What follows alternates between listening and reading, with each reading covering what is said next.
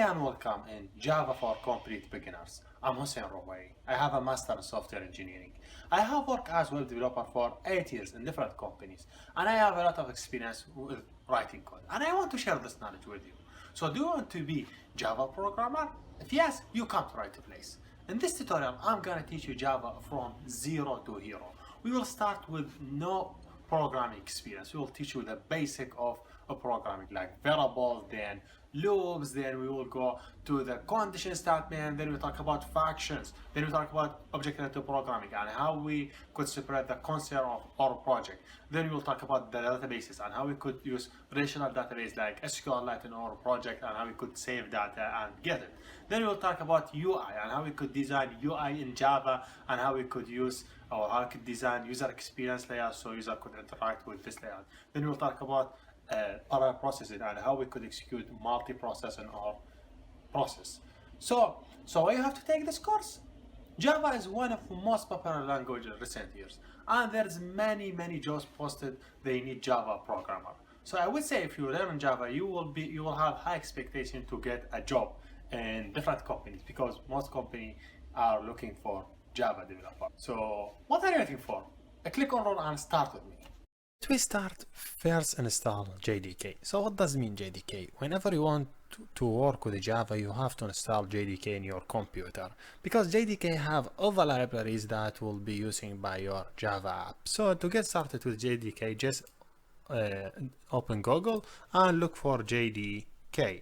Whatever your operating system be, make sure you be in this website and click on this one. Here you go. If you see, I have different things here. What I'm interested in is Java JDK, so just click on JDK. Whatever your operating system is, just select accept and select your operating system. Which one of them? For example, I am here in Windows. This operating system, I just download this one. If you are in Mac OS, download this one. Linux, download any other of these. So if I click here and I will download it, and I will wait for some time. Here we go. Here is it, my file. If I go to open, I will see the file or the installation file that I could use it in my for JDK. So yes, here is it. To get started, I just double click and install it. Even if you have different operating system, you will go through same process. Just install next. So just click. Then let me show you what you will do.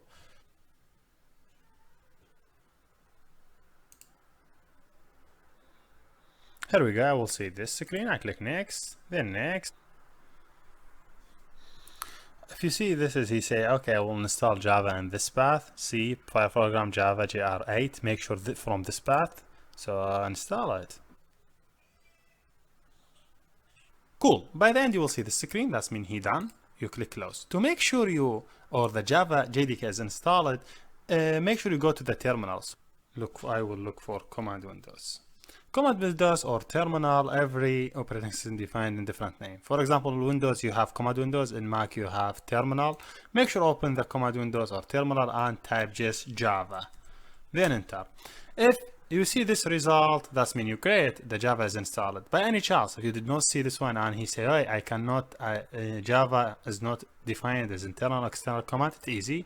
Just go to where you installed the Java. I started here. Here's the Java, and this is when the Java JDK. Make sure JDK, not JRE. Then go to bin, take all these file path, copy it, click right, copy, and go to your computer, click right, properties, then advanced, then from advanced environment variable, then go to path, look for path, double click on the path, and click new, and add this path, and click save. Maybe you are using old version from Windows, so you will see that when you click on path, you will see it in this way. So it's easy also, just go to the end of the path and add this sign, then add the path. So this sign you added, then the path for the Java, then click save. That's great. Then okay, and now make sure you close the terminal and reopen it again. So terminal or command windows, reopen it again. And now when you type Java, you should see the result. Okay, here we done, and see you next. After installing Java JDK in our computer, it is time to install the editor that we want to work with. There is many editors we could use it for this tutorial. Like we could use Eclipse, or we could use NetBeans. Any editor you feel comfortable with, please go ahead and start with. For this tutorial, we use Eclipse. So just in Google, I will look for Eclipse, and I will go to the Eclipse website. So when I go to Eclipse, I will see this one. Just go to download packages, and you will see this website, or this one if you see. I will select this type of Java Eclipse IDE for Java developer. Then I select the operating system, I select Windows. I will wait for, then I click download from here, and I will wait for some time until he complete.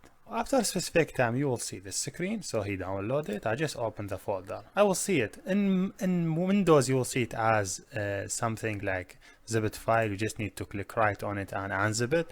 But in Mac, you just you'll see Eclipse file, and just you do double click on it and you open it. So because I'm in Windows, I'm just clicking on extracting this folder. And I will wait for some time. As I told you, if you are in Mac, you will see it one file, name it Eclipse, you double click on it and you will take it in your desktop and you could start working on it. Let me wait for some time and get started. Here we go. Now I have this is Eclipse. So if you want to work with Eclipse, don't keep it in download. Just take it to any folder you want to work with. For example, in C or in D. I prefer to add it in D to avoid any problems. So if you have like some setting in your computer, then see this is the folder. This is your Eclipse. Just click on it and start working with it. Let me see at the final screen to make sure everything is okay. Here we go. He will ask you for the default. I will say don't ask me again and keep all my file here in workplace. That whatever project I will do will go to that place. Yes, here we done, and now everything is great. I have my project, and if you see I close it, this is my development environment. I could click right and start creating my project. Here we done, and see you next. Hey, the complete example that used in this tutorial are available on GitHub. So all what you have to do is just go to this URL and download this source code in your computer, and you will have all the examples that we use it in this tutorial. And also I will add this URL in the video description. Thank you for watching and see you next. Hey everybody, let me start with bolt first application in Java. So to get started with Java, I will click search and look for Eclipse. Whatever your operating system is, just go to the search and look for Eclipse and open the Eclipse if it's Windows, Mac or Linux. So this is the Eclipse environment will be.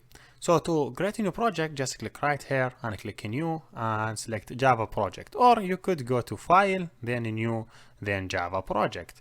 You could give here the project name. Use everything in small letter. So let me give it first app demo. Okay, then click finish. Here we go. If you see, this is my Java project. All my code will goes in this part, in src. And this is my addition library. I will use it later.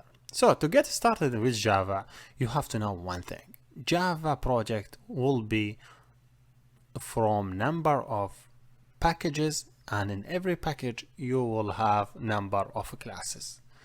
But first we will start simple. We start with one package with number of classes. So to get started, I have to have package. So I click new. I will just highlight this one. I click new and I select package. Let me give it main package demo. And you could give it any name. You could give it just main package and click right. So if you see, I have now package name it main package. As I told you, all your classes will be inside this package. So you you could click right and select new, then you select class. Let me give it name main class. So if you see, I just give it first main class. You could give it capital letter using this way, capital letter from every first name. So main class in this way. You could give it everything small, whatever you want to give it, then click finish. If you see now, I have one package, and inside this package I have one class. As I told you, you could click right on the package and add more classes whenever your project grow. But first you'll start simple. You have one package and one class. When I want to tell Java this class are belonged to this package, I have to say, okay, package and the package name. I give the package name that this class belong to. So I would say package, then the package name. Then I start with my class. I say, okay, public class name, class, then I give it the name of the class, and I open bracket to close it. My code will goes inside this class. One thing you have to know in Java, there's a starting point inside of the program. Whenever someone click run, there's one method will fire automatically without any call. Name it main method. To implement this method, you have to write it in this way. You say public. If you see everything in small, make sure Java is case sensitive. So whenever I write something in small, you have to write in the small. Then you have to write static. Then you have to write void. Then if you see static is error, so the color is not changes. So make sure you write it correctly. Static void. Then give it name main. If you see everything in small. Now I open the bracket. I give it the input. This method take input string. So make sure you click shift then S, because string in Java define it as case sensitive, so it should be capital first character. So you say string as array, then you write args. Then you open a bracket and close it. Don't care about data type. I will talk later about data type, but one thing you have to take care about, if whenever I write public everything is small, you have to write it in the small. Don't write some character and put in capital, because it will not work. Java is case sensitive, so write it in public static void. Then the name of the class should be main. Then string, if you see I just write it here capital. Don't write it small, because string in Java are defined in capital letter. Then this is the variable. You could define it capital or small, whatever you would like. I want to display a message for user. Ask him, say, okay, welcome in Java. So I just say here, system. If you see is not working, because system should be first character capital. So I click shift S, system dot out dot print line. If you see, he say this print line will be printing something string, so you could give it string. String in Java defined between double quotation. So you add double quotation, add your string. Let me say welcome in Java 8. So in Java, when you want to define string, you add a string between double quotation. So I just want to display this message.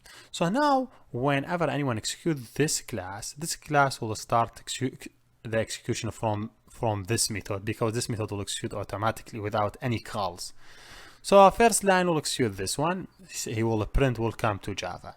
To execute this program, make sure click save, then click run, because you cannot run without save. You see, he say welcome to Java. If I want to do addition, I could do same way, system.out.writeLine, or I could write syso, then click Control and space, and sometime I will see autocomplete. Then I click enter, I will see same thing written. I will say I will write end line, for example, and I click run. One you will see one problem. You will not see the update. Do you know why? You will not see end line, because you did not click save. So you have to click save, then click run. You will see end line is printed also. So here is how Java works. So it will start execution on the main. So make sure all your code goes here. So this is a basic thing how you define classes, or how you define your first application in Java, and how everything works. And see you next. Hey everybody, let me talk in this video about variables. Java support different type of variables to store data temporarily in your application. So to get started, I will create a new class and I name it variable to just avoid or override something or another. If you remember, when we started with Java, we write this method. So just copy this line, because we will use it a lot. So just copy this line and add it here in our new class, and make sure you end the class by ending the line this way. So this is our class that we will write, or this is our method we will write our code. So how we define variables? Imagine you want to save name of user. So to save name for user, you need that type of string. So to define string in Java, you will click shift and click S in capital letter, then you write string. Give it name in this way, and you could give it any value. You could end the line, and then in next line you could say name equal, for example, you add it between double quotation in this way, name it Hussein, Rubai. This is a basic way. Or you know, this is data type, so you could take this one and you could add it here. Make sure to adding semicolon at the end of the line, because Java needs semicolon at the end of the line. So this is name. So to print the name, so you could say SYSO, then shift enter, then say name, print name, and click save, then run. If you see, you will see Hussein Arobay on the screen, because this string will be identified or defined by this variable name. So whenever I want to access to this string, I will use this name, Hussein, or name. If you see name, I could say Hussein Arobay. I could concatenate two names or name with other string. For example, I want to add some other string. I will say concatenate name, then this way. So if you see, I have name, double colon, between double quotation, then a plus, then other name. So to concatenate two string in Java, you just add a plus, then here we go. If I click save, then run, you will see name. Now I have name Hussein Arobay. This is a basic way how you define a variable in string type. There is a different type of string. So for example, you need to save integer. So in Java you say integer, int, then age. Make sure int, everything in small. Don't say int, because you will run into trouble. Int in small. Age, let me say 27. Okay. And if I go in next line, I will write SYSO, then same thing, enter. I want to print the age. I will say, okay, print the age. But if I click save and run, you will see age 27. I want to display age equal 27. So you could say add double quotation age, then this one. So that's mean I just concatenate this string with this integer. That's okay. Just add a plus between them, and here we go. String with integer could be concatenate. So if you see age equal 27, this is in string. You could define double also. So let me define double in this way. I define the salary. Okay, salary equal, let me say 3500, whatever number you could give it. But because it's double, you could say 0.5 or 0.7, whatever you want to do. If you see, you say, okay, this variable is not used, so you could say SYSO, then you print the salary directory, or it's better to add concatenate with other string. You say salary. Make sure, because you define it here as capital, so make sure also when you call it as capital. I will show you what I mean. Let me just correct the salary. Why I write it down here in error way. When you say here define it first character as capital, should be here as capital. So if you say small, here you go, you run into a problem. So make sure everything, whenever you use capital, whenever you use small, use small. This is one thing in Java, it's case sensitive. If I run, here you see salary is this amount. So name, age, salary. This is how you define different data type. Also, you could define character. You have mean then character. That's mean type or gender. Equal, for example, male. If you see, when I want to define character in string, I added between single quotation. But when I define string of data, I will add it between double quotation. This is how Java works. So when you want to define string, make sure add your string between double quotation. Just to make your life easy, I will take this one, I will add it here to make everything convention. So name, everything between double quotation. If you see gender, single quotation, because it is character. You could also print it, SYSO, then you could write, just make sure copy it. I will say gender plus this one. Click save, then here we go, run. This is gender male. If you see, the one idea I want to share with you here, how the variable could be defined, and the program will execute step by step. First thing, we'll execute this line, then this line, then this line, then this line, then continue execution the lines. Defining the variable, really easy in string or any other data type. You could use a float also with Java, that's okay.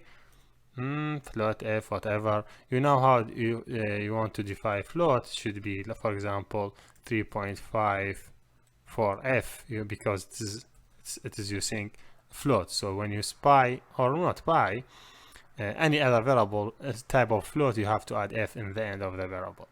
This is how the basic variable could be defined in Java, and this is what I want to share you in this video. Thank you for watching and see you next. Hey everybody, let me talk in this video about input. Input, that means you allow users to enter some data from the screen, then when they click enter, you process their data. You are sure the data will not be saved in your app. So when you want to print information about the user, you will not save the data inside your code. The data will be static. No, you need something dynamic. You need some data will be entered. You don't need the name to be entered in this way. You need someone enter his name from the screen. So how you do that? So to get started, I will click a new class, and I will give the class name input. I give it inputs, okay, and I make sure to copy whatever I did in variables. So just copy this code for variable, and I add it in the input. You remember what we did in the variables. If you don't remember, I will remember you. Just define different type of variable, integer, character, double. Then if I click save, print, I will see this data on the output. So now I don't want this data to be entered directory. I want it entered by the user. So instead having the user name Hussein Rubai as directory, I need user enter his name. So first of all, I need to define static, then scanner. Scanner, that's mean we will ask user to enter some data. So a scanner will be written this way. Then you name it reader. So this is variable from, you will know what I mean by that. So you just define scanner.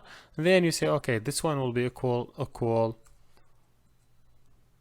new scanner. You open bracket system dot in. That means some user enter data. So what I mean by this line? I mean by this line, I will define a scanner. That means scan input data. If you see the scanner is not defined, if I click on here, you will see it say error. You need to import scanner. When I click import, I will see scanner will be imported here. Why we do that? Because the scanner is part from library, name it Java utility scanner. So we cannot call this variable directory or get instance from that class directory without calling that library. So you have to import that library. So in Java, to import library, you say import the name of the library. So if you see, when you remove it, you cannot access to that library because it's not in your scope. So you see there is error. But when you add import, that means I could access to the class name it scanner reader defined in this way. Why I added static? Because this method is static, so you cannot use reader here without it be static. What I mean, so I guess reader, I want to change it in input by user. I say dot read line, or I want user to input. I will say next line, because it's string. So that means I'm taking from the input the reader. If I remove a static, I cannot access to the reader here because this method is static. So any data outside this method should be also static. So you have to write static. We will talk later about the static. So now the name will be input directory from the screen. Now if I save it, I click enter, the program will not execute, just give the empty screen. If I input name Hussein Rubai, enter, if you see now he give me Hussein Rubai. What the idea here? Well, the idea is write Jana Rubai, it will give me the information for Jana, see name Jana Rubai and all the information. I want to change everything as an input, so instead this one the name directory, I will say reader dot here is that tab is integer, so I want to take it as integer. I will say next, and this way just make sure dot next integer, because I'm taking input from integer because it's integer, so I have to read data as integer. Here the data is a float or double. I will say reader dot next should be double because I'm reading double, and this one should be reader dot, and I say reader dot next. If you see, I don't have next car, I have just only next line. But we know next line will return string for us. We could take first character on the string. What does that mean? That means if I define string, I name it input, and then I will have input for the data that already inputted as a line. So I could take first character from the line by define my gender equal input dot car@, index 0. Why? Because I believe when he entered number of character, I could take first character in the string by say the name of the string dot car@index 0. Index 0 first character, index 1 second character, and continue. So now I have the gender. But if you try to run it, you will run into a problem because this reader will confuse between this read line and this read line. So it is better. So what I mean by that, I mean that if I run it, say for example the name Hussein, the salary 22, and the age 22, salary this one, and he gives me this error. See, if you see, he already executed this line, even the reader does not read that line. So this problem, because I told you, because this scanner, you have string reader and you have next time also reader, so you cannot use it in some instance. So it's better to define this one reader 1 and another reader, and this one will be index reader 1, and here we go, the problem is fixed. Now if I save and run, first thing I enter name Hussein, age 27, and should be salary this one, and should be gender, should be male, enter. If you see Hussein 27, this salary, this gender. You know this is not good way for asking user to input information, so it's better to, before asking him to enter his name, I will display message enter name. So it's better to say SYSO, then I say this way, I say enter name in this way. I think this one is better to make it more convention, you will see. And before asking age, I say enter age, and before asking salary, I will say enter salary, and before asking gender, I will say enter gender. Okay, now if I try to run the app again, see this is the result. If you see enter name, I will say Jenna, then he say enter age, I will say 27, then he say enter salary, I say this is salary, and he say enter gender, I say female. You see this information, Jenna, age, salary, this is all the information that entered. The idea, if I try to stop it and run the app again, so just let me run it again. So again, Leah, enter age 1 year, salary this one, and gender female. You see this is the information. So how we input and how we output this information. You have to know there's difference between interline and print. If you see, if I click here, if you see when I input, the input will be next line because I say a print line. If I say only print, okay, and I click stop here and save it, then try to run again, see the data, the name will be beside it. So Hussein will be beside it. Also the age, everything. So it's better when you ask someone to enter, you say only print, not a print line, because you don't want to create a new line for every input. So now you click, then save, then rerun, you will see it's different name. Now see Hussein, age 27, salary, this is salary, and gender is male. Here you go, here the input the information. So if you see how we could input the data, how the application process the data and give us some information. So basic example we shared in this video, and thank you for listening. Hey everybody, let me talk in this video about what does this parameter mean. If you remember a previous video, we talked about how we could input data using scanner, but now we want to input data using this variable. So what's the benefit of this variable? It's a way to allow us to enter data using console directory. So to get started, what I will do, I just click right on my package, new class. I will name it input C. Then I implement this method. Just have two brackets and put open and close. So what does that mean? That means there is number of argument will be entered from the screen and will be saved inside the array. I could access to any element in that array. So imagine first argument will be name, so I will define string name equal first argument in this array. So I will say array for 0. That means first argument in the input screen. You could print it also. I say system.o, then I will say print for name, then a name. That means now the user could enter that data to the system is not using a scanner, but using direct from the console. So if you see, I could access to the elements argument for 0. Why argument for 0? Because string here is array, and we'll talk more about array, but first element in array will be 0, second element will be 1, third, fourth, and continue. So yes, this is a basic example that we do. So to run this class, here we go. Now we're done. Let me just remove this line, and I will go to the app and look here. This is my app, this is my src, this is my package, this is the file that I'm looking for, is the input C. So to execute it on the terminal, I'll open the terminal, I will navigate to that folder. It is named main package, this one. Okay, make sure I say ls I see this file. So just let me just go inside the folder, I will tell you what I will do. So first of all, I will say Java C, because I need to compile my file, sorry. So input C.java. So here you go. If you see input C, that was Java. Now I have input C.class. Class, that means compiled file for my file. Now I want to run, I will say Java, then input C, then I give it the input. What the input should be? All the input will goes under this array.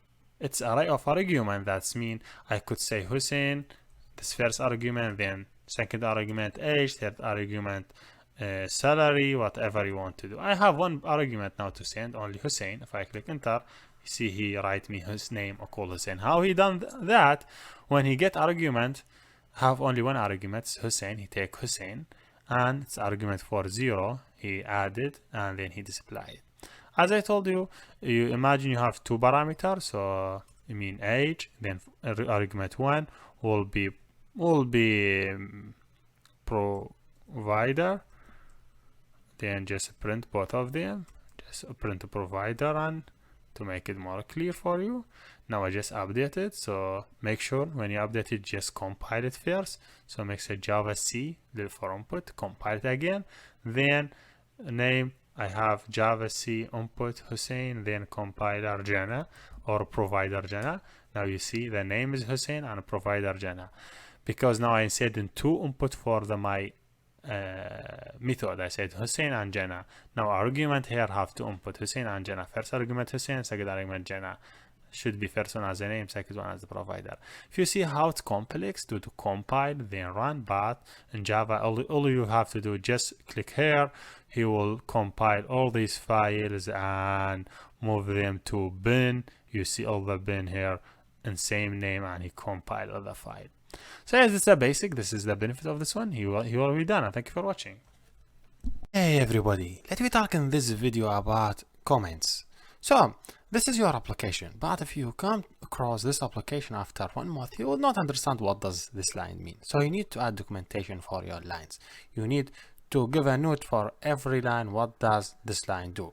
So to add note, for example, I want to say this argument, take it for name. You just add double slash, and this way you say this take user name from input. So this is just as a note or as a comment. So the user or any other developer, when he read this line, he understand what this line mean. This line mean taking argument from input. Whenever you add double slash before the line, this line will never execute, so will never be part from the application. So application first time will start from here, then he will see this line, he will not execute this line, he will jump here, then here, then here, then continue. So make sure you add notes or add comments as much as you could in your code to make other developer understand what you are saying or what you are mean by your code. So for example, here you say get user age. So just a documentation. So just make sure to add double slash. That means this one will be comment. If you add double slash, that means you need to add one line comment. What if you want to add more than one line comment? For example, here you want to add number of lines as a comment, not one line. So to do that, you add slash, then star, then you go down, you will see this two brackets. So you could add your comment here. For example, by Hussein, array, then second line you say app to get user info from console. So if you see, I just have my comment on in more than one line. So just you click enter, you will see he will add star for you, and you could add your comment, whatever your comment will be. If you see how it's going here, just use slash star, then you add your content, then star slash, and in every line you add star star star. This is for multi-line. Make sure to turn this one back package, so you will not have a problem in your code. Here we done, and see you next.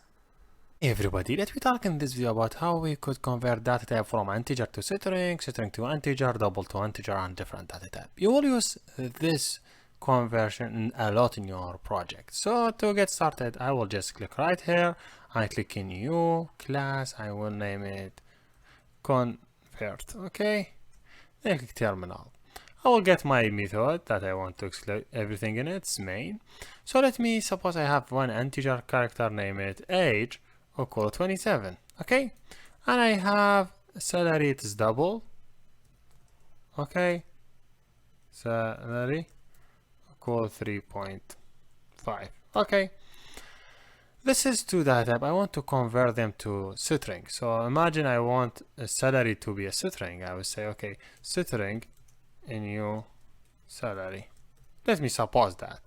So you cannot add this one to this one because this is double and this data type is string. So how we convert it? To convert any data type to string, any data type to string, just say write string in capital, then say value of.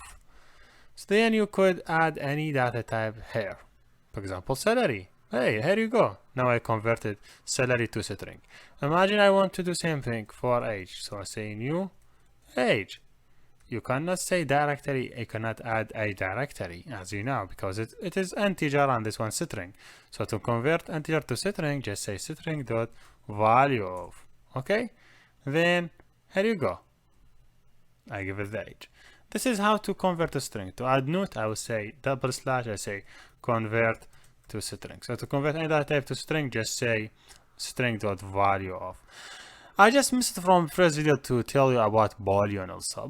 Also you have boolean, so you could say boolean in this way is true equal false. So booleans take either true or false, doesn't have a lot of conditions. So it's boolean. It is either true or false. So that either give it value as true or either false. It is one of data type. So you could also convert it to string. Also same way, you say string in new is true equal string dot value of the boolean. It is this one. You could give it unconverted. That's really easy. So this is how convert a string. So how we could convert? Let me do convert to integer. Okay. Let me have another data type here. It is name. It's string name. Let's say Hussein. I don't say Hussein. I don't say name. I would say rate, and the rate should be added as 3.6 in this way. Someone want to add in type of string.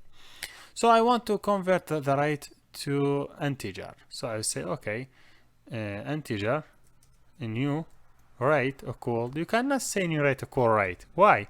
Because that type string and this data type integer. You want to convert data type to integer, just write integer first character integer in this way. Make sure it's first character capital dot. You say vars. Vars you mean dot vars integer. That means you convert string to integer. So take rate and convert it. So I mean I'm taking it as string, vars it as integer, added here as integer. Something you could do it in double. So you say new salary. Okay, make sure add new before it.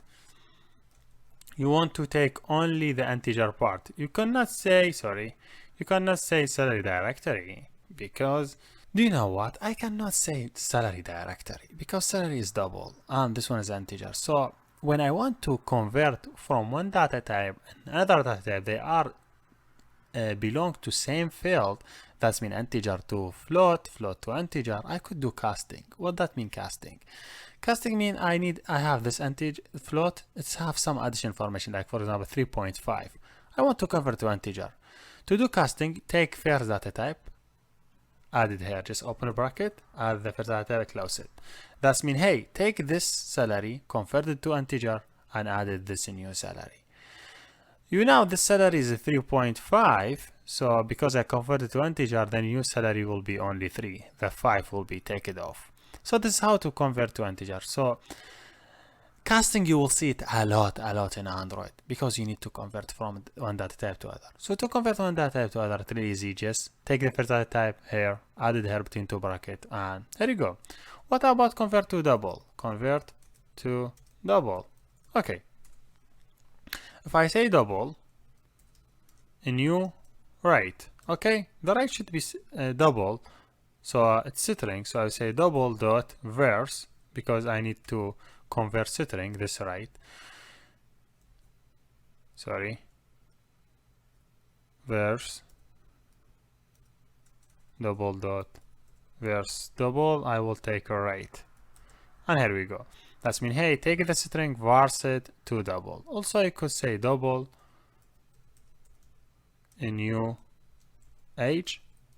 The age is integer. You know age is its integer, we have it. But you cannot say age equal double. You need to cast it. I want to cast integer to double. I just open a bracket, close it. That's mean, hey, take the integer, cast it to double, add it to a new integer. This one, what is duplicate local variable? A new age double because the name is already saved. Here you go. Now you understand how I could cast a double to integer and how we could cast integer to double and how we could varse string to integer and string to double. I know you now thinking, you say, why I cannot do casting from string to integer? That's mean for example here in the same this line you want to do casting. That's mean you don't want to do all this the vars. You need to do just casting. Casting mean you just add first one and do casting in this way. So this will not work because casting mean two things are belong to same data type. For example, integer and double, 3.5 and 3. Both of them are belong to numbers, so you could do casting between numbers, but you cannot do casting between string and integer because different data type. So this one will not work. So make sure whenever you want to, not different data type, different category, as I told you, number you could do casting between them, but you cannot do between number and string. So when you do between number and string or float and string, you do vars, but when you do between number, float and integer and float double, you could do casting. Here we done, and thank you for watching. Hey everybody, let's talk in this video about the operation and the priorities. So to get started, I will click right here. I will open new class. I will name it operations. Okay, make sure to add this method that I have it already for main. So operation, imagine I have two numbers, integer number 1 equal 5 and integer number 2 equal 10. So I want to do sum operation. I will say integer sum equal number 1 plus number 2. It's really easy to do operation in Java. It looks like any operation you do it in math. So you just say, okay, I need to sum this number and this number. You just add the plus between them, and here you go. You have sum. Now you could print it SYSO, then shift 8, then say sum, print sum. You click save, make sure save, then run. You will see, here you go, 15. To make it nicer, you just say sum double quotation equal. So you will see it in a nice way. So sum equal 15. That means I sum two numbers. I could add additional information, for example, multiply by 2. That's okay. Just save it. You will see different result. So in the same way you do operation, addition, subtraction, sub two number. If you see, you could do multiplication between two number. You could do divide to number, any other logic operation you could do it here. That's in math, you could do it here. So it's really easy to do all this operation. If you have more than operation, go ahead and do it. Imagine I have another third number, it should be number 3 equal 4, and let me say, here we go, I have all this information, integer number 3, and I have integer for sum. If I say, okay, this one multiply by this one and add it with this one, with number 3. So this is, here come the priorities.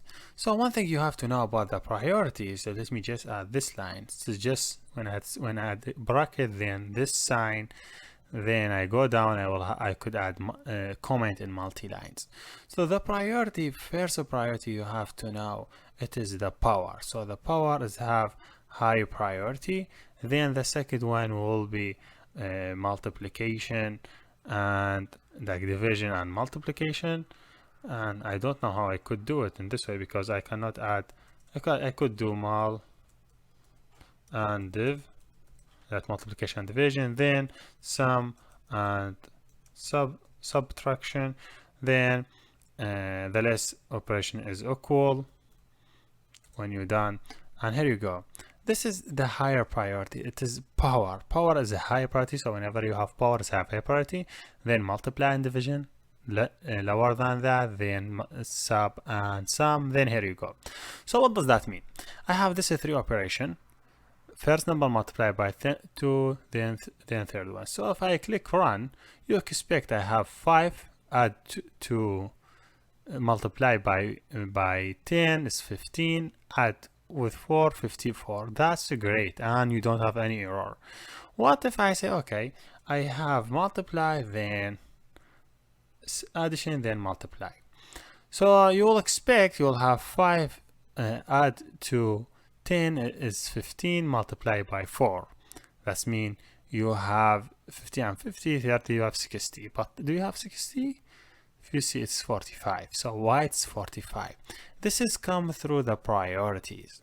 So how Java work and how any program language work, it start comparing the operation from left to right. So it will compare 2 operation first, every 2. So say he will compare addition and multiply. Which one is have high priority? If you see here, if I just add number, this one will have 1, this one will have 2, this one have 3, this one have 4.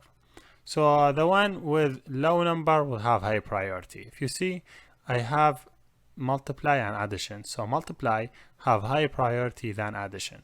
So even it is after it, so the first operation will execute multiply. You multiply number 2 by 3. So multiply 4 by 10 is 14. Then the result will be added to n1 will be 45. So did you see? What if I say, I would say subtraction from 3? What do you expect the operation will be? It's same way. You will compare 2 operation to operation. First one will be this one and this one. So who have higher priority? This one have higher priority. So he say 10 add to multiply by 4, it's 14. So that's mean number 1 added to 14. So then he will compare 2 operation, addition and subtraction. Which one have higher priority? They have same priority because they are from same level. So if the 2 operations have same priority, the one in the left will execute first. That means this part will execute first. That means we will have 45. So this result will be 45 minus 3 should be 42, as I expect. So let me see, 42 exactly. So what I want to tell you by the end of this video, the operation or the priority of the operation in Java or in any programming language goes from left to right.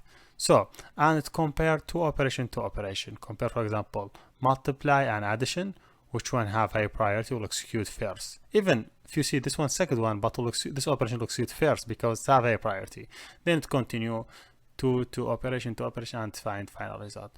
What if you want to avoid? So you want this 2 number execute first, so you have to add them between 2 bracket. So once the 2 bracket have high priority from anyone, so you could say 2 bracket will be have high priority. Whenever you have 2 bracket, That means you are in high priority. That means now I could add this to number, then multiply by any 3, then get the result. If you see now, the result will be different. 57. Why? Because 1 plus 10, 15. Then 15, I have multiplication and subtraction.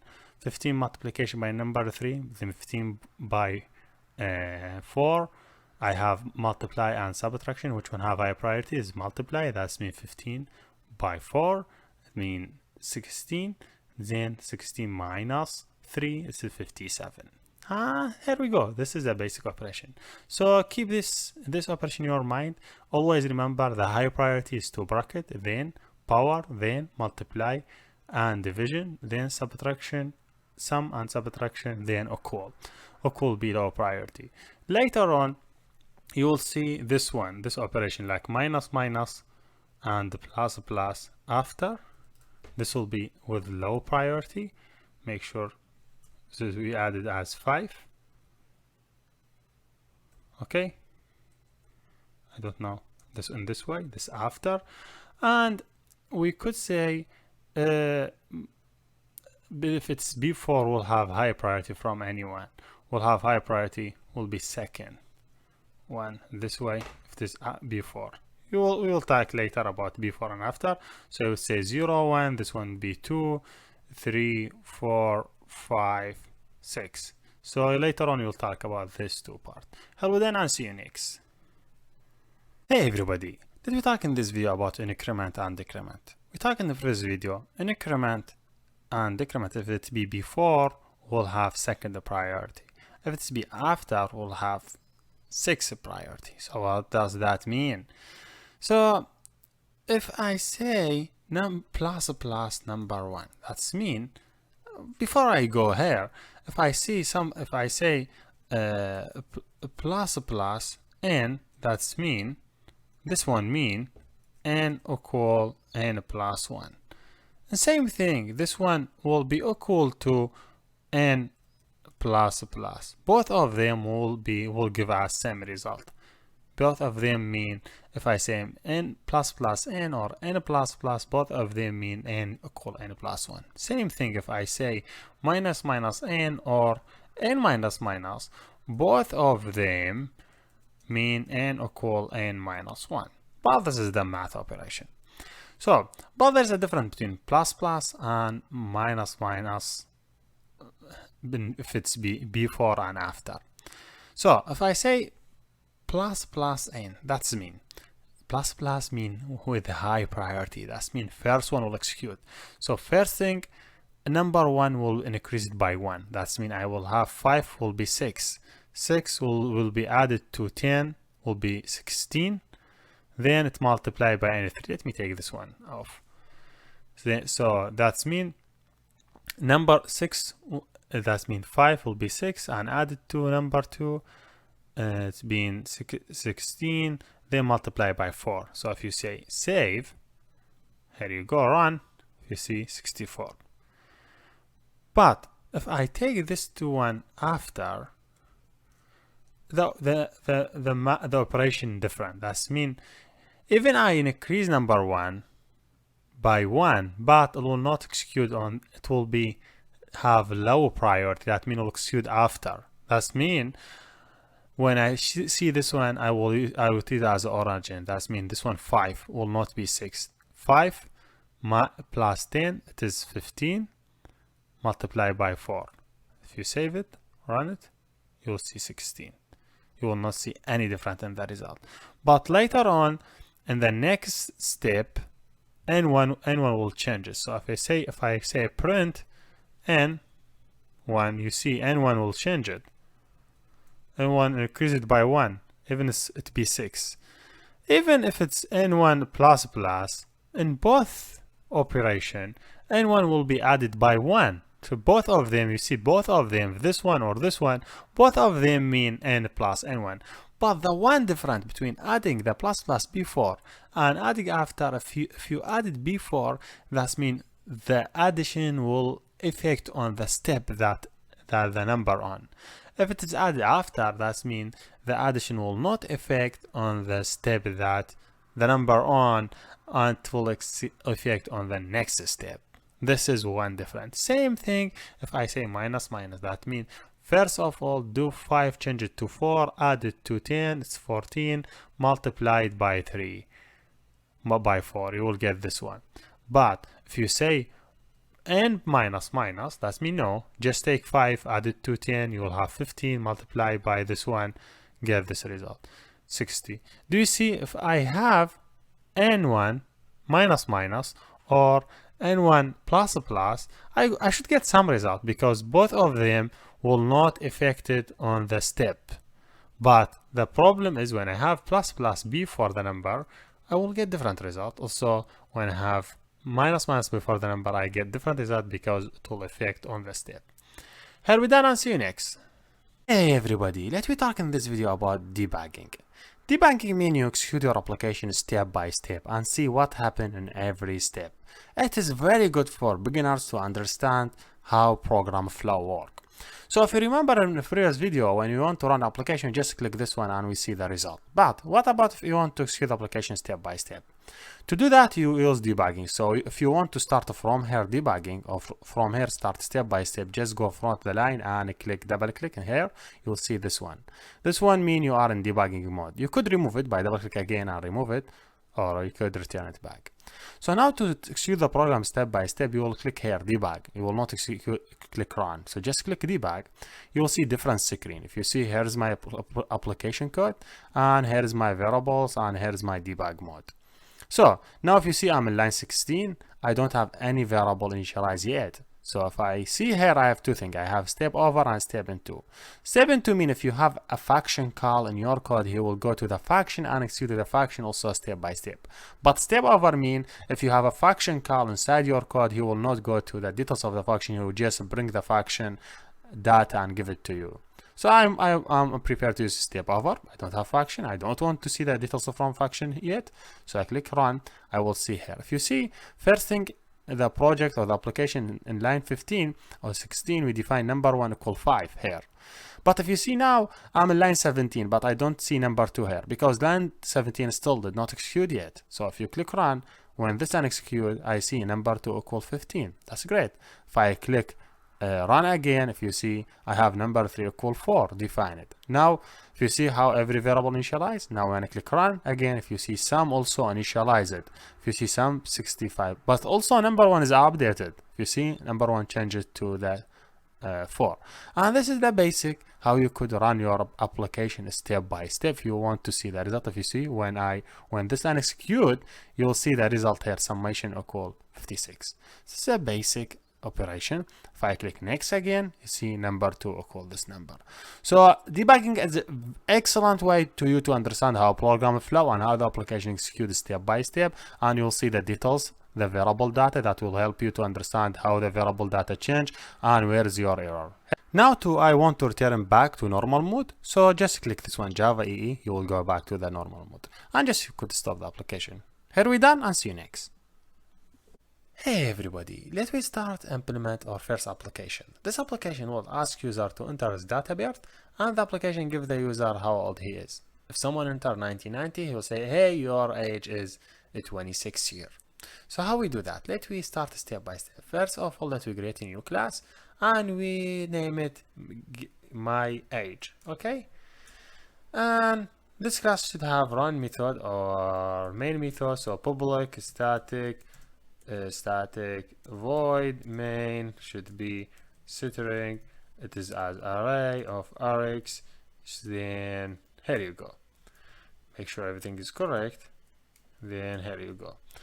Now I want data, some data input, so I need to scanner, so let me define in the here scanner. I say static scanner, I name it reader, then it is type from scanner library. Now I want to enter the data birth, so I will say integer dob equal reader dot next integer. I'm taking input from screen. To make my work nicer, I will ask user to input, so I will say system output, this line, I will say enter dob, so just display message, and make sure just a print, not a print line. So when someone save and run it, he will say on the screen enter dob, so when saying 1990. Okay, now let me go to the next process. Next process, I need to get his age, or integer age. Will be in this year. What's the year now we are in? Let's, for example, 2016. It is last year in 2016 now. Or sorry, last month in 2016. So 2016 minus DOB. I will have how old he is, his age. Now, I want to print it. I will say, okay, system SYSO, then control. I say, your age,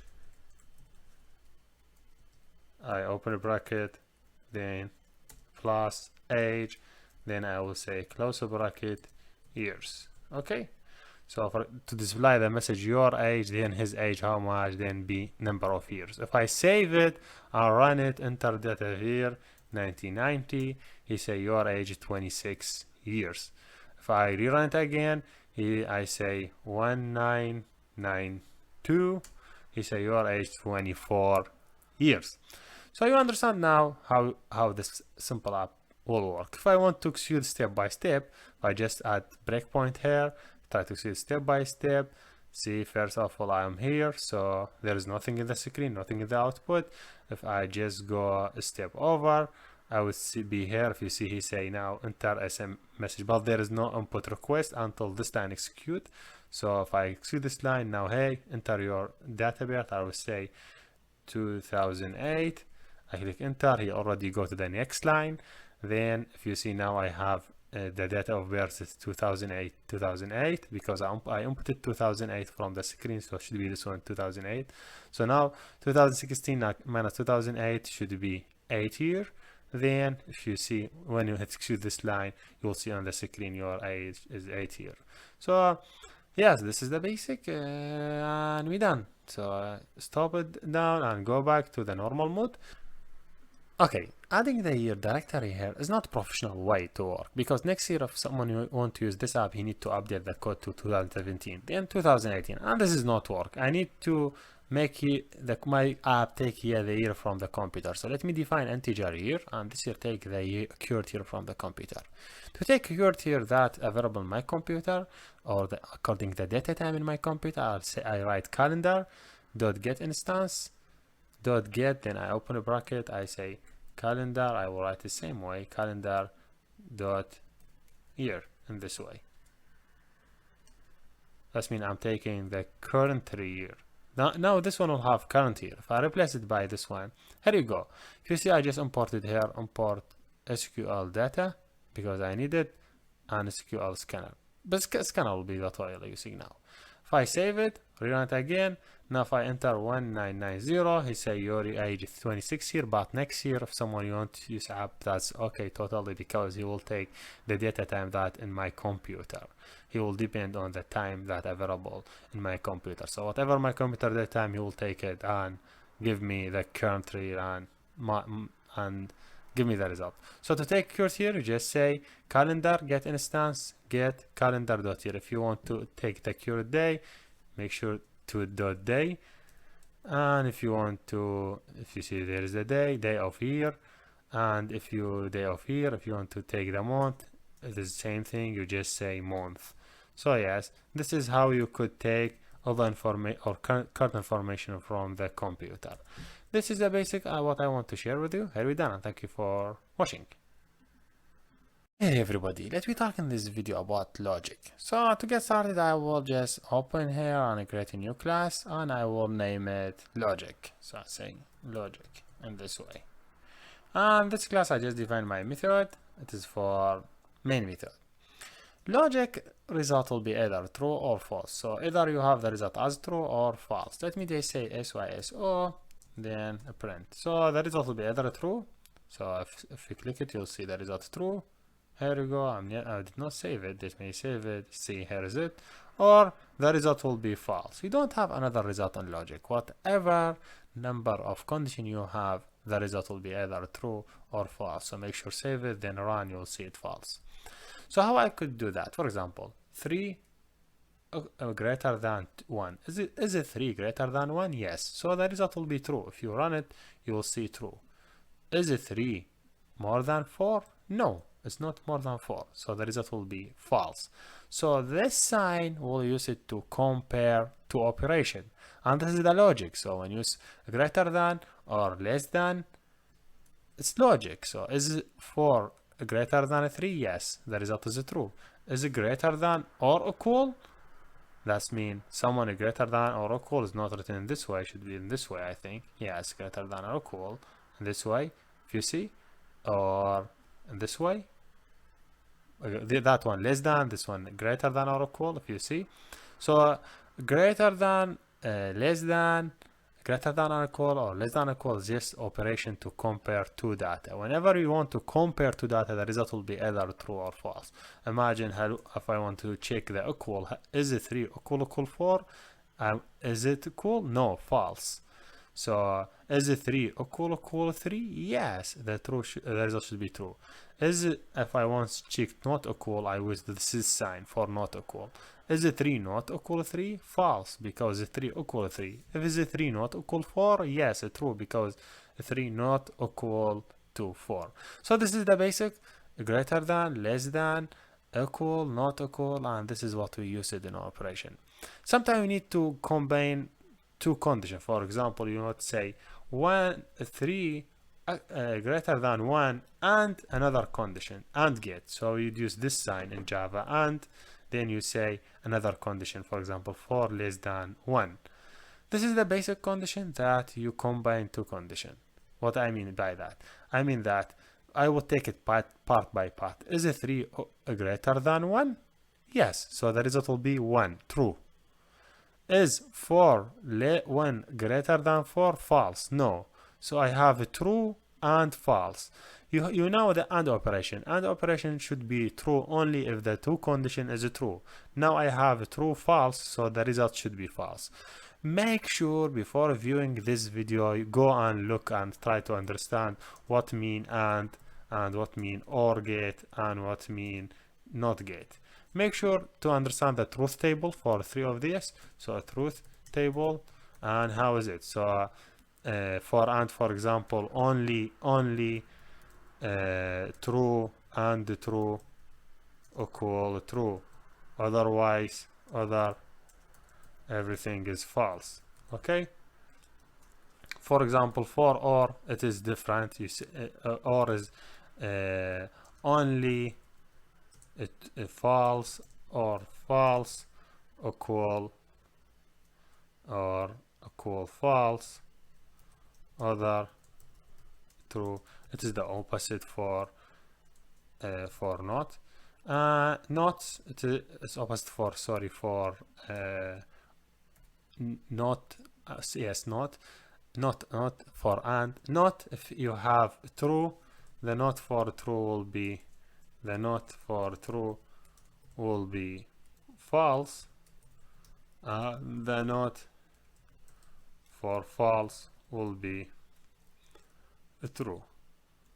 So just save this thing, make sure everything is correct, written correctly, TRU.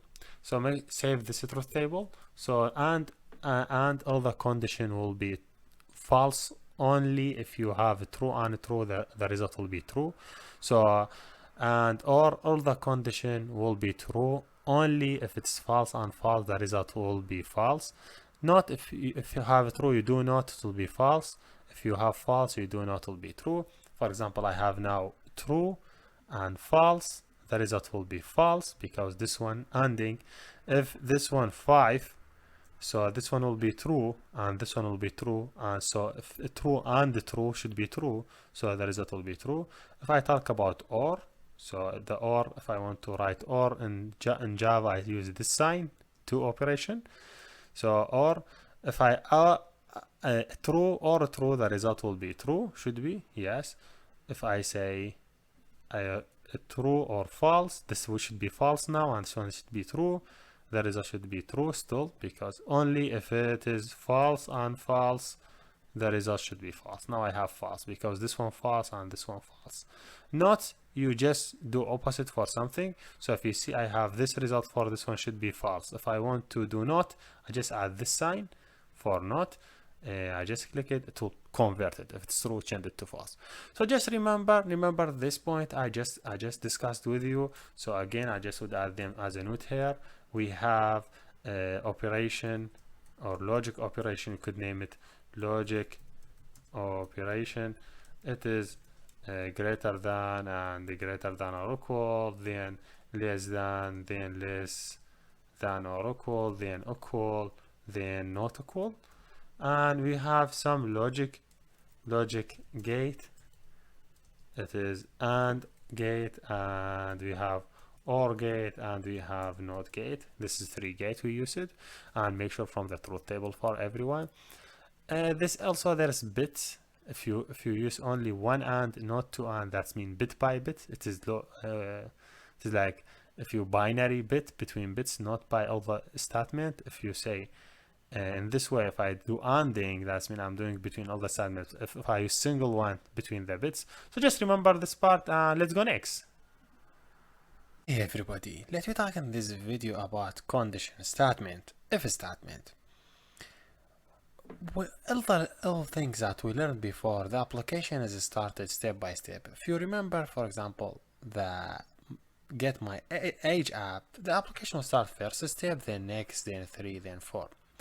So what if I want to execute a specific number of code depending on a specific condition? For example, this line of code, this is 3 lines. I want to execute them but with specific condition. So I don't want to execute them all the time. This what mean condition. This what mean if statement in any programming language. If statement, we use it if we want to do a specific thing with a specific condition. So imagine I want to do simple app. If the grade for the person more than 19, I will display for him A+ or A. So let me just copy this 2 line and create a new class. So I just create a new class. I name it simple if. Okay. And this class will have this method. I just remember this simple main and have a reader. So I will ask user to enter as a grade. So I will say integer grade. Okay, something enter from the screen. Should be reader next integer. So if the grade of the user more than 19, I will display the grade is A+. So I will check. So how I do that? I say if statement, then I open a bracket, then I write my condition. Here I write my condition. Okay, and here my block. This name it block of code. That is mean this block of code, this block only execute if this condition be true. Always remember, when we talk about if statement, that's mean we have a block. If you see I added 2 bracket, that's mean all these line are belonging to this statement. This line of code will execute only if the condition be true. I want to make sure the grade more than 19. How the condition will be passed? Will be passed even greater than or equal 19. So if the grade greater than or equal than 19, that's mean true. So if I have 19, the result will be true. If I had 91, the result will be true. 93, result will be true. If I have 85, is 85 greater than 19? No, the result will be false. So this block will not execute. Do you see? So what I will do, I will say system SYSO, then I print a grade is A, for example. And let me just here I press simple statement. I say end the grading when something done. So if I try to see the app step by step, let me just add a single line here, then try to debug the application to show you what's happened. First of all, if you see the execution on this line, I don't see anything until I run it. I could now enter data. So let me enter data. I say 85. Okay, I click enter. See now, if you see how much the grade now, the grade is 85. Is 85 greater than 19? No, that is mean this condition is false. I said the block will execute only if this condition is true. So if it is false, this block will not execute. So it will go next. If you see, he will go to the next line and he print ending app. So if I rerun the app again, and I say, wait a minute, I will run step, then I will enter here 8091, enter. Now I have a grade 91. So is a grade that's 91 more than 19? Yes, 91 more than 19. That means this block will execute. So if you run, you see this block executed.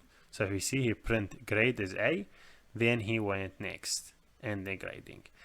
So this is a basic thing that I could share with you, how you could understand the if statement. If statement will execute the block of code. Is not necessary to be one line, should maybe too many lines. So for example, you say grade equal the grade +1. Anyone have a grade more than 19, you add +1 to him. That is really good. So what I mean by that, I just want to say to you, this two bracket mean block of code. When I say block of code, that's mean number of line. Block of code, that's mean number of line. So this is the basic thing. The condition is not be like, you don't have to be only one. If you see, I could say, if you remember, I could say if greater than, like between 15 to 16. How you do that? 15 to 16. So you say the grade greater than or equal 15, and a grade less than or equal 16. Okay, make sure, because this is two conditions, so make sure this add them between two bracket and this one between two bracket. Now if the grade greater than or equal 15 and less than or equal 16, that's mean between 15 to 16, I will add +1. So I say add +1 will then be how much to be after adding. I print the grade. What I want to share in this example, let me show you. If I run the app, if I enter it 91, he will say ending grading, because this block will not execute. If I run it again, I will enter 52. See, add +1. He just add 1 to be 53. I just add 1. So this means the teacher, suppose anyone have a grade 15 to 16, he add +1 for him. So you see, if anyone enter a grade 52 to be 53 and he say +1, that's mean this block of code execute. Just I want to share in this video with you, I want to tell you, if whenever you want to execute a block of code in specific condition, so just add the condition and add your condition. Add if, then add your condition. The condition don't have to be one. If you see, I just have to condition between them, and maybe between them, or maybe between them not, or whatever. Therefore, I want you to go back and understand how logic gate work. I just go back and just say greater than or equal 19, and grade is A, because I want to complete next part in next video. Yeah, see you next. Hey everybody, let me talk in this video about another type of condition, if-else. We said before, if statement will execute only if I have condition. So what if I want to execute else? That means I say if the grade more than 19, I will give them A. If and anything else, I would say it just fail. So I say L, I just, after the closing the bracket, I say else. Then I open the bracket and I close it. Then I say, okay, SYSO. Then I enter is fail. So it is better to copy this line and ask student enter grade to make it nicer. Enter grade. And make sure you just remove this line so it be nice. So now if I run it, he will ask me enter grade. If I say my grade is 91, he say grade is A, because this block executed. So if I rerun it again, if I enter 50 or 62, he say is fail. Do you know why? Because he came across this condition. This condition fail, so he will execute the else. How does that work? If I just click debug and enter the grade now, if I just click simple step, I enter the grade, I will say or 85. Okay, enter run. He say if you see the grade is 85, is 85 greater than 19? No. So he will not execute this code, he will go to else and execute it. So if you see, if I click run, here you go, fail, and you see fail, then he done the app. Okay, if I rerun the app again and I will enter next, then I enter, for example, 91. So what will happen? He come across this condition, is 91 more than 19? Yes, true. That means this condition will be executed. So if I click run, so the if statement will execute. If the if statement block execute, the else will not execute. So it is like English, like you say if else. So else will not execute, he will go after. So if you see, if this condition execute, he just skip this line of code. He did not execute them because the condition is true. This is how the basic if else work. So you will use it when you have two condition, if and else. Make or just put in your mind, it's really easy to have inside this block of code, like for example another if statement for any condition like a grade greater than 100. You could do whatever you have inside this block. Just one thing, remember in your mind, when you have two brackets, that means this block. This block could have anything. Could have another if statement, could have loop, could have you could define here variable, integer x. You could do whatever you have it. Imagine like simple app inside your application. So whatever you want to write inside this block, you could write. You feel free to write whatever you want, like nested for, nested if, nested for, whatever you would like. Here we done, and see you next. Hey everybody, let me talk in this video about if else. That means I have a number of if statement, like if a grade more than 19, do this thing. If a grade like between 18 to 70, do this thing. If between 16 to 15, do this thing. So that means if else. If you see now I have if a grade more than 19, I need now add another condition. I say else if, so that means I have another if statement. So else if, for example, a grade greater than or equal 18 and less than 19. So and the grade less than 19. This is two conditions. As I told you, it is better to add them between two brackets using this way. That means now even only between 19 to 18 to 19 will go through this condition. So open a bracket and close it and add your code. Let me suppose this one should be B. Okay, if you see it's really simple. So if you see here is the error because I need another bracket. So now I have if a statement. If this statement execute, he will not execute any part of this code. He will not go through them, and this make the execution faster. So if else, if this one is not executed, we'll go to this one, else go to this one. Let me add another condition. I say if it is between 17 to 18, it just go to C. And I would say if it is between greater than or equal 15 and less than or equal 17 is D, and otherwise he fail. So if you see I have number of block now. If the grade greater than 19, he A. If he between 18 to 19, should be B. If it is between 17 to 18, C, then D. Then if he does not match any one of them, should be less than this member, should be run. So if I just click run to see how it's going. If I enter 19, click enter. I cannot enter 19 now unless I just run it first. If you see, here is it. If you see 19, grade is A, because it have to say greater than or equal. I say 91, so A. So if you see, he say grade is A.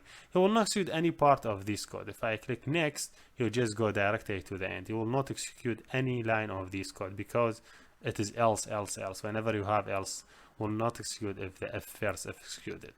If I just rerun it again and try to teach you what I want to say. If I say I have, for example, 81, okay, I cannot do it here. I just have to move 81 now, enter. If you see, now the input is 81. Is 81 greater than 19? No, he will go to the next condition. He will check next condition. Is it great between 18 to 19? Yes, it's true. So if I click here, he will execute this code. He print B, so he will not execute other part of code. So if you see, if it's 18, he just check this one and this one. He get the true here. He just ignore all this part. Again, to make it easy, if you run it and I enter 7, I just click next. I enter 17. He will execute to the first condition. If you 17, is 17 greater than 19? No, he will not execute this code. He will go to the next code. Is it greater than or equal 18 to 19? No, he will go to the next. Is it greater than or equal 17? Yes, he will print C. He will not execute other part. He will jump all these code and go to the next line. It is this line, it's 35. Then if you continue, he say C grading. Same thing, if you just grade, enter, like for example, 15. Also, he say a grade is D. If I just enter 45, you just have to say is fail. This is the basic example I could share with you how if else work. It's easy and very simple. Here we done, and thank you for watching. Hey everybody, let me talk in this video about switch. Switch look like if else, but it does not have number of conditions. It's one condition. So let's just copy these two lines and create a new file, and I will name it switch. So I'll say okay, switch file. Okay, I'll just create this two line, then enter. I will need to enter data. I will enter index. Integer index should be reader dot next integer. Just taking the index. Make sure just enter system output. I would say enter index. Okay, he entered the index. I would suppose I create simple app. If someone enter 1, I will say I will print male. If he enter 2, I print female. If he enter any other number, I say unknown. So it's very easy to do switch in this way. Then you I take the number, the index, switch for index, then you open your bracket. So I would say okay, you define cases. If the index be 1, you say for example system out SYSO, he is male. You see? Then do break. You have to write a break. Then define another case. If the case 2 should be female, so make sure SYSO, she is female. Okay, then do break. Make sure always do break between after the case. Then if he is not 1 or 2, use default. Okay, default that you don't know what he is. You say default, I say ISO and noun. Okay, you don't know what he is. A break. A switch case is really easy to use. If you see, just you say switch for index. You will use it a lot in Android, any other language. This way of switch is like a menu. So he enter index, you take the index. If the index 1, do this block. This also any case considered as a block of code. So you say the block of code. As I told you, when I say block of code, that means I could add number of lines. So I could add number of lines between this switch and break of it. I have a second one and a break. I could add number of line between them. I have the default and I could add number of line. So here I could add enable place number of line. If I try to run the app and tell you how it's going, enter the index, let me enter 1. He say he is male. If I don't like this way. You have at least make it nicer. 2 semicolon. If I enter index, I enter 2. She is female. If I click 3, unknown. So if you want to run step by step for one test, I would say I didn't add any breakpoint. So let me add a breakpoint here so you understand how it's going. So let me just run it again. Enter the index. I will say 1. Enter. He will stop here. If you see the index is 1. So now 1. When he will have 1, is the index equal 1? Yes. So he will execute the first index. So if I go next, here we go, printed, and he will, if I get one of cases executed, he will ignore all other cases. So okay, first one executed, so he will never go and test other one. That means the execution will be faster. He go to the end directory. See, he is male. This is the basic. Same thing for female and other stuff, how it's work. And this is what I want to share with you in this very basic video about switch. Could you convert this switch to if statement? Yes, pretty easy. Let me show you how. Just instead this one, say if index equal 1, just remove this index, and if it is equal 1, do this process. As you could do it, yes, you could do it. If index equal 2, you could do, for example, and else do this process. If you see, same thing. But you don't like having a lot of code like if index and repeating things. This way is more professional. And here we done, and see you next. Hey everybody, let me talk in this video about loops. Loops mean you need to repeat something. Like you have number of line of code, or we could name it a block of code. You want to repeat it. You could use loops. In the previous video, we understand how make decision work or condition work. You have number of line of code, and you want to execute on a specific condition, and you could ignore it if this condition execute.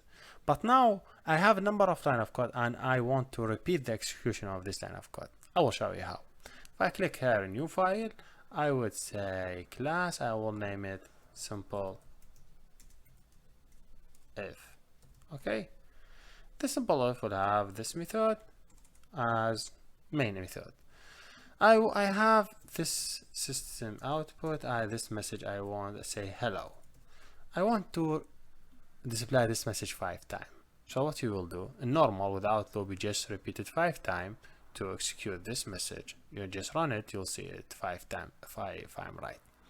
But with loop, you say no, I will not repeat this 5 line. I have this 1 line, and I could consider it as a block. I could repeat the execution of this line. It's line number 8. How I do it? With for, as I said, or with loop. So how for work? You just say for, you open a bracket, you give the initial value from where you want to start. From integer I equals 0. I want to start from 0. Then you add semicolon. Where's your end will be? I will say I less than 5 because I want to do it 5 times. Then how much the increment will be every time? I will say I plus plus. We understand what mean I plus plus. Mean I equal I plus 1. Open a bracket, then close it. Any code you have it between this bracket, you could name it a block of code, will be executed 5 times. So if now I run it, I will have same preview as a result, but in a more professional way. Imagine you want to print this one for 100. What will you do? Do you need to write it down 100? No. You just change this one to 100 and run it. You will see the code execute 100, and this is the result. So let me go to the basic 5 and see how this one works. If I go to at this point and go to debug mode and see how basic for loop work. If you see now, I'm in this line, I don't have anything in the output. If I execute this one, you see I equals 0 because the initial one is 0. He check I equals 0. Is I less than 5? Okay, go execute the block. He will print hello and he will go back. Then he increment, but if you see I have I plus 1, that means I'm increment I by 1. That means I have I equal 2 or equal 1. Is 1 less than 5? Yes, 1 less than 5. Continue execute this block. He will go down and execute this block. See, I be 1. Now, he increment I by 1. 1 plus 1 will be 2. Is 2 less than 5? Yes, less than 5. Less than the condition. Continue execute. Then, is it 3? Yes, less than 5. Is 4 less than 5? Yes. Is 5 less than 5? No. He will not execute this block. He will go outside. So, what thing you have to remember, this is your initial condition, this is your final condition, this is your increment. Whenever you reach the final condition, you will go outside the block. So, imagine you want to print this number. You say, okay, I say, for example, count plus I, that means you print the number, okay, continue, I'll say, and I run it. I say count 0, 1, 2, 3, 4, because this is number. If I count from 1 to 100, he will print all the numbers. I will say continue from 1 to 100. If you see, I have this one first element 0 and last element should be 99. Yes, because out of the screen.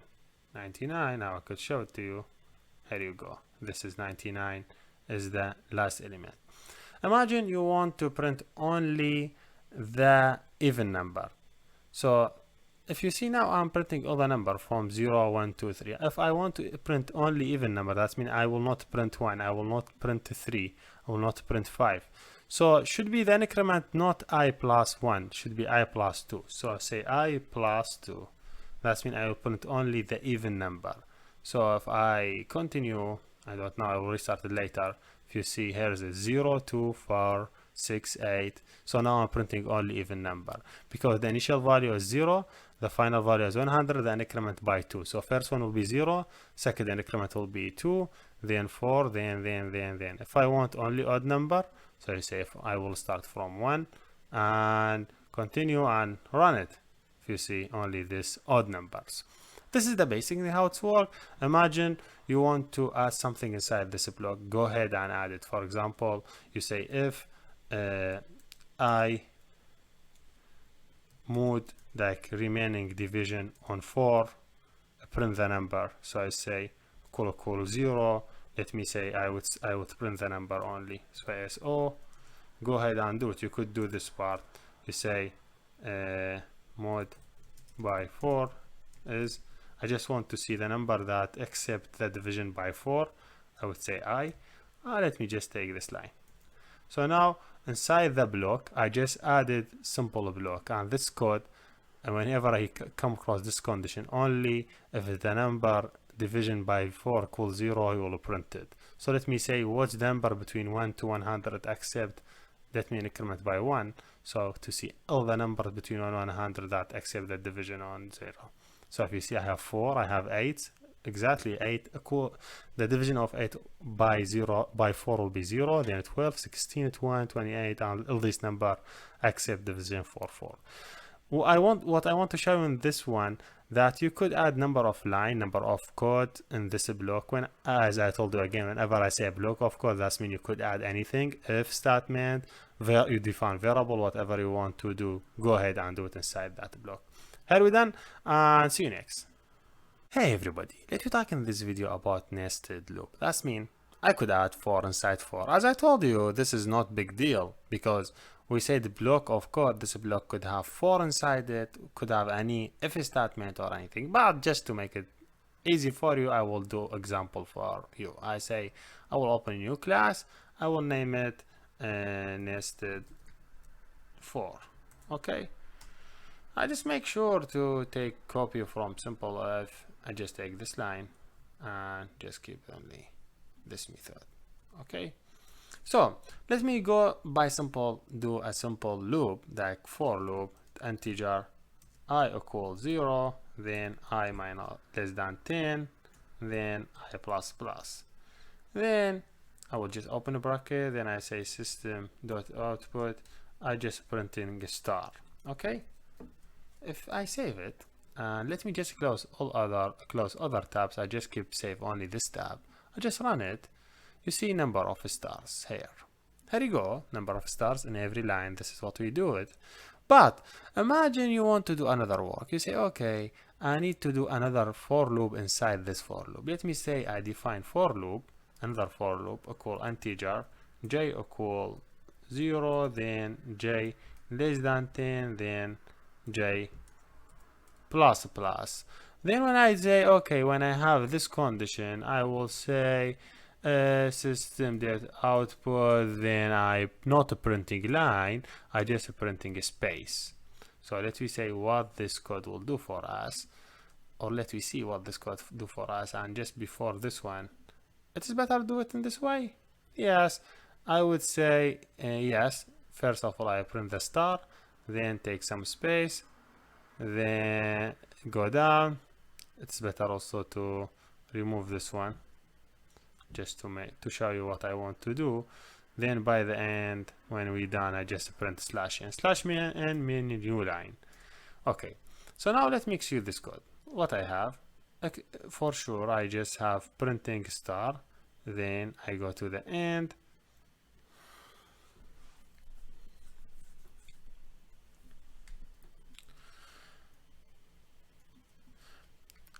here we go. Let me do my basic example for loop. So I say for integer I equals 0, I less than 10, I plus plus.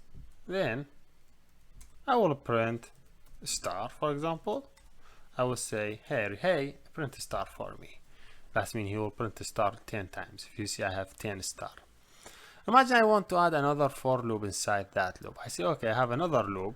Will be integer j equals 0, then j less than 10, then j plus plus. Okay, then I run it. I have a lot of stars. Do you know what? You know what? Because every execution for this loop will execute all the time that's have it. Now I want to do like more professional work. I want to say first time have this star here, then second time I have it 1 space, then 2 space, then star, then 3 space, then star, and continue. So first of all, let me suppose I have printing the star and go to a new line. When I go to a new line, I just come through this for loop. I will say SYSO, then print for me one empty space. But now and every time he will print 10 empty space, because this is how it works. See, he just 10 empty space, and this also a print line. Let me just print, so you will see 10 empty space. If you see, first one will be here, second one will have 10 empty space, then it's come the star. 10 empty space, then come the star. Why this one work? Because this is a block of code, and for first I he will print 5 star, or you could do it in this way. You will understand how it work. So first one he print a star, then he print 10 this quotation, then star, then 10 quotation star, 10 quotation star, 10 quotation star. You don't want it to be this one. You want it to be like first one you start from this I. So I say, okay, I want to start from I, and I will say greater than or equal 0, then you do minus minus. Let me say what we have now. If I save it, I click it, here you go. This is the new design. So how I get this design? Let me add a bracket here and show you how the app executed. So this in this way, and debug please. Here you go. Now I'm in this line. I don't have any defined things. If you see, now the I equal 0. If I equal 0, now I'm in the block of the for loop. That means this block, or consider as a block, will execute it as a block. So first of all, he will print star, if you see, then he have a for loop. He will continue executing this for loop. So first time, how much j0 is the 0 greater than or equal 0? Yes, but he minus it to be -1, he will not, he go next. Now how much the I1, if you see, printing the star, see the screen, he print the star, then he go down the, if I say print line, that means I'm going to the next line, so the pointer to the next line. How much the j equal I equal 1, that means first one will be 1 for j. So first 1, print 1 star, then he go back, minus by 1 will be j. If you see j equal 1, so now when I take 1 down, he will be 0, he will print it again. Now this 0 is -1 greater than 0, no, he will go next, print another star. Then if you see, here you go, continue. Now how much the I should be 3, print a star, go new line. Now how much j will start from 3, see, it is a 3. So is it 3 greater than 0? Yes, print single quotation. Is 2 greater than 0? Yes, print. Is 1 greater than 0? Print. Yes. See how I could manage this loop by this loop, by giving this value for it. Just I want you to know, and from this video, anything inside the block, just deal with it as normal code inside it.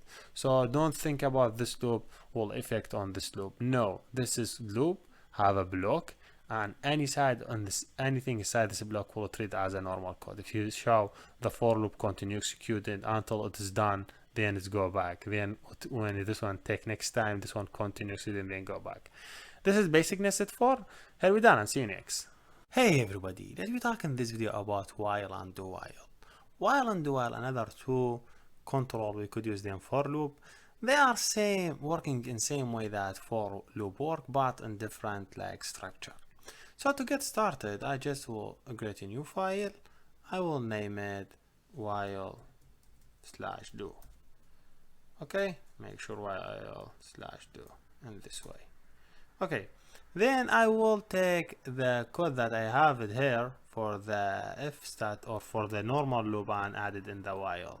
If you don't remember it, if I run this code, he will show me numbers that between 1 to 100 that accept division to 4. So how I could convert this 4 to while? Okay, we say this is the initial condition. So just take this one and add it up. We say this one be an increment. So just take this one and add it inside the block. Where the block done, here's the block done by the end of the block. And you have I less than 100, just change it to while. Okay, and here you fix it. Now you have same result, same content, but different structure. Now the initialize will be outside, then you have the increment here, and you have the condition here. So 1 is the one less than 100, yes, execute this block of code, increment by 1. When you're done, go next. Increment is 2 less than 100, yes. Is it 3, 4, 5, 6, 7? So execute the block, check the condition, then go back. Or increment the condition, check it. If the condition is okay, go next. If not, don't go next. This is mean while. While mean I'm checking the condition before executed. That means if the condition will be 100, I will not see any result. Do you know why?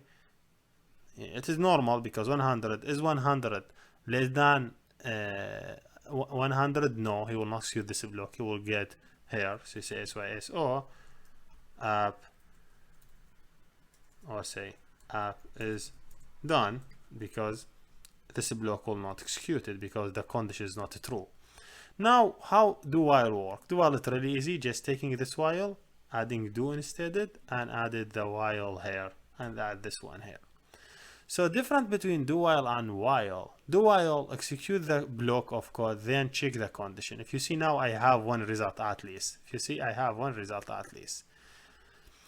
That happened because do while it come 100, do execute this codes, then check the condition. So he will execute before checking the condition.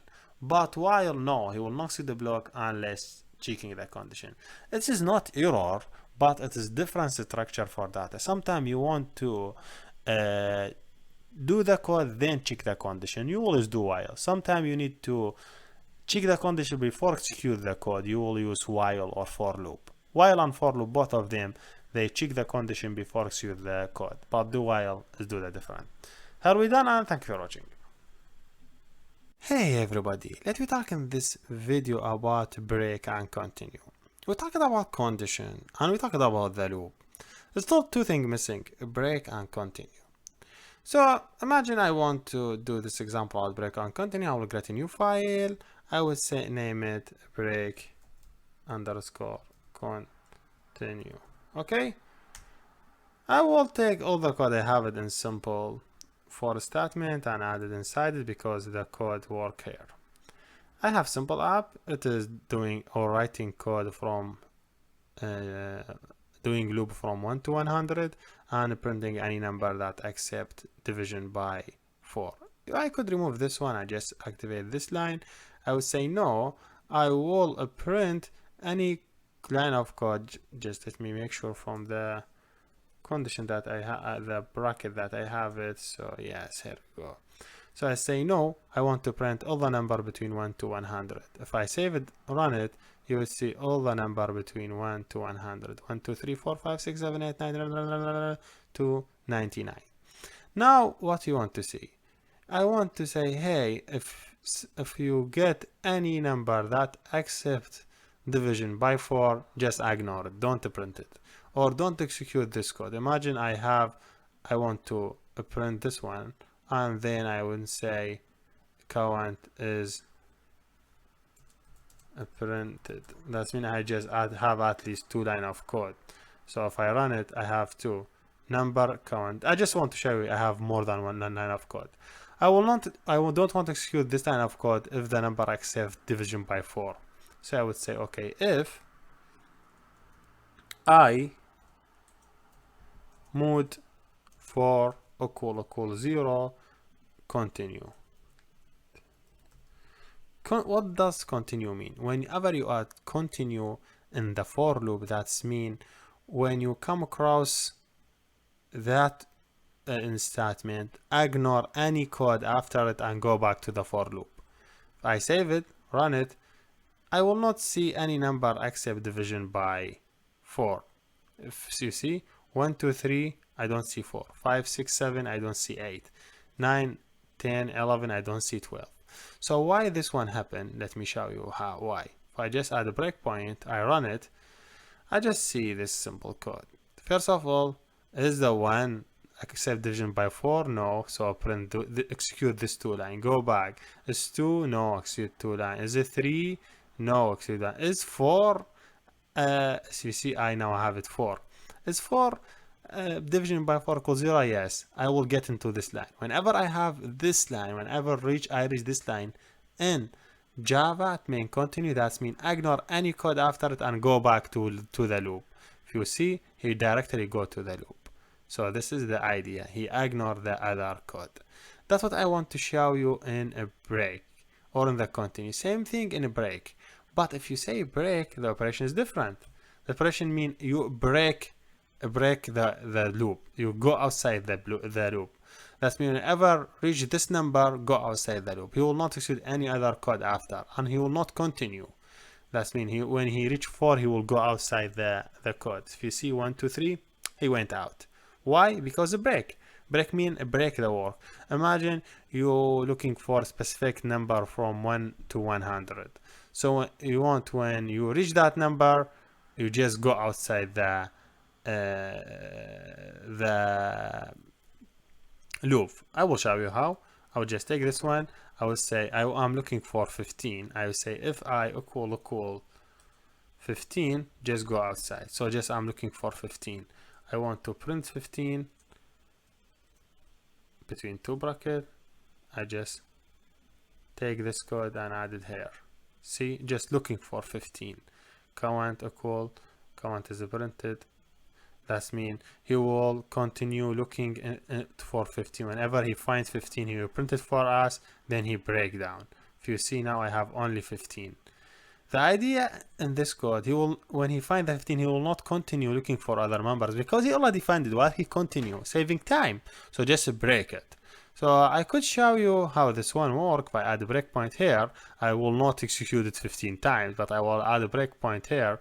If you see, if I run it here, I hope, oh, I have this one here. I have another breakpoint here. I hope it goes. Now if I just go back, if you see, he will continue executing the code until he reach 15. Whenever the I equal 15, that means I have a condition I be here. So print 1, then print it, then a break. A break means go outside the loop. See it? How is it? Yes, that's what I want to show you here. If you want to see all the comments, say for example you print comment only I, just see. If you see, I just print 1, 2, 3, 4, 5, 6, 7, 8, 9. Whenever it's 15, he still 15. Then he print 15. He will not continue because he break it. This is how break and continue work. Here we done, and thank you for watching. Let me talk in this video about array. So what we mean by array? Array specific that structure that arranges data in specific format and it will fix some type of problem. So what the type of problem that array fix it for us? Imagine you have numbers like 1, 8, 10, 19, 20. So you have this number. So if you want to represent them in variables, you say, okay, variable 1 equal 1, variable 2 equal 8, variable 3 equal 10, variable 4 equal 19, variable 5 equal 20. So do you think this is practical? So what about if you have 15 or 20 or 100 numbers? So how you represent them? It'd be very bad. So this here the solution for array came up. So what do you mean by that? The array mean, okay, I have 5 numbers, so let me create list for 5 things. do it in this way, and this 5 number in this way. Okay, so 1, 2, 3, 4, and 5. You just think about it in this way. This list, you take the first number 1, 8, 10, 19, 20. So now think about, you want to access to any number. Any number here or any item have index. The index here started from 0. In the array, any index start from 0. So this one 0, this 1, 2, 3, 4. If we name this array, we give it a name like numbers. Okay, so to get access to the element, you say, okay, numbers for 0. So you say in this way, you say numbers for 0.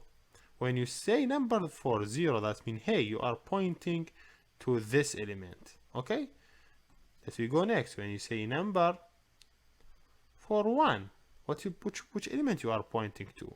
You are pointing to this element. So every element in the array has a specific index. So this is easy way to access to the all elements. So any element you want to access to it, you will access by the index of elements. So but here in this case, it's not easy for you to access to the element inside the list. So this is the basic thing I could show you about this data structure. But what is good and what is bad about this data structure?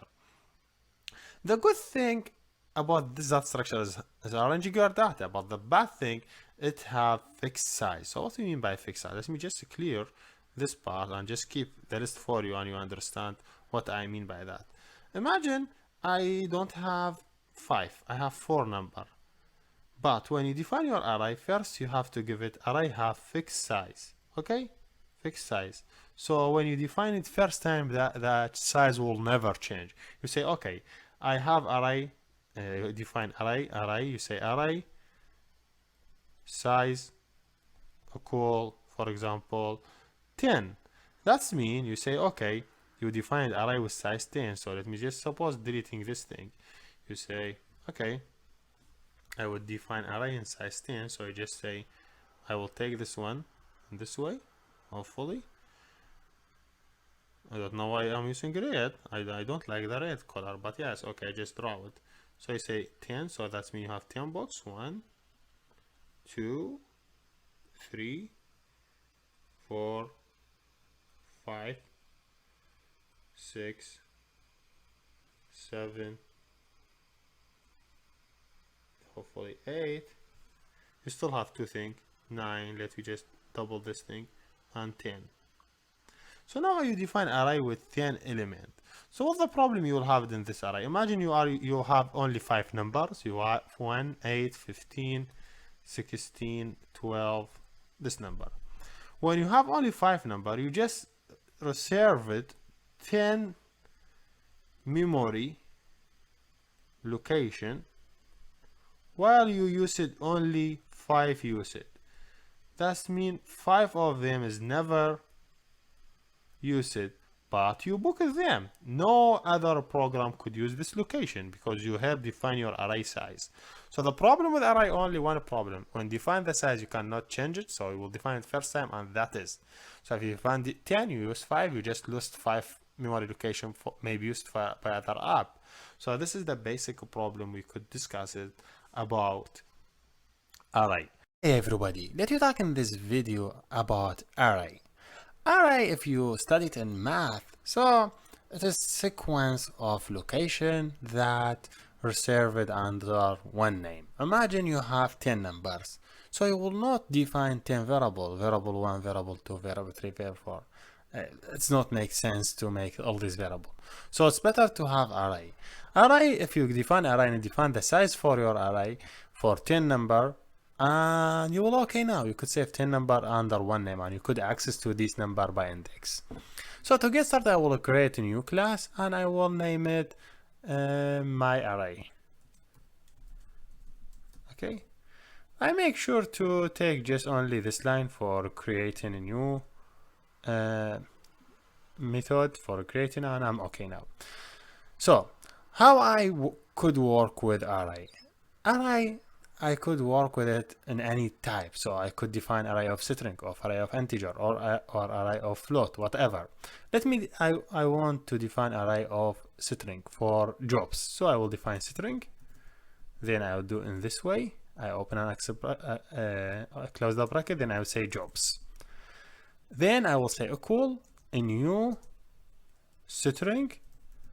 Then I open a bracket, I define the size for my array. Whenever you have array, you have to define the size for your array. So the application could reserve that location. So if I say I have 5, that means I have 5, I define array with 5 location in the memory. So you could define array in this way. The type of array, then you open a bracket and close it, then you give a name for array, then you call a new instance from same data type, then the size. Now I want to add data in this array. So see how I could access it. Imagine I want to add in the first element in the array. Just I say jobs, I open a bracket 0, because first index is 0. Let me give it for example developer. Okay, and then I will continue. I say I have jobs for the second location. It means 1. I will give it name, for example tester. Then I continue jobs for 2, what I give to it like QA. Okay, then I have jobs for number how much, it's 3, so what I give it manager. Then I define another elements is for, let me say admin. So if you see, now I have one name it jobs. The jobs have 5 location. If you see, index in array start on 0. This is mean index. So on index 0, I added developer. Index 1, I added tester. Index 2, I added quality insurance. Index 3, I added manager. 4, I added admin. Now imagine I want to print this element. If you see, I have index from 1 to 4, so it's better to do loops. So I will define array loop, integer I equals 0, then I less than 5, then I plus plus. This is just for indexing, for moving through the element. Now I want to print this element. I just say syso, then I say I place a print to me jobs for I. Now when first I define the array, then I add that inside the array. Now when I have for loop, so first of all I will take first in the element in index 0, then index 1, then index 3, then I continue to print all the elements. If you see now run, I see all these data. So how that work, as I told you, because I have for loop, and the for loop goes through the element. First I add them, then I could access to them. So to add any element, you just give the name of array, then the index that you want to add, then you add equal the data. If you want to get it, just give the name of the array, then the data. If you say I want to print only tester, so I just say 1, print 1, index 1. If I run it, he will print tester 5 times, because this is for loop. But now I want to print them using for loop, so I say okay, print them in this way. If you see, this way. Now I don't want the user to give the data directory, so let me just stop this code, because the number of line of code, I just stop them all together. Now I want user enter this data through the screen, so he enter the job. So let me say okay, so sys, I say enter jobs. Okay, then I need to define for loop for entering the job.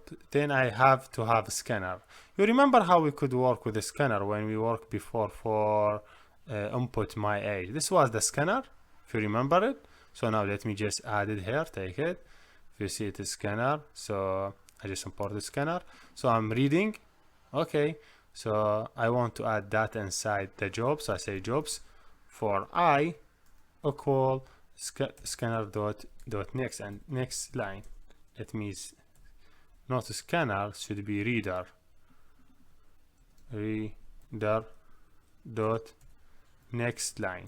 That means I'm reading line by line and add them inside the array. So first of all I enter the data, then let me suppose print jobs, just print jobs. So Now I have for loop. The for loop goes first of all, he in the index 0 he will add, he asks you to enter, then index 1 asks you to enter, 2, 3, 4, then continue. If I save it, run it, if you see he say enter the job, I will say developer and click next. I say tester, I click next, I say admin, then I say manager, then I say user. If you see, then he print the job. He print developer, tester, admin, manager, user. This is how we could work with array, and this is how we could assign data for array. As I told you, you don't have to define only string. For example, let me define array of integer. I say integer for ages equal a new instance for integer, for example, age for 10 people. That's okay, you could do it. And same thing you could do, for example, for float. Okay. And for double also, and for any data type. Here we done, and see you next. Buddy, let me talk in this video about two-dimension array and how we could represent our data using two-dimension. Two-dimension array is another way that allows you to represent your data and solve a lot of complex problem, and that's what we do it in this video. So imagine you have two-dimension array. So when we talk about two-dimension, that means we have two things. We have rows and we have columns. Okay, so if you think about two-dimension array with a 3 row and a 3 column, that's mean you have square, and this square divided to 3 rows, so 1, 2, 3. So this is first row, and this is the second row, and the third row. Column, 3 column, so that's mean this is first column, this is second column, and this is third column. So first, second, third. Okay. But the most important point here, how every cell will be indexed. That means this one cell, this one cell, cell, cell, cell, cell, this cells. So how these cells will be indexed inside array? The way that cell will be indexed should be started from first cell. So first cell will be represented by this row in the array. Instead of 1 you will say 0, and instead of 2 say 1, and instead of 3 you say 2. That means array indexing started from 0, not from 1. So don't do mistake and think about your array started from 1. I mean array row index. So same thing with column. Your column will not start from row 1. It should from column 1. It should start from column 0. So instead of this one you say 0. Instead of this one you say 1. Instead of this one you say 2. So to be more clear, I will remove these numbers and keep only the origin real data that you have it. So 0, 1, 2, 0, 1, 2. So now what this cell mean? I mean this cell, which row? Row 0. Which column? 0. That's mean row 0, column 0. What the cell mean? Or what the index of this cell? If you see it's row 0, column 1. What about this one? Row still, I'm still on row 0 and in column 2. So that's great. So now you understand how you get index for every cell in row number in row number 0. So you understand how we represent the data inside this one. What about the second one? Which row I'm here have? I have row number 1. Which column? Column number 1, number 0, 1, 0. What about this one? Still I'm in row number 1 in column number 1. What about third one? I'm still on row number 1 in column number 2, which is great. So continue same process for the third one. You have row number 2, column number 0, row number 2, column number 1, row number 2, column number 2. So now you understand how the indexing could be done for this row and this column. Now let me do some examples or some solutions. So if I ask you to print only the diagonal, so what do you think about it? What you will print? If you look through this problem from the row and column perspective, what do you see? You would see here the row equal column, here the row equal the column, here the row equal column.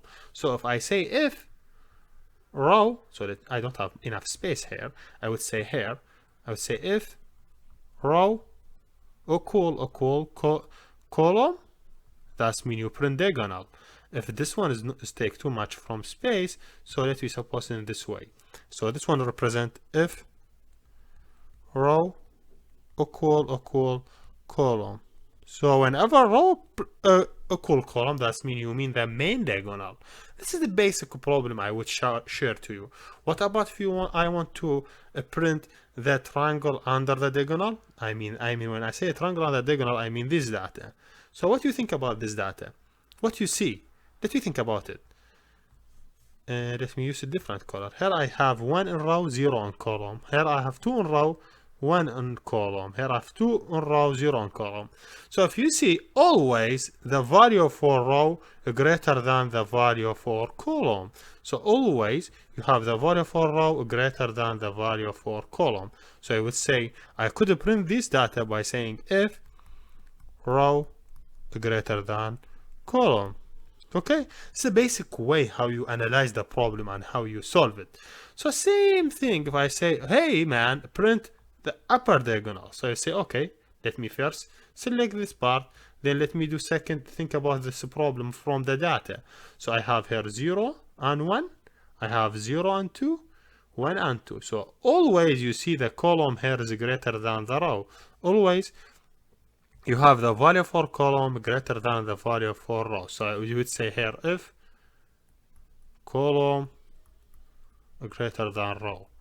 So do you see? If you say if row greater than column, column greater than row, that you mean this column, this side, and you have this. This is a basic way how you could get the data. Now let me think about it.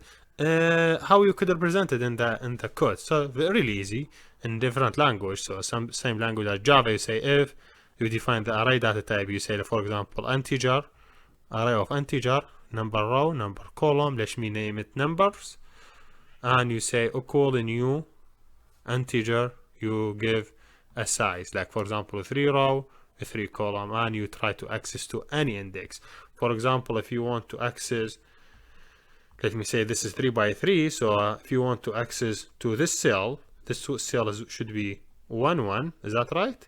Yes, 1 1. This 0 0. This 2 2.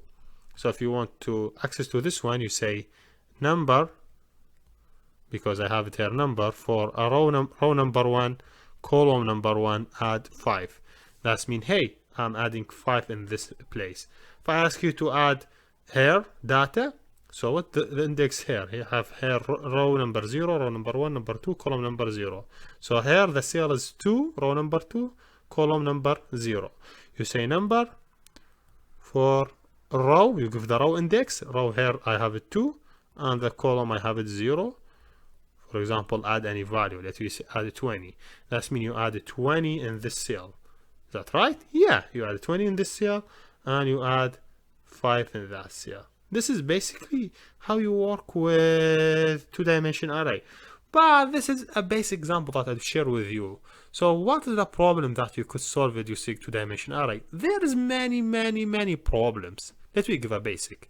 If I give you a word like loop, and there is a dictionary of words. I'm saying dictionary, there's too many words. You have, for example, pool, you have lupo, you have book, and many words. For example, store, and many words. The idea for my problem, what I want you to do, I want you, if I write loop, you have to give any word have same character, have same this for character. For example, pool, have same for character. Lupo, same character. Is that right? So the idea for my question is, hey, if I give you a loop, find me any word, or any word have use same character but in different format. But should this word give sense? The example pool, lupo, whatever. So you would think about, hey man, how I could solve it. First thing should jump to your mind is using two-dimension array. So let me think about it, about two-dimension array, how I could fix it. How many characters I have here? 4. Let me give example about 4 by 4. So I would say I have 4 rows, 1 2 3 4, and I have 4 column, 1 2 3 4. I have loop, so I say L-O-O-P. What I have here, for example, pool. Let me use one word and try to get a pattern. So is L equal P here? L and P? No. So you give 0. Is L equal O? 0. Is L equal O? 0. Is L equal L? Yes. So give 1 here. Now, second P. Is P equal O equal P? No. So give 0. Is O equal O? Yes. So give 1. Don't use it again. If again you have O, but you don't have use it because you already used this character. This character you already used it now. So you say, okay, second one I give it 0, then 0. Let me go about second O. I have O. Is O equal P? No. Is O equal O? Yes, but this character already used it by previous operation, so I would not use it. So I would say, okay, 0. Is O equal O? Yes. Is O equal L? No. So is P equal A? Yes. Is P equal O? No, no, no. So what the pattern that you would find it from the solution? If you see, I have here 1, 1, 1, 1. In every row I have 1. Is that right?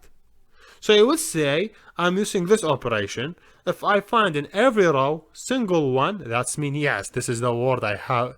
This is the word they match because they have same character. If not, that is mean no. This word does not have same format.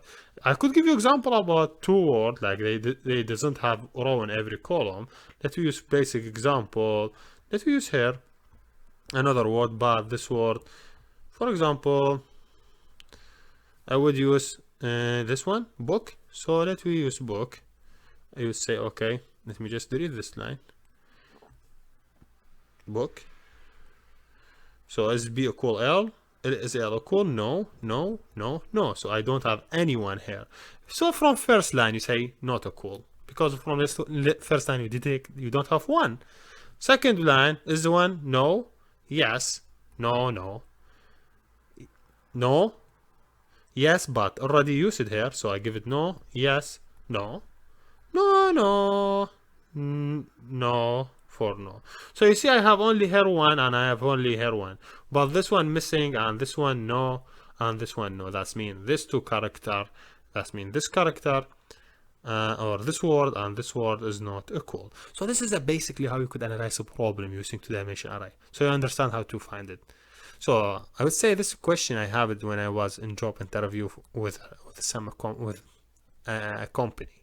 So yeah, they give me this question and ask me to solve it. They say, okay, we'll give you a loop and you have a dictionary of words, find any word have same character and give a meaning.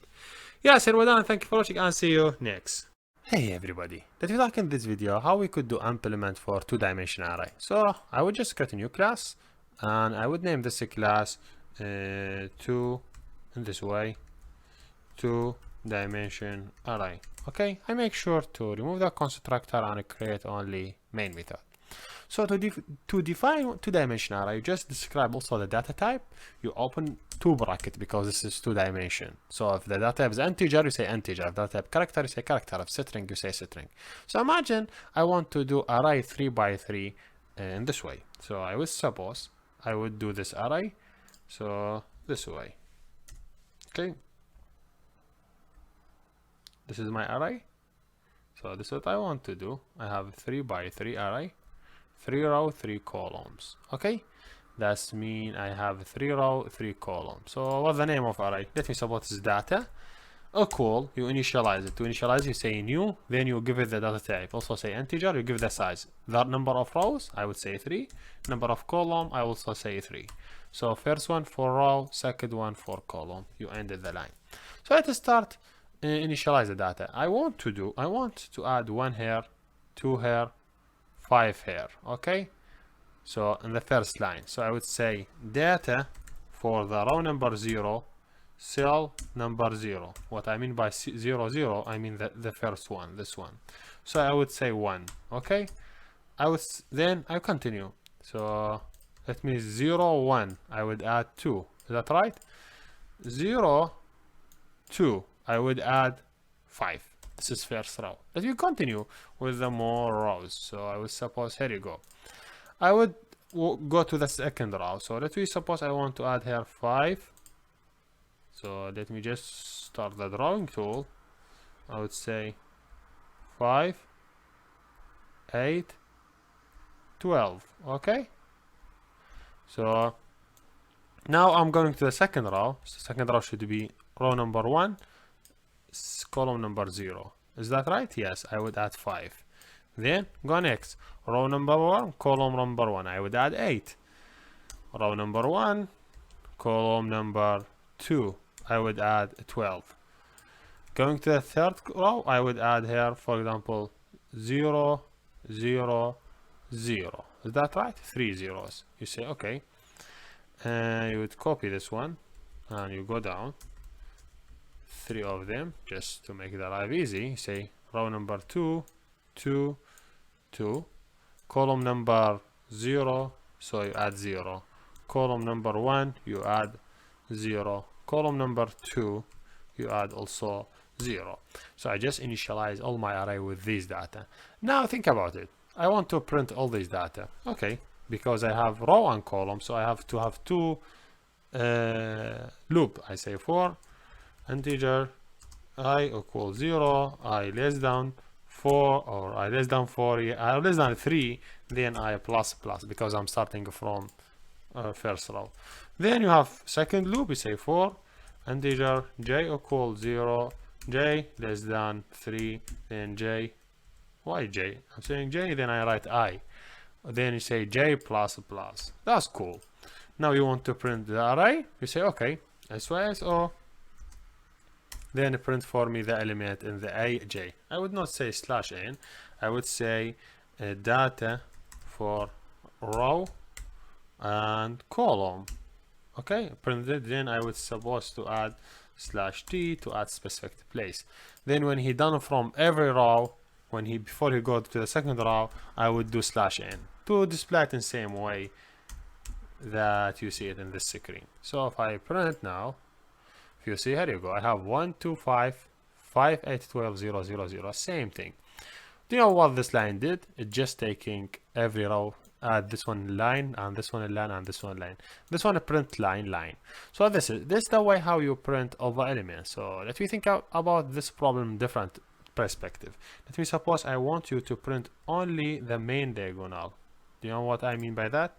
I want you to print only this. So how you print them? We decide. We say okay, if I equal j, then print it. So I have to able to print only main diagonals. 180 180. This is basically how I manage two-dimension array. There is many things you could manage the dimension array, but this is basic example. If you see, this is for rows, and this loop for column.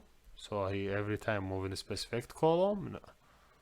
And this one, every loop he move from first row, then second row, then third row. And this is how we would move between our rows. Yeah, this is basic example how to do two-dimensional. As I told you, you could do array of object, you could do array of whatever you would like. I just did it of array of integer. You could excuse same example for one-dimensional array for two-dimensional array of object. Here we done, and thank you for watching. Everybody, let me talk in this video about string. So to get started, I just create a new file and I will name it string file and then save. I just create this simple method for creating, and here you go.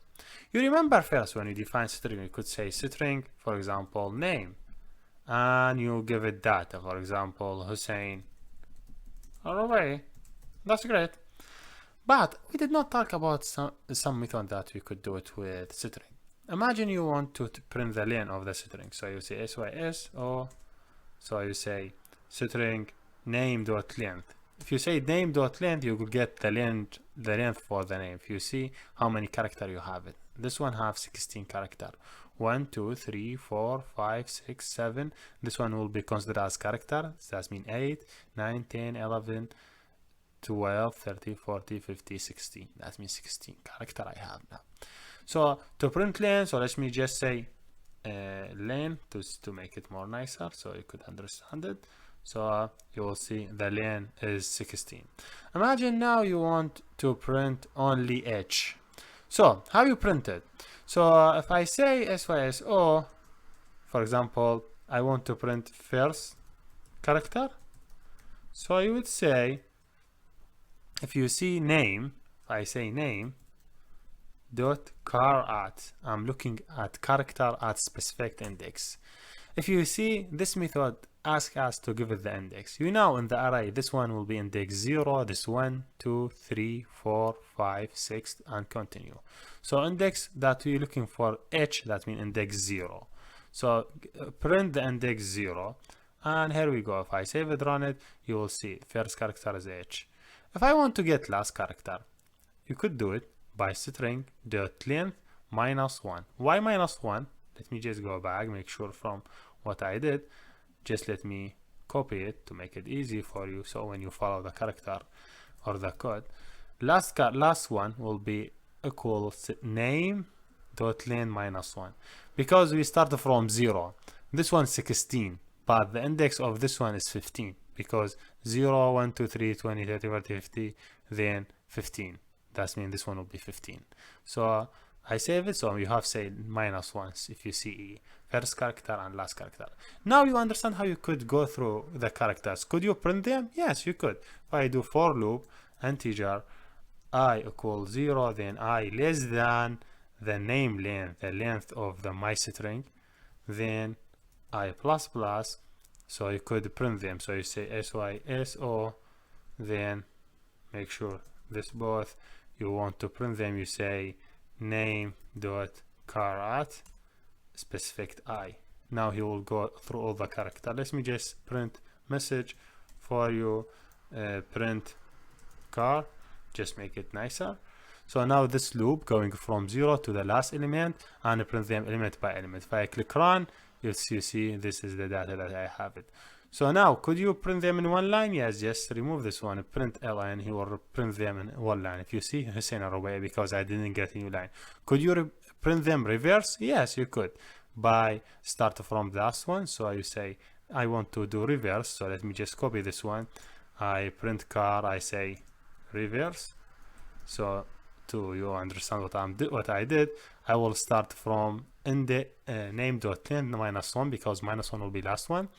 The I greater than or equal 0, but I will be I minus minus. So I will start from 15, that means that element, then I go back.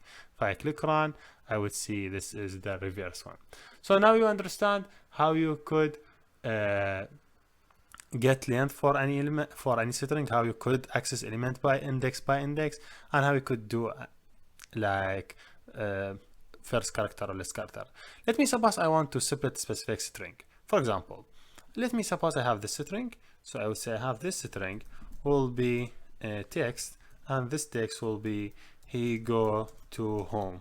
And I ask you to put every character in different line. That means first you print he, then go, then to, then home. If you see, the separate between word is this one. So now I could split this word depending on the space. How I do that, I define string as array. I say split data equal what text. I need to split this text. I say text dot split, then open a bracket, then add double quotation, then what I want to depend on split. I will depend on space, so just add space, then close it. Now here I will have array of names, all the names that I have it in the array. First one he, then second element in the array go, then to home. If I say I do for loop for integer j equals 0, then j less than split dot length, because this is array, so I could get length for the array, because string this is array, so I could say split dot length, then I plus plus, then I could print the word. I say syso, then I say split for I. Yes, it's not I, it's not just j, sorry. So I'm doing index for j. So yes, this is the last part. If I just want to make it nicer, also I'll say syso print words. So just make our work nicer. So you would see print words. So I have this text. I just split the text according to space. So I have number of words here. I have he first element, go second element, two, third, fourth. If I save it, you will split a lot.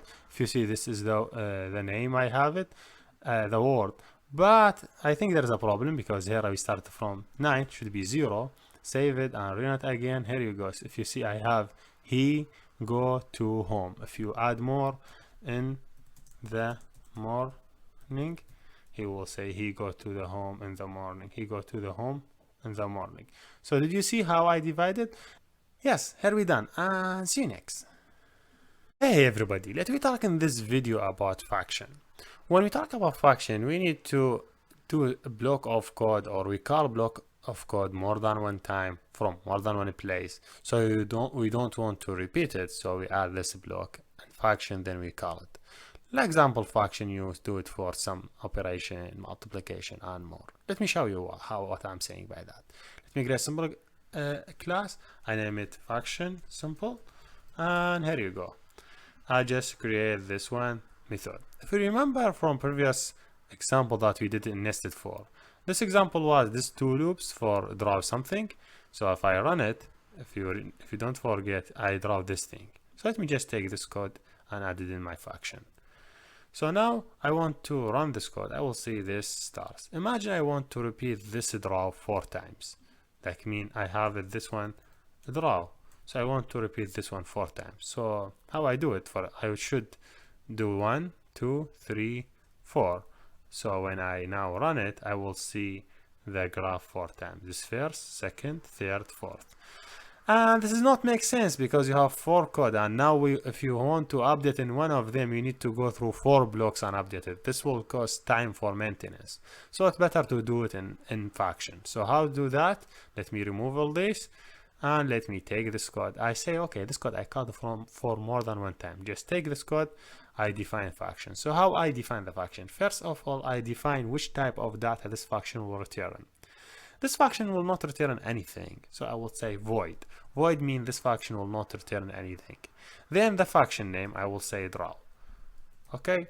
Then you give the input parameter. So which parameter this function will receive? This function will not receive anything, just drawing. So I will not give it anything. I will open a bracket, then add this code. If you see now, I have this code for drawing, but inside the function. Now to call this function inside my code, it's really easy. You just go here, give the new, write new, the class name, then open a bracket, close it, then dot the function name. If you see directory, he give us a draw. Now I could call the function draw. Why I say the name of the class? Because here is static. We will talk about the static later. So now in simple easy way, you say new, then name of your class, then you call it draw. If you don't want to write all these, this function have to be also static. Void static, because you cannot call static from outside, like static voice, sorry. So you cannot call, because this is static, any method should be static. But I don't want to do this method static, so I have to do it here also in same way. So let me just go back, and here we go, dot draw. Okay, that's what I mean by static and other. I will talk about static later. I want to draw it 4 times, just copy this line, again. So 4 times I call it. Now if I just rerun it again, I will see same result. If you see, have first draw, second, 3, 4. If I want to do it 5, add 5 and run it, you will see it 5 times. So if you see, here is it. So this is a basic example I could show you why we do function, because it helps us. So it's really easy. When application come across this line, he say, hey, there's a function will be called. The code will goes here and try to execute line by line. So let me show you how. Just add bracket, because the function a little bit complex for some people, but I think it should be easy now in this video. If you see, when the application come across this line, if I click, I have a step over and a step into. You now step over, if you click it, you will not go through the details, you just execute the code. But I want to go through the details now, so I click step into. If you see, just create a new instance, then object, then here you go, he called the draw method, then he will start drawing for us. So this is the basic example or how we could work with functions. So let me continue and do more with functions. So imagine I want to do function for sum 2 numbers. So how you do that? You need to sum numbers. So you think the result will be float. So the return result, you say float. Okay. Then what the name of the function? I say sum. What's the parameter this function will take? It will take 2 parameters, float n1 and float n2. If you see, when you have input parameter, you write the parameter type, then name, then you add this colon, then other parameter, then its name, then you open a bracket, close it. Now this do summation between two numbers. Now I want to do sum, so I have to have a variable for a float for sum equal number 1 plus number 2, then return sum. So why return sum? Because, and why here we don't have return this method? You see, this method doesn't have return because this method void. That means he will not return anything. So I don't have to add return. But here I define the data type should return it. If I say float, the data type that returned from this method have to be float. So therefore the sum is a float. So when I return float, will be float. So because I have return data, I have to write return for that data. If I have string, the return data should be string. If I have integer, the return data should be integer. Now I have a float, the return data is sum, and the sum is a float. So I just summing to number, and here we're done. Now let me call this method. It's for sum to number. It's really easy.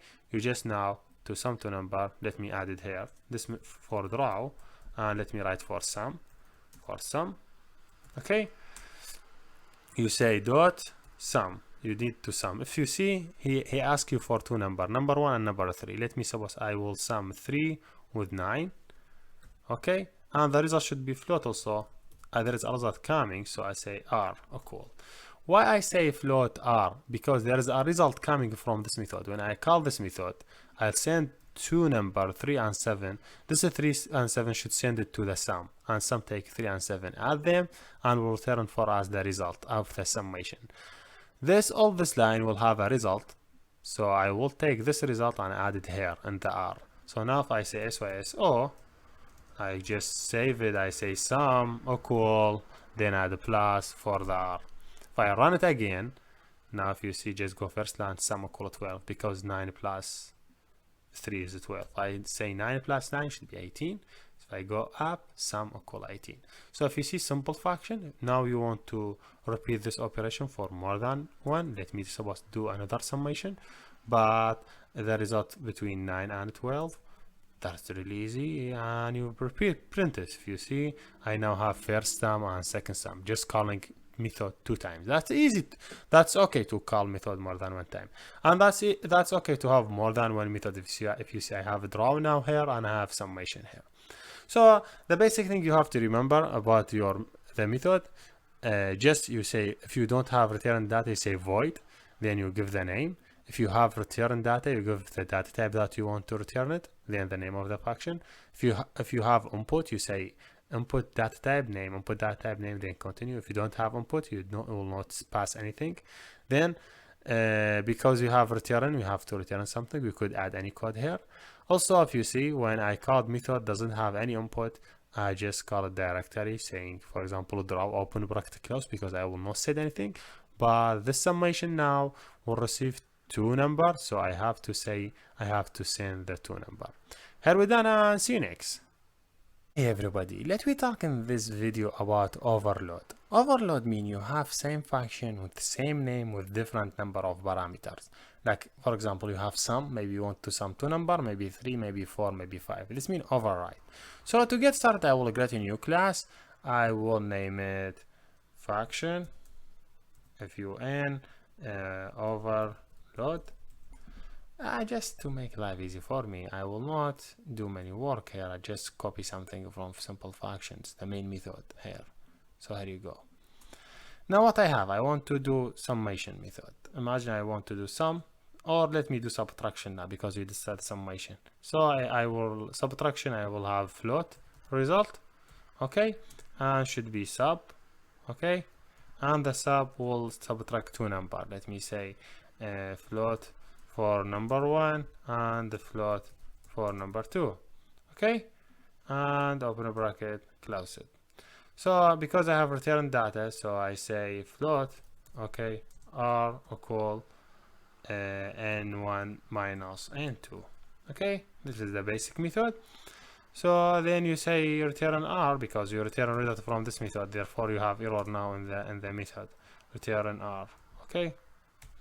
So now this method, just call it, will return data. So to call this method, you know how to call it. You say, okay, new, the name of the class, open up, close a bracket, then the method is sub piece first character. So you say subtract 9 from 5, you will have to have a result 5. So let me say float, I just take the result,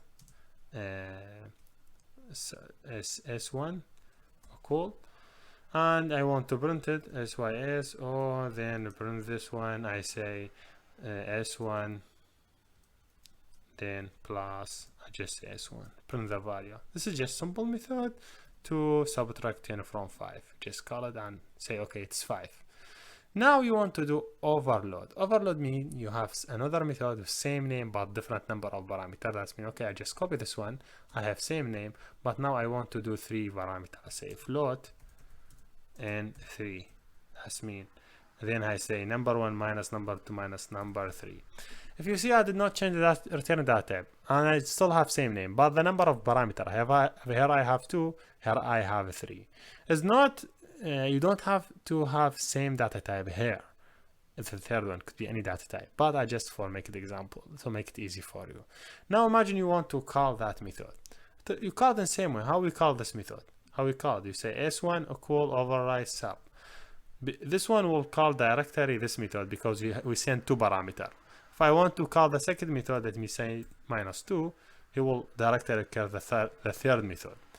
So s1 or s2, let me say.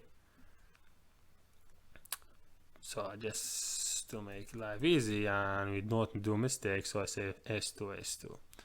So now the first one will call the first method and the second one will call the second method. If I run it, if you see, first one give me 5 and the second one give me 3. Why?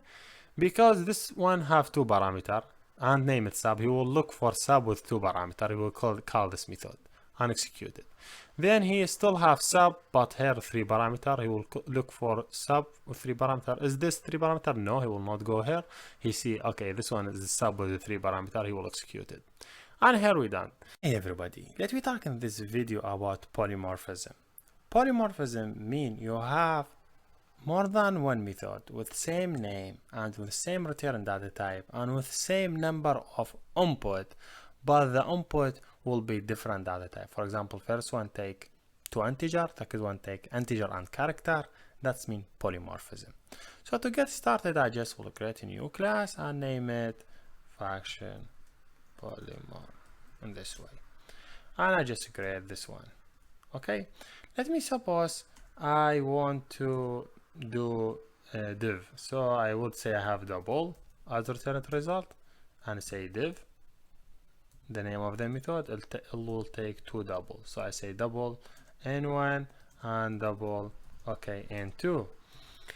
And I just open a bracket and I close it. Let me suppose I will return that directory. I say return n1 plus n2. And here we go. Return directory. You will now return in this way. So I will now return the float. Or you could double, or you could say, okay, double r equal that one. That's okay. It's up to you. Make sure write it the same correct way. So to call this one, to the method, just say new, the function name, open a bracket, then you call div. So I have 2 number. Let me suppose I want to div 10 over 5, and I just run it. I will not run it now, I just get the results. So I have to have double r equal, then I just print the double. So I say so for r, so r plus r. So let me just make sure this one double correct. So just calling for division method. So if you say that division is 15, why is 15? It's not division, have to be this way. Here we go. Now I have division, it's 2. So it should be float. So you have to say 10.1, and here you have to say 5.1, for example, or 10.0 and 5.0. So because you're sending a float. Imagine I want to do another method that also return a float, but will do divide 2 number, but 2 number an integer. So you just copy this method and you go down, it gives error because it's same name, same parameter. You say no, this one will have integer and integer. So now when he call here, how he now you want this one or this one? You will depend on that type. He see you have here a float and a float or double and double. He will go and look for double and double. He execute this one. He wants to execute this one. If you want to execute the second one, you just copy this one and let me suppose I send it integer. For example, 20 and 9 or 9. Yes. So now he understand from this line. He understand. Hey, this is 2 integers. So if I go here, is this 2 integer? No, this is double. I look for 2 integer. He will execute the second one. So yes, this is the basic example that I want to share with you. So you could say 2 over 2 to make it easy is 10. Yes. Yes, this is the basic example I would share to you. If you see how when I send 10 and 5, he send it to the first method, and how when I send like 20 and 2, he send it to the second method. So how now he send it to the second method? Let me suppose after I divided, I multiplied by 2. So I have to have a 20 back. If you see, I have a 20 back. So I make sure I understand this one, call it this one, and this one, call it this one. So polymorphism means same method, same name, same return data type, different type for input. So if you see have double, I have integer, maybe character, integer, maybe other data type. Yes, if you said, okay, I have another method, but this method will take integer and double, that's okay. So how you recognize, let me by 3, how you call this one, you have to send it integer and double. So the third call should be integer and double. I send this one double 2.1. So he look for integer and double. So he look, is this integer and double? No, this double. Is this integer and double? No. Is this integer and double? Yes, he will execute this one. Now if I run it, he will go and call the third one. If you see, this is the polymorphism. Here we done, and thank you for watching. Hey everybody, let me talk in this video about public or global and local variable. Global variable means the variable that could access from any place. So that means if I define some variable here as a global, that means I could access to it from here or from here. Let me suppose I have double for pi equal 3.5. Because it's public, so it's really easy, I could call it from this method. I say, okay, this one is, for example, double in new pi equal the old pi multiplied by 4. That means, okay, I could access to this pi even it is not in my block because it's public. In same way, I could call it from any other method. For example, this method, I could call it okay without any problem. But if you see now, I have this problem here for static because we know this method is static. So if the method is static, should call any other method should be static, or the double also should be, or any public variable should be static. So if I change it to static here, I fix the problem. But what I want to tell you, if you define anything here, that means this one will, in this area, this means this one will be global. So you could access to it from any method. If you see, I could access to pi from here or from here. Just remove the static for now. But if you see, I have here variable, so this one will be a global. If you see, I have here variable, name it float. This float, it is local. Why local? Because this block will when I call the method, this variable will define or will create in the memory. Whenever I return value, that means this block execution will done. This variable will go from memory. We'll be using garbage collection. If you see, if I want to access to this variable from here, I cannot. If I say new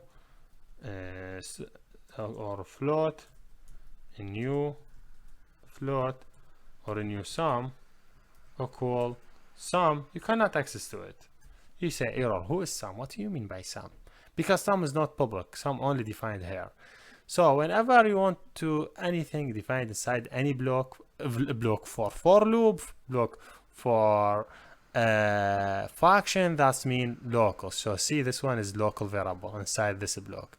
This one global because I could access to it from any place. One thing missed. So what we mean if I add static? What I mean by static? Static mean I have one copy from this variable. So whenever people create number of instances from this class, they still have one copy from static. We will talk again about static in a real life example when we go to classes and how we do it. So it says this is the basic thing. This is what mean by global and this is what mean by local. So for exercise, if I define here for integer I equal 0, then I less than 10, then I plus plus. If I define here sum integer sum equal sum plus 1, so it will not work this one because I have to be initialized first, or sum equal I. So what this one mean? This mean is local. So if you try to access to sum from here, you cannot. If you say SO for sum, you cannot access to it because it is local inside this block. When this block done, this sum done. So to fix this problem, you will take this sum and you define it up, and you just remove this one. That's mean okay, this is not inside the block, so I could access to it from here or from here. Make sure to initialize so it will not be any problem. This is the basic example I could show to you, and thank you for watching and see you next. Hey everybody, let's in this video try to understand how class work. My example for this video, I want to do simple program about car company. This car company have type of the car and the model of the car and a number of the miles that every car may drive, and also the real price of the car. And there is a method in this class that when we call it bring to us the price or the price for this car. So to get started, I will click right here and create a class, and I will name it here, give it a name as a car. Okay, this car class have a number of properties. When we talk about class, imagine a class as an object. So any object in the life have two things: properties and method. A properties is something we use to describe the object, and the method, it is some operation we use it to get some data or to excuse something about the properties. So what we have in this class, we have type of the car. So let me suppose the type should be string. So types, I would say type, string type, and I make sure write it under after the open bracket. What other information I will have about the car? Model, the model should be integer because 2015, 2013, whatever. Then other information I have is the price of the car. So let me suppose the price will be double for price. And other information I have it mileage, a number of the mileage, or I would say double miles drive, like how many miles this car drive. So this is the properties for this class or for the car. So what the method I have? The method I will have in this class is for bringing the price of the car. So let me suppose the price will be double the returned data. The name of the method is get price to give us the price of the car. Then I open bracket, close it. Then here we go, down. So how you imagine the price could be calculated? Let me suppose I will define double in this way. Make sure I did everything in small letter. Double a new price. I would suppose the new price will be the real price minus how many miles this car drive.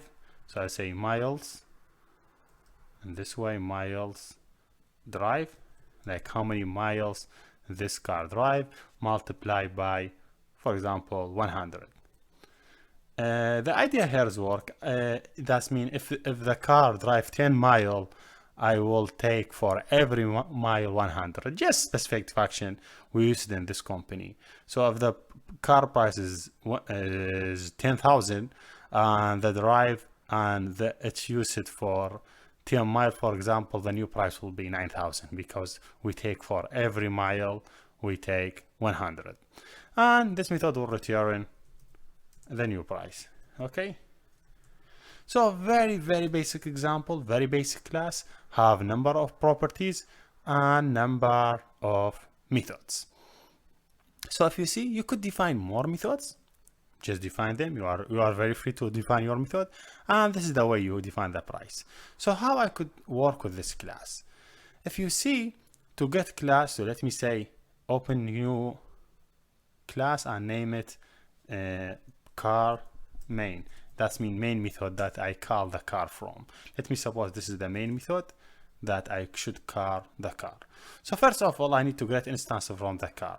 So I would say car, new instance, because car is object. So you treat it like anyway, like the way you treat the integer, or you treat the string, or you treat the double, all these as objects. So same thing, the car now is object. So you could create instance. So you say car, you define like car1, for example, equal. You just define instance from type class of the car equal a new instance of the car. Okay, this is the way how you define instance from the class. So now I have the car, or I have instance from the car class. If you see, this is the car. So now you could imagine all this information are being in this variable. So this is a new instance from the car. So let me give some information for the car. Let me say car1 dot, you could access to the information. For example, I would say the type of the car BMW. Okay, I would say car1 dot the model, I would say 2016, and I would say car1 dot price, let me suppose it to be 10,000, and I would say the miles dot miles drive, let me suppose it moved for 5 miles, and this all the information I provide about this car. Now I want to get the price for this car, so I would say sys.o, I just print the price. So I have this car instance from the car, just I say car1 dot get price. If you see, this is the method for getting the car price. Just click on it, here you go. Now first, I get simple instance from the car. I give it the properties information. Then I say, hey, bring me the price. If you say, if I get add message here, car price in this way, so to be really nice. Now this instance. So if you see how I could access to any properties, in the class, you just say name of the instance dot name of properties, name of the instance dot name of properties, name of the instance dot properties. So you want to access to price, you say car dot price. When you want to access to method, if you see, I have the method get price. In same way, you say name of instance dot name of the method that you want to access to. Just let me save it and click run. You have to see, if you see how much the price, it is 9,500. Why it's not 9,500? Because the car price is 10,000 and it moved for 5 miles, so the new price will be 9,500. Let me show you how this one works. If I just add breakpoint and try to debug it to allow you to understand how this one works. Here we go. If you see now, I'm just having simple app, doesn't have anything. First step, I just create instance from the car. When I just go next, you will see I have instance of the car, and this instance from the car have all the information about the car in addition to the method. Method will not appear here because this is just variable. It will display only the variables. If you see now, if I just go next step, I will have the type, BMW, just move, the model, next, the price, next, the mile, move it. Now just, if you see, this is method when you call it, he will display for us the price for the car. See, how is it? Really easy. If you want to see it in more details, like you see how the car prices come, let me say here, I just open a bracket, I say double price equal, just to make it nicer for you and you understand how the work is done. Let me say I just want to print it in this way and make sure this double right in the right way. Okay, hopefully now it's good. So save it, rerun it again. Let me see. First, I just create an instance. Just go next. BMW. Just give all the information. See now, when I access to this step, I want to see what's going in the method. So I don't want to do step over. I want to do step into to see the method. If you see, he go to the method. But now inside the method, if you see when he talk about this, he have all the information: price, model, mile, drive miles, type, and now all the information I have it, all the data that I have it. Now when he call price minus this, so he have the price and he have the miles also. So now when he go next, he will understand how you get the data. See, here is it. Now the new price, if you see it, is 9,500. Why I have all these data? From where this data come? Because I already create instance from that class. So this is my data, my new instance data. If you see this, I'm talking about the new object that I created that have ID 18. If I go to next, if you see, here you go. Now the price have the new price. So just I want to show you this is very simple way to create instance from the class and how the data or the variables and method call inside the object. One thing you have to know it, this car is a new instance from the car. So if I define another instance here, I say, okay, I have second car, car2, equal a new instance, and you try to print a price, you will not get access to any information. You will get null for the second one. So let me say car1 here, and this one car2. Let me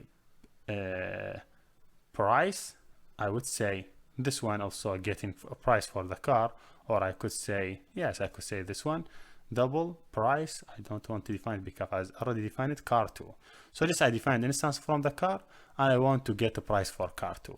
You think you already initialized this data, so now car2 could access to it. But if you run it, you will run to a problem. You will get 0. It's not 2,000. It's not 9,500. The problem why this one happened. If you just try to do this one step over, and you see now I don't have anything. If I just go next, I just create instance, name it car1. It have ID 18. If I go just next, just remember car1 and 18. If I just go next, this car2, if you see it, car2 have ID 24. So this instance is totally different from the first instance. Car1 is totally different. If you see, car1 is a new instance from the class, doesn't have any information because it have different ID. This 24 and this one 18. So one thing you have to know it when you work up with a class, every object from the class is the copy from real class. So it does not have access to any data from other instance. So to initialize the data for this one, you have to do same thing here. You have to do same thing here, but with car2. Let me say what's car2 still, BMW. Let me say the model for car2 is 2015. Let me say the price for car2 will be like 9,000. And let me say the mile moved is 15 for car2. And now when I save it and print it, I see the result for car1 and car2. Why this one happened? Because now you have two instances. If you see, just step into just car1, it doesn't have any information because a new instance from the class, just move it, you give it all the information. Now, when you go next, you have another instance, name it car2. If you see, different ID. And here we go. When you print it, you get the data.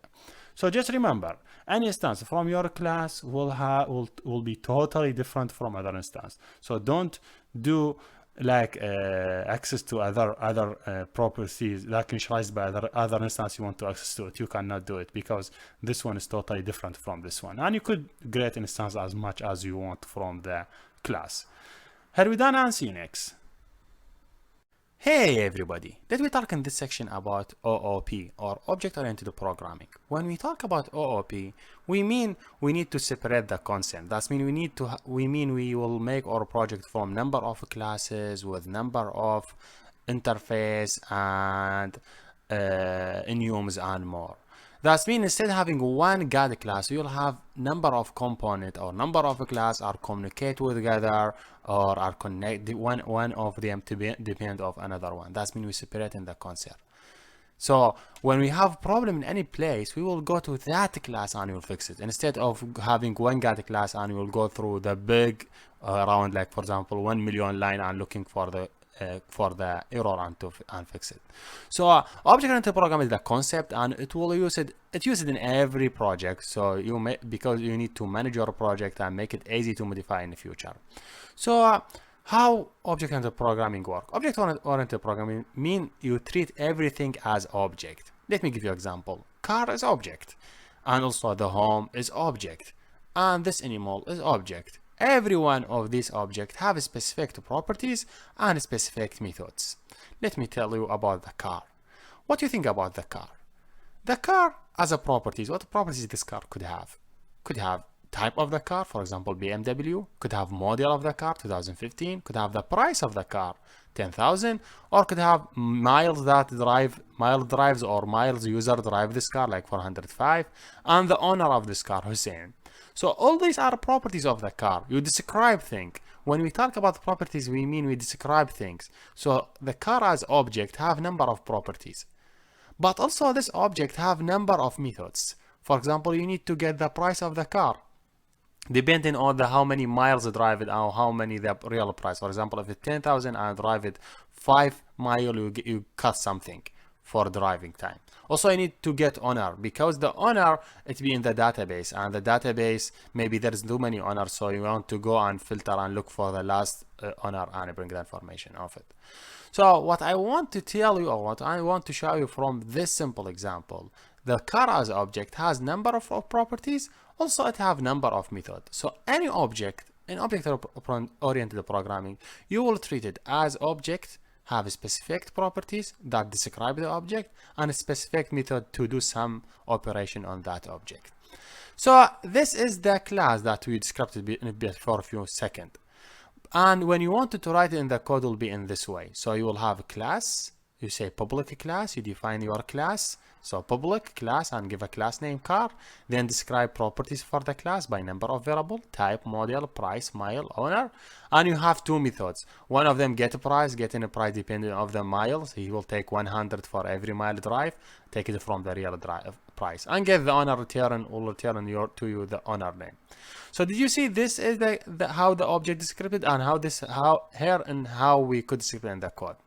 So now I want to initialize this class or create instance from the class with this data with BMW under formation. All what you have to do is just you create instance from the car, you say car, for example car2, call a new instance from the car, and you give information for the car, like the type car.type. When you want to access to properties, you say instance.properties. So this means instance, and this means properties. So instance.properties value, instance.properties model value, instance.price, miles, and owner. Did you see how I define the class here and how I create instance one? You could create second, third, fourth, too many instances, as many instances as you want. So this is a basic example I could give you about class. One thing you have to know in Java, you don't have constructor. Constructor. We have constructor. We don't have deconstructor because Java use garbage collection. Garbage collection is the way that Java do garbage for any variable that no longer use it. But Java cannot predicate when the object is destroyed. So therefore, there is no deconstructor. So if you get this question in any interview, make sure you answer this. Answered by this way. You have to say Java cannot predicate when the object will destroy, so it do not have deconstructor. Let's start with a simple example. Hey everybody, let me talk in this video about constructor. Constructor is method that already available in the class that will be fired automatically whenever you create an instance from that class. Because it is constructor, so that means method that fire automatically when anyone create an instance from that class. But this method have specific things. First of all, the name of this method should be same name of the class. Second thing, this method will not return any value, only could get input value. So how that method works? So if you see here, I create a new instance from the class car. That means I already have a class named car and have number of properties and have method. So when will be the method named or the constructor? The constructor will be here or any place, just will be in this way, will be public. The name of the constructor, as I told you, should be same name of the class. Then you open a bracket, you could set instance or you could not, you could don't set any instance, then close it. Let me suppose I will say SYSO, then create in this way. I will say class is created. Okay, this is simple method as I told you, or simple constructor. This will be fire up.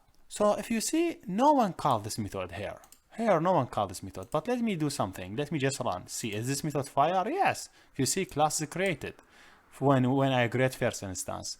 Then class is created when I create second instance. Why this one happen? Because when you create a new instance from the class, he will already call this method. And this is mean constructor. This method fire up automatically when anyone create instance from the class. So, and therefore you have it, or you have data in it. So why we use constructor? We use constructor to initialize the data. So instead of give data for type, model, price, mile, we couldn't send all these data to the constructor in one step. So how I do that? Let me suppose I go here. In this constructor, I could get input data. For example, I could get type as string, and I could get the model as integer. Also, I could get other information, that the price, how many element I want to send to the constructor, I could send without any problem. So let me send all this for information. Now this is just input data to my class. Someone will send them from here. Here will send them. For example, BMW, instead add them here, he will move it in this place. Second parameter, it is 2016. Third parameter is this one, the year. Fourth parameter will be the mile. If you see, now all these steps I no longer need them. I could take them off. Here you go. If you see how much simple be, in one step, when you create an instance from the class, you could directly send them. I don't want to fire this code. I just will stop them because you will need them when you want to review the code for the second parameter. But it's the same way. You could do it in the same way for the first and second parameter. So yes, I just in the step I create an instance, I send the parameter to the class, these parameters, and here we go, the price, and get price, and everything okay. But how I initialize the data? This is just method taking this input as variable. I want to initialize this variable. It's really easy. So now if you see, I have two type. This type as input, and this type part from the class. I could not say type equal type. The compiler will not understand what this one and this one. He will say, okay, both of them are related to this. You mean this variable. Now I want to access to this one. Initialize it. So when we talk about the class in Java, you have to say this. So that means you say this dot type equal type. This dot type, that means this class, the class that I'm in. Which class this method in? It is car. So please go to the car, go to the top and look for type. So this dot type, you mean this type. What about model? Same way. You want to initialize the model, you say this dot model equal model. That means, okay, initialize this model for me with this model that's coming as input. What about the price? Same thing. You say this dot price equal the price. And what about miles? You say this dot miles dot equal, or this dot miles, sorry, not price, this dot miles equal miles. So if you see how I initialize the data, first of all I send them as input. Then because they are same name, because this variable have same name of this variable, I cannot give them equal. I have to access to this class. I have to identify, hey, I want to access to this one. So to do that, I say this. This means the class that I'm in. Which class I'm in? I'm in car. So please go up to the car and look for type. So this will initialize everything. Now if I go back and run the code, I have to see same result without different. I don't know why here there's error. Public car is undefined. I don't know. For instance, no, just save it. The error is gone. Now let me just run. Same result without any problem. Okay. Now, could I have more than one constructor? Yes, you could. So let me say, okay, I have another constructor, but this constructor will not take any parameter. You could do that. It looks like any method. So let me just say class 2 or constructor 2 is created. And let me say this one will be constructor 1 is created. So you understand which one we call. Now, if I go back here, just run it, you will see, for sure he will say constructor 1 is created and he gives the price. Now, could I do it in this way? Yes, I could. because now when he called this constructor send for parameter, you are calling this one. Second time, when he called this constructor without any parameter, he will understand you will call this constructor. So could I have more than one constructor? Yes, I could have. Let me see. I just added this line. Let me just remove it and save everything and fire up the code to see the result. Here we go. See, the first one called constructor 1 and the second one called constructor 2. And this is what I want to tell you. One thing, or one question you will have it a lot in the constructor interview. They will ask you, is the constructor return value? No, the constructor could not return value. Could I have more than one constructor? Yes, you could have, but they have to be different number of parameter. For example, this one have 3, this one have 2, or different parameter or different data type. So like methods, like something we talked about method. And could I have more than normal methods? You get a price, get owner, get more, add method as much as you could. So this is a basic. How did you see how I manage it? Yes. Here we're done and see you next. Hey everybody, let me talk in this video about static. When you define variable as static in the class, you mean this variable will be shared between all the instances of the class.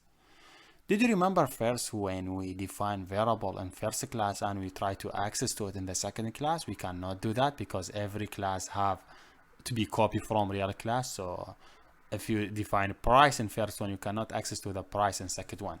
For example, this one. Let me tell you the example. If you see here, I give it the type of the car, BMW. So I could say SYSO for S1 or car 1 dot let me talk about the model, that the type of the car. So let me say type in this way, type.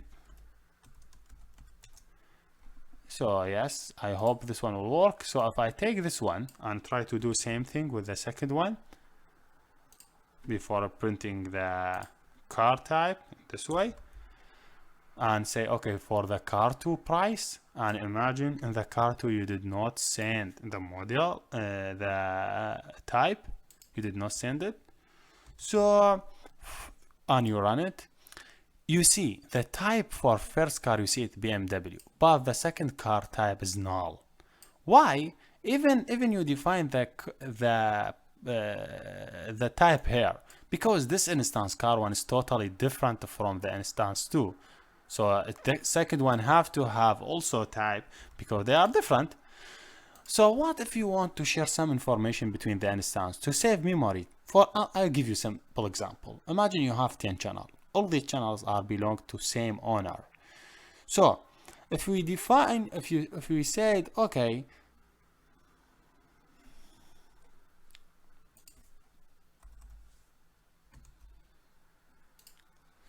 here we go. If you see here, I have type BMW, but second one type is null. Why? Because the first car is the instance. I have specific ID, and when I call type, I just initialize it. But the second instance is totally different from first instance, so it does not have type. So for that reason, he give you null. So to see the value, you have to initialize for it. You have to give it value. So now when you run it, you see the value. So let me tell you one story. Imagine you have number of cars and all these cars are belonging to same owner. Let me suppose the owner is Smith. You could say in every car you initialize it, you do in this way. Imagine do this way. You say okay, owner or string for owner and this way, and you send the owner here for the string as initialized. Sorry, in this way, take this one, copy, I added as initialized, added multi-line. You could do it in multi-line. You say okay, I initialize it for the owner, and you would send the owner here. Let me suppose the owner here is Smith, so you send the owner is Smith. And when you want to go to the second instance, you have also to define the owner. You have also to go here and say hey, this car to dot owner is Smith, I think this is not worth, because imagine you have a 20 or okay, see, you have 200 car belonging to the Smith. So why you create 200 instance because for Smith is not worth. So imagine I want to print this one here in the same example, owner car 2 for owner, and this one for the car 1. So both of them will give you same thing.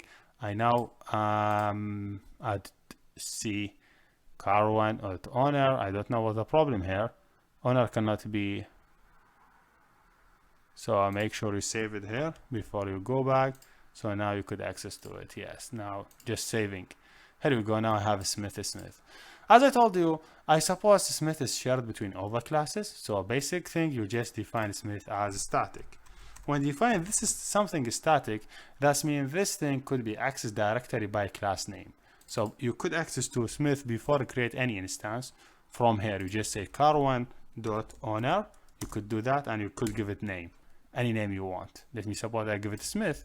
Here you go.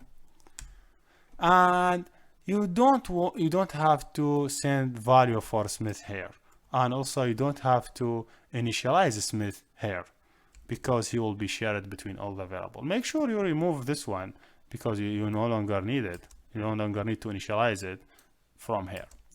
So the idea behind this point, if you see, I just in one step, I just say, okay, car, I give it the car name or the class name dot the any static value. So whenever you have static, you just give the class name without instance dot the name of the variable, then give it value. Now this variable automatically, or this instance already will have the owner, and this instance already will have the owner. Is that right? Let me see. Yes, if you see, I have a Smith here and I have a Smith here. So now, because you defined this static, that means it be shared between all the instances. As many as instance you will have it, all this instance, they will share same owner, because the owner is static. So just we use it to save memory. Have we done? And see you next. Hey everybody, let me talk in this video about inheritance. Inheritance in Java mean you have a class, have specific properties and methods, and you want other class to inherit this information. Imagine I have this class car. It have number information about type of the car, model, price, miles drive, and owner, and I have get price or get the price of the mile. This class work for the normal car. Imagine you have trucks. Trucks, the big car.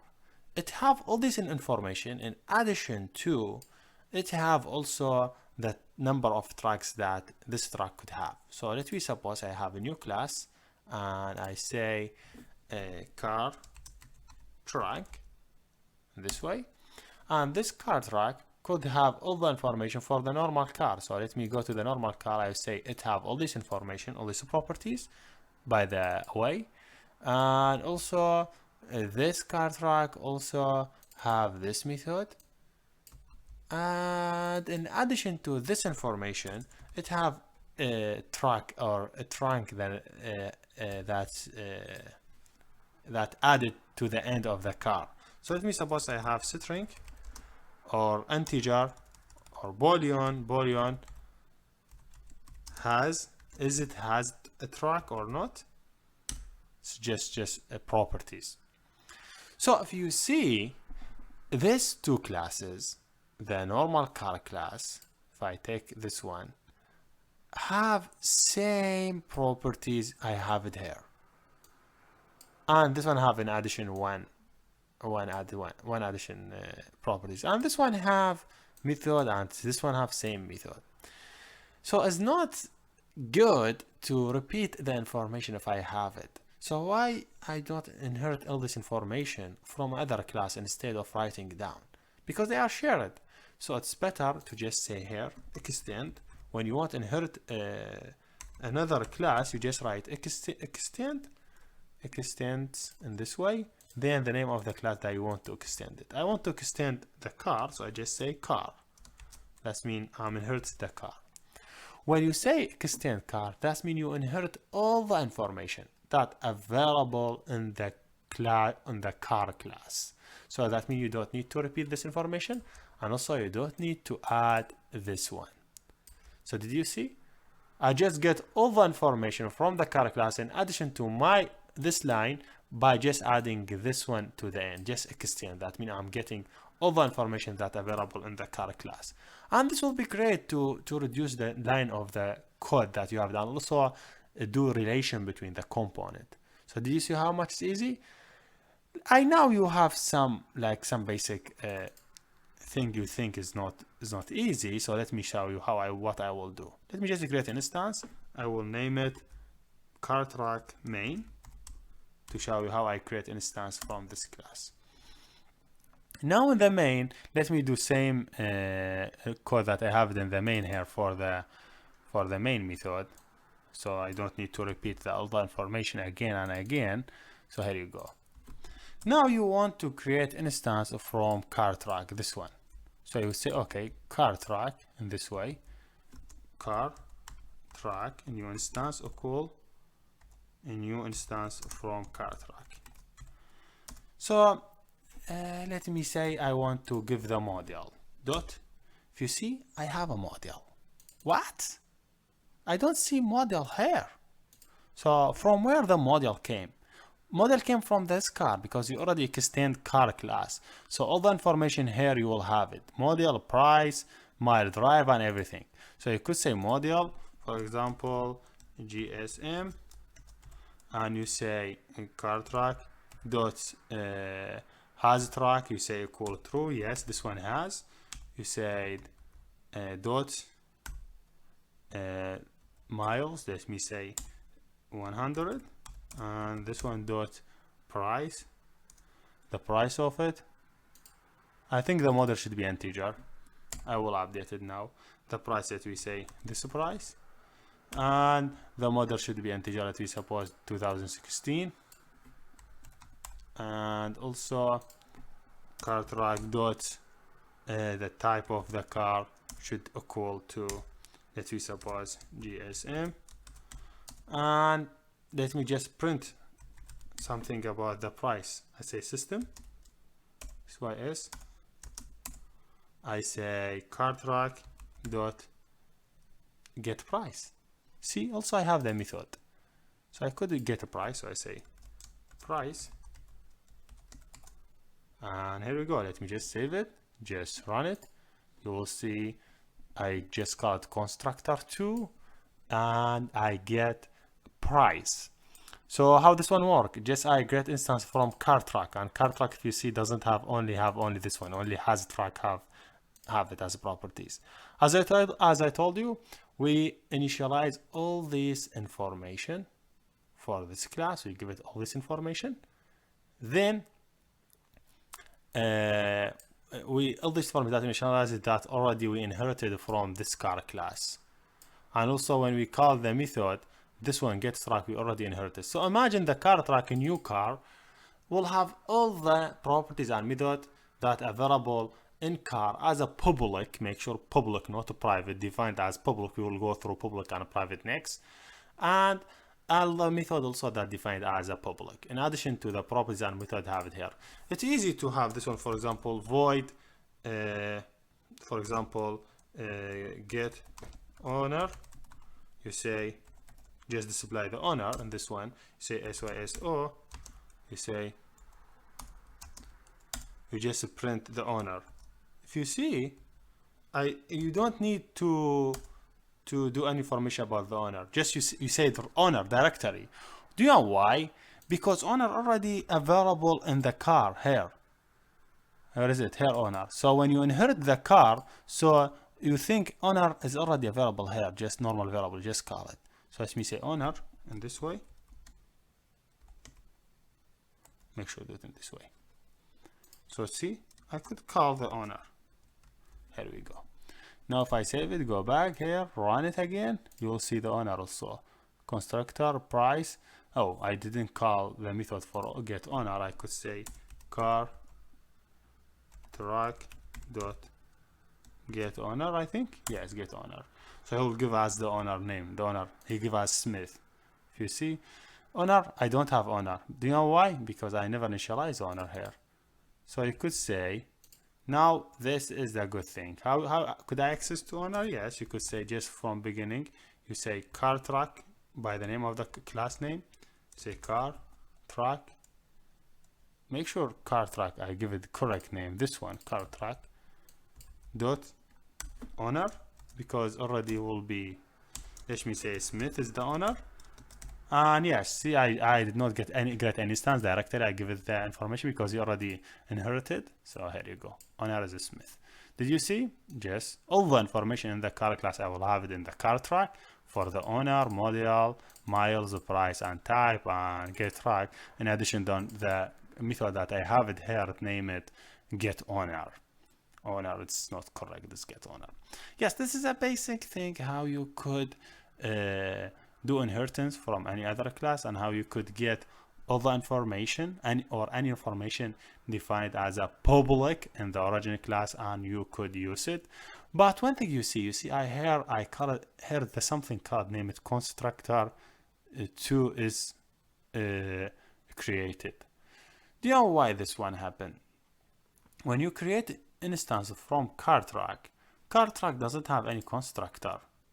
So he will go and call the constructor that in the car. But imagine I have now a constructor for the car track here. So let me suppose I have instance or constructor here, public, constructor for car track, and let me say SYSO,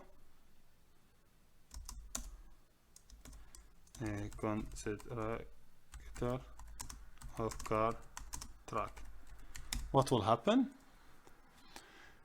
Let me show you what will happen and make you understand what we did. If I click run, you will see two constructors created. First one is the constructor 2 is created, then constructor track is created. Do you know why?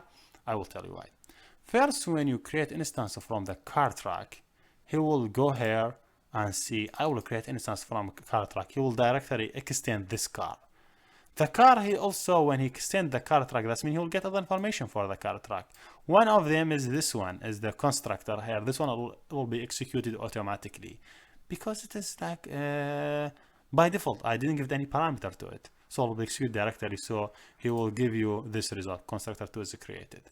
Then he will go next and he execute the constructor that you have it. So first of all, he will execute the constructor in the main, then execute the constructor for this class.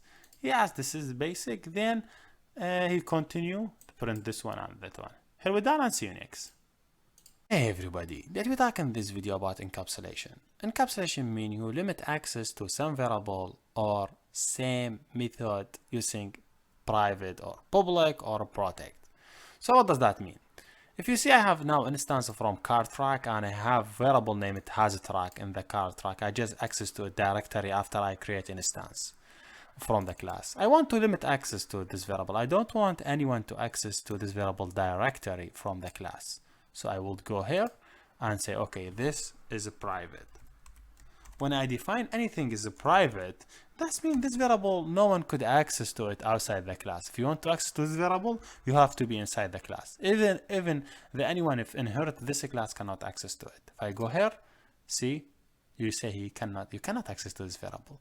So how I could, like for example, set this variable? I will do, for example, simple method. I will say void or set hascar. Not this way. Set.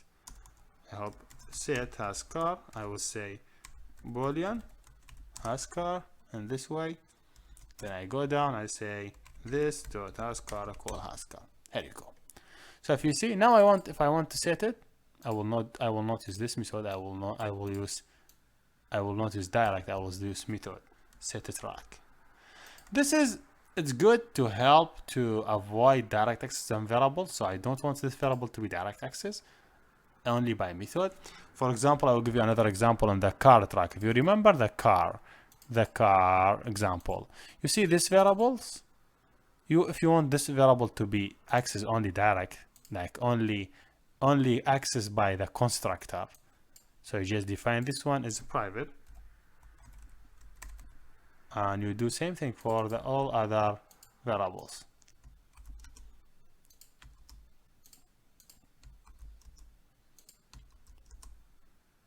Now if I save it, let me just go to the car track. Not car track, car main. If you see car main, first when I create instance from the car, there is no problem. Only the main owner, I don't want it to be private. The owner, I want to keep it public. So I want to access to it. Only I need this one also change it to private. So all the information private. If I go here to car, if you see, I could set owner. I could access to that information from the constructor and everything is okay. But this one will not execute because this one using direct access to the variables and I want to avoid them. And this is the basic example. But the one thing you have to know, because I defined this one as private, so the class, this class, that means car track, that extend track, will not inherit anything that defined as private. So if I go here to the, when I create instance from car track, I want to access module, I cannot. I want to access to mile, I cannot. Price, I cannot. Tab, I cannot. Because this one, when I inherit cars, I will inherit only the public information. I will inherit only the owner, and I will inherit only get price because it's public. If you did not write anything before the method, it will be public directory. So if you see, if I go here to the car track, you see the owner will not have any problem, but all the information have a problem. Get price will not have a problem because public. This one public, no problem. This one private, cannot access to it. So you could also define variable just by writing public. That means this one could be accessed to anyone in any place. If you don't write anything, it will be already public, but it's better to write public. Now if I see, I go back, the problem have to be gone, but make sure from this one also change it to public. So yes, public, that means you could access to it from any place. If I go back to car track, let me say, okay, this method is public also, that setting. So you could set method also, not only variables. And what he say here, has not visible. Just save it. Here we go. So also a method could be defined public as private. Let me suppose I want to define this method as private. If I go back here, you cannot access to this method directory. Only could be accessed in the class. So one thing you have to remember, if I define anything private, this method or properties cannot access directory using instance, and also cannot access using inheritance if you define it private. If public, you could access to it from any place. What if you want this variable could be accessed only from inheritance, but you don't want to allow direct access? For example, you say, okay, the model have to be accessed only from the inheritant one, not from direct. You say you define it as a protect or protected. When you define variable as a protected, if you see, if I go to a car track here, this one, if I get car track, I could access to the module because module it's be part from the car, okay, from the car track, and the car track already inherit car, so and this one protected, so anyone inherited could access to it. But if I go to the normal car, when I create normal instance directory, I cannot access to the module. I will have problem later because this will be protected, so only by inherited one. So just remember public, private, protect, and define it whenever you want them. Here we done, and see you next. Hey everybody, let me talk in this video about override. Override means there is a method in the parent class have some data, and when you want to inherit this method, you don't want it to have the same, you want to change it. I'll give you a basic example. Do you remember the car class have a number of information about the class and have the method for getting a price? And this method is getting price by real price minus the mile that the user driven multiplied by 100. So he will take off 100 for every mile driven. You remember there is another class named car track that inherits the class car and get all the information of the car in addition to has track. But when you came here, you say, okay, in the car we will take 100 for every mile, but in the track I will take 15 because the track is moving a lot. So I will not take 100. So this method you want to update it in the car track. If you see car track now, when you go to the car track main, when you run it, when he call get a price, he will use the origin method. When you send it 100, he will take the real price and minus by how many miles move, multiply by 100. You want to change it, you want to change it to 15. So what you will do, you need to override this method. So what you will do, how you overwrite it, you will take it and you will go to the child. This one already have this method, already have it already because you inherited. But now you want to overwrite it. So when you overwrite it, you will see, you will just write same name, same parameter, same everything, but different content. Make sure different content because you overwrite it. So whatever you want to write here, write. Let's, for example, I want to do this one return 15, not 100. I save it. Now if I go back, same code will execute. See the result now. I have how much the price, 18330. Now the price should be different. See, 18330. Why? Because now get price, when you call it, he will call this method that available in the car class, that by 500. He will not call this one, the original, because you overwrite it, you change it. Think about it in this way. There is a car class, have this all the information. When you inherited any public information, you will get, so that means you will get all this information in addition to this method. You will have it now in this line. But here you decided to change this method. So take same name, same return data, and different whatever you want to write. And this is the basic how you overwrite method. To avoid any error, just write this one, set overwrite. This notation will help you to overwrite, to help you if you really overwrite method, or if you write something error. If I say this one, he will give us error. Hey, this is not override method. That means there is no method have this name. You cannot override it. So just take this one off. Get price, yes, it's correct. You overwrite it. So this notation will help you to identify if you are really overwriting method or you are mistaken. You will see this one a lot in Android. Are we done? And see you next. Hey everybody, let me talk in this video about the difference between the word this and the word super. When you say the word this, that means this class. If I'm in this class, I'm writing this. That means where I am, I'm in car, a class named car track. That means you write car track dot has car. So the car track dot has car track dot has car dot you mean this one. So this is what mean this. So when we use it, this is a basic example. We use it. If you see, if I write has track, I have has track here as an input. So he will confuse. He will say, oh, you mean this one have high priority because I'm in this method. So you mean this one. You mean this one. This one equal this one. No, I mean this one. I want to access to this one. So you write this. So use word this whenever you want to access the properties or the method in your class when you have some confusion, like this confusion. And you will see this with the word this a lot in Android. So what if I want to access to parent class and parent properties and method? I will tell you a simple scenario.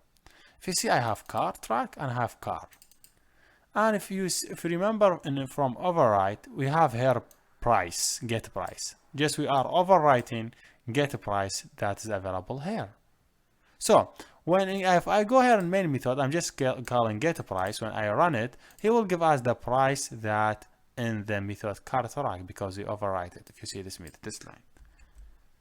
So what if you want to call the get price that in the parent? Now if I say here, if I system.print get price all once, he will print for us the get price in my method because I'm talking about my method. If I save it, I just go here and run it, you will not see any different. You will see same price because I'm calling same method. What if I want to call the get price in super? That means in the one that in the car track, the one that I'm extended. So I just write this super dot the name of the get method. When you write super, that means hey, I'm talking about which one I'm inherit. I'm inherit from car. That means I'm talking about car. If I go to the car, he will execute this method. If you see this one multiply by 100, but this one will multiply by 15. So I have to see different. So let me run, and is they will be same or will be changed? They have to be changed. If you see, now I have changed it. 1330, 18330. So why? Because you write super. The word super mean you talk about the main, the one that you inherited. So if I say super dot mile drive, I'm talking about mile drive. If I'm talking about get price, I'm talking the get price from the car, not from my method. This one is different from this one. This one I'm calling parent, this one I'm calling current. What if you want to call the constructor? For example, here you have the constructor and you want to initialize that constructor. You could say this way, super, and you could send the instance for the constructor. Did you see the instance? If I just click on it, you could say, or you could send whatever. You could send the parameter for the car. You could don't say anything. It depends on the car. If you see the car constructor have two type of the constructor. One of them that did not receive anything, and one of them is getting number of parameter. Whatever you want to call. Feel free. Imagine I want to call this one. So if you remember in car, when we call it, we send this parameter. So let me suppose I send this one also this parameter from car, from this one. Just so if we say super, I open a bracket, I send this parameter. That means I'm calling the constructor in the car. I send it this parameter. That means hey, I mean this one, this constructor. Did you see? If you save it, you run it, you will see different here. Here you go. So this user constructor one is created. So this is a basic thing that I want to share with you. You will see this word a lot in Android, super, when you want to call the constructor in the main class. And you will see super a lot, and you will see this a lot. Here we done, and see you next. Hey everybody, let me talk in this video about aggregation concept. Aggregation concept is really easy concept. That means you have instance of the class inside another class. So I have, for example, here car, the information about the car. I want to have the information about the owners in other class. So let me suppose I have here other class. I name it owners.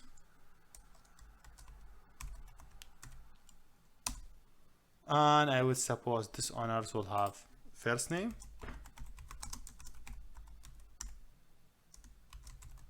and they have last name,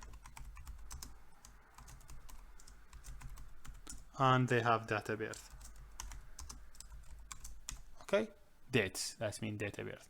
You could, if you see here you say, hey, there's a problem, you could say import for the date, and here you go, make sure last time. So this is the information about the owners. You want to have this information aggregated. Aggregated means instance inside another class. It's really easy to do that. For example, here in the car class, you say, okay, I have instance of the owners. I say owners. Then you could initialize it. For example, here in constructor, you could initialize it. So call a new instance of owners. You could do initialize not same line, other line. So you could initialize it here, and you could give it any data. This is what we mean by aggregation. Aggregation means you have instance of from one class inside another class. And this is very easy concept, like first name, same thing. You give it first name, for example, Hussein. And this is the basic concept for aggregation. Here we're done, and see you next. Hey everybody, let me talk in this video about inner class or nested class. So to get started, I just create a new class, and I will name it inner class. So just make sure inner class. Okay, this class will have a constructor, or not constructor, or main method. Inner class or nested class mean you have a class inside another class. Imagine I want to have information about animal, so I will have a class, name it animal, and also this class have two information, string for name and string voice. Okay, so this is two information about the class animal. If you see, here's it. You could add a class inside other class. It's really easy, and you will use that out in your programming. This means inner class or nested class. When you want to get instance from this class inside normal method, for imagine I have this method void call. You will call it in a really easy way. Just you do instance from animal. You say animal, or call a new instance from that class. Okay, and you could access to the, for example, name. call, for example, monkey, okay, and dot voice. I don't know what I have to write in the voice, but say whatever. This is see how I could access to it from normal class. But if you want to call this method inside a static method defined as a static, the class have to be static also. And you know what static means. Static, you have one version. So how is it? This is. Yes, this is a basic thing. If I want to print it, sys o, then I will say animal.name. Just make sure everything is okay. So just me print this one, and here we go, monkey. So one thing you have to remember, you could add a class inside another class, but if you want to call it from static method, this class have to be static, or if you call it from normal method, do not have to be static. Here we done, and thank you for watching. Hey everybody, let me talk in this video about abstract class. When you define any class as abstract, that means you don't want to allow anyone to create an instance from that class. If anyone want to use this class, he have to inherit it. A basic example I could give you for a credit card. You don't want anyone to create instance directly from a credit card. He have to inherit it to use it. So if we go back for our car class, we have car information about the car and have some method for car. And there is another class who inherit this car, name it car track. If you go back to main method, you would see we create instance directory from the class. Now you decided to don't allow anyone to create instance directory from class. You have to inherit it to use it. So just you go before the car and you go to the car class and you add the word abstract. When you add abstract, that means this class cannot be a create instance directory from it. If you see here, you cannot create instance directory. But if you go back here to this one, to the car track, here there is no problem because he inherited, so that's okay. So just remember, when you want any class to be only inherited, you just change it to abstract. Here we done, and thank you for watching. Everybody, let me talk in this video about interface. Interface means you have a number of methods and you want to use this method in different classes with different implement. So you would use interface. The benefit from interface, your class could implement more than one interface, but your class cannot inherit more than one class. So the benefit of the interface, you could do more than one. Also, interface help you to construct your code. So if you go and define some operation for addition, subtraction, for example, modification, and you could implement in more than one class, so all the developer, when they work, will understand, hey, this implement for that class, and you understand what this method means. So let me give you a basic example. Let me give example about operation, add, subtract, and other stuff. So I will go add a class. I could add interface. So it will be easy. Let me just say, give it a name. Let me say, I will give it name operation. Okay. I hope operation, not operations. Finish. If you see, the name is public interface, not public class. Interface. Operations. The one thing you have to the interface, you just define the method's name. For example, you have integer sum for integer n1, integer n2. But there is no implement, just the name of the method. Example, you have more methods, just give it the name for the method. So just naming, so just this one for sub, and this one for div. Why we miss multiplication? Let me add multiplication also.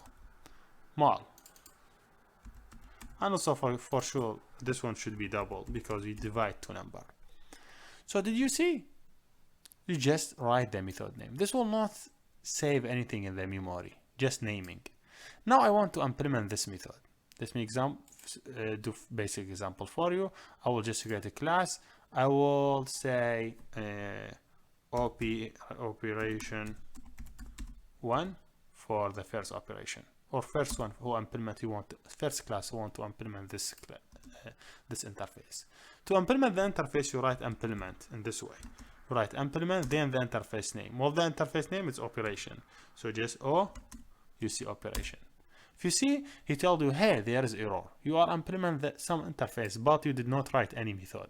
If I go here, click here, he say, hey, there is 4 methods. Do you want to implement them? Yes, implement them, please. If you see, he implement 4 methods for us. And also return and everything. Also, he was use word override because he overwriting method. So let me suppose I will implement this one for n1 plus n2 because it is sum. I will implement this one for n1 minus n2 and this one n1 divided by n2 and this one should be n1 multiplied by n2. And that's okay. Yes, now we could create instance from this class and everything is good. So just make sure there is no error, but what he gives here, the method integer must be override to implement. Yes, we are already overwriting this method. It's because, yes, there is no error because you are already overwriting the enemy implement everything. So yes, this is the basic thing. Make sure just this one saves so you will not have a problem here. Now you want to do another operation. Let me say operation, another one. And I say operation 2. The second one want to implement this interface. You also will implement this interface. You say implement, then the interface name operation. Okay. If you see also, hey, he said there is error. You are implement interface, but you did not implement or did not write the method. Okay, hey, implement them, please. If you see this one. Now I want to say, okay, n1 plus n2 multiplied by 2. Everything multiplied by 2. So this one multiplied by 2. This subtraction multiplied by 2. This should be the division multiplied by 2. And this one should be the multiplication multiplied by 2.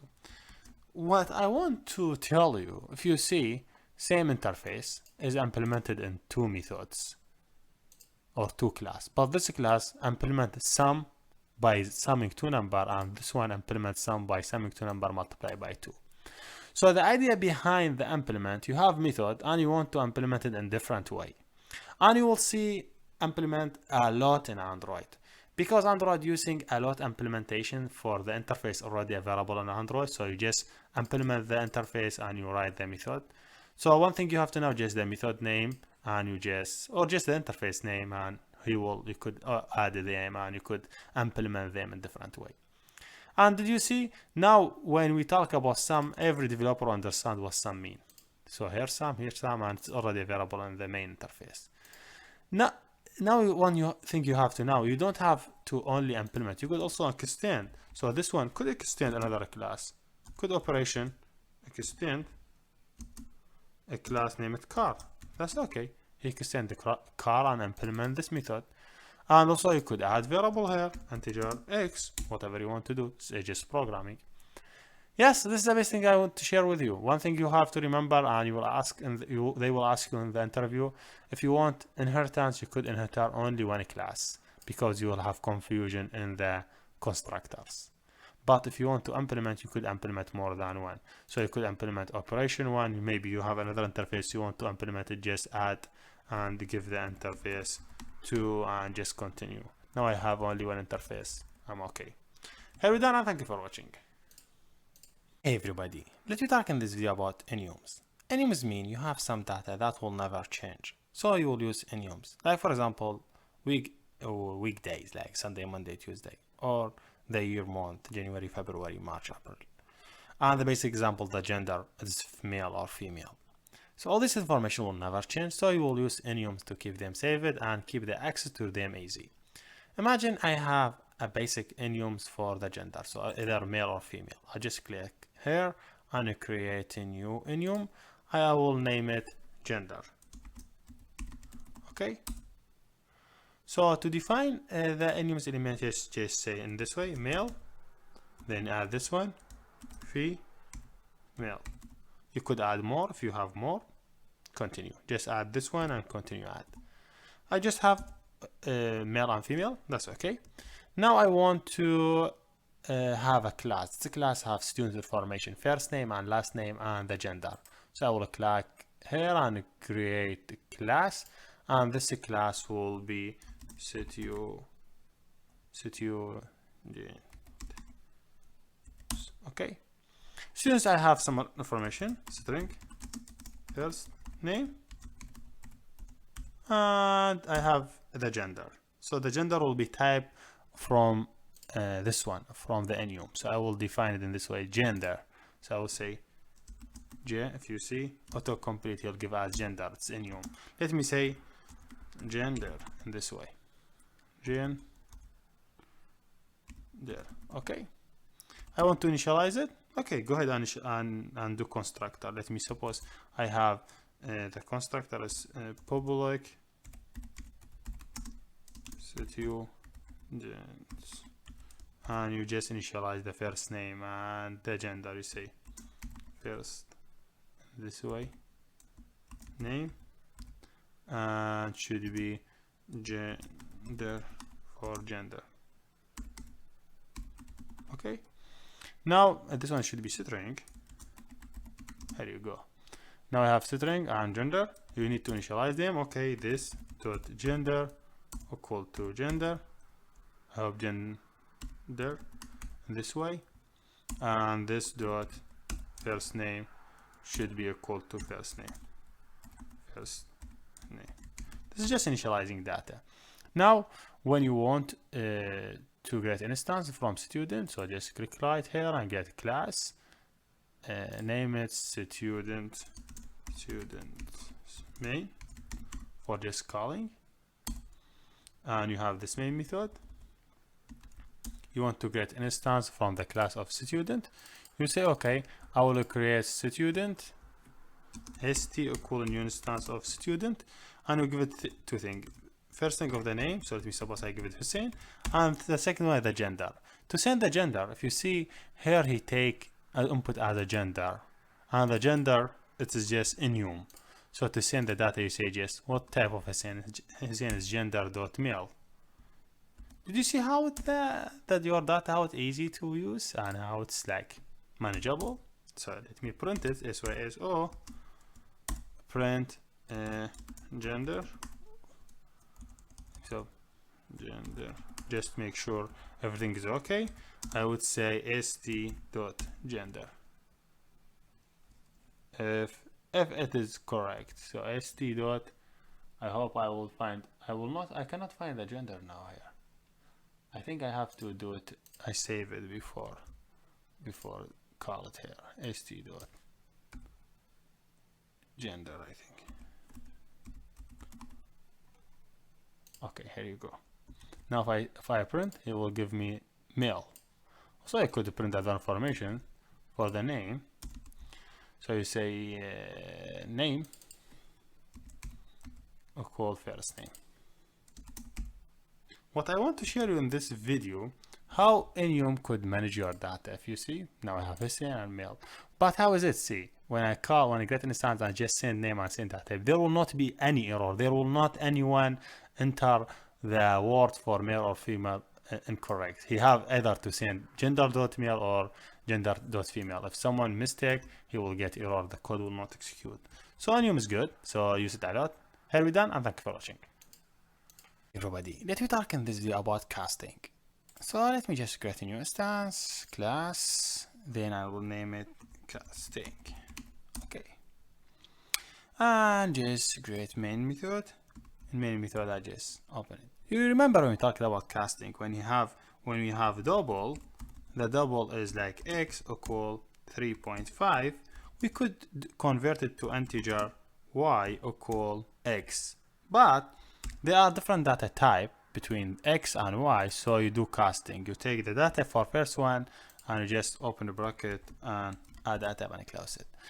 We understand this one could be only between double and integer, double and a float and double. This data type you could convert between them because they belong to one family, but you cannot do it between string and integer. You could do same thing in casting between the classes. So if you remember, we did car class for the car. So if you remember, this is the class for the car. And have some information about model and all the information. And we have another class for track, so car track, that inherit car class. And this is the information for a track. if you see in the car main, we just, or the car track main, we just create this, we initialize the car track with this information. Let me just copy this one and move it to the casting so I will understand what I'm doing. So let me just move it this one. I just create a new instance from car track. I give it all the information for the car track. If I save it, I run it, I have some information about car track. Now the question is, car track is the instance or the child of car. Could I do casting from car track to car? Yes. So how I do that, I will tell you. If I go back here, casting, I will create a new instance from the car. Let me suppose I will remove these two lines. I don't need to call them, and I just create an instance of the car. I will say car equal my car equal what? Equal car track. This instance of character that already initialize it. But there is different data type. This is car track and this car. So I need to do casting. So I say, hey, cast me to the car. That means take car track to car. So what will happen? What will happen, he will take all the data that available in car track and in car and set it. So now if I say my car, if I just print something, so s.o,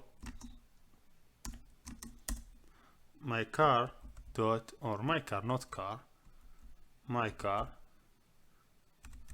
dot, for example, miles, he will give you the miles that you have it already in the car track.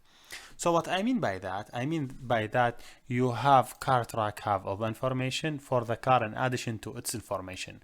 When you do casting to the car, he will move only the information shared between car track and car. One thing missing here, for example, we did overwrite to the car, to the get price for the car, he will override the origin method. So you will if you call get price in car, he will call this method, he will not call the car one. So just imagine you have car and car track inherit all the information from the car and he set that information. When I do casting, he will take the set information and add it inside the her place in the car. This is the basic information about casting, and here we're done, and thank you for watching.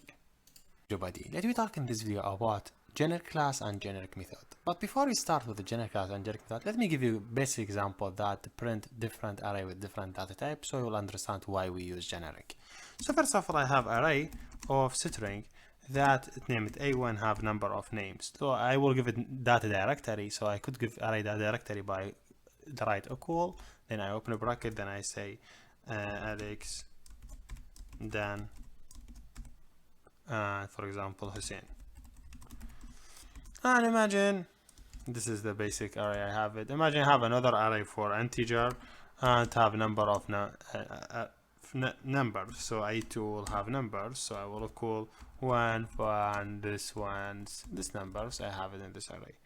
And imagine the third array that I have it. Just me remove this one. It will be double. Okay, that's great. Double will be A3 equal, I open a bracket, will be 3.4, then 7.6, then 5.2, whatever, then I close the bracket. Just 3 array. Now you want to print this array using a method. So how you do that? You just go here. Let me say void. I have a method, and this method, let me first print first one. I would print, let's say print, I open a bracket, I will print string array. I will take it in this way, AR, then I could print it. There is many ways to print it, but because array is number of element, I could go through it to another type of array. I say for string s in the AR. So this will help to go through all element. When you define array loop in this way, you say, okay, I have loop.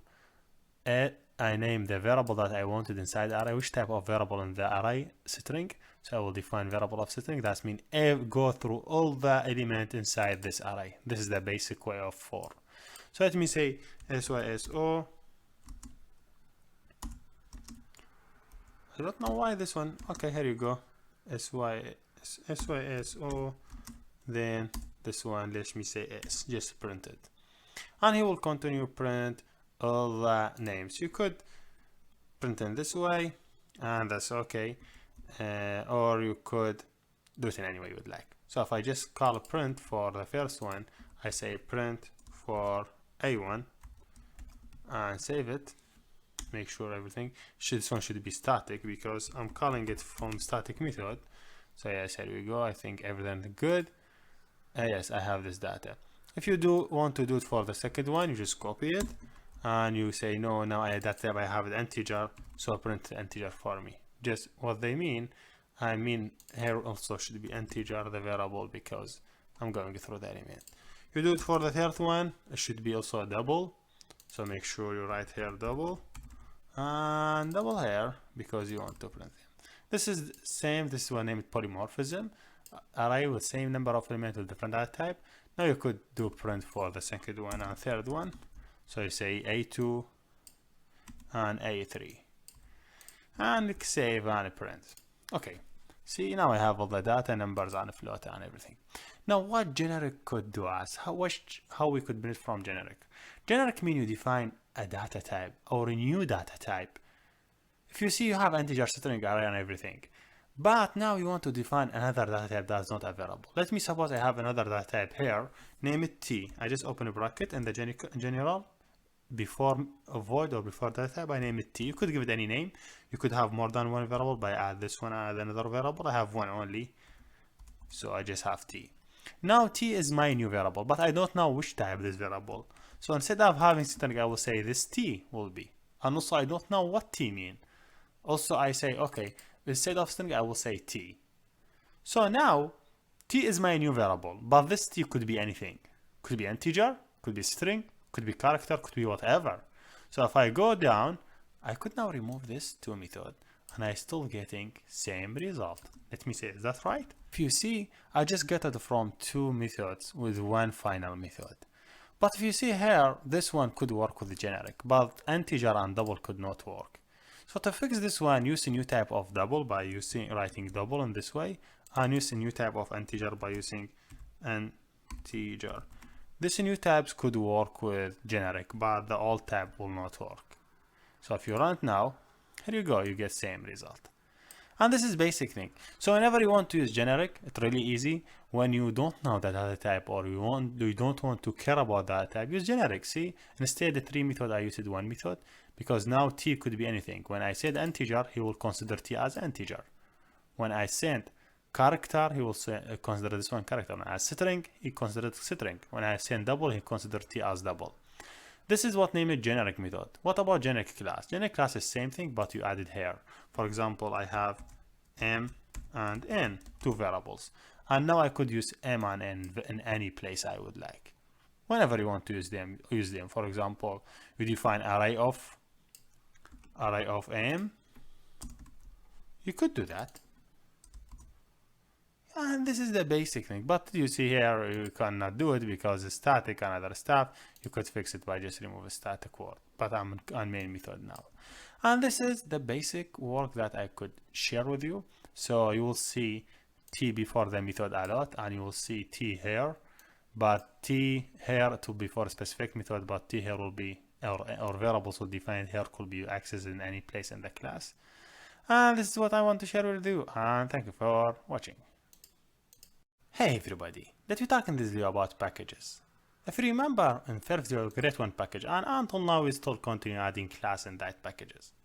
But on your project raw, you will have a lot of packages. So how to create a new package? Just on src, click right, and click package, and give it any name. Let me give it long name, com.example.array.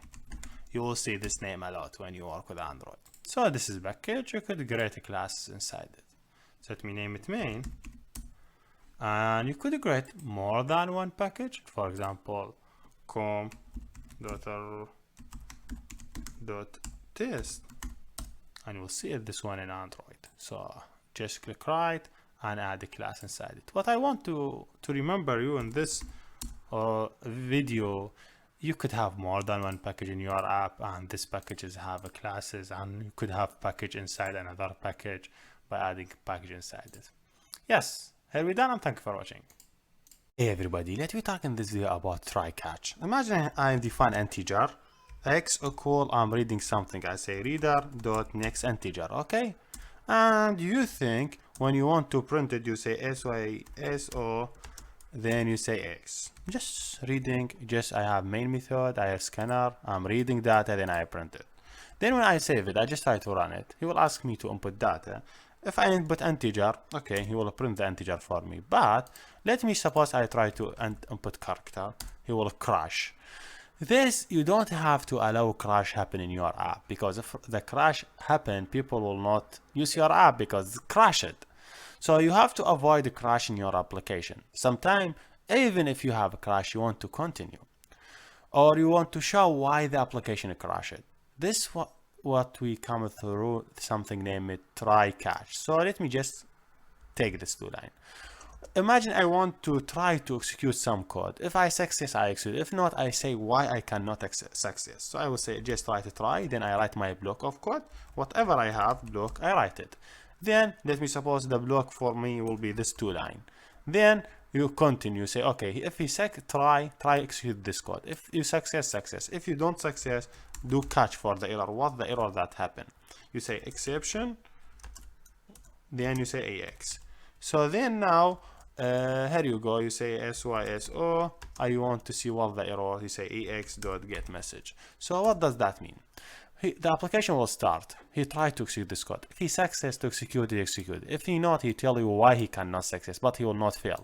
If you have line here, SYS, I say and file, for example, this time continue executed. Let me run it and show you. If I now enter any character, he say null the error and he say end file. But if you remove this code and this code and you try to save it and run it again and try to execute same code again, you will get into error. This time is not executed because he find error here, then he crash it. So maybe you want to continue. That's what I mean by try catch. So just try to do this. If you cannot success, do this, then continue. You don't have any problem. Sometimes you need to add finally. Finally mean by the end what you want to do. You just say in this way, finally, and then you could do anything you would like it. For example, this, open and a bracket. If you would like to do finally. So this is a basic thing. You just try to do this thing. If he success, he will do it. If not, he will do catch. But in both time, he will go and do finally. If you want to write anything in the finally. So for example, SYSO process. So now if I click, even if I enter correct, he will write to process it because he execute this block, then he come here. If I try to run it again, I enter character. Also again he write to process it because he cannot execute this one. He go and execute this one, then he execute this one. You could go through step by step to understand what's happened. So if you just add here debugging and try to run it and see how this one work, you say okay, I have this my code, I have next read, let me just move next. You say okay, enter, let me suppose I enter real character. Okay, I will go, he will go to the try catch and execute it. See, he will not have any problem. Otherwise he will not do to the catch, you go to the final. Otherwise he will go to the, he will continue without any problem. But if you have error, he will go to the catch and catch the error for you and tell you where is the error. And this is the basic example that I want to share with you in this video. If you see here, I get catch error because there's error happen and he give me the error message. Here we done and see you next. Hey everybody, let me talk in this video about files. Files mean you save data in your computer virtually. So when you close your app and you reopen it again, you could see the data. But now when we use variables and array and other stuff, when we close the app and we reopen it again, everything is going cleared because they stored in the memory. So when you're done, there's a garbage collection, it clear everything for us. So with file, no, everything will be saved. Even you close it and reopen it again, you still have the data. So let me give you a basic example. I will click right here in my package and say new here class, I name it my file. Okay, I will create my run method, this method. So let me first of all create a method for, or create saving to file. I want to have file and save data for it. There is a many way to save to file. There is save to file binary, save to file text, whatever. I want to save text in the file, so I will use this one, FileWriter. Okay, I will say FO. If you see, FileWriter is from one class, is from IO. So if you click here, you see just I imported Java IO FileWriter.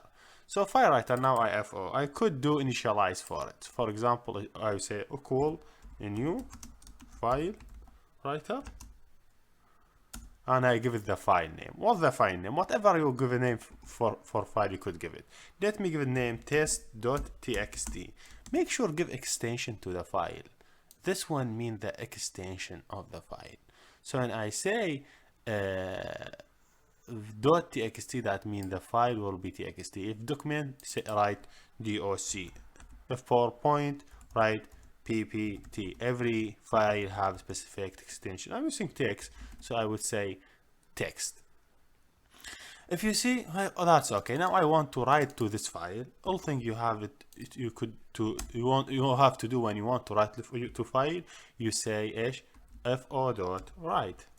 Then here you go, write your string. Let me suppose I will write welcome to a new Java file. Okay. Then here we done now. Now, whenever you open file, you have to close it when you're done from it. Because if any other one try to open the file and you already open it, he cannot open because only one could use the file. So make sure you close it when you're done using from your file. And here we're done. But if you see there's a problem here, he give you error. This is not really errors. This is a try catch. What does that mean? Sometimes there is no file. So, or he cannot create the file. So you will run into problem. So you have to use try catch, or Java ask you to add try catch. So what does try catch mean? Try catch you mean, okay, I need this try to execute this code. I will add between a try, and if this code is not executed, do catch for me or catch the error. What's the error that happened? You say exception ex in this way. So I will tell you more. Then you say, okay, let me print the error sys. Please print the error ex.message. So or get message. Let me understand what this code do. This code will try to execute this block of code. So if he could execute it, he will execute it and he will continue to this line 17. So he will see whatever he have it here, he will go. If he cannot execute this code for any problem, he will try to the catch. So he will not crash, he will never crash. If he cannot execute this file, he will not crash. So let me just try to save it and run it to see what is going on. Everything should be good. Now I have to go to the file demo. So let me just go to my computer, duplication, workspace, make sure in the workspace, where is it? Here is it. The name of my application is First App Demo. First App Demo, here is it. This is my text file. If you see, welcome to Java. Here we done and see you next. Everybody, we talked in the previous video how we could create file by doing these lines, and we saw how the file is created, and this is the file. Now I want to read the data from this file, how I could do that. Before I go to read, let me just take this code and move it to a new method. Let me name it FileWriter. So I would say void FileWriter on, and this FileWriter will take string as str that I want to write it to the file, just to make my code more professional. And just I move instead adding lines, so I add str. So whenever I want to call this method, I will just write FileWriter and send data to the file. So let me do for example, if I want to write FileWriter on, I say just send the data test, and he will save data to the FileWriter on. Also make sure, because this one is static, this one the FileWriter have to be also static, so you could write to it. So this is the basic how I could do it in the function. Let me just move on and try to do FileReader. So just void. So I will say FileReader on. Okay, and I will not do anything as an input. I just write reading. So to read file, just do FileReader in this way. Say let me fn. So Then equal when which file you want to read. I say new FileReader, the file, not FileReader. I make sure FileReader.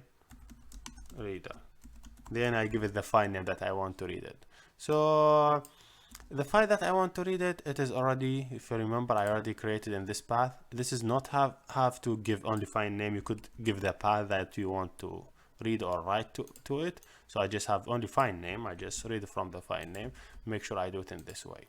So yes, this is a basic example for FileReader. So if you see here, he asks you for import FileReader. Okay, go ahead and import that class. And now I want to read. How I could read?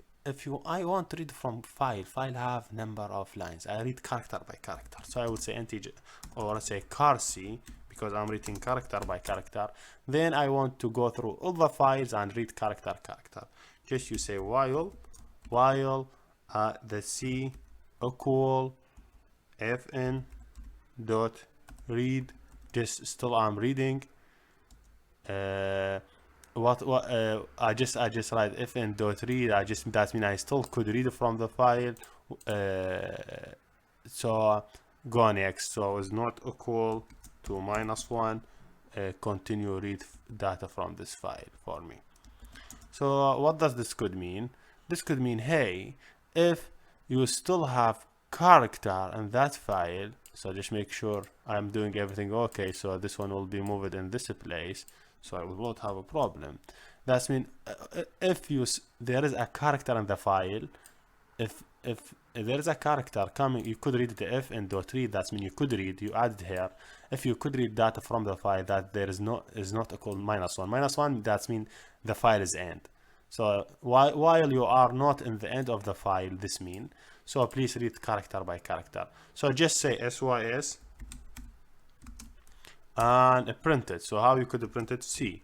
But if you see C here have to be integer, so make sure here it be integer, then you change it to the character in this way. Why this one? I will tell you why.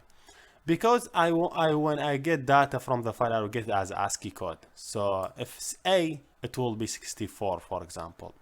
So if it equals 64, for example, that means this one is not equal -1. That means I have character. So C, then I just convert it from ASCII code to a real character. So integer to character, I get the real character. Then I will continue until I will not have any character. When I don't have any character, the result will be -1. So he will go out from this. As I told you, maybe there is no file, so it's better to do try. So please try execute this code if there is a file. If there is not, please catch the error for me and tell me what the problem is. I say exception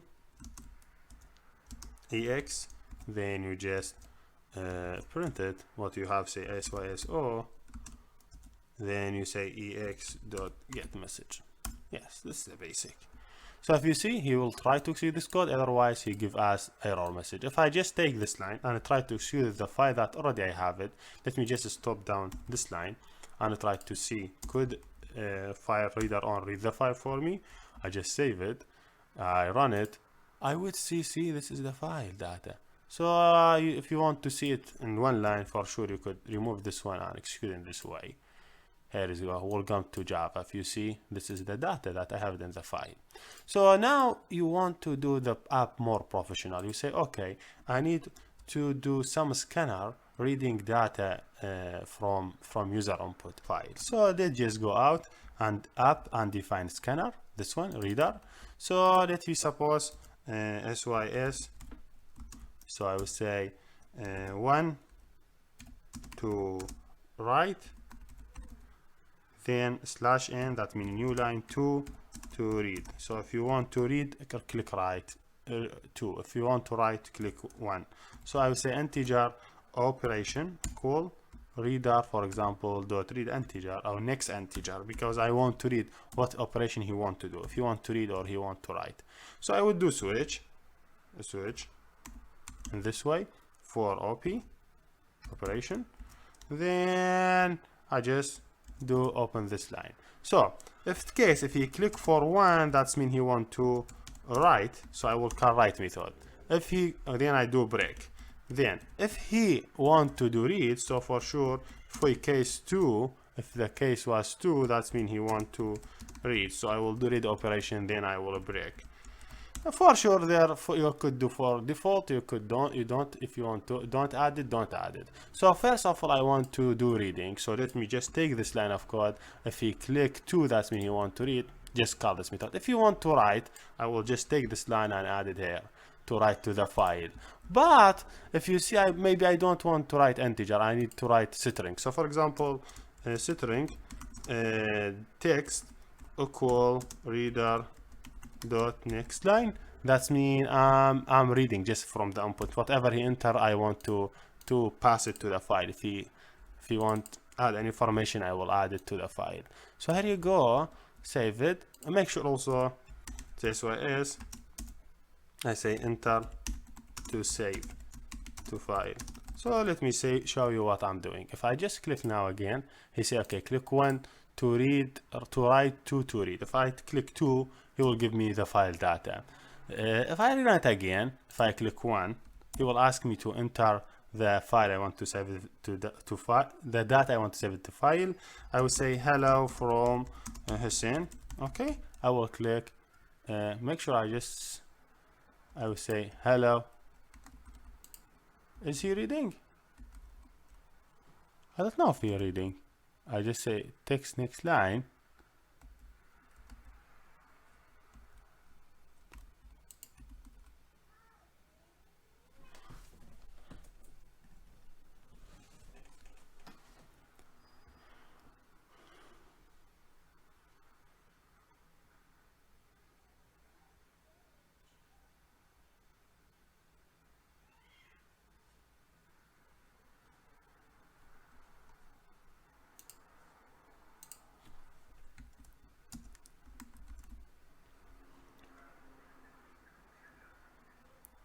So if you see, I just get into problem. He cannot read with this reader, so it's better to define another reader because I don't know, because the reader already used it.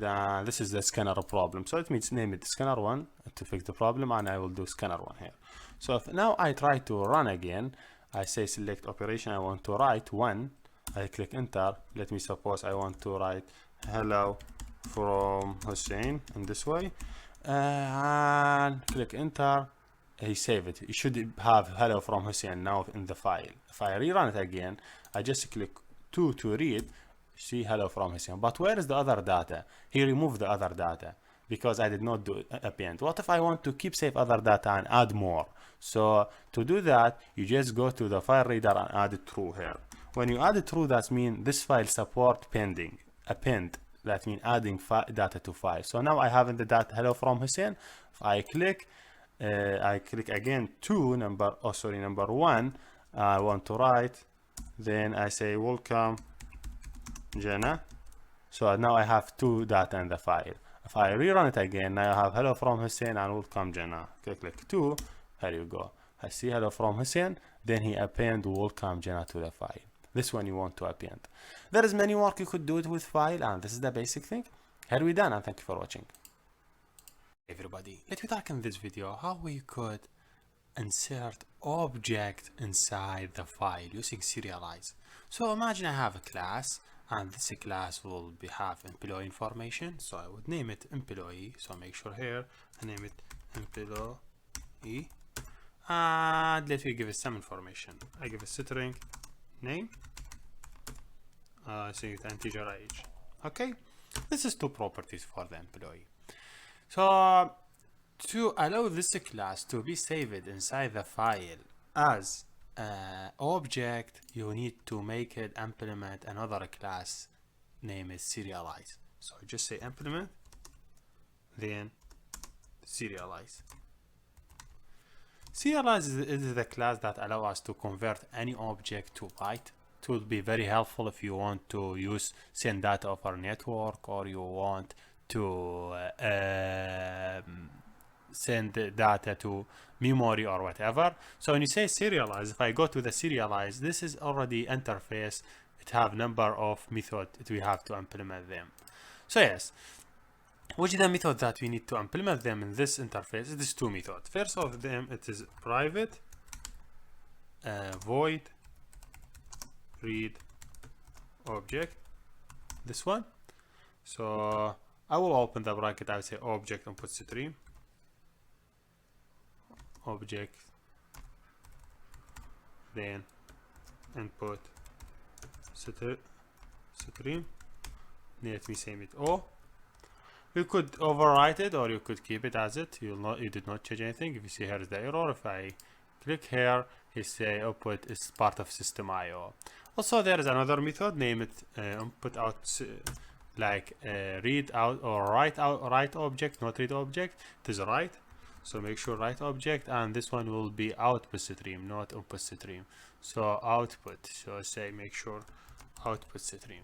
So this is two methods that are responsible for convert this object or this information to byte or get it from the byte. So how I could work with these information, just see also I have error, so let me make sure import system.io stream. Here we go. Now I want to save these data to file. So if I go here, I save a class, and from the class I name it employee file. Okay, and let me start working with this file. I say okay, I have instance. I say okay, first of all I have public, okay, static, make sure public, static void main string of args in this way. And first of all I need to work with files. So first I need employee information. I just have instance from the class employee that I already created before a few seconds, this one. If I read it, this one, my class employee, so I just create instance from it. I say employee mp equal a new instance of employee. It's just a great instance from employee. EP what have it have name, so let me suppose I want to save Hussein, and also mp it have age, let me say 27. So this is two information. I need to add this information to file. There is a many way to work with file, as we discussed some of them. So another of them we say file output, this type file output stream FO, then it's equal a new instance of file output stream, because I need to work with stream. So I'll give it any name. Let me name it employee.txt, and yes, here you go. This is my file. Then what I need after I create this one, I need to move this object as stream to this file output stream. So I need to define another one, name it object output stream. If you remember when you create here object output stream for writing, so you define object output stream, you say out call a new instance of object output stream, it will take FO. That's mean okay, I have this file for output. I just add in my object inside it to move it to the output. So if you see also this one need import for object stream. Then now I think it's time to write to the file. You just say out dot write. When you say out dot write, you say dot write object, and what the object name you want to write it is employee EP. This already converted to object. You don't have to convert it because already it is extends serialize, and serialize are responsible for writing them as object. So here we go. Yes, this is a basic thing. So how you could write the object to the file. Then when you're done, just say close it. When you're done, you say okay, I need to close this file. I say op out.close it, out.close to close the file. And here you go. But if you see here is he needs surrounded, so make sure add surround, and that's okay. I think now I have everything right object, and everything is good. I don't have any problem in it. What he say here? Here also, oh, he need a try catch. So let me add all of them inside the try catch to avoid any error. So yes, here I do catch in this way. Exception for EX. Here you go. So now if you run this code, you will move Hussein and the information for it to the file, but he will move it as an object. If you save, if I go to the where I save it in the document workspace, where is workspace? Let's make sure I'm looking for workspace. This one, this is my app, this is my employee. He will move it as an object. If you see it, you cannot read it. He is just object. So to read this one, you have to go to next video. Hey everybody, let me talk in this section about parallel processing or multi-threading in Java. So, I will give you a basic example. Imagine you are browsing news, so you're doing task 1, something getting news from the server. And sometime you need another task working in background fetching notification. So you have 2 tasks working in some time. So this cannot happen until now because we understand the program executes step by step. Maybe we want to ignore something, so we use if statement, or maybe we want to repeat some block, we use for loop. But doing 2 tasks in some time will not happen until now. But with parallel processing, we could execute multitask in some time on the process. And this is what we needed. This is a basic example we use it here in the app. So we don't want the UI blocked while I'm doing another task. For example, user want to see the UI or use the UI, and in some time he fetching news from the server. If you don't use parallel processing, fetching news from the server will block the UI because the task is executed until it's done. The UI could work again. So, but if you run it in different threads, so everyone could run at once, so you will not have this problem. Then this is a basic example I could show you, and you will see it in an Android course. So, let me give you an example about synchronous and asynchronous. Synchronous, that's what we learned until now. So, if first task have to finish, then the second task could start. So, if I have task 1 and task 2, task 1 is working, then it's done. While that time, task 2 did not do anything, just waiting until task 1 done. When task 1 done, task 2 start working until it's done. Did you see how it's working? So task 2 spent like around 5 seconds, for example, did not do anything, just waiting. But with asynchronous or parallel processing, the operation is different. If I have task 1, task 2, task 1 start working, and sometime task 2 start working.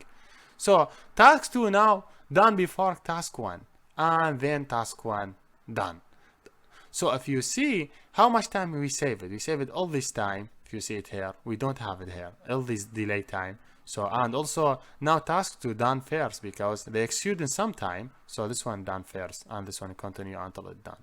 So you could save, time in execution and run more than one task and keep your UI would not block. So let's get started and see what we do, how we could do that. Hey everybody, let me start with first example with thread. So let me just click right here and create a new class. I will say create a class and I will name it my thread. Okay, in this way. And this is the class. When you want to work with a thread, you have to extend a class from tab thread. So you say extend, that means we extend class name it thread in this way. Its first character should be capital.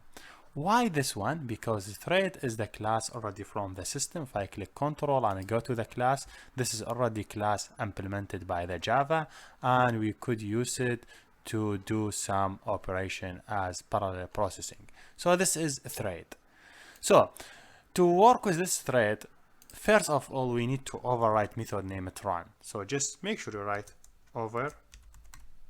I override for the method name it public void run. Why I used override? To make sure I'm overwriting the method, to make sure this run already available, and make sure if I run something wrong, he will give me, hey, you have error. So I write the word run. So first of all, to start with multi-threading, first you have to extend the class name at the thread. Then you have to implement the method run. All your code will goes here, will goes under run. Whatever you want to do here, your code.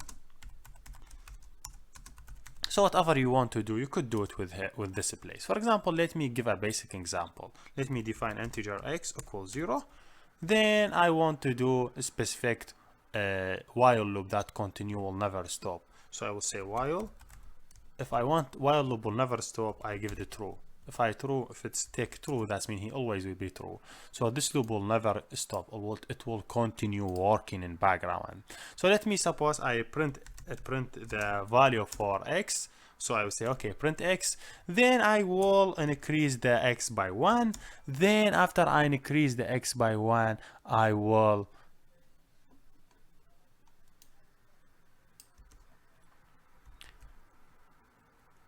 here we go.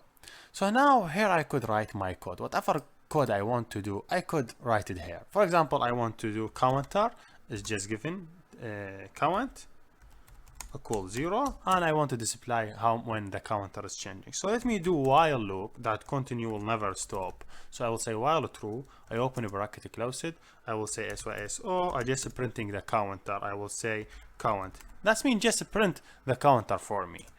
So he will continue working in background and continue printing, because this one will never stop, so this one will continue printing the data. But I want to get some sleep. So what I mean by that, let me just first go to create another class.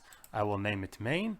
So let me here, I go to the class, I'll name it my thread main, and this class is just normal class that calls the thread. So just having main method and create an instance from the thread. If you see, this is my thread. What's the name of my thread? Here is it. It name it my thread. So to create an instance from a thread, just say my thread, for example, t equal a new instance of my thread. Just create an instance. To start a thread, you just say t dot start. Okay, and here you go. You're just starting the thread. Just by writing t dot start, the thread class understand automatically you need to run this method. So this method will continue working as parallel processing. Just think about it in this way. Just write t dot start, the thread will start. So if I run it, you will not see a numbers change. The number change will be very fast, so you cannot see anything, because the change for a number is very fast. So to fix this problem, just let you show how the data is changed here. So just give you sleep. I say thread dot sleep. When I give sleep, for example, 1000 millisecond, that's mean I will type this line of code in the screen, then I will wait 1 second, then I repeat the loop and then continue. So you will see what happened. If you see this is error, because thread.sleep need to be in a try catch. So make sure click here and surrounded by try catch, because this is how sleep work. So just try catch between try catch. Just save it. If I go back now again, if I rerun it, I have to see it, but I already run it from I have a run from previous time, so it will make a problem. Let me just make sure I just remove it.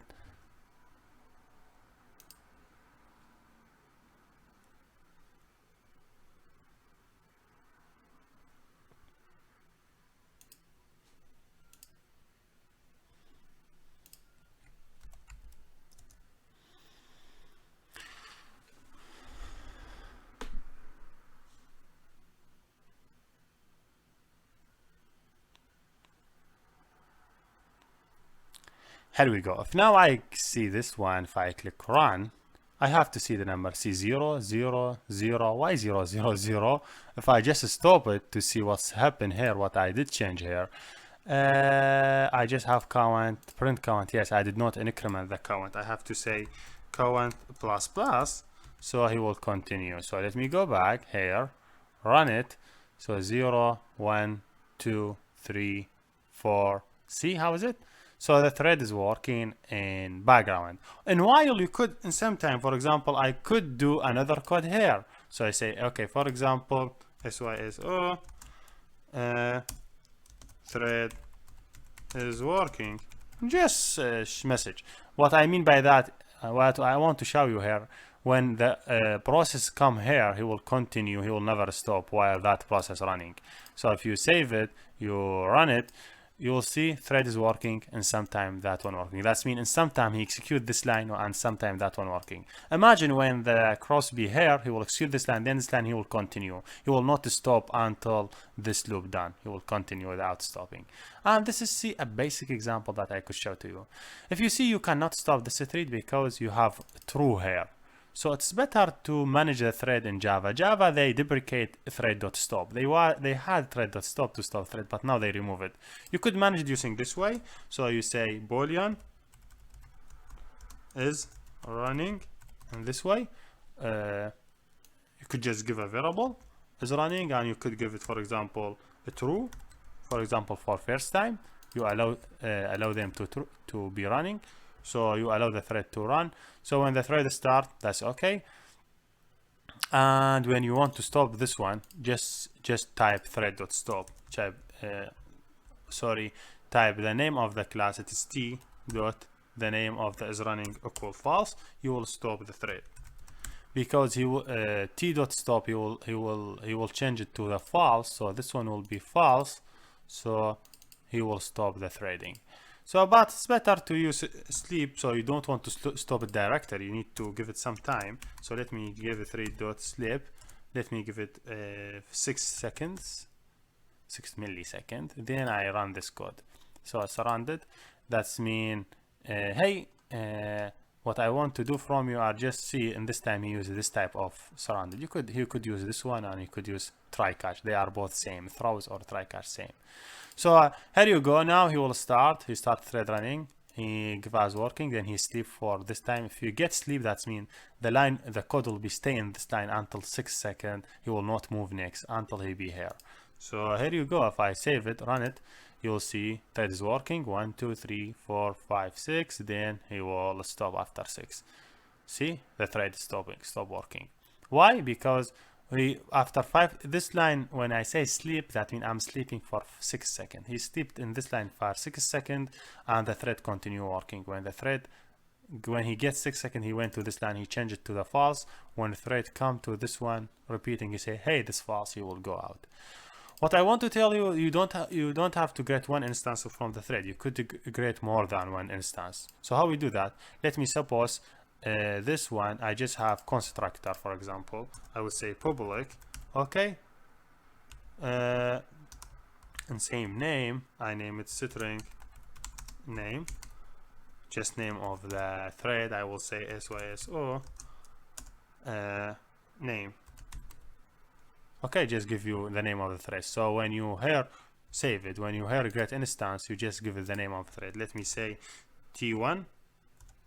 So just to create first instance, unstarted. Let me suppose I will also create second instance here.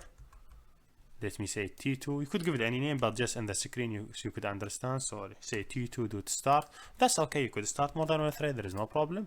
If you run it, you'll see now 2 thread working. See t1, t2.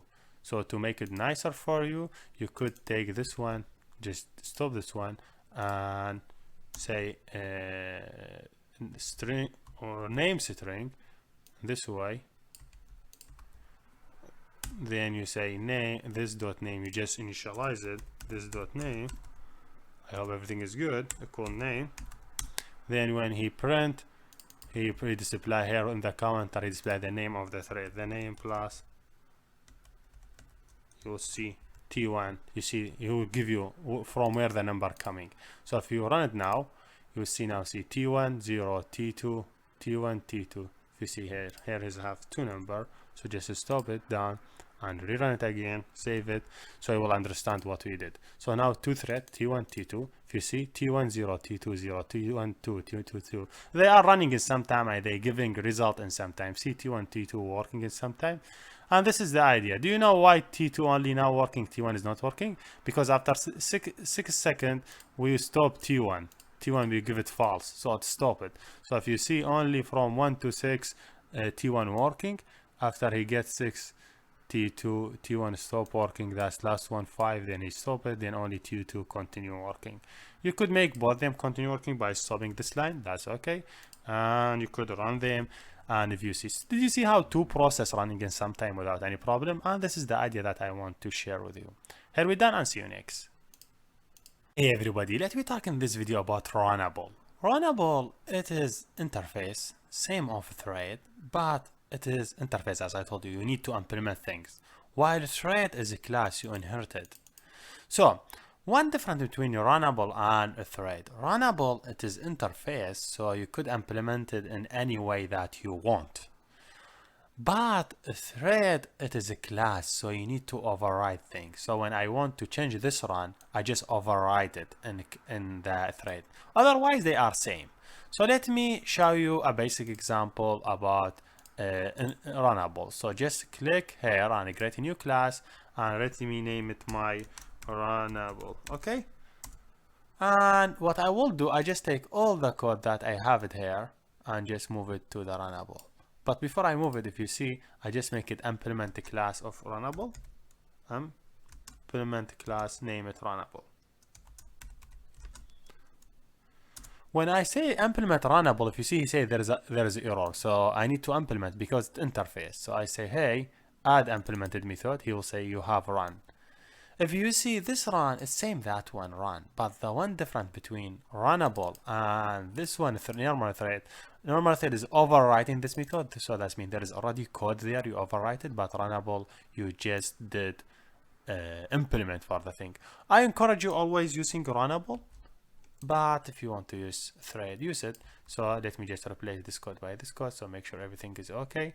Yes, but only the name of the class should be runnable when you initialize it. And here you go, 100% is okay. So just implement runnable.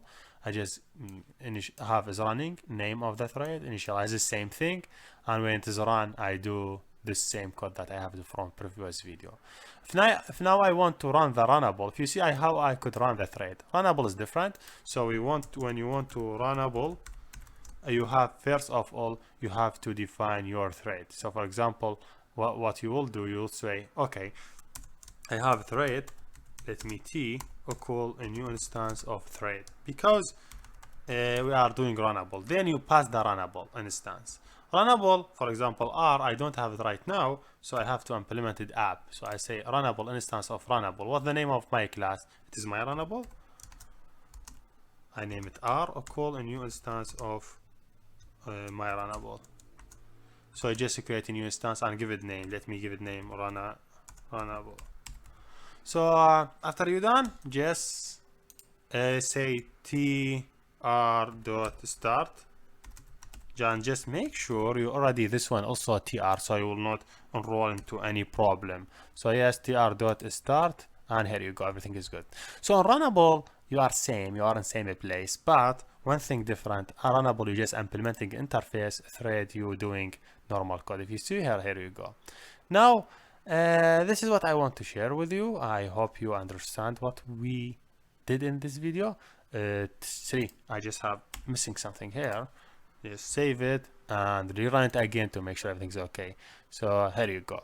So if you see, I have to wait 6 seconds until runnable start because I have sleep here for 6 seconds. Here we go. Now runnable started here. See, runnable started. So now I have runnable and 2 thread. All of them are thread. Runnable also a thread, but the different in that one, this one implementing interface, so you don't overwrite anything, but that one implement a thread. Here we done, and see you next. Hey everybody, let me talk in this video about synchronized. If you remember from previous video, when we talked about thread, we said, okay, more than one task running on some time. So in some time you will get a problem. For example, this code in the run, that have access to the file. The file only one person could access to it, but because you create multi-thread, that means more than one thread could access to it. So you will run into problem. Only one of them could access, other them will get denied. Also, you want access to the database allowed to only one person per time to just save database connection pool. So also you will run into problem because this one multi-thread, one could access to it. So what you want to do now, you want to say, okay, I want to allow only one person to access to the thread per time or for a block of code. This means synchronize. So let me tell you how I do that. First of all, let me just copy this code that I have in the run. I take it and I will just me take this line, define a new method. I name it display. And let me suppose this is my method. I'm just making sure everything is okay with method. Yes, so I copy everything right. Now when I want to call this method, I just call it from the run, and here you go. And now you don't want to continue running for unlimited, you read until 10, so under 10, so from 0 to 9 you will display. Now when you run it, I did not get any difference. Same thing, to process running in some time, 1 1 2 2 3 3 4 5. They continue until they get 9, then they stop it because the counter getting 9. Let me suppose I want to say, okay, this method is shared between my classes. Why it's shared? You say, for example, access to file. So you will define it static. When define method static or variable static, that means this one is shared. So you don't have more than one copy. You have one copy from the supply. Now, when you try access, if you see name, you cannot access to it because name have to be static also. So you cannot access to something outside method unless it's static, or unless you create a new instance from that one. You say the new, so you could access to it in this way. And the name of the thread, then the properties name, you could access to it, or you could convert it to the static, as you say, as you remember, you say, okay, I would say this name will be static. You know how this one works because it's shared. Now if you run it, still both of them could access to same method, but if you see in both time they use T2 because T2 is static, and when you set it second time it will affect on the second one because this one is static, so shared between two. Don't care about T, so don't, to avoid making you mistake, just let me suppose only I display the timer, so you will see how the timer run. So you'll see 0 1 1 2 2, both of them running in some time. You say no, I need first one is done, then second one is started because I need them to be synchronized. So you would say, okay, I would add the word synchronized here.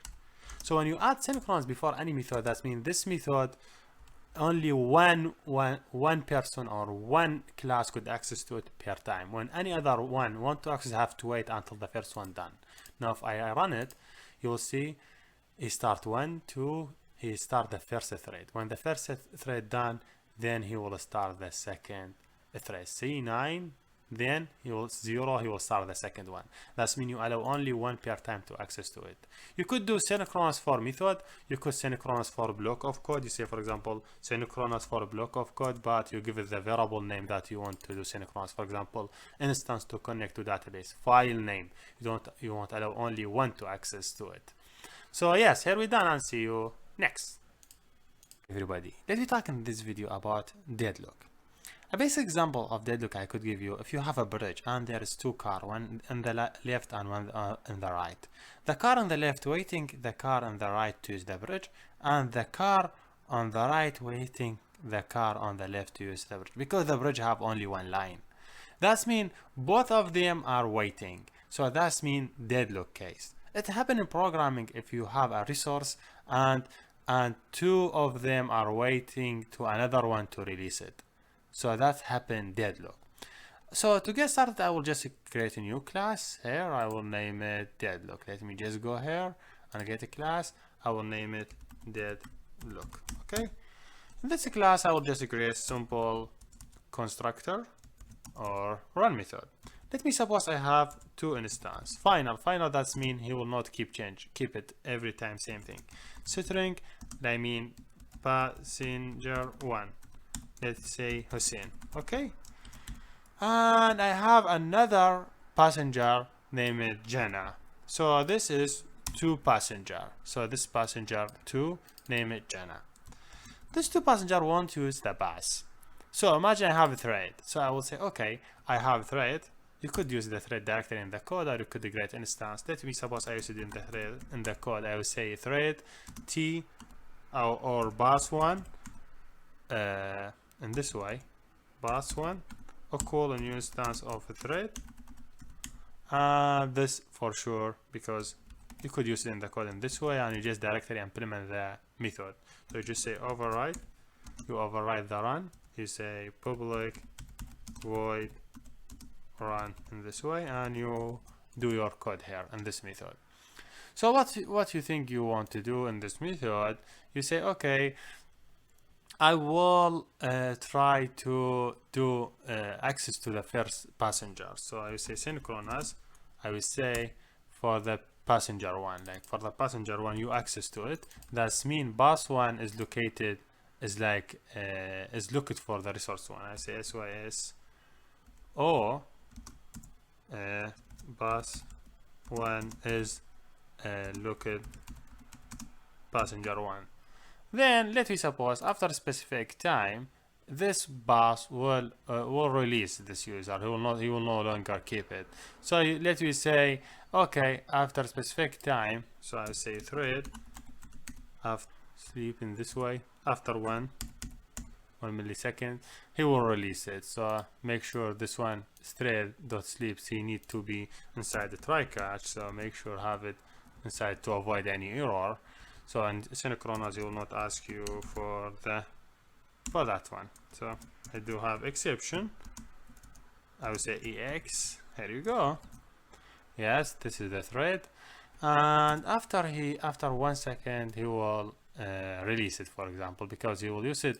I just synchronous to this passenger and print, hey, I'm looking to the bus one is look it to this one, and I will wait for 1 second, then I will release it. Let me say after 1 second I will try to access to the another resource. I say I will do synchronize for the passenger 2 because I want to to take the P1 P2. After that second I would say P2, this one. I also bus 1 should be like located to P2, just as a basic example. Yes, this is in this way, and let me just close this line. So what I mean by this code, I mean just create a thread, and this thread I just directly say bus in new directory, then on the run synchronize. When I run it, I first synchronize to pass 1. That means I have passenger 1 in my car, then he means in this one. Then I keep it for 1 minute. Then after 1 minute, I will try to access to passenger 2. After for example, I try to take the passenger 2. So yes, it is a really basic example. And I will do same thing for the thread 2. Thread 2, he will have same thing but in different process. He will take 2 first, then after 1 second he will take 1. So let me suppose, where is it? This is the code for the threads. I will just copy it and go down and copy this for bus 2. Let me suppose you don't need to write run other stuff. I think this bus 2. He first of all he gets to passenger 2. Then he tried to access to passenger 1. They get replaced, but they waiting some time, then they relocate the things. After I done from this, I just start them. I say bus 1 dot start and bus 2 dot start. I just start them. Let me start and see what is the problem will happen.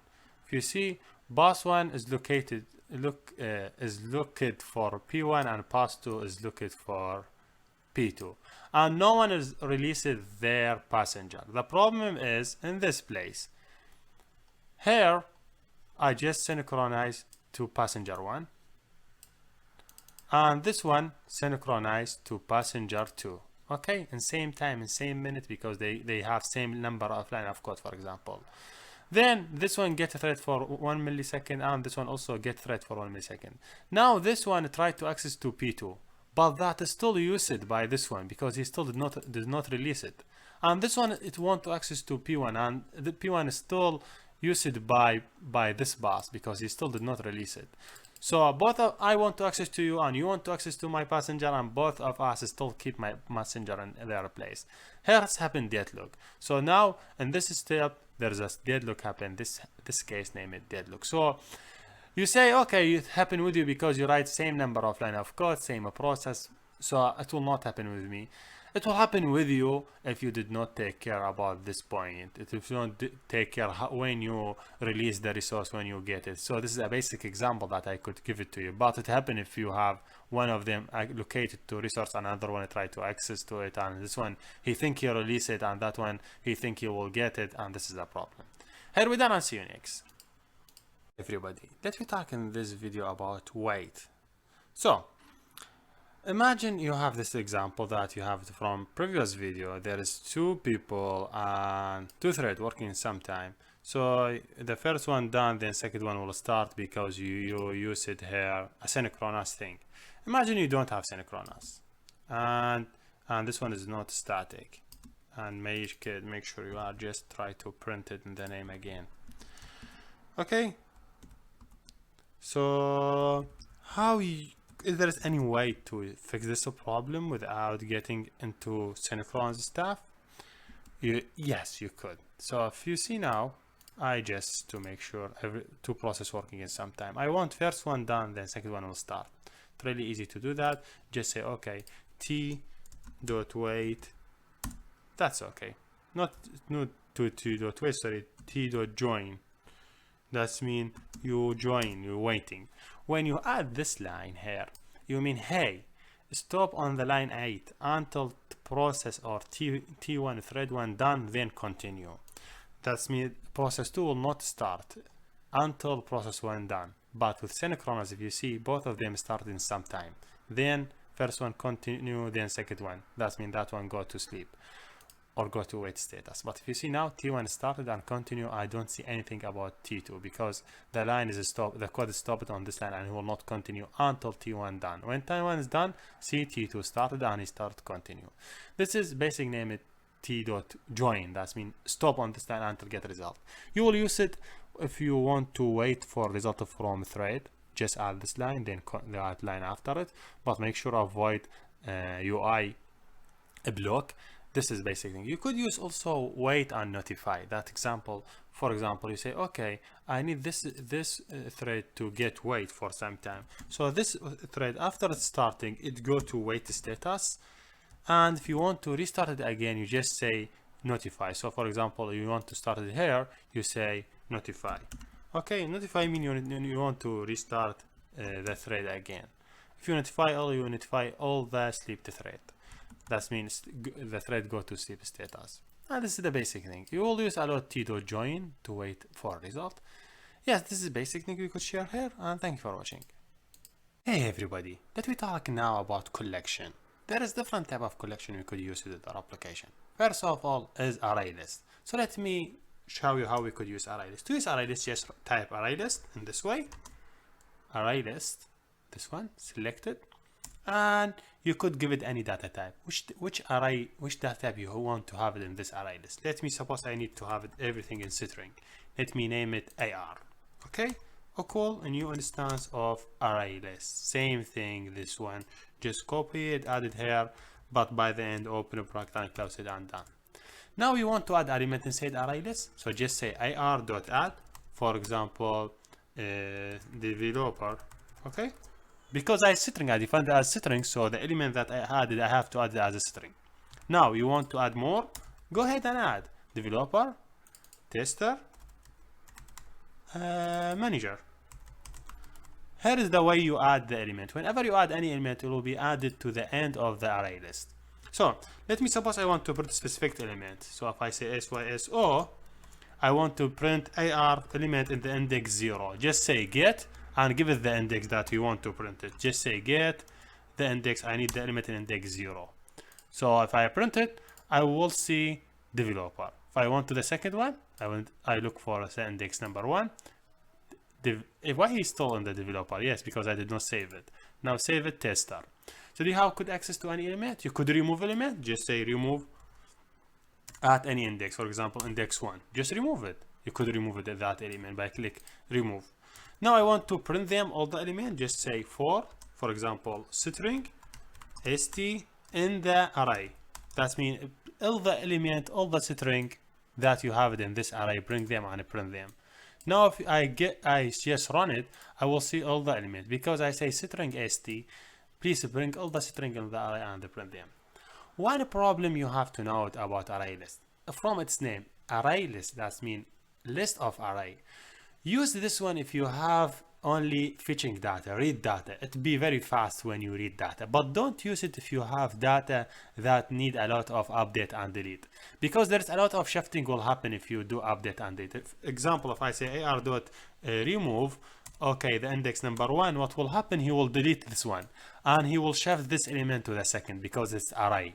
So imagine you have a lot of delete and update, so you will have a lot of shifting, so that will take time. So don't use ArrayList in that time. But if you need only like getting data, just add data one time, then you get it a lot of time, use ArrayList. So this is why we use it, ArrayList, and why we don't use it. ArrayList could not have to be only with string. It could have array of things. For example, let me suppose I have this class, and this class should be like employee, okay, and this employee, what the information about the employee you have. Let me suppose I have a string, the name of the employee, and I have integer, the age of the employee. Okay, I need to have constructor here, so make sure I just create public, okay, public constructor, and do initialize for these two variables. So I have this one, please initialize it, and I have another one, also initialize it, age and name. So just make sure you do it in this way and make sure you don't mistake in this place. Here you go. Now you want to give data for this one, okay, say this dot name equal name, and this dot age equal age. So yes, this is simple example that for initialize simple class. But I want to create array of a class, and I want to use it. This is static method. You now this one have to be static because it's in our class.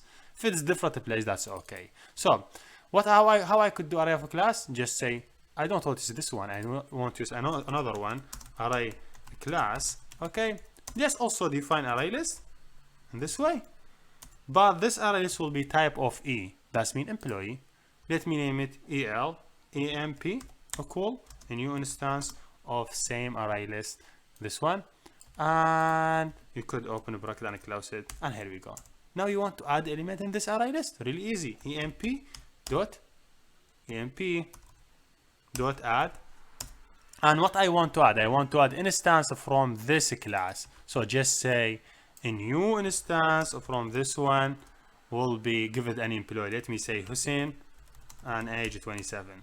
So I send two elements to this array, like Hussein and the second element 27. Why?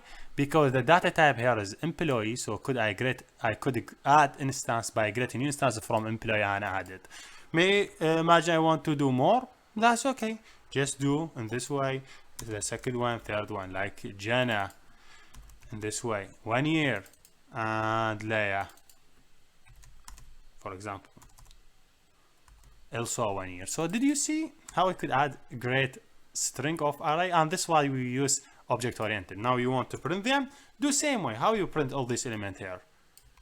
Just repeat this. Say what's the data type that you will work with? It's employee. So string employee in EMP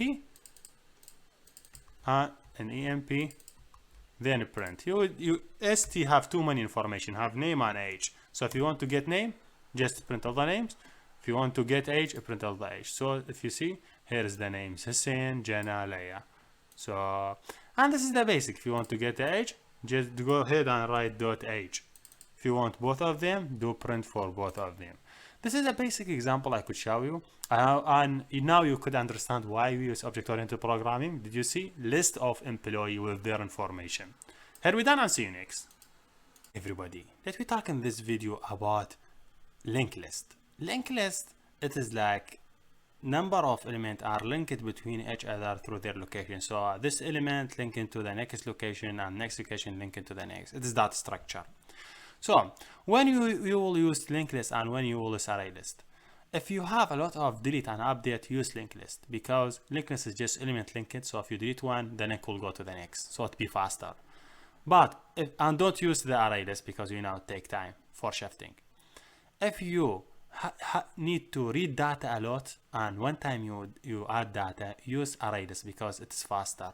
Linked list take time to link one to other. So to start with linked list, it's same as array list. We also just define linked list and give it the data type. For example, I need linked list of element of string. As I told you, you could set array of object, array whatever, li equal a new instance of linked list. And same thing.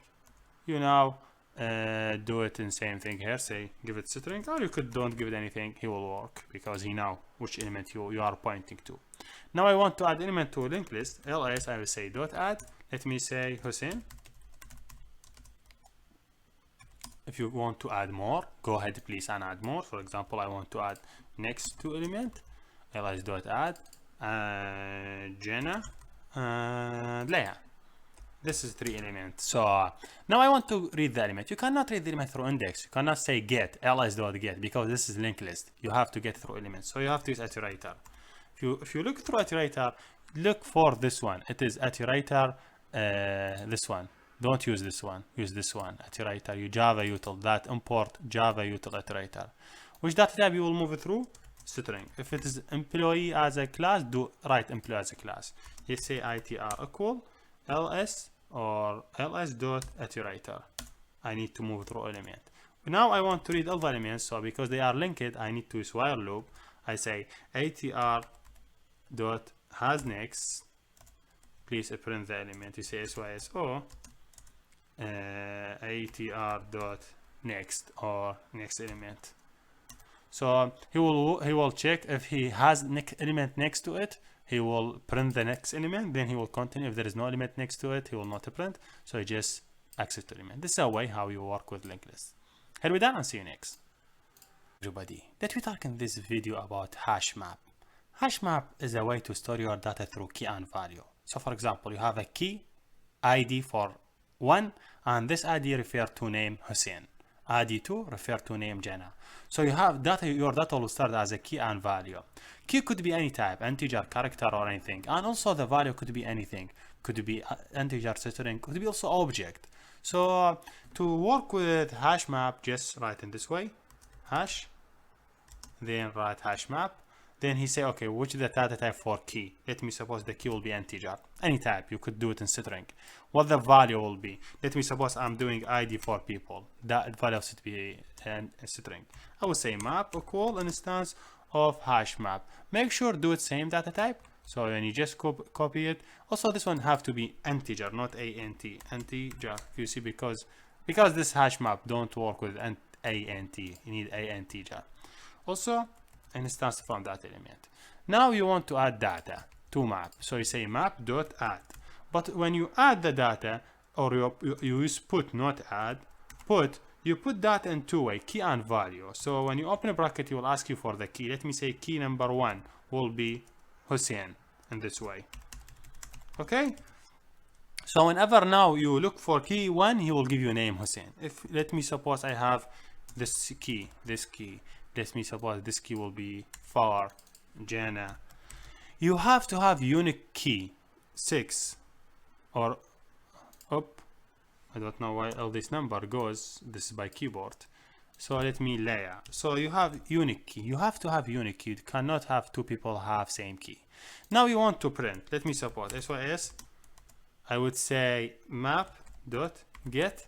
When I say, he say which key you want to use. I say okay, give me the one have key 4. When I give it key 4, he will give me Jana. See, when I give it the key, he will give me the value for it. And this is the way to access the data. When I give it 1, he should give me Hussein. So you give a key and you give a value. So now you understand how you could access to one element. Could I print all the element? Yes, you could. You say just for map dot entry, because you have entry element in that array. So make sure you write it in this way, map dot entry in correct way, dot entry. Then you say m all the element in the map, my map, this m map dot get entry set. I just need all the set of the element, and I just go through just map entry. That means the entry of the map may be any data type, so element by element. Now I want to print them, so I would say for the key I will have dot key. Let bring me the key, get key. Also for value equal m dot get value. So do you see? I just move through the element using key and value, and I will print them, all of them. So if I print, he will give me all the data. See, key 1 value Hussein, key 55 value Jenna. So how I could access? Do you say? You said okay, I want to update. Which one you want to update? You say I want to update ID 1. So I say okay, put ID 1. Let me name it Hussein Al-Rubai. Now he will go and try to add ID 1. When he look, he say first he will check if this ID already available. He say, hey, I have already ID 1. Let me update Hussein to a new name, Hussein Al-Rubai. Now if I try to print this one, he will give me for 0, he will give me, or the key 1, he will give me Hussein Al-Rubai, not Hussein, because he updated the name, if you see. So in this way you could update. And same way you could delete, depending on the key. So you say map.remove, removing object depending on the key, for example key number 1. As I told you, the value could be any data type, don't have to be string, could be employee, like array of employee, that's okay. Also this one could be also array of employee for sure, and your data would be inputted as array of employee here by new employee in that way. This is the basic thing how you could work with key and value. Here we done, and see you next. Everybody, let me talk in this video about HashSet. HashSet is same of LinkedList, but one thing different in it. When we say set, that means the element cannot be duplicated. That means we have to have a unique element. So if you go back to your LinkedList example, if you run it, you'll see this element inside it. But you could repeat, you could have more than one element having, for example, in this way, just copy this line and paste it, having 2 layer, and there will not be any problem. 2 layer. But if just I take copy this code and I move it to my new class for a hash link. So one thing different, as I told you, in HashSet, just in this way, name it HashSet. This HashSet, one thing different, it's the data have to be unique. So you cannot have 2 elements having same. You cannot have Jenna and layer 2 Jenna in the list. And this is one unique difference that we could note about this element in the C. You cannot have 2 elements in same name. He will consider the first one the same. But if you want the data in your list to be ordered, like if this one A have, so ordered according to the alphabetic. So now it's not ordered. So how I could order these data? So to order your data, you could do that by using another type of hash. It name it TreeSet. So it's not HashSet, it is a TreeSet. So this TreeSet give ability to order data already. So if you now just import these, you'll see that the list already will be ordered according to the alphabetic C. First one A, H, J. This will be very helpful when you have search algorithm. So easy to search through the list. So just use TreeSet. The difference between TreeSet and HashSet, they are both set element, and you cannot have 2 elements with same name, but this one is ordered and that one is not ordered. Here we done, and see you next. Hey everybody! Java in the version 8, they added a new amazing features that you could use it in your application that make your life easy, make your code easy to modify, and a lot of amazing things. To use these features in Eclipse, you have to install specific plugin. So just first go to this URL, it is wiki Eclipse, and take this path. So then go to your Eclipse, and from Eclipse go to help and select install a new software. From here, enter work with, just enter the URL, click enter. Then select, you will see Eclipse Java 8 support. Select it and click next and install it in your PC. It should take some time. Then when it's done, just select next. It have not take too much time, accept, then finish, and here we go.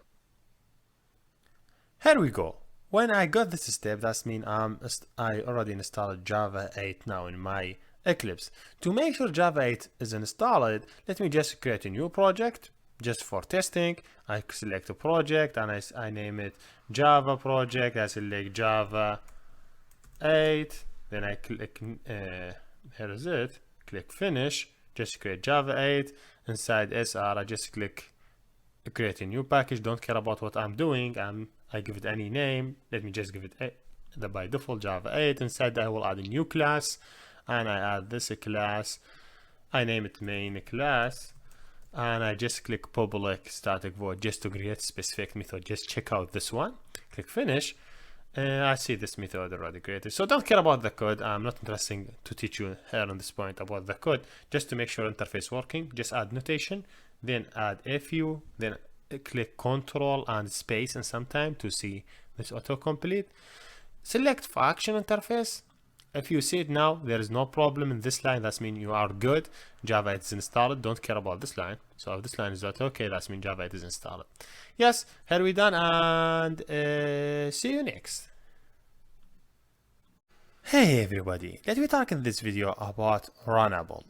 Runnable is a new amazing feature that added by Java 8, make your code easy to read and easy to modify. Okay,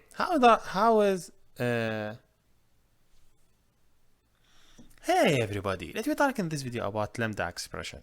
Lambda expression is a new feature that added in Java 8, make your code easy to read and easy to modify.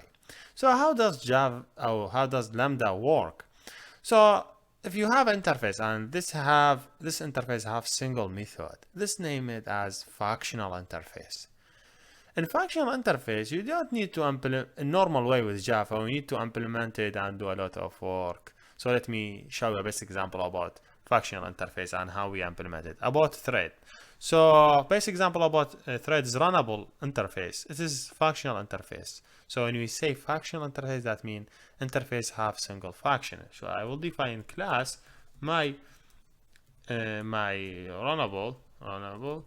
It should be implement because we are implementing specific interface. Name it runnable in this way. Runnable. Okay.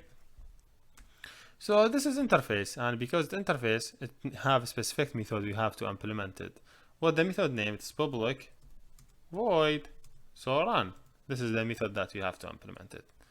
And we add our code here, whatever our code be, we added here. For example, let we say sys or thread is working. Okay, this is just basic example for interface. So this runnable interface, if you click control or command or control and you go to it, this is interface, name it runnable, have only single function. Because have single function, this name it as functional interface. If you see at functional interface. So when you have functional interface before Java 8, if you need to implement it, you say, okay, I will create a new instance from runnable. You say my runnable, you say a new my runnable equal a new instance from runnable. Then you pass this instance to thread. You say, okay, I have a thread t equal a new instance of a thread in this way. Then you pass this parameter or this runnable. After you pass it, you just want to run it. You say t dot start to run the thread. And this is the basic work that you will do when you implement interface.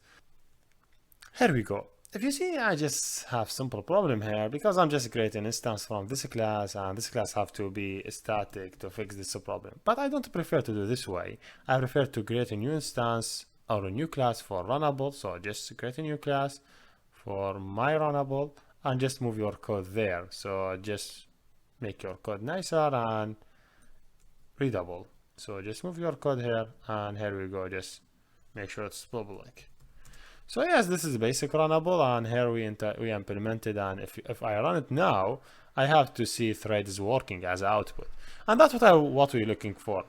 So the question here with Lambda, why I have to implement this functional interface inside the interface? That means, okay, I'm implemented this interface, and I'm sure 100% this interface have only one method. Why I have to implement it here? So the easy busy way, I say, okay, instead of doing all this work, I will do another different way. Name it Lambda. So Lambda expression, if I just take off this line, I will define instance from runnable. So in this way, I name it this name, for example, a new runnable.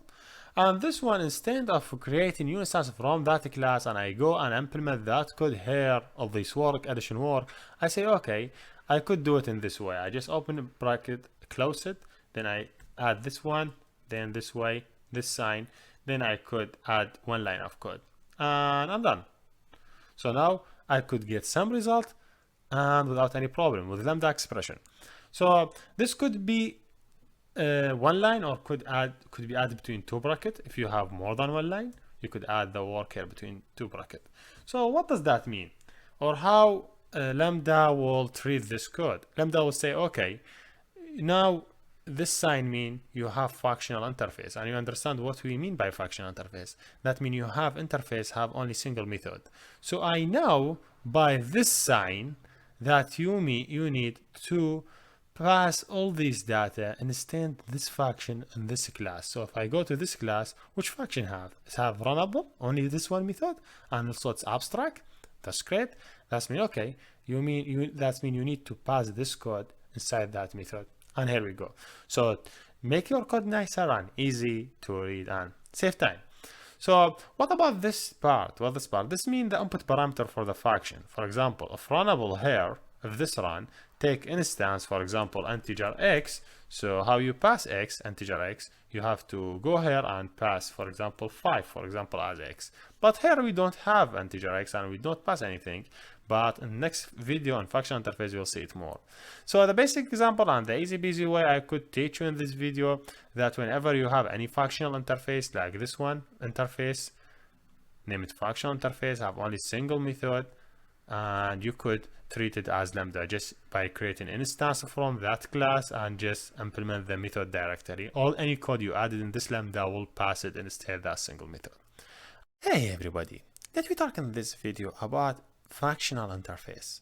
Functional interface mean interface have single function only. So how we implement functional interface and how we will treat it with Lambda expression, that's what we will discuss in this video, and we will go more deep with Lambda and functional interface. So to create functional interface, first that we create interface, I just create a new and I select, I will create interface.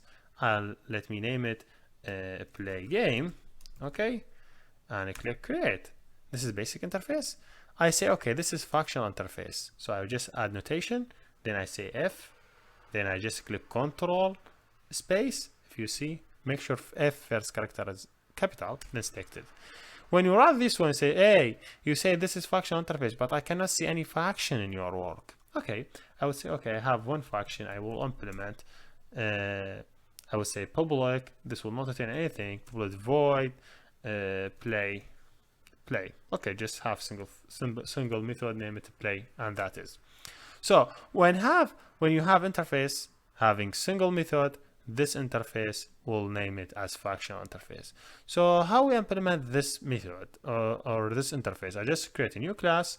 I will define it as a class. I'll say play game class this way class, and I will create public static main method. Just create main method for working. So yes, also make sure you save this one before you go to next, so you will not have any problem. So I want to implement this interface, okay, or create instance from this interface with Lambda.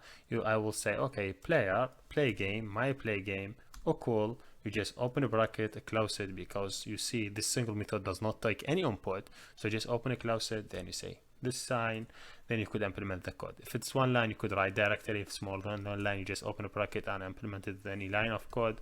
So just let me say system.out game is on, for example.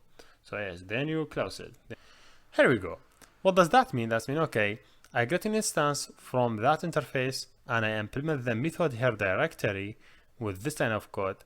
Now when I implement, I could call the method. I know I have implementation for a play. I could call it, so I could say play.play. You just, when you run it now, you have to see game is on because you implemented this with a new Lambda expression. Could you remember how you was implemented that class in this previous work? You have a, you say okay, I will define a new class. I will name it my play game. For example, a class should be implement that interface play game. Then you just override this method. You say okay, I have this method, I need to override it. Then when you after override this method, you would just take this code and add it here. Then you could, for example, create interface for without Lambda. So without Lambda, you say okay, you just create instance from this class, my class instance equal new instance from this one. For sure this one have to be static because I'm calling from inside method. Then after I create instance, it does not take any input, then you could call that method for play to play the game. So see how much complex this and how much with Lambda is easy this. So let's see this without Lambda. You just create instance from the class, implement it, add code, and there's too many and spread in your work with too many classes. While with the new method, no, just directory implement the method in one line and then call it and you're okay. Now wait, you say okay, what about this if this one take parameter? Let's say take integer x and integer y. That means this take two parameter. So how does work here? Just pass x and y. Pass, for example, two parameter. You say okay, x and y if you want. And yes, here we go. Say sys. For example, x equal in this way x, and just same thing do it for y. Just to show people how to send input for an y equal y. And now when I want to call this method, I have to send xy. Let me say 3 and 7. So 2 player, 3 and 7. Now if you run it, here you see x7, 3. That's mean, okay, if this interface take parameter, you could go to the Lambda and you pass same parameter to the Lambda expression. And when you implement the interface, you are okay. So yes, this is the basic code I can show you in this video. And yes, here we done, and thank you for watching. Hey everybody! One of most important aspects in software engineering is we want to reduce the coupling and increase the cohesion. Reduce the coupling means we reduce the relation or number of relation between one class and another. So when we modify a specific part, there is not too many components affected by our modification. Also, we want to increase the cohesion. That means, okay, we increase the relation between the object of same class. So it will be when we modify one part, we could reduce the time for modification. And that's the goal for any software, to make it easy to modify. One work that Java 8 did for us, they try to reduce the inheritance layer. They say, okay, if I have interface and I have a specific method, and that method have different implementation, that's okay. If I have another method, but it have same implementation with all the classes who implement this interface, so I have to write the code in different classes. It's better for me to use default. So there's another keyword they said in Java 8, name it default, make the interface or make the method in the interface to be implemented directly inside interface. Also a static method, same thing.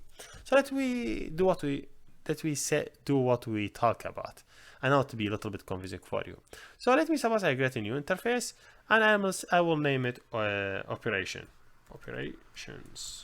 Okay. I hope I did not have this class before. That's great. Let me suppose I have a specific method, return an integer of value for me, doing some operation between integer x and integer y. This is just for interface summation method. So if I want to implement this operation, I will say, I will get a new class. You know about that. You say, okay, this class, name it OP implement one, first implement for OP. So it should be class, normal class, as we suppose it. It should be implement in this way. The class, name it operation. Okay.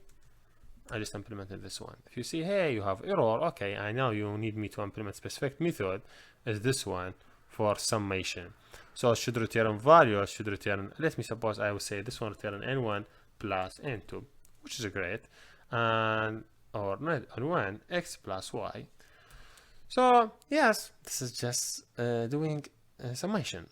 So imagine I have another interface. So I say, okay, or another class, and this class, name it OP implementation 2, and this one also doing implement to same interface, name it operation. Okay, and here we go. But this one is doing sum, but doing between x and y and plus 10. So I have different implementation for this method for the sum operation for the same one. So I'm doing different operation. So for that reason, I added in the interface, because I need to do different implementation. Imagine I have another method, and this method have same implementation in both of the classes. So imagine I want to like display the value for x. So let me suppose I have integer get x.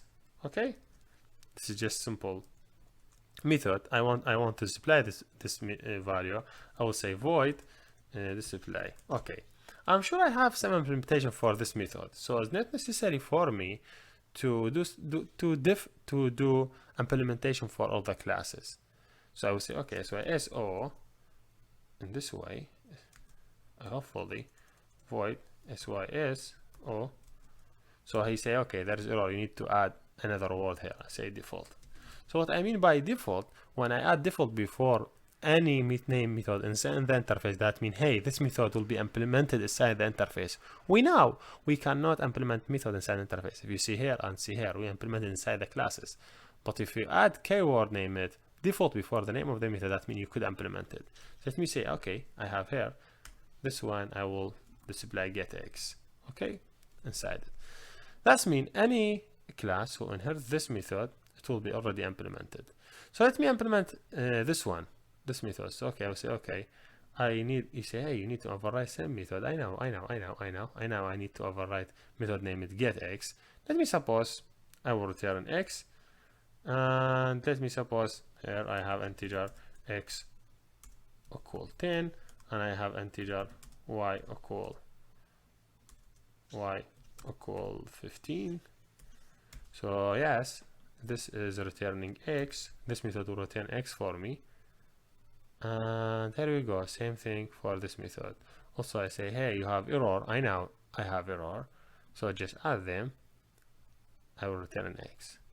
So the question is here, I have this class, and this class are implementing this two method, but the third method I don't need to implement it because it's already implemented here. So I save this time for this class and this class because they are sharing same data, because they're doing same work. Here I did implement here because this did implement totally different from this one. Okay, totally different. Also you say, okay, you said totally different, but both of them are returning getX are same. This one returning getX, this one returning X. Why I have to implement it? You are right, so you don't need to implement it here. It's better to getX also do it in this way. You say return X, and you say, okay, this one will be default. Okay, default, this keyword.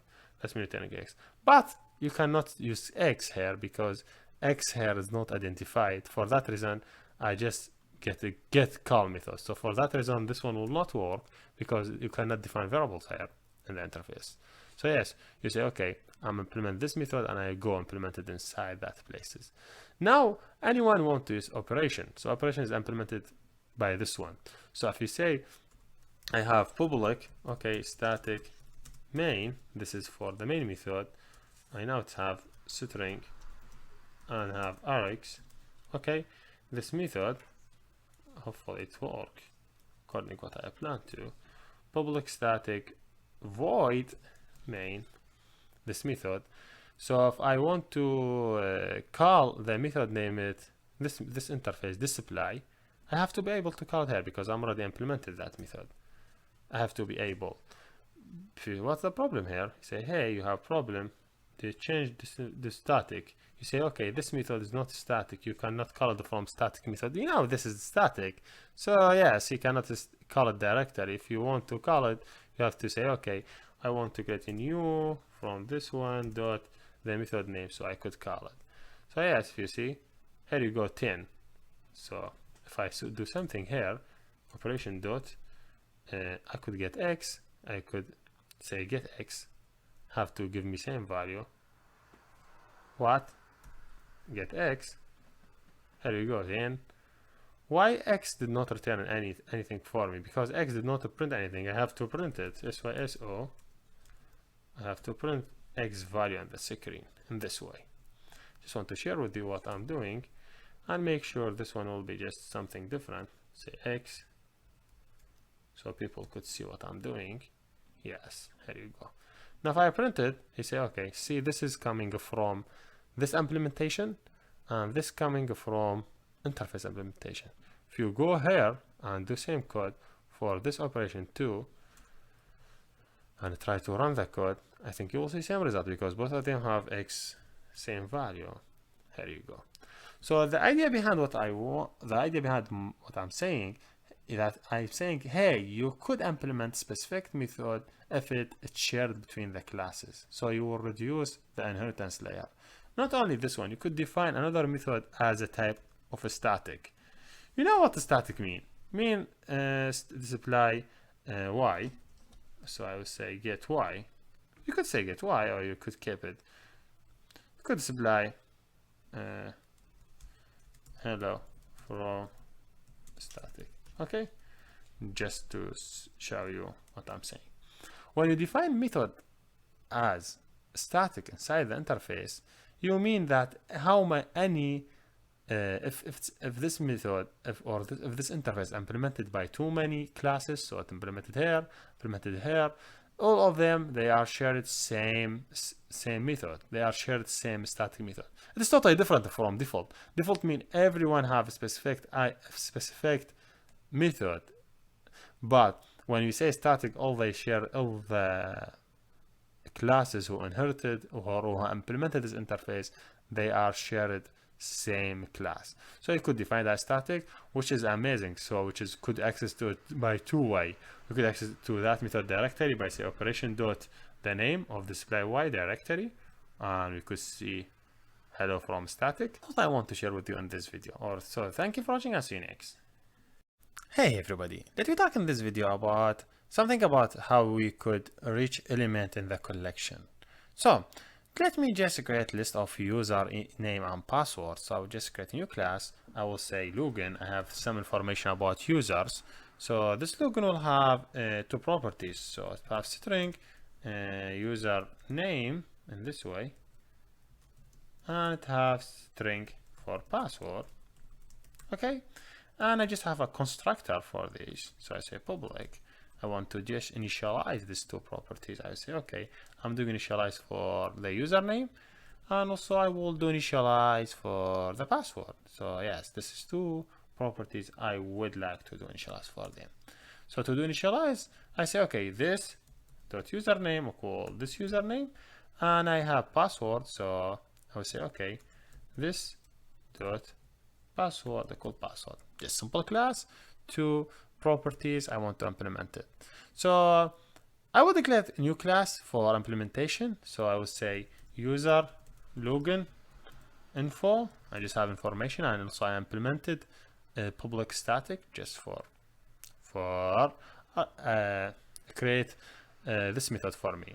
So what I want to do array list of the login information. I say, okay, I would say I have array list in this way. Just make sure I click alt control alt space array list of what's the enumerator should be login, class of login. I would say user login in this way. Oh cool, for sure I'm doing a new instance of the array list. That's great. So I want to add information in this one. So I say, okay, I will say add. So what I will add a new instance from this class, new from login. So I will say, okay, because it take as a login. So I will say, okay, new instance, every row will be user info. Say, let me say username is Hussein and the password is 12345. Yes, this is basically. So you know what does that mean? We just directly create instance from the class. We just directly create a new instance from class login. So if you go here, login, a new instance, and we initialize the value, because this array list take class of login. So let me just create for user at least. Okay, I would have Jenna tab anyway layer. Oh, I don't know why always I'm using my kid's name. Okay, that's great.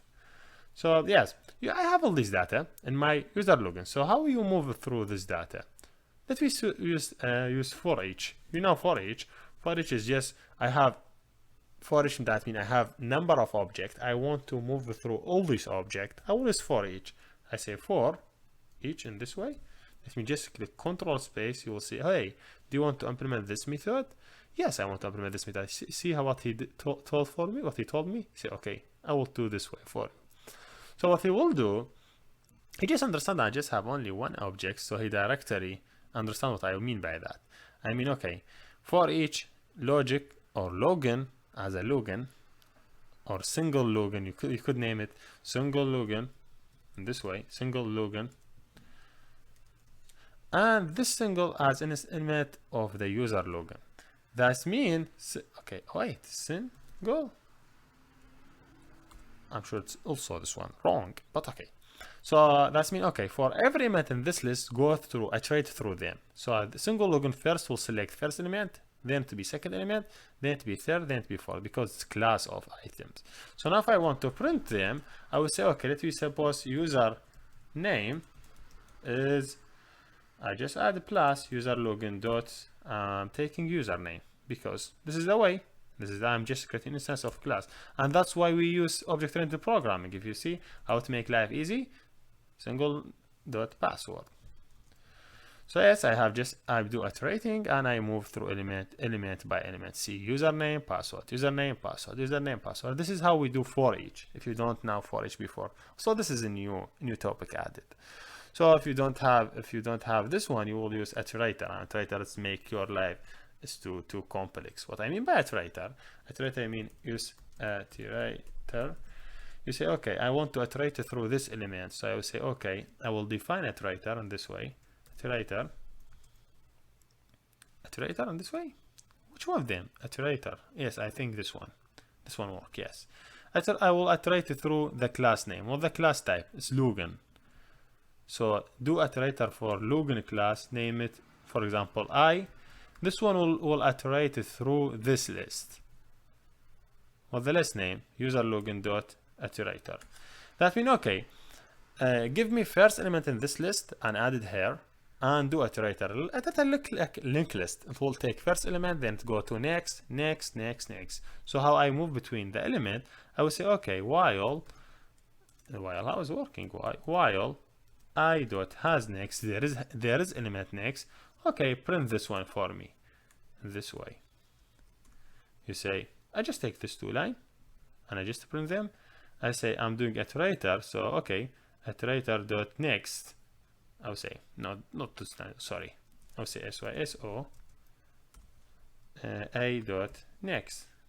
Okay, just print the next element for me. If I just print it, see, if I go here for the iterator, if you just make it live easy for you, just saying message to see how iterator work and how for each work, so you could understand the output for different result. You say, okay, just save it. Here you go. I have here for each, seeing all the data. Here the iterator, seeing all the data. But you see, I have Logan name password. You could also do it item by item. You say, okay, dot name or dot password. So that's okay. So you could take this line off and say, okay, has next this way, single dot, but this one not single, this is I and this is I. So I dot next element dot I dot next element dot, but I think there is something wrong. Let's hopefully see. Username, password, yes. Do you know what the problem here happened? Because has next, I'm looking for the next element. Then I'm looking for another next element, which is not correct. So it's better to do, okay, I'm doing object, name it Logan, and we'll say, let me say Logan, call has next, or the next element. So I'm taking next element and I'm adding in the Logan. So now I could access to the Logan as username and Logan as password. So we're not having any problem. But if I say, hey, first element bring me next username, then next password. The problem that happened here, what he will do, he just bring me this username, then he move next, take this password. Then he move next, take this username, he move next, take this password. He did not do both of them because I'm saying next, I'm doing next. So it's better taking the older formation for the next and add it, and here we go. Now let me say what Lambda do for us. What Lambda do for us. So to work with Lambda, I will say, okay, I have this one, and I will say Lambda this way. I hope full work.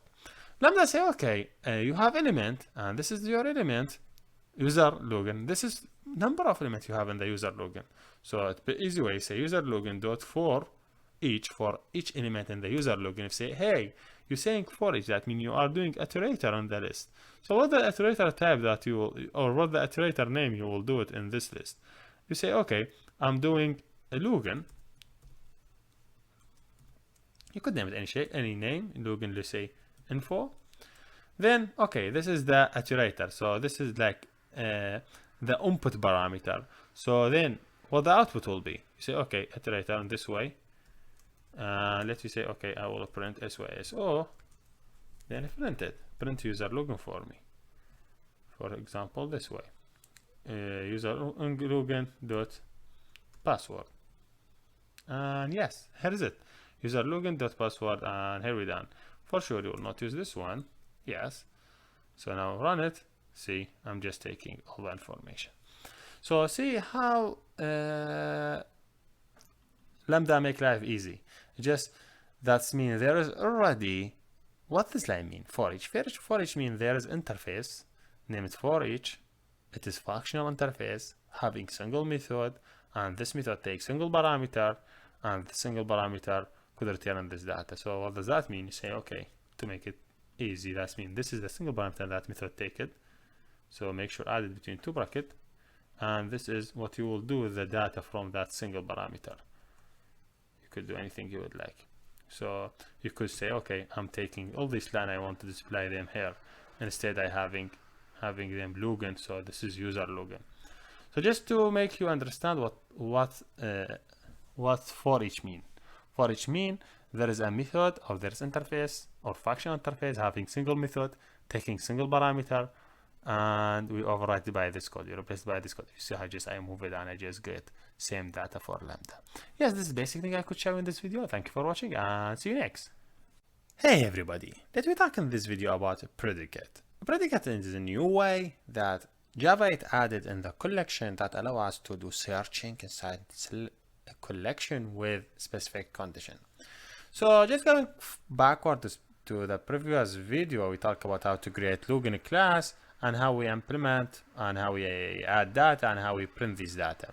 So let me just create a new class to make it my work is different. I will say just creating class. I will name it user login weak info, weak password. What I want to do, I just want to find users who have weak password. So just if you remember, this is my previous work. So why not I just copy all this code and move it to the new class and just remove the code that I don't need it. So I no longer need this code because we are not interested with iterator. Also we are not interested with for each this one. And hopefully now, yes, everything is cool and convenient, and that's great. So if I just print, it will print all the user for me. That's good. So what I want to do, I want to print only users who have weak password. Weak password, that we suppose the person who have less than 3 character or equal or less than 3 character. So if you have equal or than 3 character, I will say, hey, these people have weak password. So if you see now I have 2 users, Hussein and Rana, both of them having 3 character. So you have to tell me, hey, these people have weak password. So how we do that? Let we say first that we go to the login and we implement a new method that tell us if the password is weak or not. So let me say, okay, boolean or bool in this way. Hopefully bool will work now. Bool in this way. Okay, boolean, yes, boolean. That's okay. Boolean weak is weak. Weak is not correct. Is weak. So I will return. You say, okay, if the password dot length less than or equal to 3, it means this password is weak, so you have to return for us true. So return true, otherwise you will have to return false. Okay, this is just updating to the class login information. So yes, this is basic method. Checking if the password less than 3 character, you say, hey, this password is weak. Otherwise you say, no, this password is okay. So how we call this method and how we do predicate. Predicate mean you add specific conditions. So I'm instead printing all this data, I want to print only people who have weak password. So I need to define my condition. So how I define my condition, I say in this way, predicate. So I just click control space. He say, okay, you have a predicate. So make sure predicate is Java util function. He say, okay, what's the data type you want to go through and you want to search? For sure, I'm working with login. So all my data is login type. So I'm going through login. So let me suppose, okay, I define my rule. I'm say pred rules. Okay. Okay, I will say I will add first rule. So if I define it in this way, that's mean, okay, predicate in this one, this is just, if I go through it, it is just functional interface. That means interface have only single function. Testing, but it have to have specific rules. So how I do the rule that I want to add it? I just mean just when I went. So yes, here's it. So to add my rule, I just open a bracket.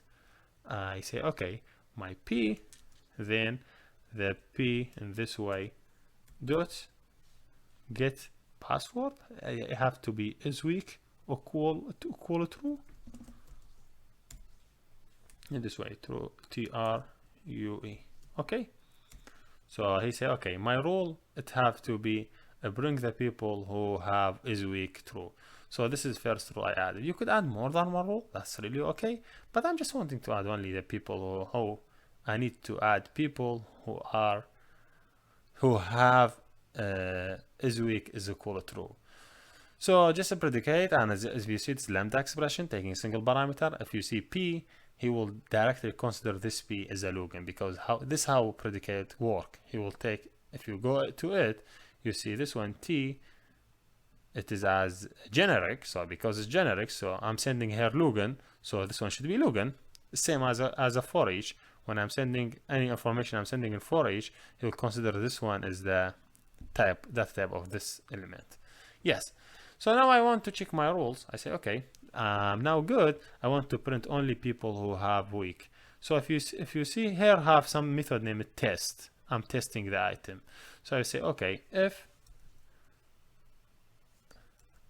my predicate rule dot test, I'm testing, which one I'm testing? I'm testing the element, this element.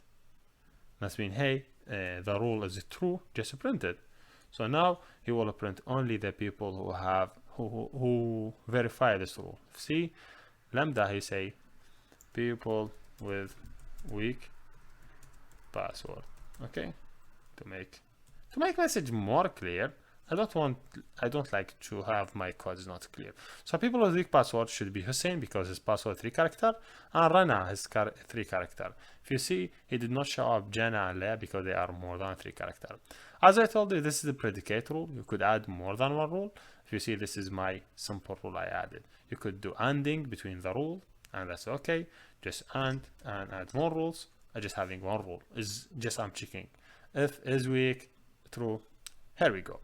Yes, this is the best example. Hopefully it will be nice for you, and you try to I know now you are more flexible with the data. I know you understand why we object oriented, why we work with object oriented, and we could get and we do search and all the stuff.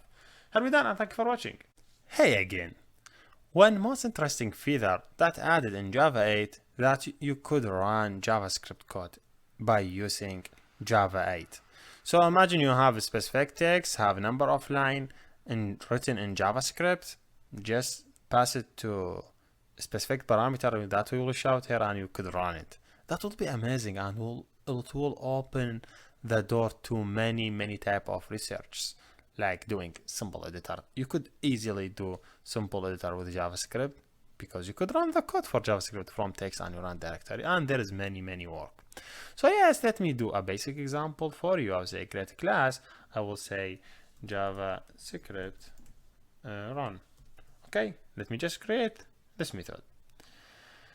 Here is it. Now I want to start with JavaScript. So to start with JavaScript, first of all, you have to define script engine manager. So I say, okay, I have script in this way.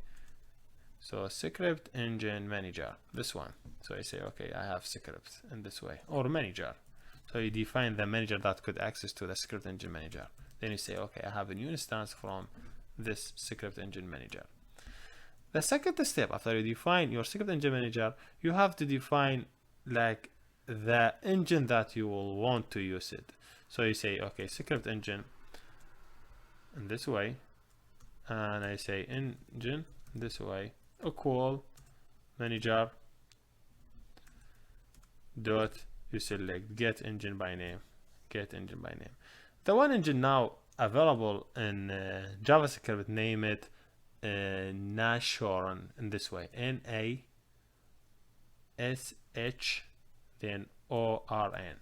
This is the script engine. You know, like when you have a database, you need to you have a specific engine for accessing to the database. So you use SQL or MySQL or Oracle.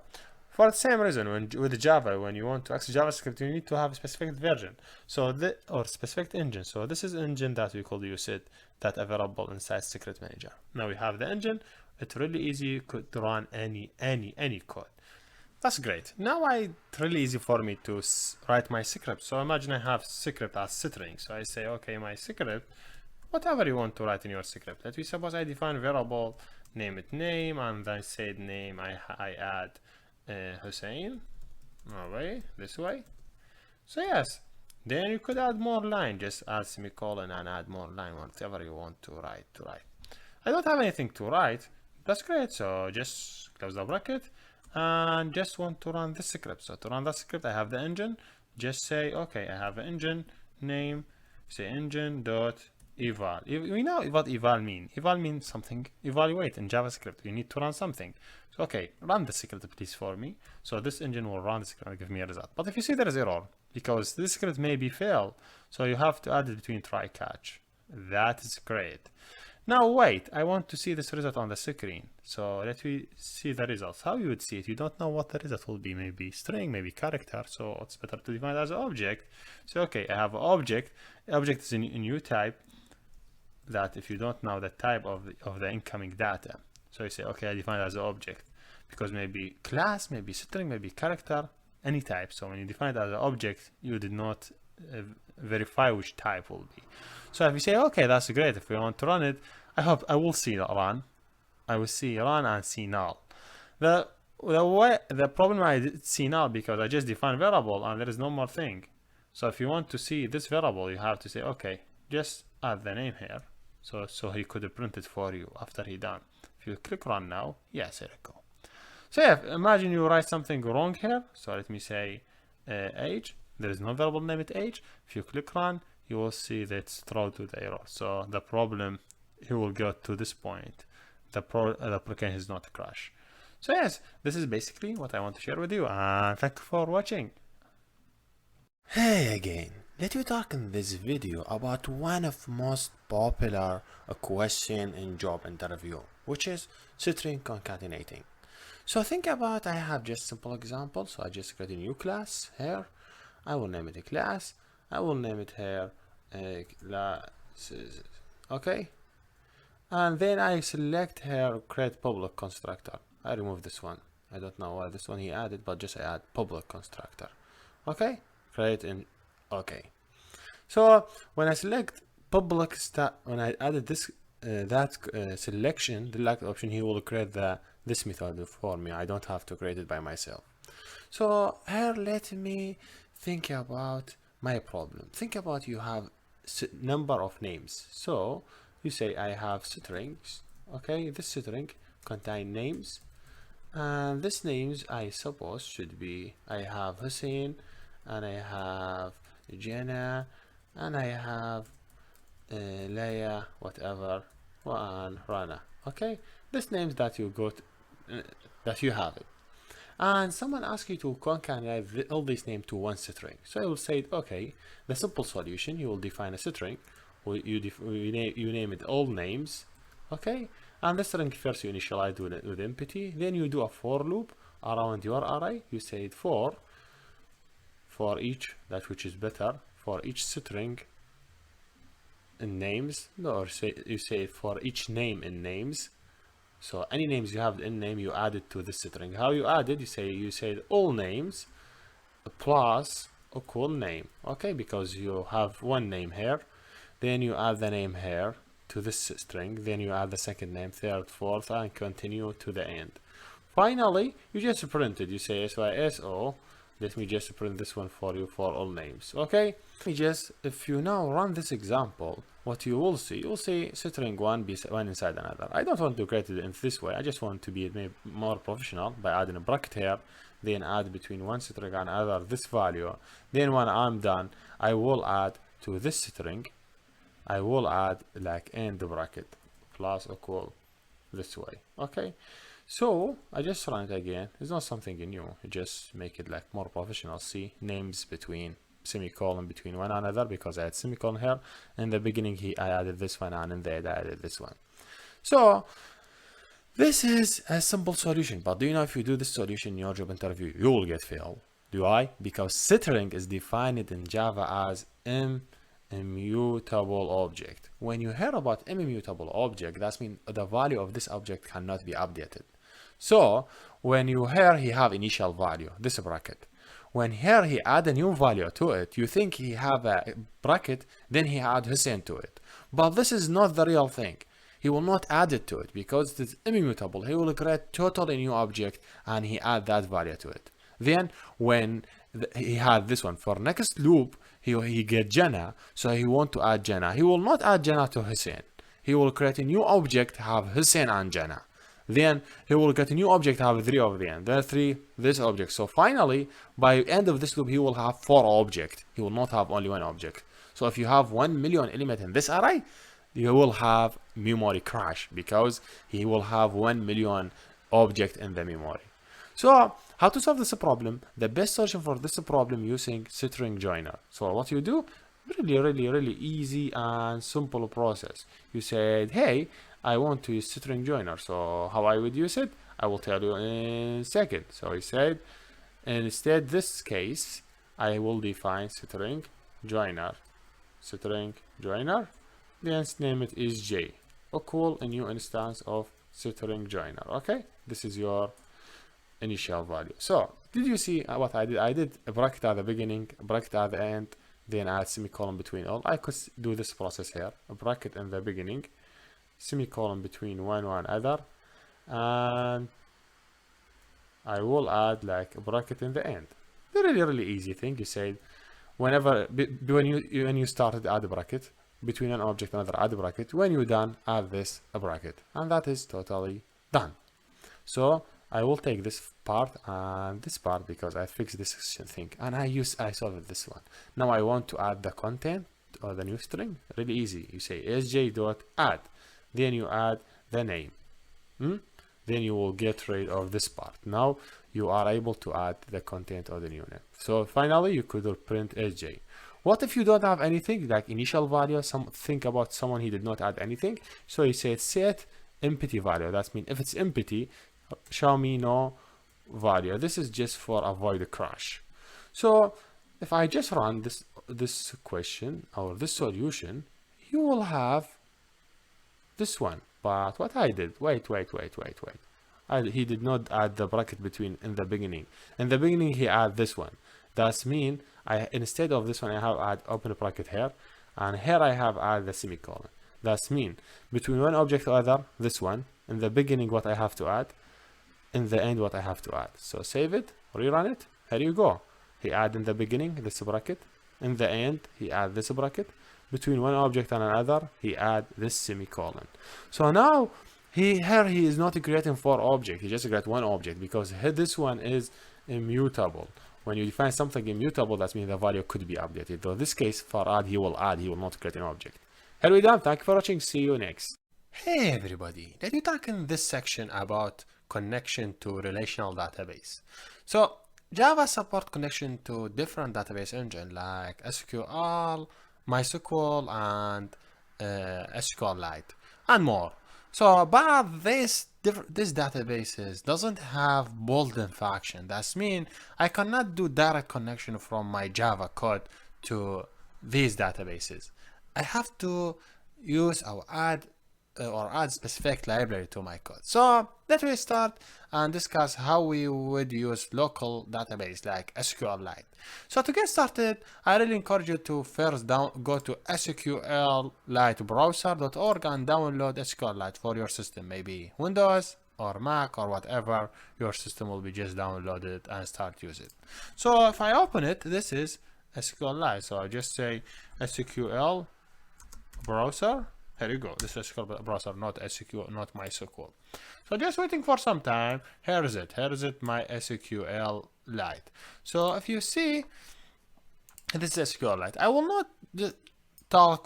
not teach you in this section about how to do relational database and other stuff because this tutorial is for Java, not for relational database. But I will just create simple database having, for example, username and password, and show you how you use it. So to get started, I just click here, create a new database, and I would save this database in the same place I have my project. So I would say I go to document, for sure in workspace. So then in workspace, here you go. This is my workspace. My app is First App Demo. So make sure to add it here and First App Demo in your project here. There you go, H. Let me name it info.db. Make sure you write .db. So the name of the database info and the extension is .db. So here you go, this is my database. First of all, he asks us, do you want to create table? Yes, I want to create table, and let me name this table admins. Okay, and this table have 3 fields. Let me suppose first field should be ID. So I will say this is the ID, should be primary key, and should be auto increment. That's mean already generated. Then it have user name. Okay, and this should be text, and also have another field should be password. Okay, and should be also text. So this is just simple table I just created. So I could create as many as table that you do like, but now I just have only this table, have ID, username, password. If you see, if you remember, ID is just autocomplete.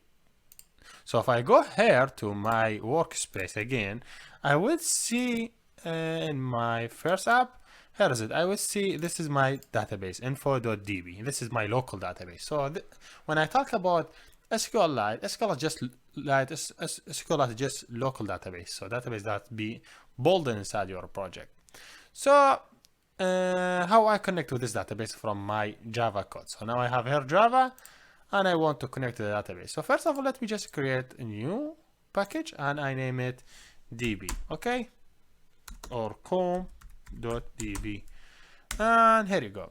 So first of all, I will just create main class. I will say class, it just have main function, and I will name it connect. Okay, to db. So just simple example about how to do connection to this db. So I cannot do direct connecting from Java to this database because there is no built-in functions I could do import for them and start use them. There is nothing I could import it and use it. Nothing. So I have to do external package, or I have to look to external package that allow me to connect with this database. So if I go to the internet, I just have this URL. If you see it, this is for SQLite JDBC. This allows us to connect between Java and SQLite database. But I have just to import this library first in my code, then I start to use it. So I will add this path in the video description. So to start using, just go and download lots version. So if you see, I have here JDBC SQLite 3.15. Click download. It will take some time until it get download. Here you go. I just have it. So if you go here, I would go to download. I see it. This is my package.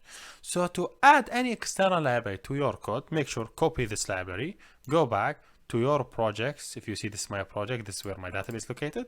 Just place it here. So now you added the package inside your project. Here you go. Now I would just go to my project. This is my project. If I click right, I go to properties, and I would go to Java build path. This is Java build path, and if you see here, I have add external library.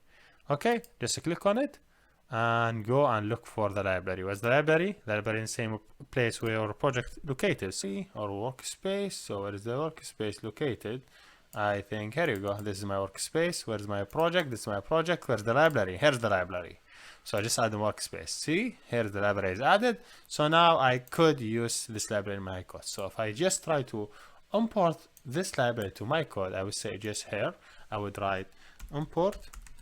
Then I would say java.sql.star. If you click, here you go. Now I imported this library. So if you see, first of all, I just add the library to my project. Then after I add the library to my project, I start using this library. So now if you want to use an external library, first do same step that I do it to add this library to your project, and you could import the file that inside that external library. Okay, so let me try to connect with this database. How I do connect to this database? First of all, let me define connection. So if you see, I have connection. Let me name it C, equal null, doesn't have anything. Then let me try to do connect to this database. I will say try, then let me suppose catch. Okay, this catch say have exception. Okay, EX. doesn't have anything. Maybe if there's any error, he say here if I cannot connect, I say hey, I cannot connect. If I could, I could. So first of all, I open the definition for the connection. Then I try to define this line. I say class dot for name. Then I give the name of the class. What I mean by name of the class, because this library support different type of connection, so I have to define which type of connection I have to use here. I'm using SQLite, so I say org dot SQLite dot JDBC. So as I told you, here is just input for this library. This library will understand you will connect with SQLite database. So org.SQLite, then you say JDBC. Now that you define what's your connection type. Now let me initialize the connection. I say C equal a derive, and this way a derive manager dot the get connection.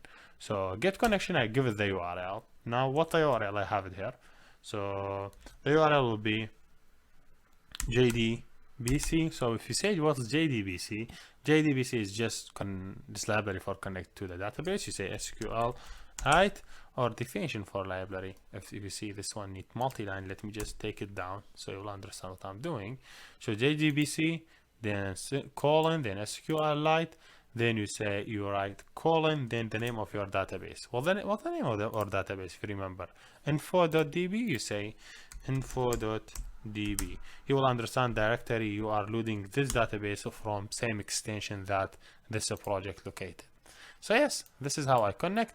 Now I think I'm good. So if I get connected, I will get connected. If not, I have to have error. So let me suppose if there is error SYSO, you say cannot connect. Then if you could connect, you say SYSO. Oh, not synchronized. SYSO. Say connected successfully or successfully. Sexy. I don't know how I cannot write it correctly. So I say sec. See fully. Okay, here you go.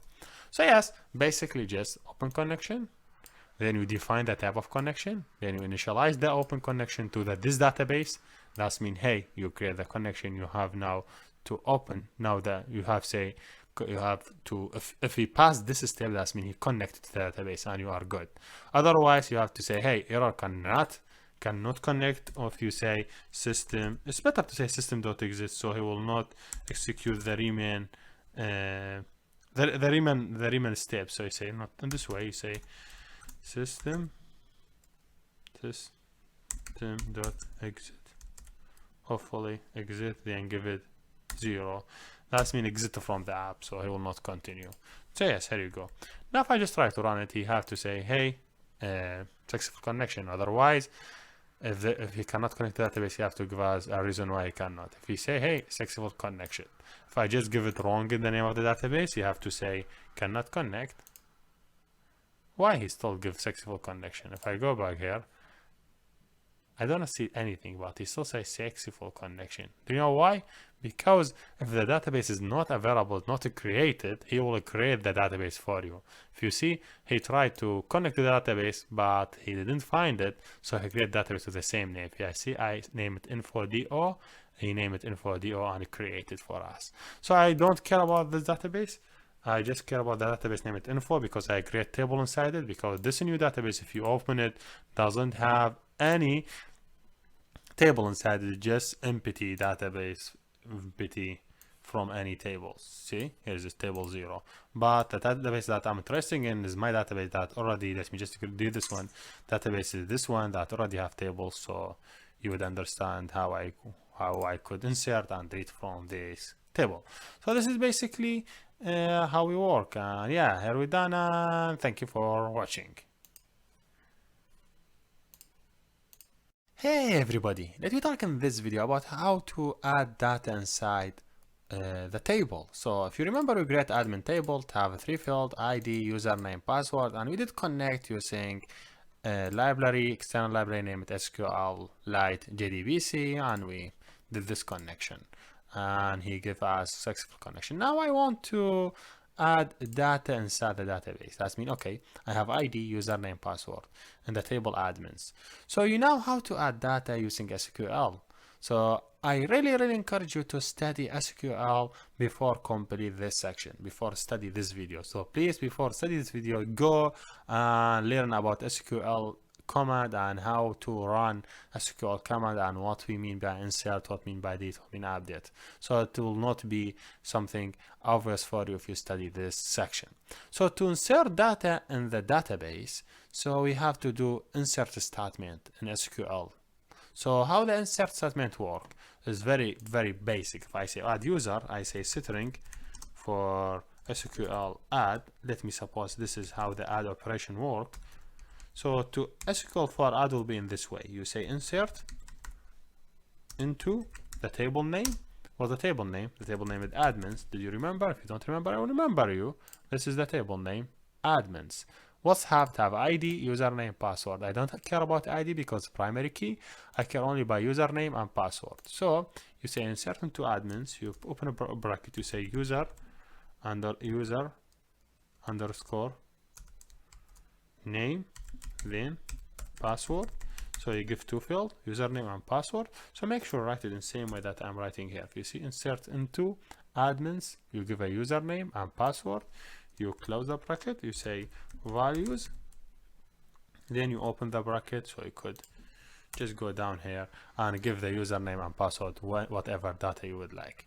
Let me suppose I would give it there now because the username is string, so it should be between single quotation. Let me suppose the username will be Ahmed and the password will be 1 2 3 4 5. If you see, I just added Ahmed between single quotation and added the password in single quotation, but this is how SQL deal with string. So because the username field is string, password is string, so you have to do this process. For that reason, I really encourage you to study SQL statement because it's just SQL statement. Just you say insert into the table name, you give the two field that you want to insert data, then you give the value for these two fields. Now after you're done, you want to execute this statement on the database. How you execute it is really easy. You say stmt statement, I want to execute it. You say C, the connection that we already created, dot, you say create statement. So I want to execute statement, create statement. So I want to create statement to execute in the database.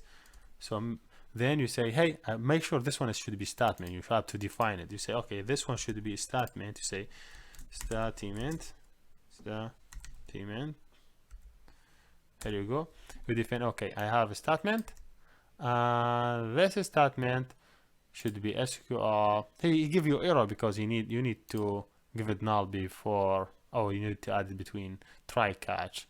I really prefer you to move it from here and add it inside the connection, because after you create the connection, you would do this process. You say, okay, I have this SQL command. I want to do SQL statement. Then you want to execute the statement. You say smtp.execute update. Okay. Execute. You could say execute update because will do update. So you say execute update. So what the statement that you want to run it? You want to run this statement. So make sure you copy it, paste it here. I just want to make sure if I just type the correct statement, insert into the admins, I give two field, then values, open the bracket. Okay, I have to close the bracket here. Now everything should be cool, and I just give the statement, prepare for run the statement, then execute the statement. Have to run it now. Here you go, it's done. Now if I just go to the database, I have to have the username Ahmed and the password. So if I just go to the database,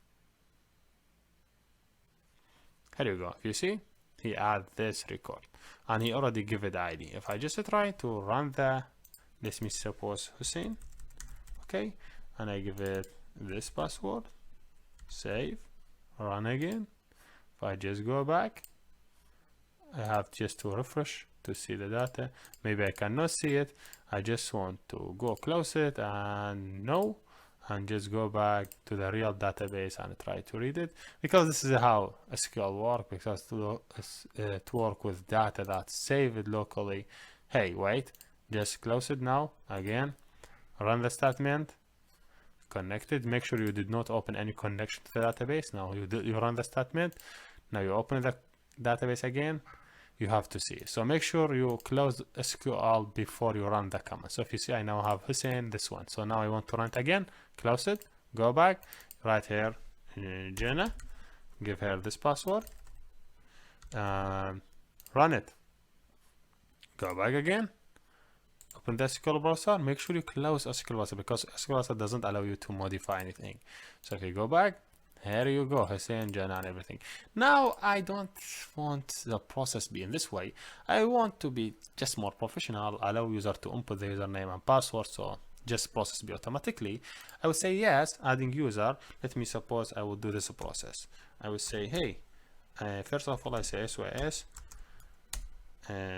select process. I would suppose /n1 for add. If he select one, you will do add operation. So /n. Then I would do scanning. So how I do scan, I say, hey, I define scan. How scanner. Okay, scan. Oh, hopefully I write the scanner correct way. Is scanner in this way. Oh, yeah, here you go. A scanner. I say reader. Okay, equal a new instance of scanner, and this is gonna take two things: system dot in. Okay, this is just for reading input. I just try to be more professional in my code. So scanner. So then after he read it, I say okay, integer process index equal dot read init, or next integer.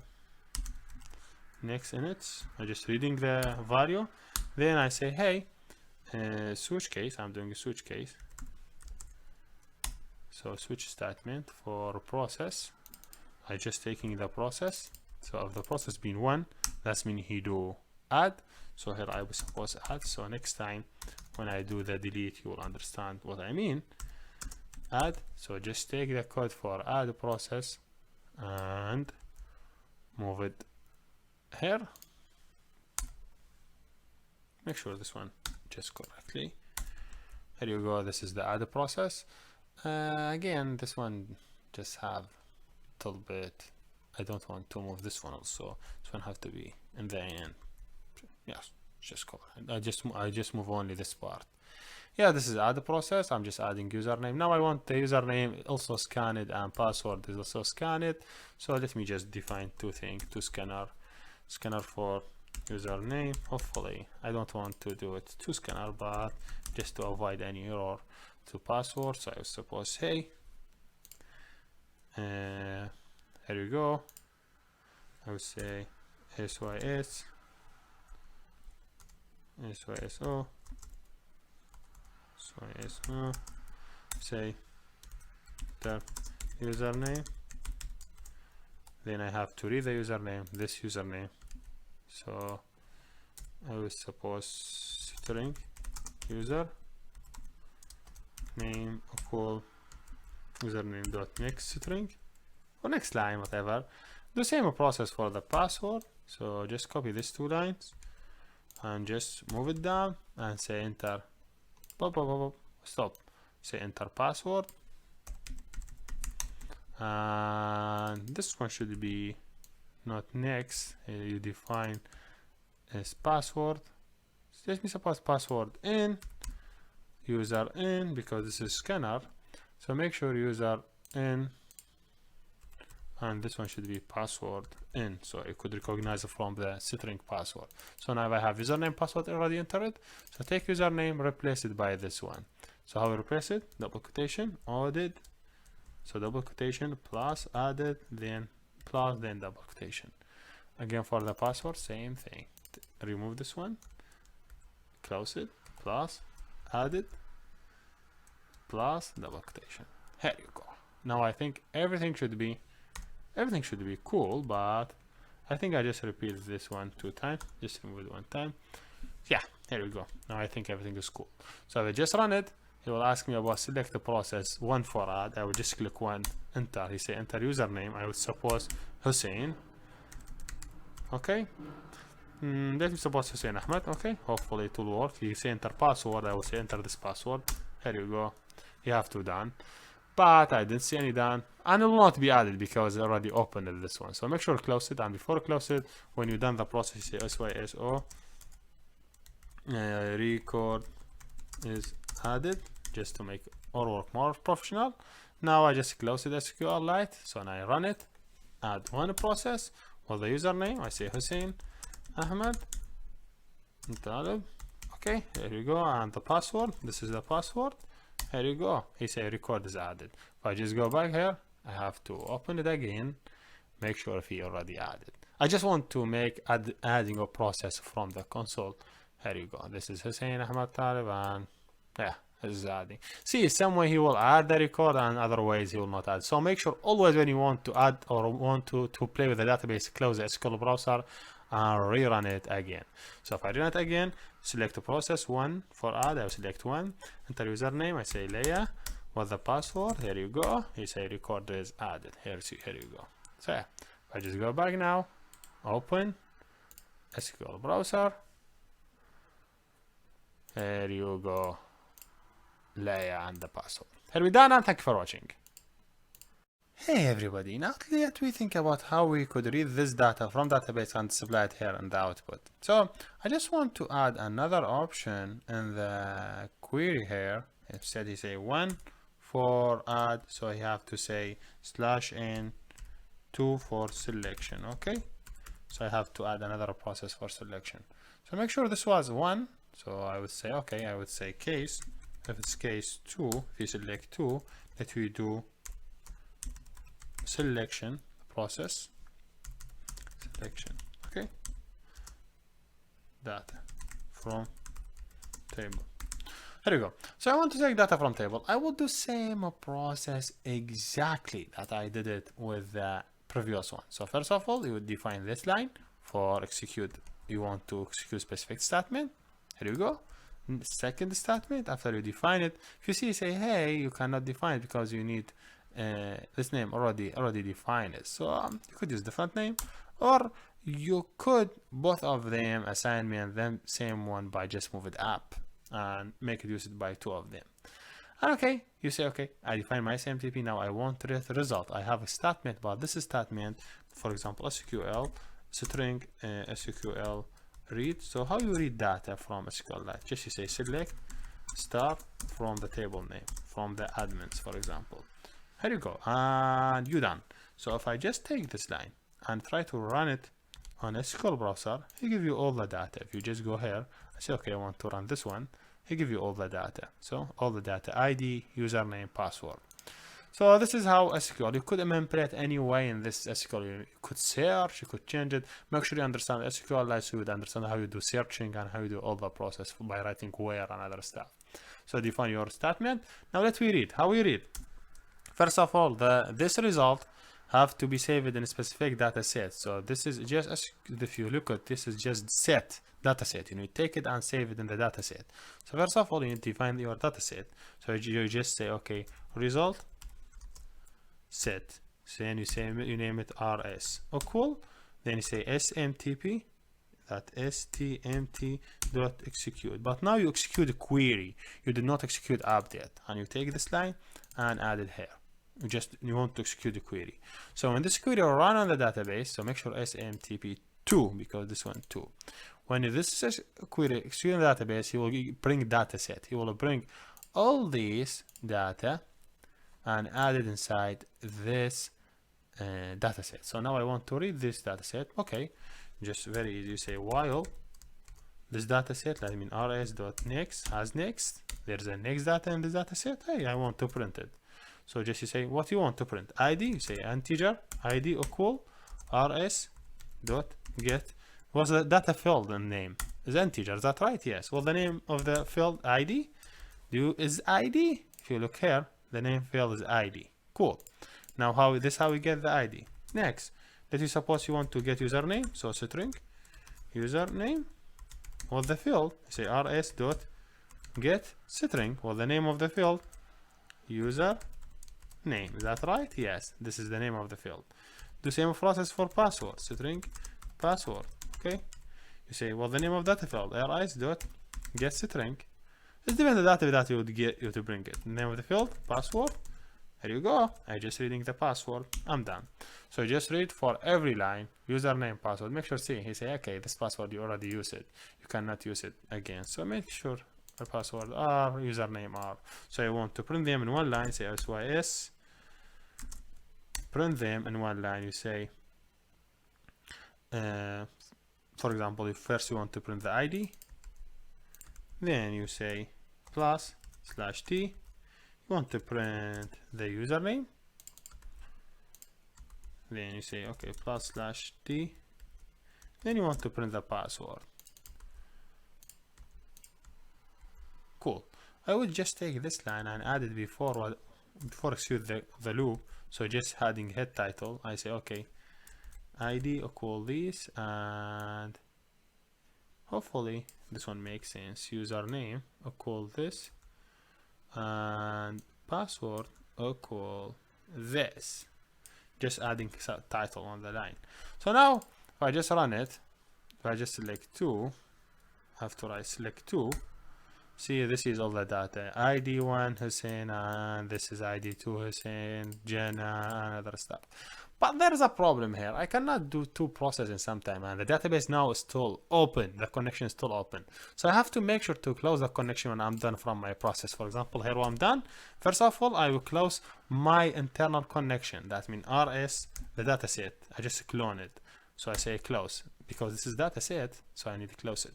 Second thing, I need to close SMTP. So I say, okay, SMT2 dot also close it, okay, and make sure also close the connection. So c dot close. Okay, that's good. So you have to close all these things, because when you need to do other process, the connection already opened, you cannot do other process. Make sure also go back to the, so in the add you will do same process. First of all, you would comment the thing. What I mean by comment, when we work with SQLite or MySQL, there is transaction, we need to do comment for thing for the database. So I have to say c.comment. I have to comment the change to the database.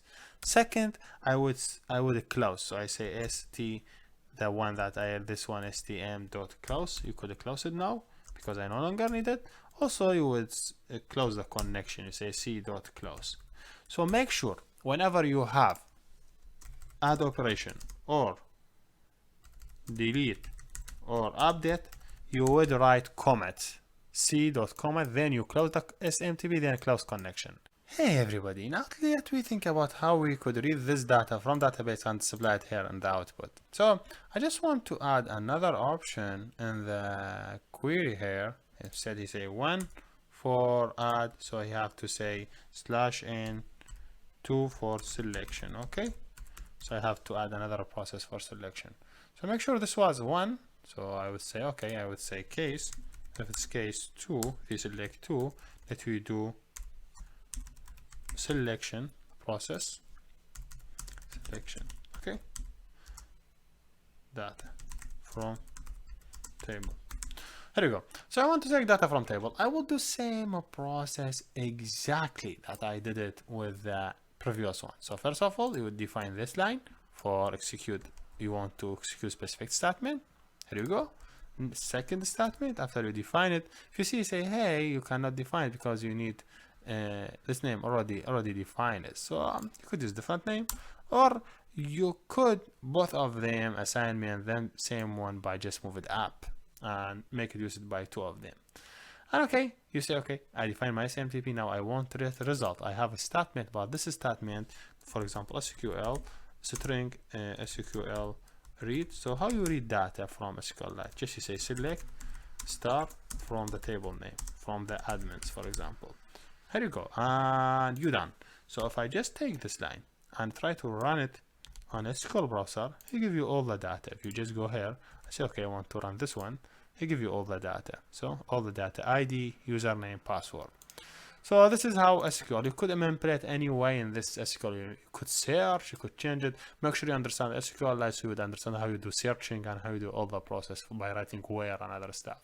So define your statement. Now let me read. How we read? First of all, this result have to be saved in a specific data set. So this is just, if you look at this, is just set data set. You take it and save it in the data set. So first of all, you need to define your data set. So you just say, okay, result set. So then you name it rs equal. Then you say smtp that stmt dot execute. But now you execute a query. You did not execute update, and you take this line and add it here. You want to execute the query. So when this query will run on the database, so make sure smtp2 because this one 2. When this is a query executing the database, he will bring data set. He will bring all these data and add it inside this data set. So now I want to read this data set. Okay, just very easy. You say while this data set, I mean rs.next has next. There's a next data in this data set. Hey, I want to print it. So just you say what you want to print. ID, you say integer ID equal rs dot get. Was the data field and name is integer? Is that right? Yes. Well, the name of the field ID is ID. If you look here, the name field is ID. Cool. Now how we get the ID. Next, let you suppose you want to get username. So string username. Well, the field, say rs dot get string. Well, the name of the field user name. Is that right? Yes. This is the name of the field. The same process for password. String password. Okay. You say, well, the name of data field rs dot get string. It's different the data that you would get you to bring it. The name of the field password. Here you go. I'm just reading the password. I'm done. So you just read for every line username password. Make sure he say okay, this password you already used it. You cannot use it again. So make sure the password R, username R. So you want to print them in one line. Say sys. Print them in one line. You say, for example, if first you want to print the ID, then you say plus slash t. You want to print the username, then you say okay plus slash t. Then you want to print the password. Cool. I would just take this line and add it before execute the loop. So just adding head title, I say okay, ID equal this, and hopefully this one makes sense. Username equal this, and password equal this. Just adding title on the line. So now if I just run it, if I just select 2, I have to write select 2. See, this is all the data. ID1 Hussein, and this is ID2 Hussein, Jenna, and other stuff. But there's a problem here. I cannot do 2 processes sometime, and the database now is still open. The connection is still open. So I have to make sure to close the connection when I'm done from my process. For example, here when I'm done, first of all, I will close my internal connection. That means rs, the data set. I just clone it. So I say close, because this is data set, so I need to close it. Second thing, I need to close smtp. So I say, okay, stmt2 dot also close it, okay, and make sure also close the connection. So c dot close, okay, that's good. So you have to close all these things, because when you need to do other process, the connection already opened, you cannot do other process. Make sure also go back to the add. If you see, we did not, after we did a query, we have to say, hey, we need to close the connection. You say, okay, close the smtp, this is mtp1, and close the connection for me. So now he will close the connection, smtp close connection. But wait, because we are working with SQLite, so we need to do comment. Comment is part from when you do transaction in the database. There's code, there's a specific statement you need to do, comment them to the database. So you need to do comment. So you have, before do this 2 things, after you say smtp do, I want to execute this update, you have after that say execute, you say execute or comment. You say I need to comment this work. So make sure not s, sorry, you say here say c.commit. That means I want to commit this comment to the database, but make sure you write this line after closing the SMTP.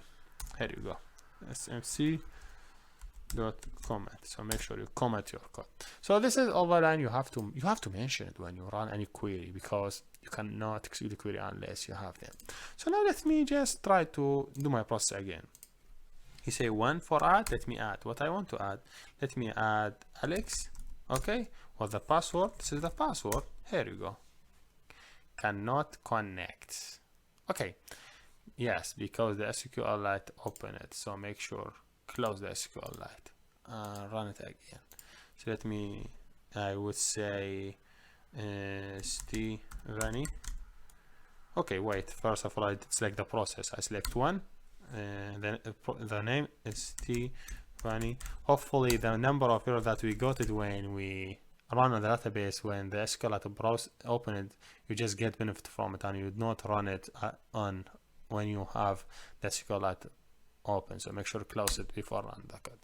He say cannot connect, but let me make sure does it really cannot connect. Just rerun it again and just select the process 2. Does I have? Yeah, I have it. I have Stevani here, and I have SDK, and I have Alex here, and I have everything. So yes, everything is cool, and I think there is no problem. Just ignore that problem. So yes, this is basically how to work with the database, and how we could add and how we could select data from the database. So here we're done, and thank you for watching. Hey everybody, let me talk in this video about how we could do delete. So how we could delete specific record.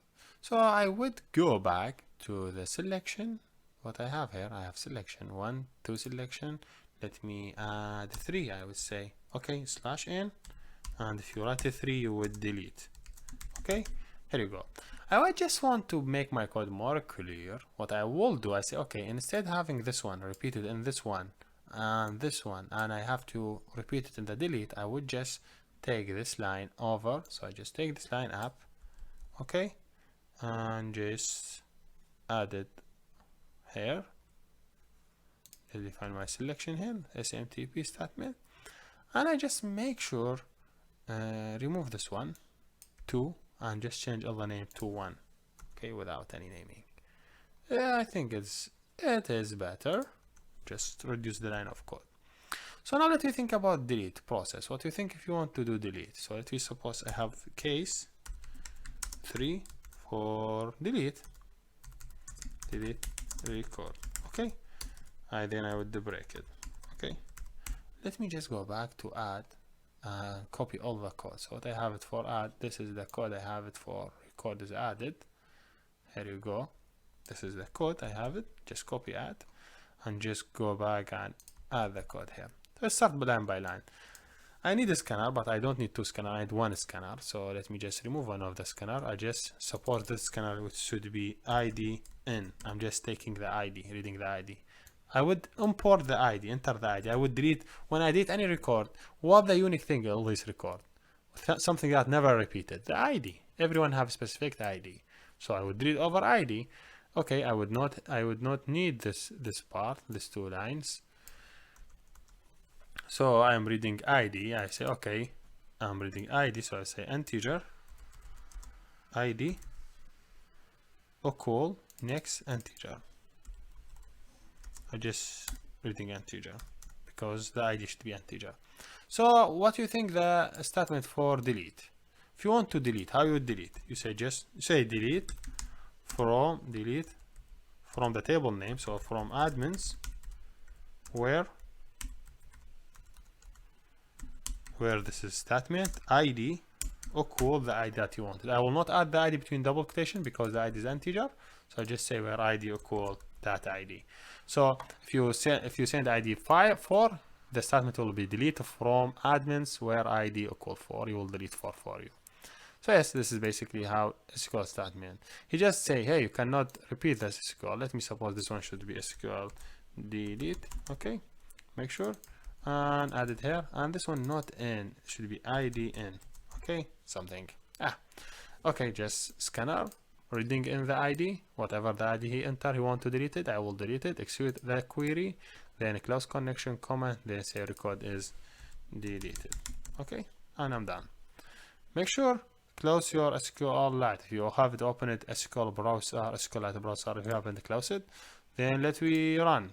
First of all, if I just click 3, oh no, I said do to see the record. I have this record. So if you see, I have Jana and 3. Let me delete Jana ID 3. So let me run again.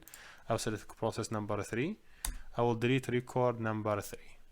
Here you go. You say cannot connect, but you have to be able to delete it. Now let me again run it. I have to run 2. I just selected. If you see, Jana is removed. Record number 3 is removed. Let me suppose I want to remove record number 6. Okay, again run it. What the process I want to do to 3. What the record I want to delete it, number 6. Here you go. This I cannot delete it, but you have to be able to delete it. So yes, again, what the process you want to do, I want to do selection. So here you go. If you see, 6 is removed. This is basically how we do remove. So in the same way you would do update, just you say update into specific record and you update it. So yes, this is basically how we work with database. Yes, sir, we done, and thank you for watching. Hey everybody, let me talk in this video about last process that we will do to the database. That means we need to update specific record. Someone, Alex, want to update his password. So how we would find record Alex? You find it according to the ID. So we will search by ID, then we update the password, for example. Cool.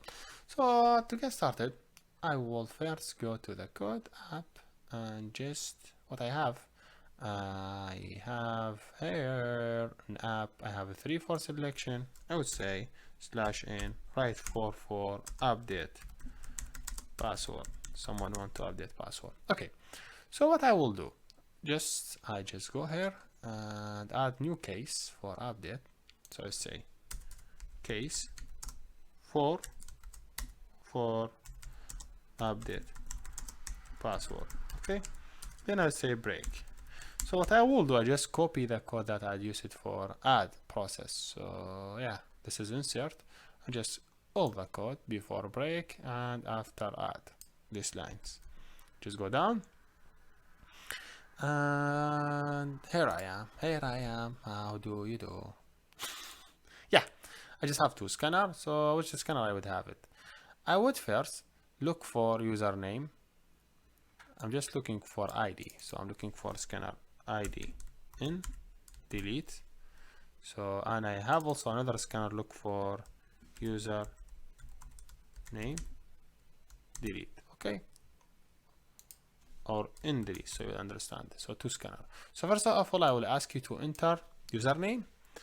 Yeah, enter username. Not username, enter ID. Which ID you want to update, because I would recognize you by the ID. So I will take the ID, should be next integer. Okay, next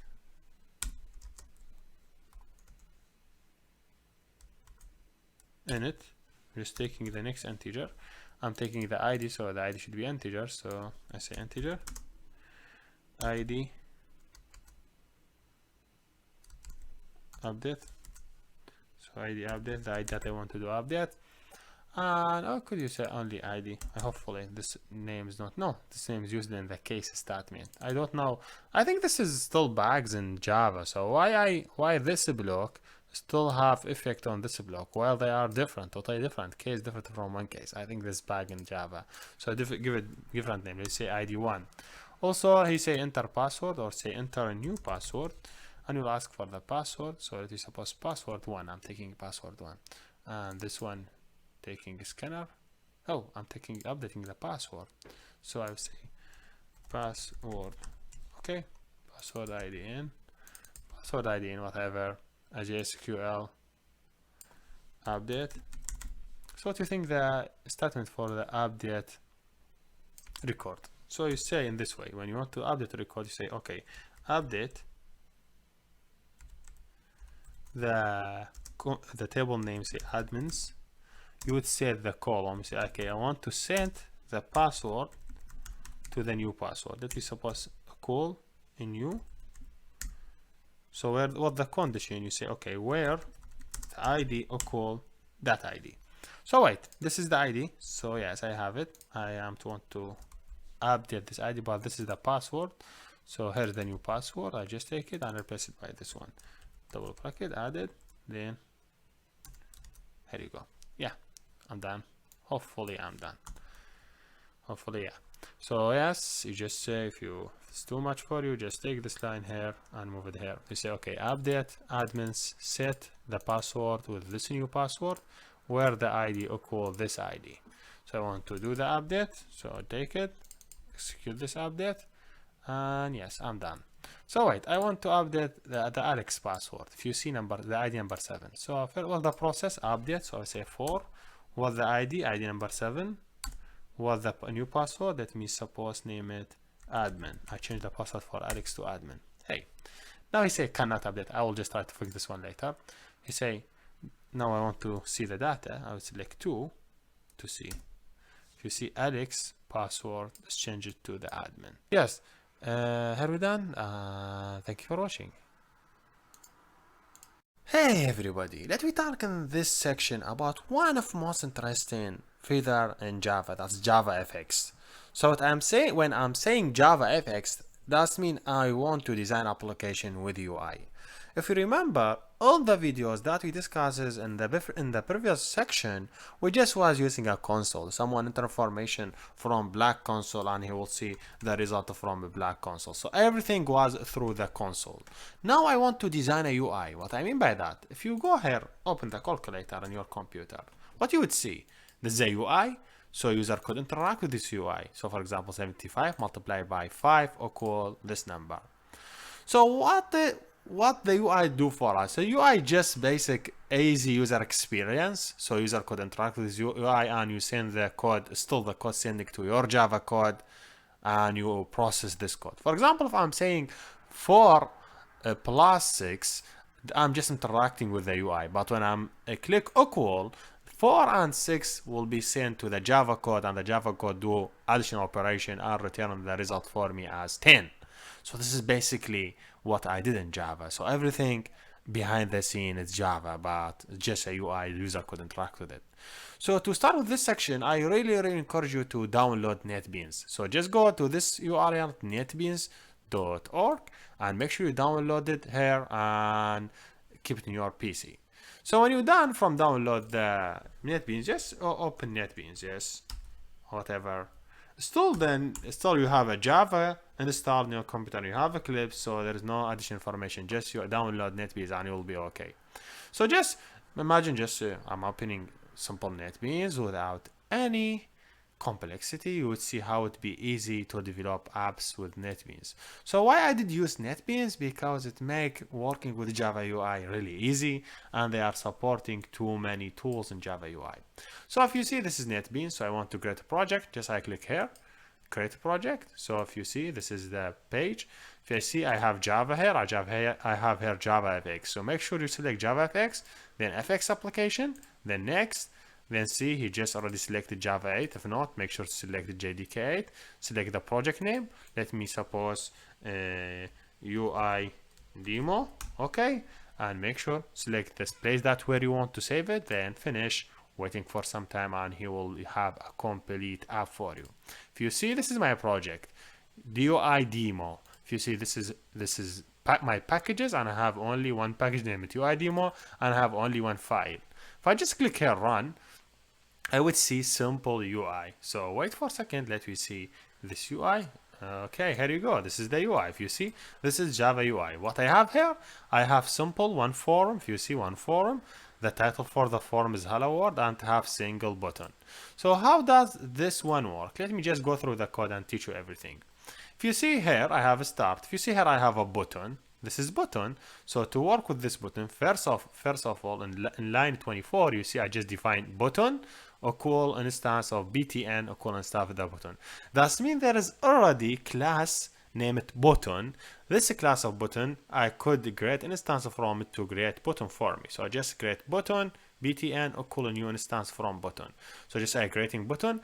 If you see button, this is button, but this button have number of properties and number of method.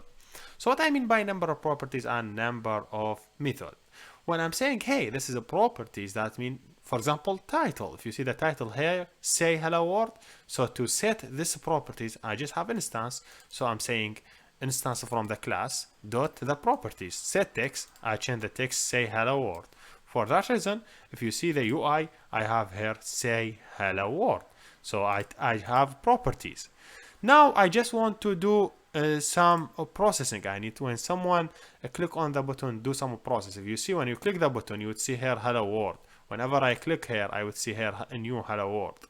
So how does that happen? That means there is event. So if you see there is here event btn.set on action, a new event handler, then all this code, what you're interested in only here. So this is your part. This is where you write your code. So all the code that you want to run when someone click the button, here will be when someone click button. So when someone click the button, this code will be run. So if you see here, we written system.println hello world. If you see, whenever anyone click on the button, this code will be fired. So this is basically how the button works. You see, again, the button have number of properties and number of methods. The properties, you say btn.setText. There is many properties, for example, btn. Just say btn. And click control space. You would see list of the properties that you could manage your button. Too many properties like get text, getting the text, or whatever you want. You want, for example, read the text, whatever someone have it, and any properties. Also method, same thing. So if you see, this is basically defining the button. So to do the UI, I did define button, set the text, and setting what I will do when someone click on this button. I defined the button. Now I want to add this button to the UI. How would I add it? Okay, wait and see this. First of all, you define stack pane. When I define something stack pane, and I say, I have something, number of buttons, and I want to add one button over another. So to do that, you would use a stack pane. So I define a new stack pane. I name it root, or call a new stack pane. And in this stack pane, I say root.getChild.add. That means I'm adding children. So what I mean, okay, I have layouts, simple layouts. I just define stack pane. Let me suppose this is the stack pane. If I say, draw tool, I would suppose draw tool will be easy for me to manage it. So I suppose, I have, for example, just think about it. This is a stack pane. So you just define a stack pane. And inside this stack pane, you say, I would add this button. But if you want to add another button, the other button will be over this one. So this is how stack pane works. So I define my stack pane. Then I added the button inside it. So first of all, you define your button with the properties and method. Then you define your stack pane. Then you take this button, you add it inside the stack pane. Now I have the stack pane, and I have this one, name it layout or name it screen. Imagine this one is the screen. So what I did, I just defined screen. I defined the size of the screen. See, it will be 325. That means the width is 300, and the height should be 215. Maybe opposite. Maybe this one high. Maybe this one height. We will check it. And you say, I define my screen. So I define the screen. I need to add this root. Or this root, I want to add it inside the screen, and here you go. Now it's cool. So after you've done all this, you say, I need to define title for my screen. If you see, this is the title, I have it here. Then you say, primary stage dot set since you added the screen inside it, then show the screen. So this is how basically works. So what we mean by primary stage? Primary stage, that mean that your PC, like when you say main method, when you ever start. If you see in the main method, when someone start from launch, so you could start this part. So basically what I want to show you, I say, you have UI, this is your UI, so you define the screen. This name is screen. You define specific size, width, and height. You define title for your screen. You set the screen inside that one and you show it. But this screen now is empty.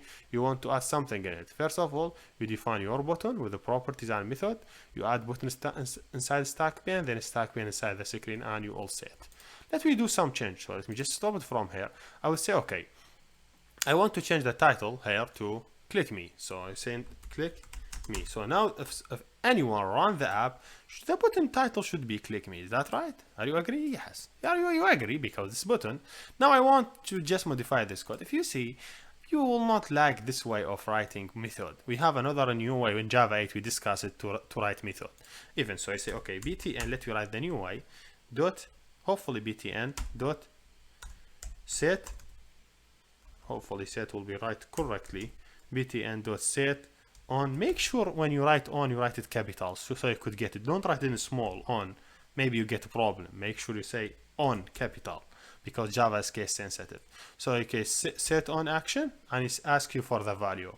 Just do it in the way of Lambda. So what you will do in Lambda, I have this is the input parameter. So I say okay, define it, and let me say okay, I would define it by name event, and then I say here you go, and all the code will be here. This is basically how I just summarize that method. Instead of having all that complexity, I just take this line, okay, copy C, add it here, and just I stop this code. I say okay, this code is no longer needed, let me just stop it, make sure it gets stopped from here and from here. So basically say okay, I don't want to use this way, I want to use Lambda way, because this is too many code you write for event, and you write for create and anything, and but we know this is event handler is functional method, so have only one method, so it's easy to implement it using Lambda. So what the parameter name event, I just define event, then there we go. You could use like an open and a close bracket. Does it make sense? I just remove it. Why I'm adding too many? I just have single parameter. If I just stop the app and try to run it again, make sure you always stop it before you run it again. If you see now, if I just try to click, still same thing, hello world, hello world. So you could say, okay, let me say, I want to do other process. I can say hello from a new Lambda method. Just sharing. Here you go, run. Hopefully now it's running. Yeah, just click it, say hello from a new Lambda. Oh, this is what I wrote it. So this is basically how you work with Java UI. All your code is still same, all your code Java, still you could create many classes and you handle or access to these classes. So let's go next and discuss one more example in details. Thank you for watching and see you next. Hey everybody, let's go in more details in this video and try to do simple calculator. So what do you think simple calculator you will have if you want to design calculator? So for sure you say, okay, if I just use the draw tool, you say simple calculator, let me just draw it here. You say, okay, I have this way, a forum, and this forum have first of all label, display, enter first number, enter second number, and this should be input, and this also should be input, for sure. And you have also a label here showing your result, and also here button to click, so this one button. Okay, so this is basically your UI.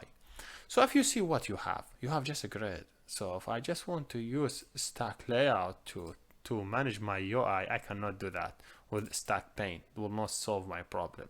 So I need to use a grid. What do you think about the grid? If you see this grid, what's have how many how many columns? 1, 2 column, 3 column, let me suppose. How many rows have? 1 here first row, here second row, here third row, and here 4 row. So it's better for me to design it as a grid and put my things inside this grid. So let me think about it. I just will start. I will not remove too many. Let me just remove this part because I don't think this match my work. I also remove this button because I don't think also it's necessary. This pane also, let me remove it. So to design this layout, I need to have stack layout. I'll need a grid pane. So I would define my grid in this way, grid in this way, grid pane. So let's name it a grid. Okay, then you say, okay, this one will be equal in new a grid. Make sure you write it in capital and same way that I'm writing pane. Okay, so also you may have this problem. Make sure just click here and say add, so he will add the code for you. Now, so instead adding to my scene, instead adding the root, I will add the grid in the scene. So the scene 300 by 25 by 25. Let me suppose I want to change it. If you want, let me say I would say 400. If you see the screen size here is, if you want to see what the parameter, if I just open it here, I click on, if you see here, I have the parent, I have the width, and I have the height. So what I need to show, I need to say the parent will be grid. So what I'm adding here, the width, let me suppose 400. With the height, let me suppose the height will be 350. Okay, cool. So what I want to add in this layout, first row, what I want to add, I want label and input field. So let me go here and say UI define. Okay. So first, let me. Oh, why define is not correct? Define. So I need to define UI. First of all, I need to have a label. So label, just simple UI, it's look like a button. So just say, okay, I will define label. Let me suppose this label will be li number 1. So let's suppose li number 1. Okay. Equal for sure a new instance of label. Okay. If you click Control and space, hopefully with suggestion you will not see any suggestion. Just open a bracket, close it, and you say okay, number 1, just to show on the layout. But if you see here is error, so make sure you import label into dimension.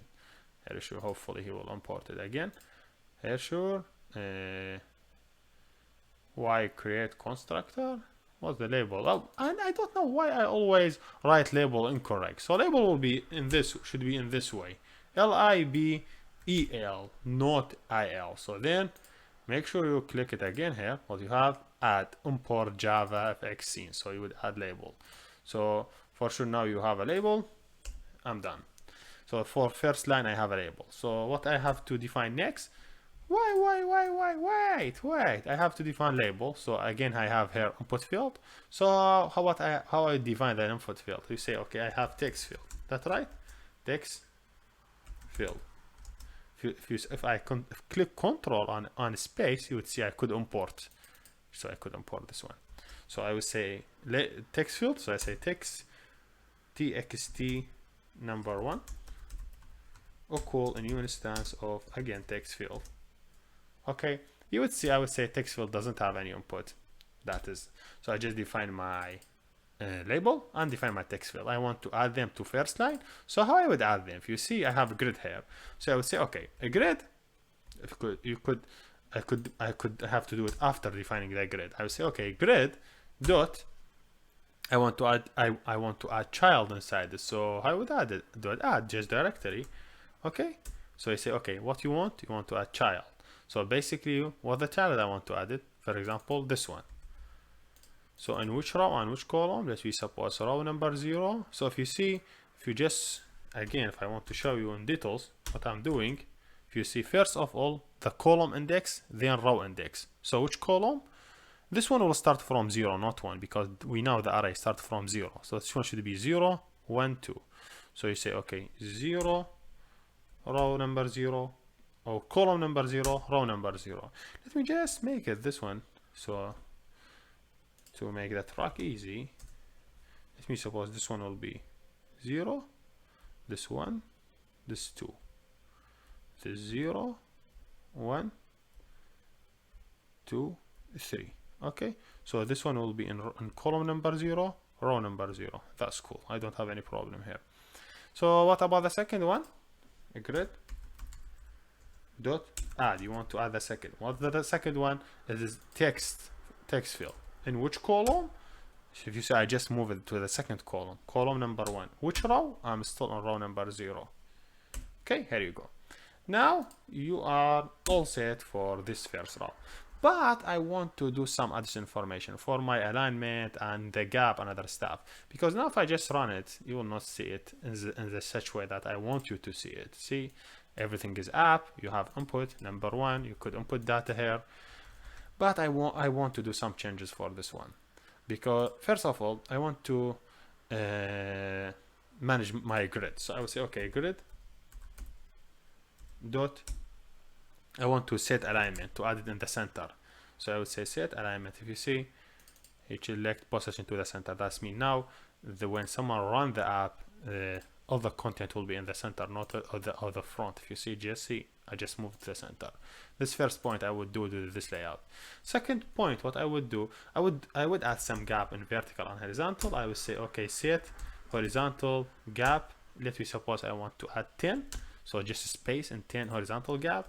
I would suppose grid dot set vertical gap, hopefully set vertical gap, oh say suppose also 10. So just adding gap between vertical and that. Second, I do this one for development only. So I would add showing the lines. So I would say set a grid, that grid line visible true.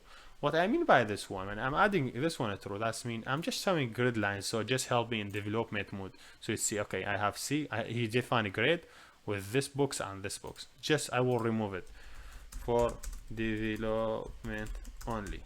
Okay, that's cool. I will remove it later. Again, well, the last thing I have to add it, I would do some padding. So I would say, okay, grid dot set padding. That we suppose I'm adding padding, so I say a new in sets. So if you don't know about insets, hopefully now I would insets. If you say it's just Java code, so if you say I could define 4 from the top, from right, bottom, left, just adding inset or padding, you could say. Let me suppose I added 25 from any place. 25, 25, 25, 25. Padding is for, padding, if you're looking through CSS, padding mean how much I'm doing space between one object and another, but gap mean how much I want to do gap in vertical mode and horizontal mode. So when we talk between object, when I'm talking about padding, I'm talking about object and object other, and with gap I mean gap between vertical and horizontal mode. We will go in more details. So this is just setting my layout. That we suppose this one add UI to a grid. Let me suppose this one for set UI. Let me go more details. I just did first line. Let me just copy it and do same thing for the second line. So what I have, line number 2 and text number 2. So let me suppose this one. I just again defining UI because someone will enter number 2 and he have text field for that. So I want to add it here. I will do same process. If you remember here, I'm adding first row, so I say grid.add. I would add label number. I would add number 2. Which number 2 I will add it? I still in column number 0, row number 1.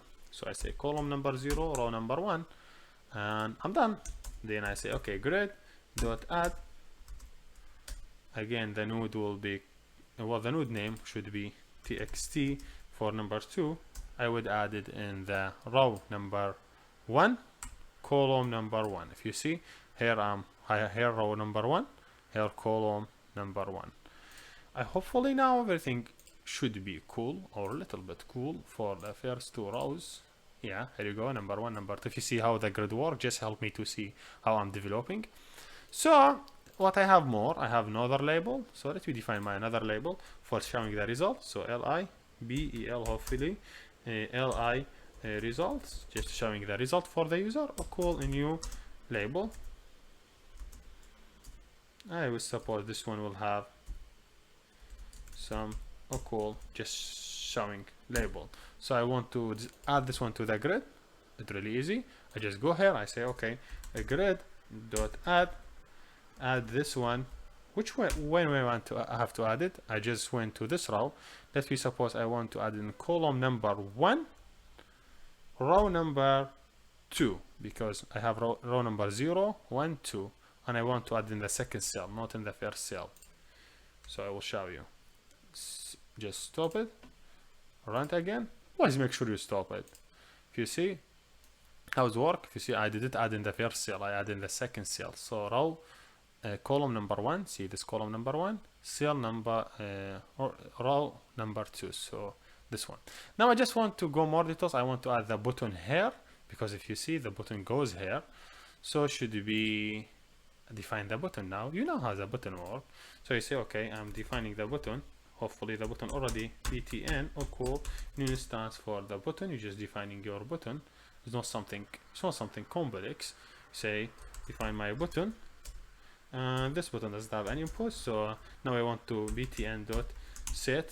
You want to set text.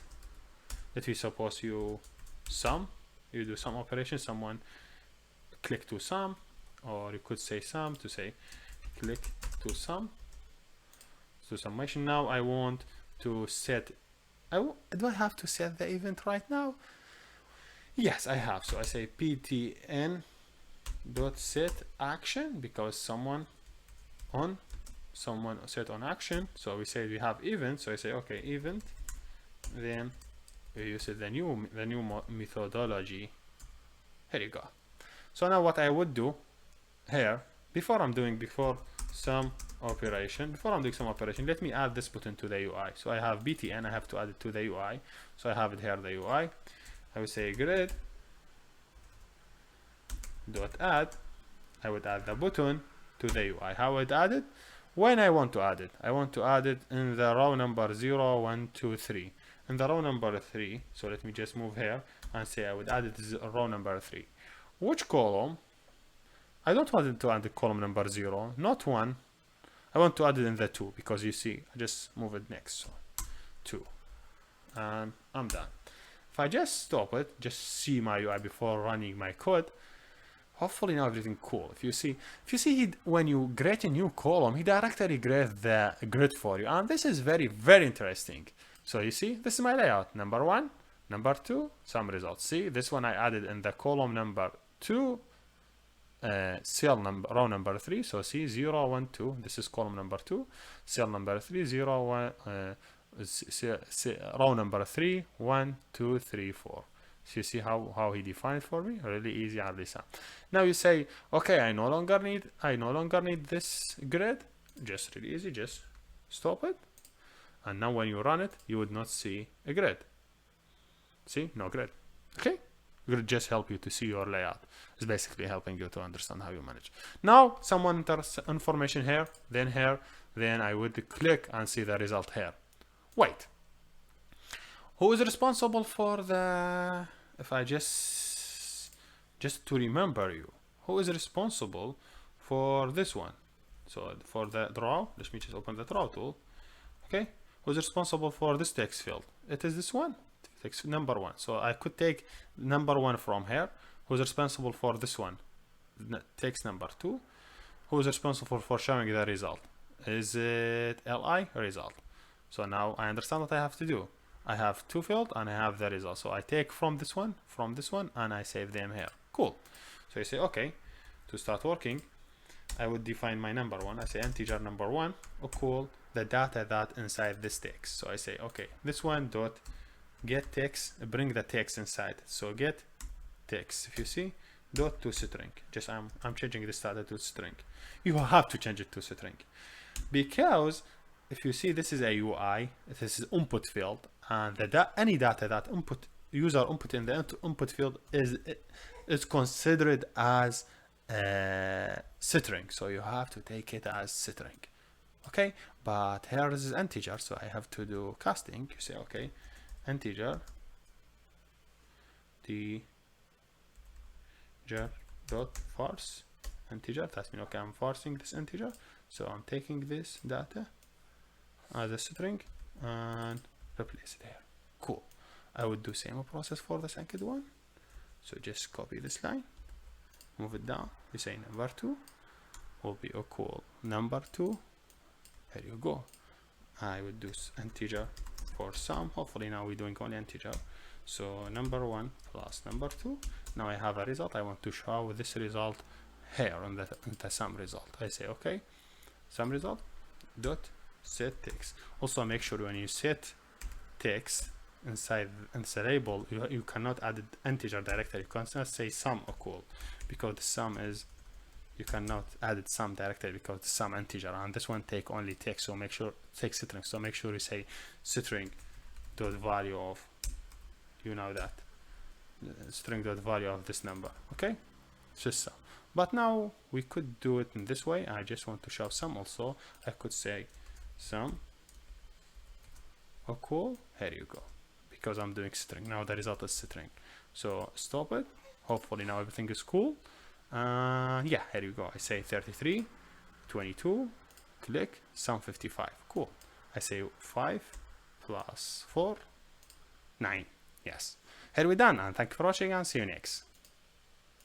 Hey everybody. Let me talk in this video about how we could make this layout more beautiful by adding some CSS. So you say, okay, why I'm using this layout? This layout is that's not nice. I want to make it nicer. I want to change the color and other stuff and all these things. So how I would do all this work in Java? So you could manage your layout in Java using CSS. So if you have experience with CSS, so you come to right place. It's very easy for you. Otherwise, also it's still easy. So let me show you a basic example. I want to change the color for this button. So how I would do that? First of all, let me just click right here on my package. If you see, here is my package. Make sure to click right and say other, new other, and make sure in the other go to the other, and here look for something named CSS, hopefully cascading style sheet. Next, make it any name. Let me suppose I will name it calculator in this way. Okay, and yeah, I added. So if you see, this is basically basic CSS. If I want to change, for example, something related to the button, first of all, to change something related to the button, I will have to connect this file with my button file. I mean this one. So how I could connect it is not so complex. If you see, I have my layout here. I'm just defining my screen. I could add this CSS to this screen just by saying screen this way, hopefully, dot get sims dot, I would say get style sheet. Then after that, say dot add. I just want to make it multi-line to make it easy for you. So what you would add, you say, okay, I would add, well, the name of the class. If you see, the name of a class is UI demo. So I say UI demo. Say, okay, UI demo. Make sure to write the same way. Demo dot class. Then you say dot get resource, because you want to get the resource. Well, the resource name is this file. I have it, calculator.css, because this file is calculator.css. If you see, finally you say dot to external form, and yeah, here we done. You just change it to the external, and this is basically, if you want to know how to connect your CSS to this one, basically this is how you will do it to this file. Now let me think about the button. You say, okay, I want to change the color for this button. So first of all, I have to have something unique for this button, because if I just go to the code here on CSS and write a class name it button, I will affect all the button that I have in my work, because this is how CSS work. So to work for example, background color. So to background color, you have to write /fx, then you say /background color. So you could access to any color. Let's suppose I want to add it red in this way. Hopefully this one red. So yes, I was just adding red color. Hopefully this one will work. Yeah, here we go. So just I am adding color. But now if you run it, it doesn't make sense for you, because he will affect on any button you have it, and maybe he does not access to this button. So how I could access to specific button? So I want to say only this button, I want to change the CSS for it. So I would say, okay, I would go to my button. What's the name of my button here in the code? I just set specific ID for that button, and I'm good. So I say, okay, where's the button? Here's the button. I just set the properties. Let me say ptn dot, I want to set the ID for it, so make sure you write it in this way, set ID. So what the value for the ID, let me suppose btnc. Let me just name it btnc to make you understand the difference between this one and this one. You could name it any name, so okay, I name it btnc. Now this is because it's ID, so to access to any ID in CSS, you have to write hash, then the ID name. So hash ID name, this is to access to ID. To access to any class, you say dot, then a class name. To access a properties directory, you would not write anything. I want to access to ID, I would do it in this way. So now let we run again and see. Yeah, there we go. This is the button change. You could change more properties, for example, /fx /font size. You want to change, hopefully you want to change font size. Up. I don't know why my scrolls went /x dot font. If suppose you want to change the font, that you change the font to 18. So yeah, here we go. I would stop this one, and There you go. I just changed this font size. Cool. So maybe you did not like this way of accessing to the object through or using ID. You could access to it. Maybe you have more than a button and you want to do all them. So you could do using class. So you could say dot button. You could access to the button directory, and you would do same process without ID. But it depends on your app. Maybe some of your app want to use button or use class, and you want to for more than one item because maybe you have more than one button. You want to give them same class, or maybe you want to do for single class only. So it's still, it depends on you. If you do a single class, use ID. If you want to do many class, use a class. So now the question is, well, the more details, how could get more details about CSS? Just say right here JavaFX CSS. You would find a lot of things. It's writing in Java documentation, CSS guideline. I would really encourage you to go through these and see what the CSS and how we could use everyone in your code.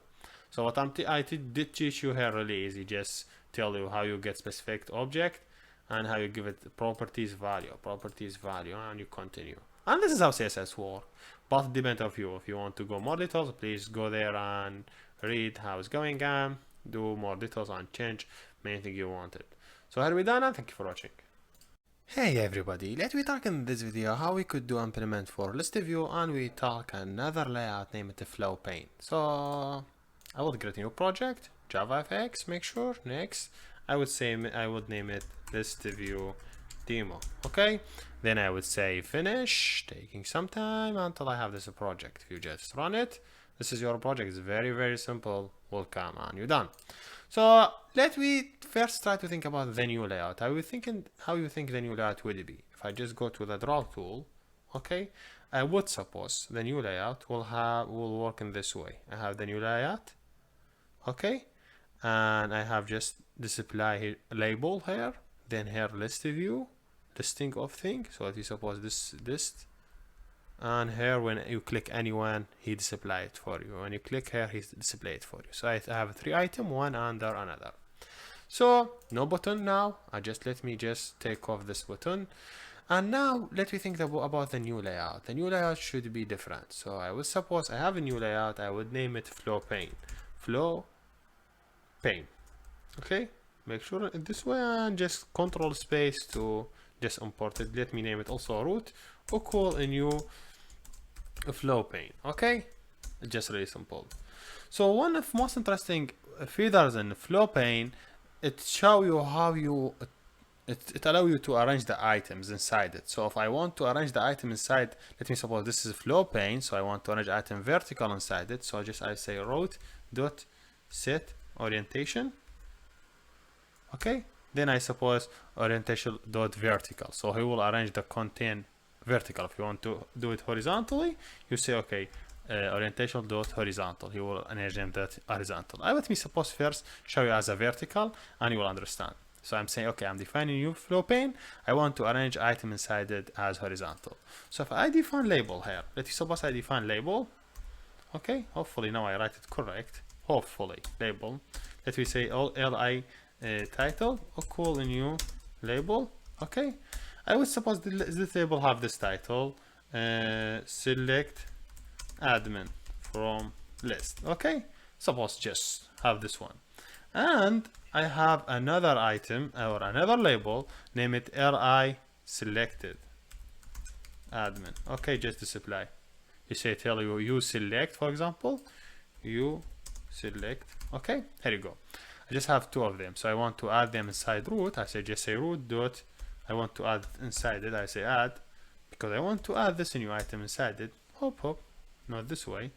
Dot add, and hopefully I just write it correctly. Just I want to add item inside the flow pane, so I would not have problem. I would say first of all root dot get children, then I would say add.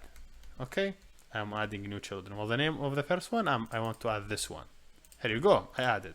I do same thing, root dot get children, and I will say dot add. I want to add the new children. That should be this one, because I arrange them vertically. Let me see how they will appear. I just click run. see, vertically. I arrange them vertically, one under other. If you say I want to arrange them horizontally, they should be one beside another. But because this one is not too much, let's say 400, 320, and you just stop them, he will arrange them horizontally for you. But still, you don't have any space. See how they appear. So we need vertically. So that's mean you now understand when I say, hey, arrange this item inside flow pane vertically, he will arrange them one under other. So first of all, we added first item, that is title, he displayed here. Then we added uSelect, he displayed under it. So really easy and convention. Okay, now we are almost set in this point, but now I want to define my selected list view. Cool. Now last step, I want to create list view. So how we could create list view? There is a number of steps I have to do to create list view. First of all, first step, you have to define your dataset. Okay, I need to define dataset. What I have, let's suppose I want to display a list of admins. So I would use observable list. Why observable list? Don't tell me why. Tell Google or tell Java, not Google, because they use observable list to control the list view. So observable list, let me suppose I have admins. Okay, account.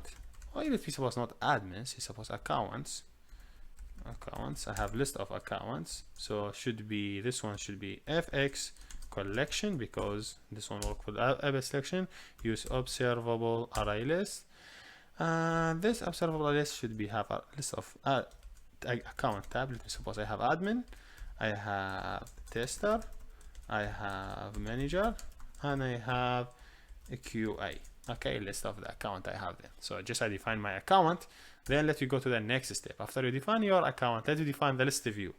I will say, okay, I have list view in this way.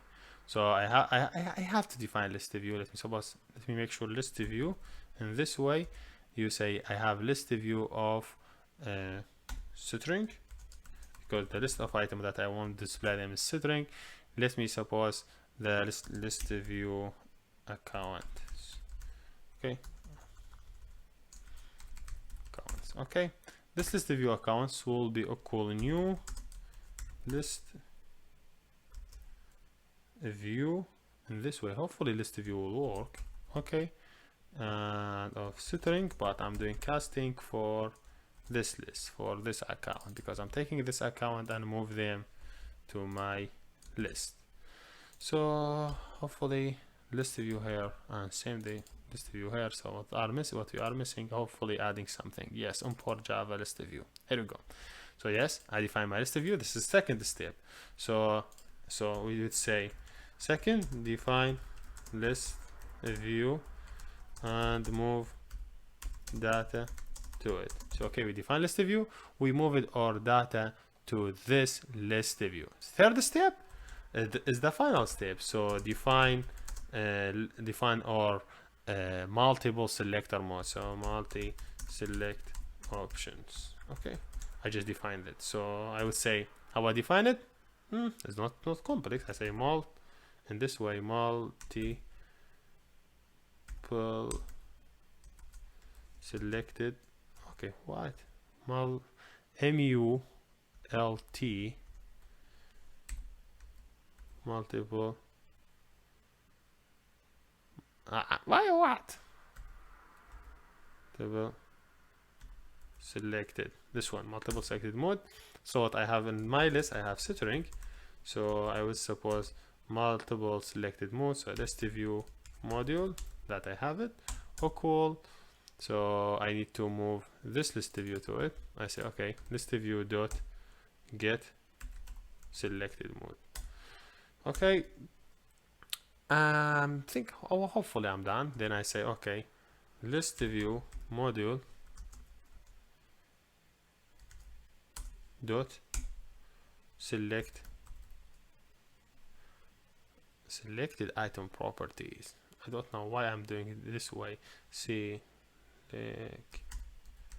selected item properties dot I want to listen when someone select the item, then add listener. So what we add in the add listener, so we say new change listen, hopefully change listener this one, so it would take string and also open a bracket to close it. This is how this method work. Then again, open a bracket. This method have only single method should be. Hopefully if I click here, they will implement it for us. Implemented abstract. Yes, here you go. They implemented the method for us. So this is the method that we wanted once the value changed. So whenever anyone change the value, this method will fire up. If I want to see it in multi-line, so you would understand what I'm saying, let me just take this one down. So you would see this is the old value, this is the new value selected. I want to show the new value, so let me suppose sys, just display on the screen, print line, the new value. So I just show you selected. Hopefully I did correct, but I'm sure there is something mistake. I have ListView model, I want to add it, but I want to add it between two child. So I say root dot get children dot add the ListView. Hopefully ListView account. Yeah, there we go. So yes, I think I'm already set. I define my ListView. First of all, if you just go up, you see where define the data set. Then we define the ListView. We define it as account. But let me do some properties for this ListView. I would say ListView dot set. I would set the precise, so it should be precise. This one with unhighlighted. Suppose I would do it 300. This is the size of my ListView. 115. So how I would define the size of my ListView? So it should be 300 by 1 or 300 by 150.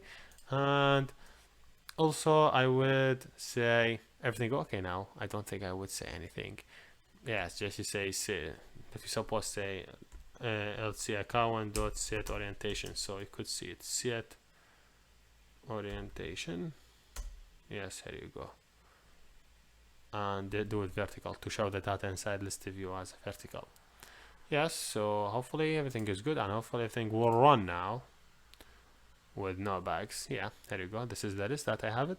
Now if I try to select anyone, if you see he displayed the value for it. Select manager, he select the manager. He select, but I want to display it here. It's now easy. I say okay. What I have this label to display the data you select. I will say okay, instead of printed, say dot set text.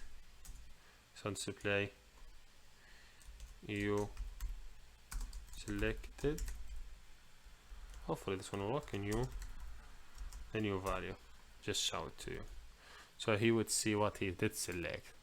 So just a ListView. So now hopefully you understand how to work with ListView. See, you select admin, you select tester, you select manager, you select all the insurance. So yes, this is basically how you define ListView. And did you see the properties for the ListView? I want to define it. If you see, I define the size 300 by 150. So hopefully this one 150 and this one 300. And like the orientation should be vertical. If you define it, hopefully there is horizontal mode. I'm not sure if there is horizontal mode. Yes, there is horizontal. So if you select it horizontal, the data will be displayed in horizontal mode in the ListView. It depends on your case. See, this is data horizontally, but for sure I want it vertically in this case. So yes, so how it work? To work with ListView, first of all, define the data set, define your ListView, define the size for ListView, define the orientation of the data in it.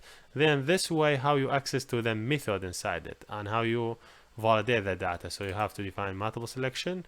You just get selected mode inside it. Now it could manage your ListView. So first of all, you're listening to the data when anyone change it. I know this is little bit complex for you. Say, okay, I have ListView. Why this one is managed? This is how we name it in Java and a protocol. So sorry, not Java, and iOS name it a protocol. So one managed by other one, delegate and other stuff that delegate exactly in iOS. So you have this method and this method delegated to access to that method available in it to allow you to manage. So yes, here we basically done, and hopefully you understand how we did design this layout. Here we done, and thank you for watching.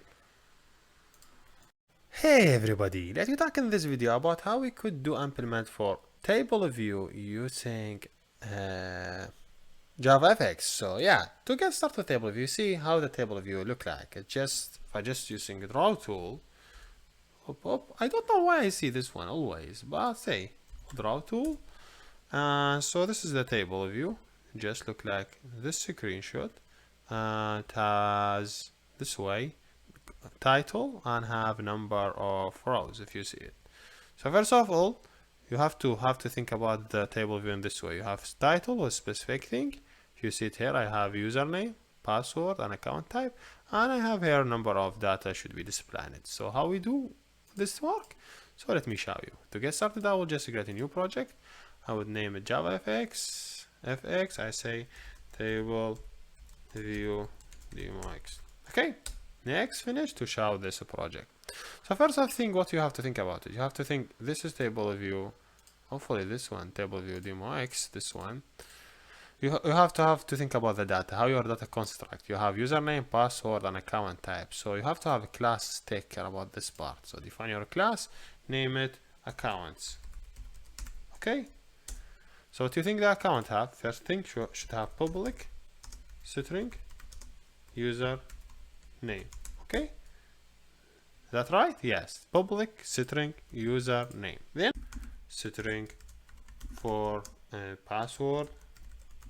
And you would suppose always you have public, okay, string for type.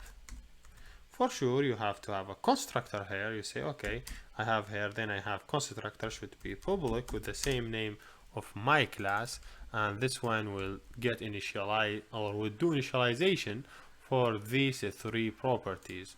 So first one, second one, third one. So let me do it in this way. You say okay, I will get username. Let me just make it come on what the name is. So just taking username, taking the password, and taking the type. Okay, this is the three information you want to do it. Then you want to do initialize. You say okay, I would do this dot username equal the username. Then you talk about the password. You say okay, I have this dot password equal the password. Then you talk about the type. You say okay, this dot type equal the type. But because you want to work with UI, this type of data will not work. So you cannot define that as a string. You have defined a simple string property because table view cannot access to the data from tab of string. So make sure change it to the table view. Then you say okay, new this one. Okay. Do same thing for all. So all of them should be initialized and all of them should be simple string, so they could work. Now you got what I'm talking. Now you say okay, we did this part, but we need to do setting. Setting mean I want to send the values. This dot doesn't work. So what you would do, you say the name dot set, because this is a properties now is not a string value, not as normal string.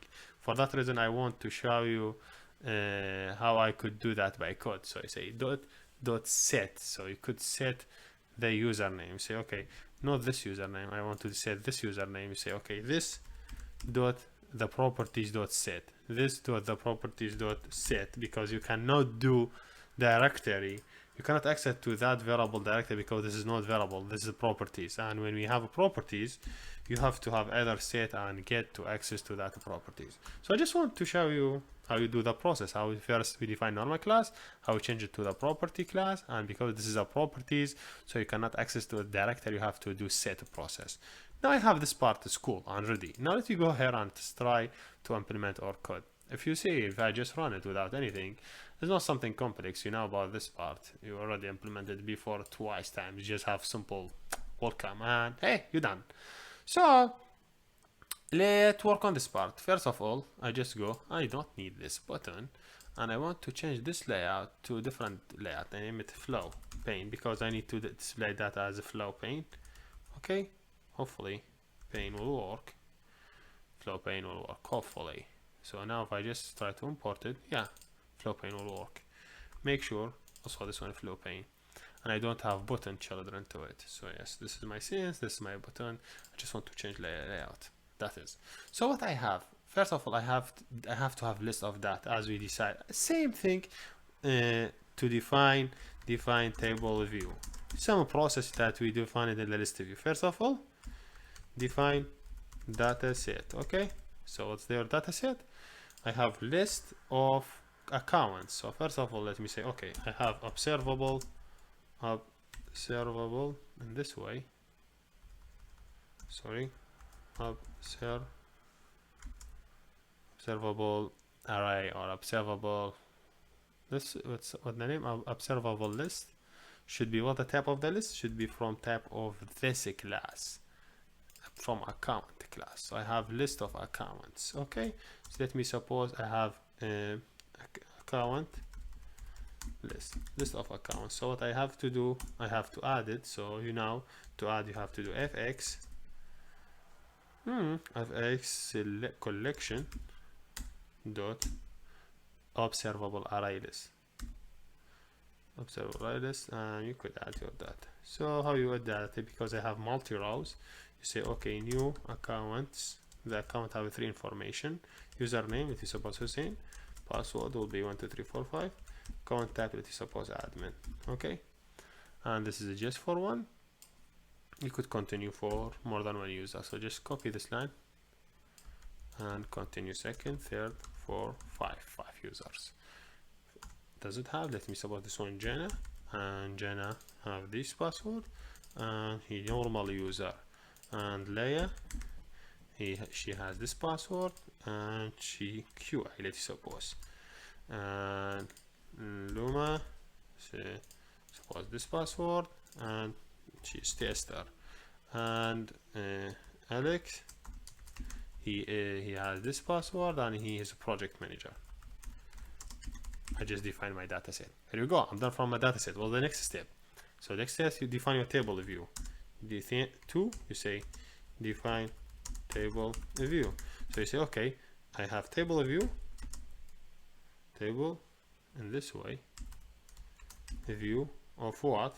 I have table view of the accounts that I have them. So what you say, I have accounts. So I have table view of accounts. Let me say the table view accounts. Okay, and yes, this table view account. Now you want to initialize it.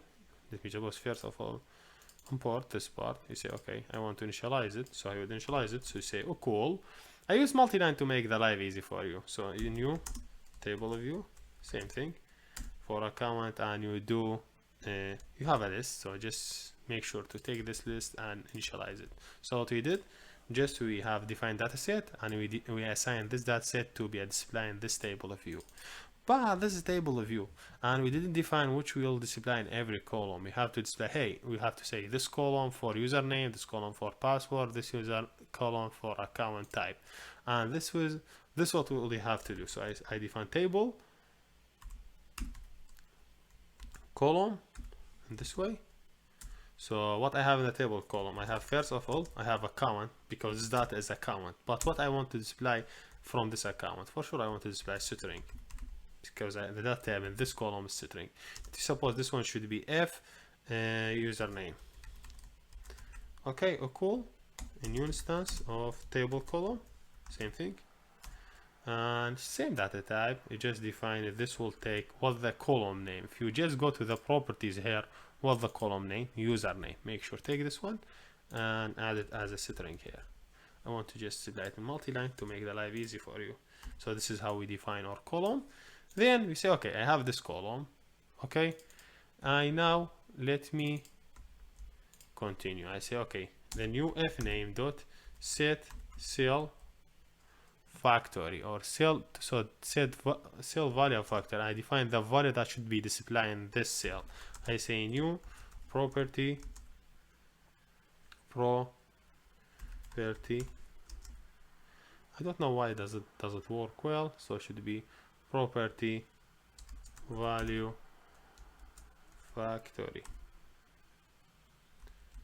Okay, in this way, and I have to display my data inside it. So I say define, hey, display new table factory, and also have to say okay, what the name. So I say okay, this name. So just again, I think I did a mistake. This is what the title of the column. So the title should appear. This is the real data that should be banded from the table. So I have this username. I have to say here I have username. So make sure what the error here I have it. So if you suppose you need to import something. Now I define this column, define everything. I want to add this column to this account. So how I would add it? I say t accounts dot get column. Hopefully get columns, this one, Then I want to add, I just add a new column, which is this column, f username.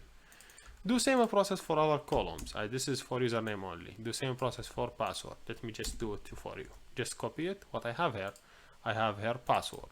So first of all, you define f, the field name. You say, okay, here I will display that as title. This is the title in the table, title. So, and this is the real data that I should bind to. So make sure I say f password, and I want to add f password. Here I should add it, and I'm done. This is for password. Make same process for the third one. That should be type. So what you have to do in the type, first of all, you say f type, or the title f type, or you say account type just as a title. This is title. This is real data that you would bind it. I would bind this type in this column. I have to make f type. Make sure here I also have f type. Then I say date column, please display f type for me. I think initially I'm done for everything in this one. I define everything about account. Just need to define the size of it. So I would say set pre size. So suppose I would say 300 by 300. So the width and the height for it. So just make sure pre-size 300 by 300. Just make sure everything is cool. So now I want to add this one to the root. So I say okay, dot root dot get child. Hopefully it could add it. Get child or get children dot add. You know what? Hopefully now I just work it. Yes. So basically, hopefully now if I just run it, I would see the data. Hopefully I run it, I don't see any data. The problem that make me don't see any data, I will tell you why. If you go here, you see we define TableView. That's totally okay. Then we define the 3 columns. You say the column title, username, and I bind it with this data. But when I say property value factory, that means I'm reading from this properties. But if you go to this class, I don't have any readable property for this one. So I have to say, okay, public string, for example, I'm reading the username. I say get, make sure write get, then take username for it. Okay, then you have to return the value for username. Say okay, return for example username dot getting the username, because it's the properties. Now when he binded here, when he bind with this, sorry, this username, he will read this one. Now if you just try to run it again, hopefully now you would see all the usernames. Okay, now you get it. Do same thing for the other properties. Just copy it and paste it for 2 seconds of them. So I have the password, so have to be get a password and password that return. I have a type, so should be get type, and I have type dot return. Now if you just run it, I have to see all my data clear, and here I am. Yes, here you go. This is all the data. Now I want, when someone click on any row on a cell, I want to do a specific process. So this is the question: how you do the process? Same thing that you did it in the previous video. So we do like same thing about when we talk in iOS, when you say, I don't know, delegate and other stuff. So okay, how to access? Let me go here and try to think about it. So before I'm just doing 3 columns here, I'm done. So let me just go after adding the column setting size. Let me say access events. Okay, so how to access the event? First of all, let me define my table view. I want to do process, so I say okay, table view dot table, this is table column. I say table view dot I want to access specific event in table view. I say table view select false model, this one. So I would work with accounts, so make sure I'm doing this one. Then let me suppose table view selected module. Okay, this is the same way that we define it. Then you say okay, table view, I have accounts, hopefully dot get, not in this way, dot get. So I'm just getting selected model, hopefully. Yeah, here you go. So I'm just getting selected model and I assign it to this one. Now I have the model here. Now I could access to this, to the event of this one. I say okay, I have this one, table select model dot selected. Okay, selected only? No, selected index property, because that's what you know about it. Then you say okay dot, you do listening, so you say add listener. Hopefully this one, the listener that you look for, because you look for something change. So I'm looking for add listener for changing process. So yes, how your listener will do, you say okay new, make sure just make it multi-line, so make the process easy. You say okay new, if you want, don't like it in this way, make it here, say new change listener. So hopefully the change listener will take number, then you open a bracket, close it, then you implement the method for this change listener. If you say hey, you have error, you did not implement this method. If I just click here, you say implement it, so he will implement this method. This method will call directly when someone change or select specific item. Just remove the data inside it and make sure you add it in multi-line so it will be easy readable. So you say okay, this is, you have still old and a new value. So you could say okay, first of all I take the index, I say integer index equal the new value. So I'm doing integer casting for a new value, so I'm taking the new and the row. So when this the new row index, so whatever you row in, I have the new row here of index. So now okay, I want to print, let me suppose I want to print, hopefully this is not Eclipse, I think I have to write system SYS only. So I just, let me supply the name only. You could display anything you want to display. What I have a list of accounts. If you remember, I have accounts, hopefully, yes, because if you go here, I have a list of accounts here, account list, not account list. So hopefully I have account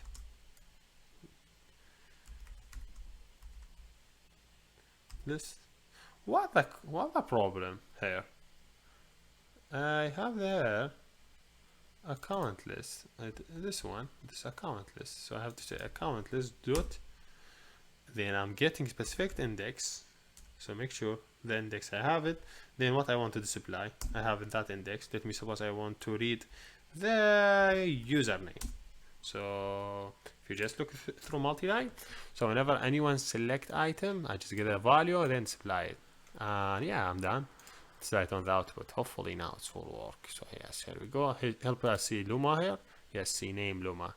Here Alex. Here Hussein. Oh, cool. Everything is cool. Yeah. Yes, that's what I want to share with you here. And thank you for watching, and see you next. Hey everybody, let me talk in this video on more details about style sheets. So what I want to do, I want to take this form, I want to change background image for this format. First step, then I want to manage this layout.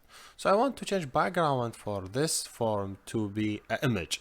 So first of all, I have to have an image. I already have an image here, name it background. So I just copy this image, Control C, and I be in this package. I say Control V, add it. This is the image. So I want to make all the background to my form to be with this image. So I just say dot root. Why dot root? Because this is the word in the JavaFX style sheet that manage the background. So say f/fx/ background. So for the background image equal URL. I'm using URL with the name of my image. URL in this way. Open a bracket. Then you say give it the name of the image. Name of my image is background. That's right. Yeah. So but hopefully background dot, make sure dot jpg, you write the background correctly. Now if I just try to rerun the app, hopefully I see the new background. Here we go.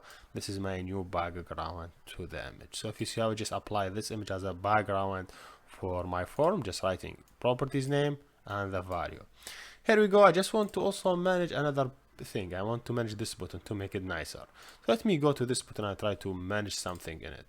I would say okay, first of all, let me suppose that it have a specific thing like /fx/ the text full.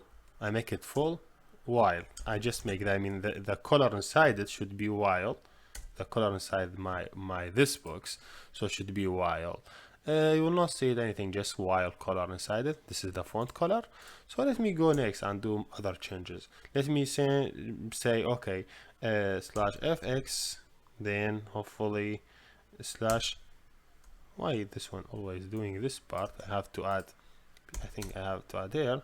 Yes, I have this bracket what's going on. Hopefully notes, hopefully touch background, this one, then you say slash fx, make sure you add semicolon by the end of the line, then you say slash background color. I'm just changing the background color to linear gradients. This is just type of background color, so I want to do the color to specific linear between two color type. For example, I want to do it between two color, between 61A to B1, and this is the color, then 2A 505A. This is just what I want to say. I'll say, hey, I have image, and this image have a linear gradiented color should be applied to it. This color should be from this one to this one, just range of the color. So now if I just try to rerun the app again, hopefully I will see a new background. If you see, so that's mean I didn't use it one color. You could say background color and use one color and you're done. But I just want to make the color between range between this color size, this one, and hexa to this one, so I would see a little bit nicer. So let me manage more. I would suppose adding some more feathers in this one. I say okay, the font white. So I say slash fx slash font, and this way font slash white, hopefully slash fx slash white in this way equal bold. So I'm just doing the color bold, so hopefully the font white now, if you someone click on it, you see the font color inside the button is bold. If you see it now, is bold. You could change a lot. You could change, for example, the font family. You could say slash fx slash font slash family in this way, then you give it specific family. Let me suppose I want to use Arial neuron, so make sure when you write Arial neuron, type it in this way, Arial neuron. This is specific type of color. So yeah, if I just run it, hopefully now the font family also changed. See, I changed it now, everything look nice. I think everything is looking nice now in the UI. So yes, this is basically how we change the layouts, change everything. You couldn't change more, you could change label. So think about this label, I want to change it. So I say okay, dot label. If you see when I want to access the class, just I have specific classes that already defined in JavaFX. You cannot use other. So when you talk with label, you should use this one. But when you want to talk with ID, you give the ID name. So I want to talk with a label. For example, I just give this a three information. I would say I would give the font size 12, the font white bold, the text full, the text color and this color. Now if I just run it again, I would see different color, maybe, hopefully. Yeah, here you go. Yes, here we done, and thank you for watching. Hey everybody, let me do in this video a simple imageViewer app. So I have this image and I want to do imageViewer first, so display. So maybe later on you want to have too many images and you want to display these images inside your app. So to get started, just create a new project, JavaFX, make sure, and let me name it imageView demo. Okay, in this way, hopefully it work. So yeah, there you go. This is basic app. If you run it, you would not see anything, just hello, and you're done. So let me just do some modification. I'm no longer need this stack pane and the button. I don't care about them. So just I have the scene only. So first of all, think about the imageView, how it's work. imageView work in this way. You have image and you add the image inside the imageView, and all this will be inside the pane, any type of the pane, and all this inside the scene. So think about it in this way. So first of all, let me bring our image. So I say, okay, I have this image. Let me just copy it and Control C, Control V here. So how we start, first of all, let me think about the image. You say, okay, first of all, I have image, and this image, I click space, I say picture, equal in new, okay, image. If you think about it, this is your image. But if you see there's too many images, java.await and java.sense, make sure you import this one. How I import it, I just click it, Control space. So I saw this one, I select second one. Just open a bracket and they give the image path. What's the path for the image? To think about the image path, you have to think about it in this way. First of all, you have to take the package name. What's the package? This is the package name. Then you write package name, then you write slash, then the image name. Well, the image name is Hussein.jpg. Hopefully this will work. So yes, if I just click again, I don't see any problem. Hopefully everything is cool. I just define my image. This is first step. Then we define image, we add the image inside imageView. That means I have to have image a view in this way. Okay, I name it imageView for my picture, equal a new imageView for my picture. So imageView for my picture. Well, the picture is this picture. So that's mean, okay, I'm having picture. I would take this picture, I add it inside the imageView. This is second step. So I'm done. So now let me think about third step. I want to add inside pane. There is many type of the pane you could use it. Let me use the basic one, the border pane. I would suppose this one will be better for us because border pane will be help us to display it in border. So let me say name it pane or call a new border pane. Okay, this is another type of the pane, but use a border for it. You will see it in a few seconds. Then okay, you define your pane, your border pane. So let me talk about this border pane. You say okay, set center. If you suppose what I want to add in the center of this pane, I would add this imageView. That's mean okay, I have the pane, I add the imageView in the center of it. Now it's really easy. Just say okay, this pane added inside the screen, and I'm sure we're done. So if you just run, hopefully now it will work. Yes, it will work if you see it, but it doesn't work in such way that you wanted the image being very big, and just you want to manage this part. You say okay, the image doesn't appear in the such way that I want it to be appear. So think about it, how we could manage this thing. Let me say okay, at first I have 300 here and I have 400 as a width. So and run it. So did you see any update? For sure no, still your image in this side. Because why? Because we did not define the size for our image. Just say okay, image, and you're done. If you just talk about your image, you say okay, picture here dot set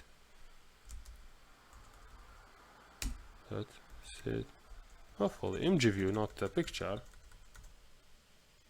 Say the imageView for you dot set fit head and fit white, whatever you want to set, fit with it. Let me suppose I would do it 300 by 300. So I will say again imageView pic dot set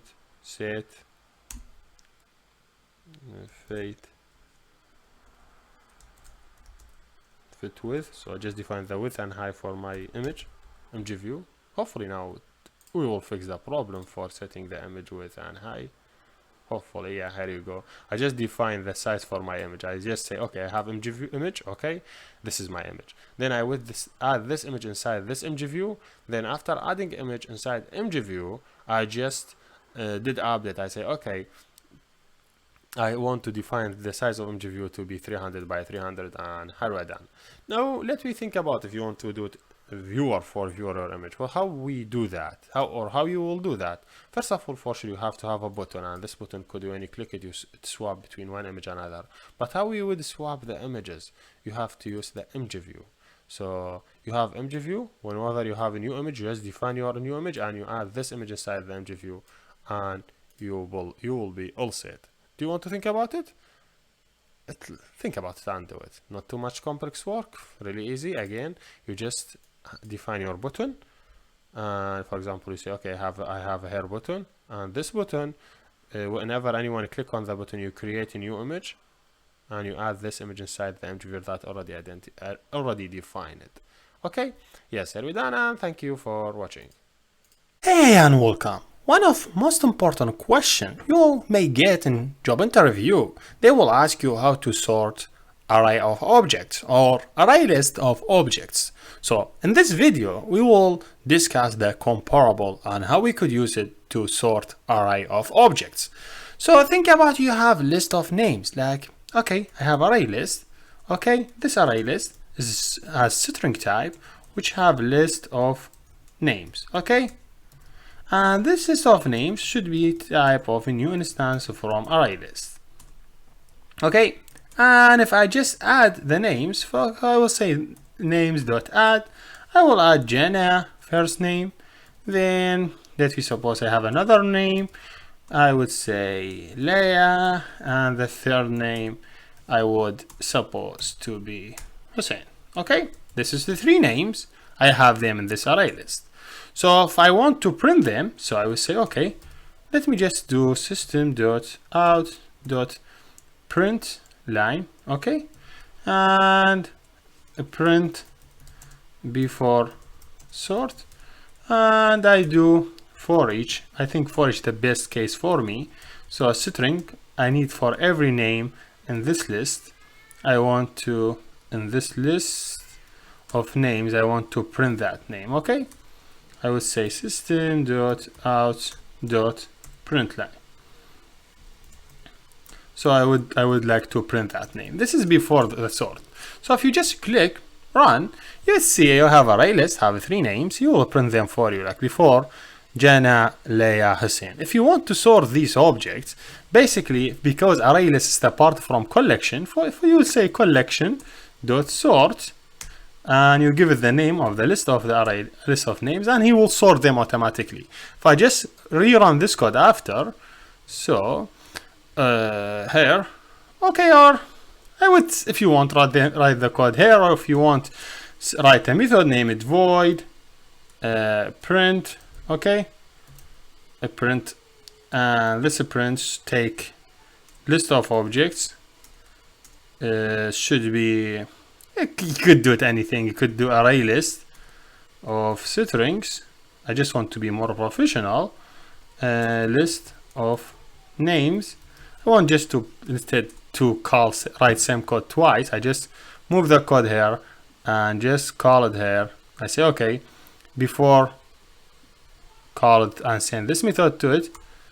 Okay, so he will send this method and make sure, because I'm in the same class, this one have to be static to be able to call it. So I will call the printer. I don't need this one. And also same thing, I will copy it after the sort, print, I will say print after sorting the objects. So if you run it, what you will see he will order them. So before sort you have Jana, Leia, Hussein. After sort you have Hussein, Jana, Leia, because he sorted them according ascending order. So the question is now, how collection.sort was able to sort this list of collection? He was able to do that because class string already implement interface name is comparable, and he compare one object to the next, so to be able to sort them. Same thing for array. If you have array, you could sort that array by writing arrays.sort, and he will able to sort that array for you. But what if you have a class that doesn't have comparable? What I mean, think about, you have a class named person, okay, and this class named person. As a person, you need to have 2 information. For example, you need to have the name of the person, and you need to have the age of that person. Suppose I have the constructor for that person, okay, that receive 2 things, receive the name of that person and receive the age for that person. And to initialize it, I say, okay, this dot age equal age, and this dot name equal name. I'm just building objects. So if I want to instead create array of strings, I create array of objects. And so here I have to have objects, so it should be new person, and the person have name and have an age, they're supposed to 3 years, and the second object same thing, name have and have age, that we supposed to 1, and this third object same thing, it should be person and have a name, and it should have age also. So same in this way. So 3 objects in the array.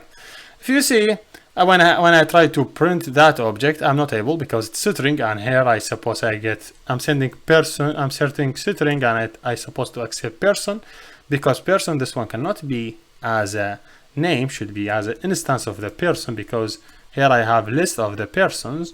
So I say person, and I make sure to say, okay, the name will be equal to plus person.name, and same thing for the age. You could copy it and paste it. Say okay, age should be person.age. Really simple, straightforward example. But if you see here the collection sort, he was able to sort this object, because it's really easy. As a person, I don't have any method for comparable, so this sort, he don't know how to sort these objects, how to compare this object with this object. If you think you want to sort them by age, so you have to implement interface, name it comparable. So think about, I need implement interface, name it comparable. Okay, and comparable, that means I'm compare this object with another object, will be same data type. This one name it person, the other object should be also person. If you see, say, hey, you miss class, you need to implement specific class or a specific method, I say, okay, implement it for me, please. This is the method. This is the override for that method. So that means this method already available. If you return 0, that means 2 items equal. If you return minus, that means the second one is greater than the first one. If you return a plus, that means the second one less than the first one.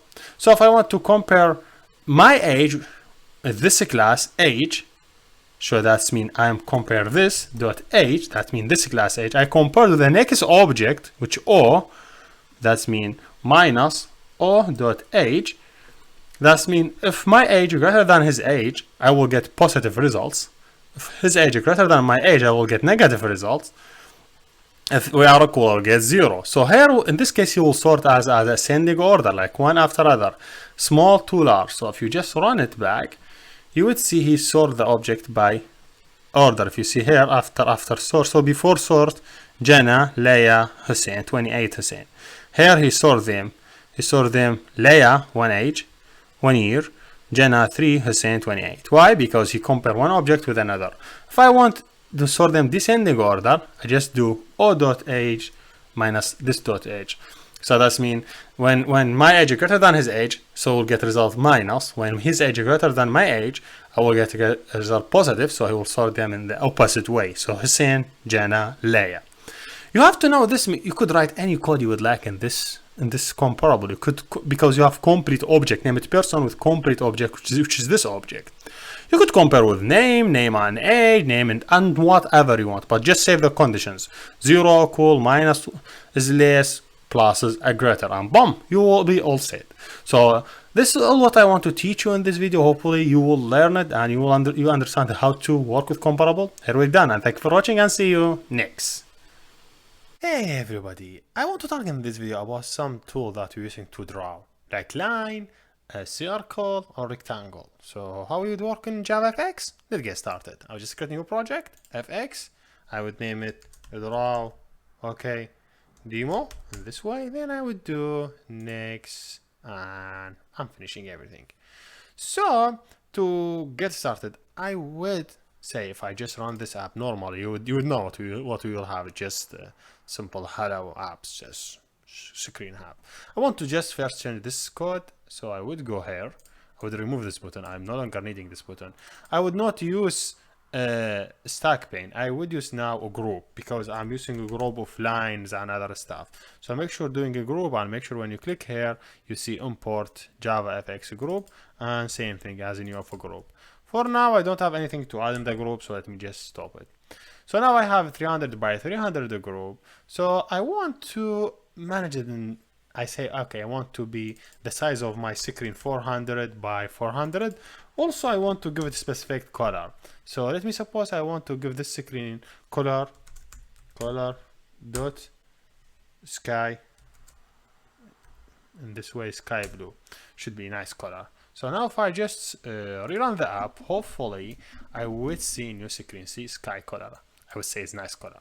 So how would you think when I would use draw tool, how you think that the size or the place for our component? So this is location. If you see how much the screen size for me is 400 by 400. So this location should be 0, 0, okay? And this location should be 400 by 400. And think about it. This this one is this x-axis, and this one is y-axis, okay? So if you think I want to add it in the x0, y0, I want to, for example, add circle here in x0, y0. So how I do that? Let me just stop the code, and I define my circle. I just start, I say, okay, I have circle, and this way, circle. Make sure control space, then I name it car equal a new circle. So what do you think you would need to define a circle? for sure you need to do three things. There's different tab. Maybe just define the radius for it. Maybe you need the place for it, like the x, where is located in the x-axis, where is in y-axis, and the radius. Let me suppose this one is located in location 0, 0, and the radius for my square is, for suppose, 15. Okay. Now, if I want just to add this circle to this root, this group, I say just btj group.add. I just adding this item to this group. So now if I run it, I would see in the location 0, 0 circle, see it, circle in location 0, 0 with color black, because I didn't identify other stuff. Let me think about adding this one here. So what do you think, how much should be the x-axis and y-axis for this one? You know, here I have 400, 400. For sure this one, the center should be 200 in x, 200 in y. So if I just try to stop it, and I say, okay, this circle should be located in location 200, and 200x, 200y should be located in the center y, because my square is 400, or my screen size is 400 by 400. So yes, here we go, this is my screen. Let me do some manage to my circle. I would do same thing. I would say, okay, set, I would do stroke. Stroke, this is the specific, you will see it, specific stroke size. I would show it in a second. So stroke, what's the color of my stroke? I would say color dot I would say color dot read. Okay, for now. See, read in such way. Then what do you think you would addition thing you want to add to the stroke? I would define the stroke size. So I say set stroke size. So hopefully stroke width. Let me suppose I want to do the width for this one is 4. So if I run it, hopefully I would see a red stroke around the screen. See it? I said I have stroke read, he do it read. I say the width for it 4, he make it 4. If you just think about it, want to make it 10, so how you would think it will be? It will be, okay. Here you go, this is 10. But let me go back and make it 4. Or 4 would be better. What the additional information you would do it? I would say circle.set full color. What's the color inside it? Let me think about it. This should be a sign, a sun. Color dot.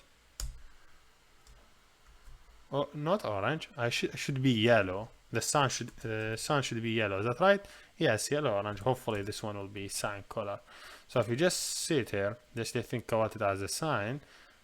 No, not this one. This one is not yellow. I want to do it yellow only. Will be better. So because this color yellow green is not sun color. So let me just think about drawing something. So wait, yes, this is sun. I don't want it to be here. I want it to be.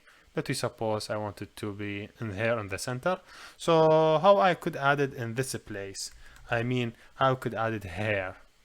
So wait a minute. How much I have in x-axis? I have all the x-axis is 400. Okay, so the middle of the 400 is 200. That's cool. So I'm adding an x-axis 200. How much in y-axis? The full y-axis is 400. How much the first space in y-axis should be 0. So for 200 in x, 0 in y. So make sure if you just see here, my circle should, I think, let me just show it to you again. Here in this way, so I have x and y. So how much I have in x? I have 200. How much in y? 0. How much the radius? Let me suppose 15.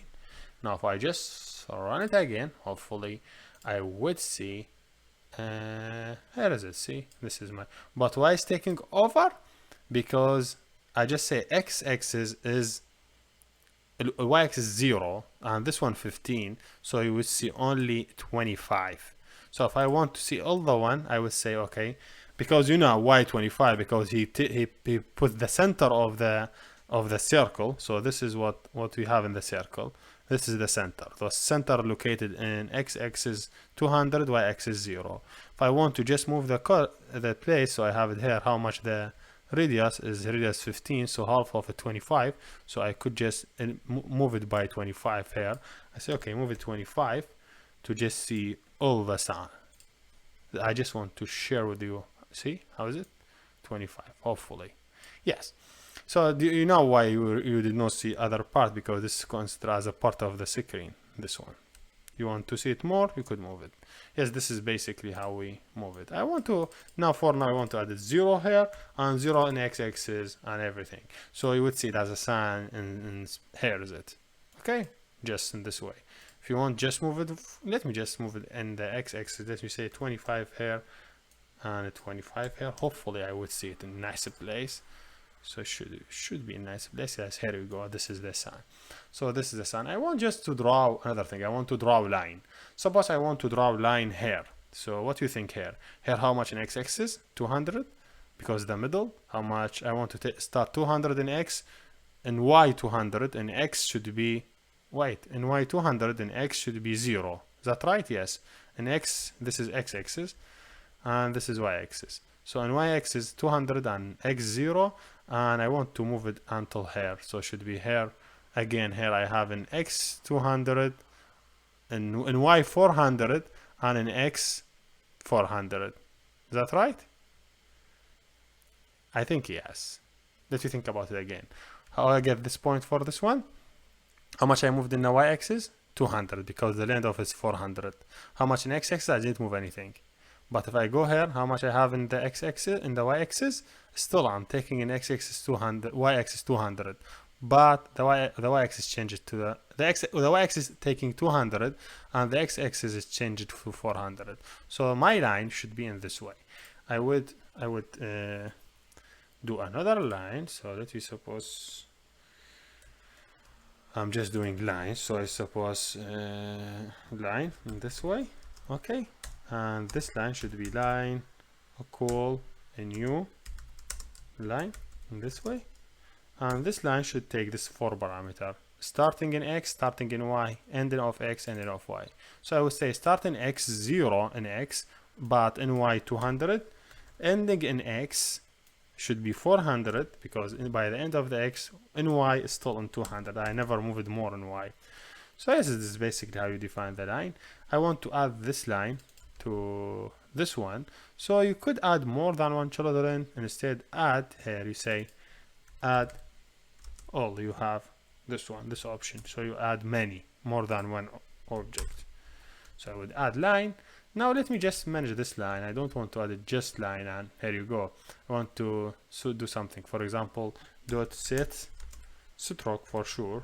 I don't know why stroke, always we use it, but yes, stroke. So let you suppose I do the color dot black, give it a black color, give it the blue, whatever. Let me give it the black. And also line dot for sure set stroke width, because set stroke, hopefully set stroke width. Let me suppose I was 8 added, and here you go. Hopefully now when I run it I would see line in the middle. So think about it. See, this is the line, because you say, okay, add this line for me in location in y-axis 200, because you know the draw tool, how it works. The draw tool is starting 0 in the y-axis, so 200 in y-axis, 0 on x-axis. Here I just increase the x-axis, but I'm still in same y-axis, so still I have 200 in y-axis, but 400 in x-axis. Cool. So could we do more? Yeah, could I change the line space? So for example, you still want it, just y-axis and increase it. Let me suppose you want it to be 300, so I should be move it, the line, the shape of the line is changed now. See, I started from here and I ended up here, because this is 300 and this is 400 in y-axis, still x-axis same. And this is how we draw it. You could just reduce the x-axis. You say, I don't want it to be full screen. I want it to stop in the middle. So you say, okay, let me just take it, and yeah, this is basically, yeah, you could do it. I want to go back to my point. I want to still have it, but yes, I would start from 0 to 200, but I would say I would go to 400, but I'm still 200 in x-axis and y-axis, so I keep the line in the same place. Yes, this is basically. So let me draw a triangle. I want just to draw a triangle here. So what do you think of that triangle? Triangle, same thing. Let me suppose I have a triangle. Triangle. In this way. oh, rectangle, not triangle, sorry.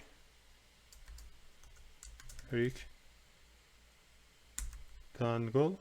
This rectangle is JavaFX scene, so let me suppose I do rectangle, should be a new rectangle. Okay, what do you think in the rectangle you need to have? You need to have for sure your start point in X, start point in Y, end point in X, end point in Y. Let me suppose I want to have it in this way: 240 in X and 19 in Y, and I want to end up as 18 in X, 17 in Y. So what I mean by this, I will show it to you in a second. So let me just add this one here in my child. So let me add more information. You know, I just have this information. I could add it. Let me just take the stroke and set width. Hopefully this one width.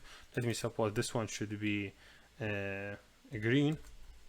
Hopefully green. And you could add the full color. So I would say rig dot set full color. Okay, so I would suppose the color will be dot yellow, yellow, green. I just suppose this way. So let me think about how I define this and how it been in this place. Yes, here is it. What I have here, I have 214x, 19 in y. That's mean this is x-axis, 214, and I have how much in y? It is for sure should be in the center. Two in the x is 214 and 19 in the y. And how much the width? The width should be 18 and the height should be 17. And yes, I'm done. This is basically how we work. It's basically how we use the drawing tool, and here we're done, and thank you for watching. Hey again. In this section we will implement tic-tac-toe game. If you are not familiar with tic-tac-toe game is have 9 cells. Anyone fill the cell with X or O, he will be the winner. So if I fill all these with X, or another player fill them with O, he will be the winner. So if I, for example, click X, he add O, other player add O. But now the other player here is the device. So now when we done this game, we will make the player play the game with the device. So you will know how the device scan for the empty cells, and he select the cell. So if I select here, see device select here. If I select here, the device win the game. How the device win the game? Because the device understand like he add 3 O in one line and he win the game. So he randomly select the location. So this is what I will teach you in this section. I will teach you completely how to build tic-tac-toe game between 2 players, then how to play the game with the device. So what are you waiting for? Let's get started step by step. Again, let me start step by step to implement tic-tac-toe game. So to get started, I will click in new, then I will click JavaFX application. Next, I will name it tic-tac-toe game. Okay, then next, waiting to build the application. So just to get the overview about how the system should be, we have to now we need a screen, and in that screen I need to have 9 buttons. So 1 2 3 4 5 6 7 8 9, and because they are already, you have to divide them in 3 rows and 3 columns, so it will be easy for us. So simplest way to solve this problem, we could use a grid, and we're done. So to get started, I will go to this my application, which is tic-tac-toe game. Hopefully I'm not opening YouTube. I'm opening tic-tac-toe game, source project, tic-tac-toe, and that is. So this is my project. If you look here, you would see they already create button, and he already called this button. So if you suppose this should be button 1 and doesn't have anything as a text. Okay, set text, nothing. So we name it BT1, and this one continue BT1. And to make this one like readable, it is better to say no. We have something named Lambda. So instead of having all this complex code, I would change it to Lambda format. So take all these things and say, hey, when someone click on action, I call events, and done in this way. And this is a way of Lambda implementation. And you could write still save, but still I don't want to print hello world. I want when someone click button 1, I want just take this line of code and I want to create a new event here. I name it void. Let's suppose set or play game, and the play game, this one will take 2 parameter. First of thing, the cell ID, which should be integer, that means that's the ID of the cell, and the second one should be the button that's selected, because I need to play with the button later on. So the button, and we name it selected button, okay, because just I need to play with this one. You will see it later on. So I will just, instead of playing hello world, I will printing cell ID for now, just for debugging purpose. So you would see, well, if there is anything, if is everything correct or what. So now when someone, hopefully this one will work now. So what is the error here? Yes, then cell ID, then semicolon, make sure this way. I just want to show whatever the ID of the cell that he selected. So now when he select the button here, if you see it, this button events, I just want to call that event sending, because on button 1 I send 1 and I send the button ID, so I would work with it there. So when someone click on this button, he will call send the ID 1 to this method, and he will print it, and he will have the information about the button, because I need to manage the button. So this is for one button. I need 9 of these. Here we go. Now I have information for one button, but I need to have 9 buttons. So I just copy the code. Second, 3, 2, well, how much? 1, 2, 3, 4, 5, 6, 7, 8, 9. Here you go. Now I have 9 buttons. So let me just modify the code so to make it work fine. Also formatted, so this should be button number 2, text 2, 2, and send 2 here, and the button number 2. Same thing for button number 3, formatted, should be button number 3, set to 3, 3. I will send number 3 to that event, and 3 here. So now this should be button number 4, 4, 4, and send 4 here and 4 here. Continue. Modify all the code. This one should be 5, 5, 5, 5 here and 5 here. So when someone click on this one, he will send 5 to that event. This one 6 and 6 here, 6 here, 6, 6. Should be this one, the 7, button number 7. So 7 and 7, 7, and make sure everything you write it correct. So now I have 7 button. I have here 7, 8, 8, 8, 8, 8. Make sure everything is correct. And I will double check later on when I test. 9 should be 9, 9, 9, and 9. So whatever any of these buttons selected, he will goes down.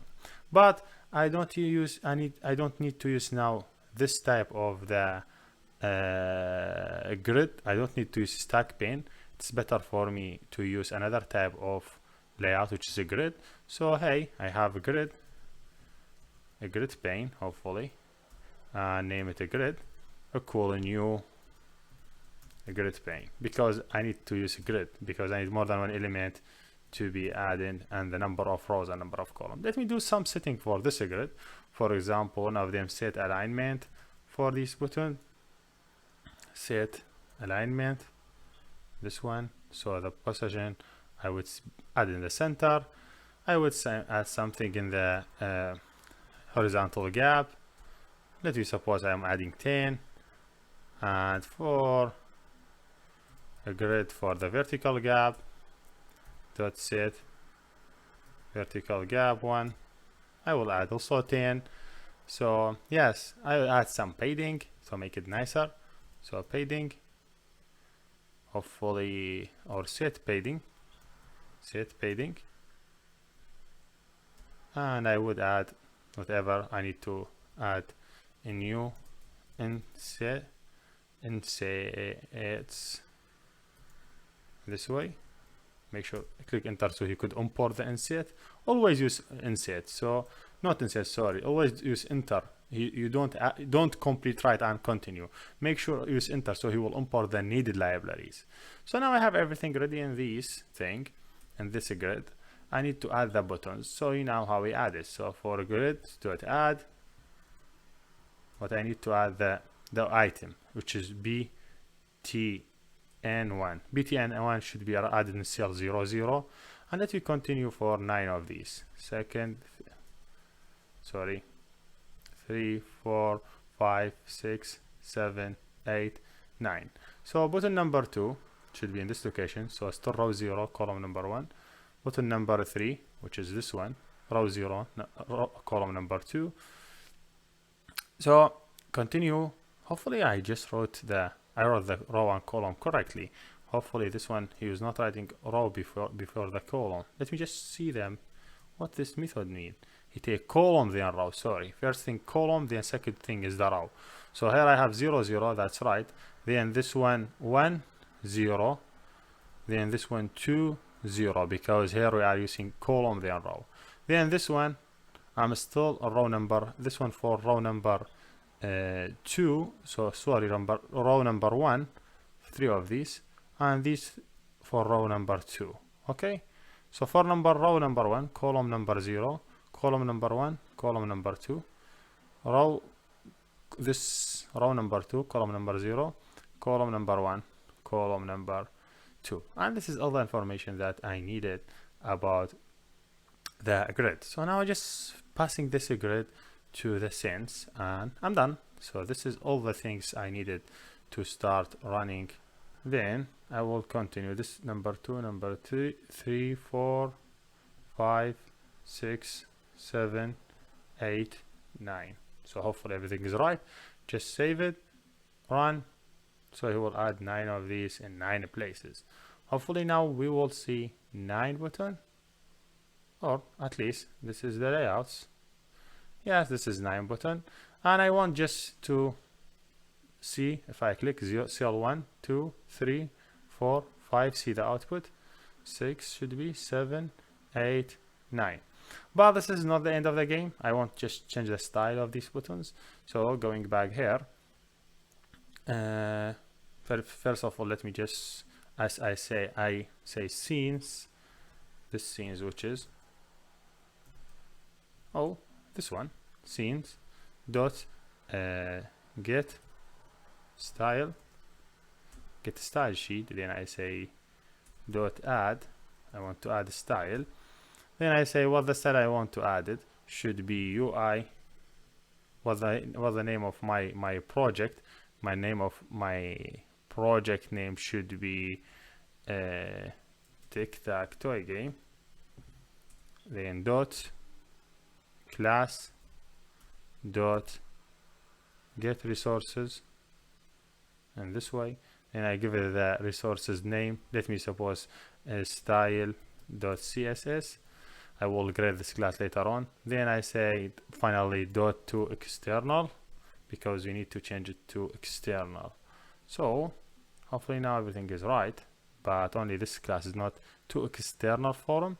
Hopefully now everything is right, but just I need to grade this class for style so I could work with it. So style, I just click right here, new file, and then I select other.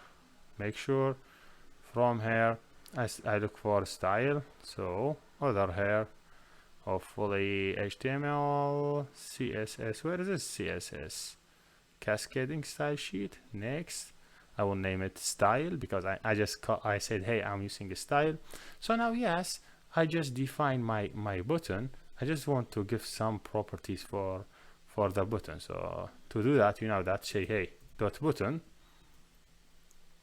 in this way. Anything with button, I have it. I want to do something for these buttons. I want just to set something for it. So set sfx for it, then brief, then slash. I would check the width for it.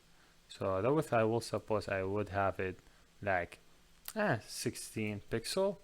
And same thing, I say slash fx slash brief slash the height, and this way that we suppose also 16 pixel. So yes, the width and height, I define the width and height for every button that I have in my design. So yes, everything cool. Just this one, the screen size, let me just change it for 600 by 600, little bit bigger, so it'll be easy to see by the people. So screen larger, buttons good. Let me see if we done everything correctly or we have some. Yes, I would say yes, little bit better if you want to make the buttons larger. So try just go here and say, hey, I don't like 16, let me make it like 18 by 18, or make it 100 by 100. Maybe you believe 100 will be better, so 300 will be good. So 300 on the row, while I'm having the screen here is 800, so 600, so will be better, like in the screen show. See, here you go. So now I have here everything. So button click 1, 2, 3, whatever, 4, 5, 6, 7, 8, 9. So here we done, and see you next. Hey again, the layout that I have so far, it's good for me. So now let me continue. I want now when someone click here, show X. So when next player play, he could, when he click, he see O. So XO, XO, and the result for every player will be saved in different array list. So first of all, to do this, I need to make sure from the active player. So who is the player now is active. So I say integer active player, and by default I give it 1. So by default active player is player 1. So when the active player number 1, he is active, so I want to process in a play game. We understand how we play the game. Any button I click it, he will call a play game, so I will not go back. So a play game will give me the cell selected and the button. So now I want to say, hey, if the active player equal 1, that means the first player is active. So what I have to do, first of all, the button I have it, I set the text for that button to the set text. I would set it to the X because he is X player. The second thing I will do it, I would do add this array list for the player 1 and save the data inside. So array list in this way. Hopefully this one will work now in JavaFX. Yes, here you go. Array list of integer. Why? Because I need to save all the player 1 data. Player 1. Okay. So cool. For sure, a new array list for player 1. Okay. So this will have whatever player 1 selected, whatever location is selected by player 1, and this is for player 2. So what I do, hey, I now set the text is X, then I would add it. I will add the cell ID to the array list. Why? Because hey, this cell is owned by this person. I'm done now. I changed the active player to 2, so now second time the second player could play the game. I will do same process for the second player. I say else if. Why I have to use else? Because if you keep it if and you have 2 here, he will use both cases. But now either this case or use this case. So now who is what I have to set in the text? I have to set O. Add player dot add cell, then I change the active player to 1. I'm done. When I am done with this cell, I change it to disable. So I set disable. Why I have to set it to disable? So no one could click on the button again. So only one time. So either this player or this player. So clicking here, you would, running the app, you will see something interesting. So XO, XO, XO, which is exactly what we look for. So this is our layout. So I click, have show X, show disable, so no one could click again. This is the benefit of disable. Then the second player, O, why O again? Do you know why? Because I have something error here, should be changed to 1. So when the first player play, when the second player, you have to change it to 1. So run it again. See, always there is bugs, so make sure always fix your bugs so it will not be any problem. So waiting this, so see here, active player X, O, X, whatever, O, X, O, see, every time 1 XO. So now I have everything is ready. But you see, the screen is too much in comparison with the layout. I have 2 choices, either increase the size of the button or reduce the size of the layout. Because I have buttons here, everyone is 100, so a 3 button per row should be 300. While I have it here 600. 400 I will see too much. So you have 100 around. This is just to help us don't see the screen too much size, and I don't see it any interesting to keep it in that size. Yeah, this size will be. And also this is the hello world. Let me change it to the tic-tac-toe game. So I will name it tic-tac-toe. Okay, so game. Now set. Hopefully now everything's set to the way that I want it to set. So waiting some time and see, this is the screen. Tic-tac-toe, XO, that is good. So let's go to next step and try to find the winner. Hey again. In the previous video we did the XO player. So when X play, when O play, and that's good. So now I want when X fill the rows, for example here, he will say, hey, you win the game. So you know what I have to do now? I have to set the rules for the game. If you see, this is the games. I have 1, 2, 3, first row, 4, 5, 6, and 7, 8, 9. If the first player gets first row, or second row, or third row, will be the winner. Same thing for the second player. So what I have to do here, I have to define a new method. Name it void check or check winner. Who is the winner?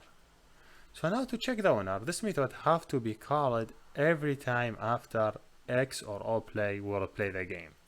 So when this get called, first of all, he have to find the winner. So let me suppose the winner now is -1, so I don't have any information about the winner. Now you remember, first player will add here. Should be second player, this should be 2, will be added here. So I have first player, I have second player. For the first player, he have to check. I say, hey, if player 1 dot contain 1, and at the same time I have 3 rules for this case. Player 1 contain 2 and player 1 contain 3. That means he is the winner. Is that right? Yes. If you have 1, 2, 3, that means he's the winner. So let me suppose the winner here will be player 1, and that is. So if he gets full row 1, 2, 3, he will be the winner.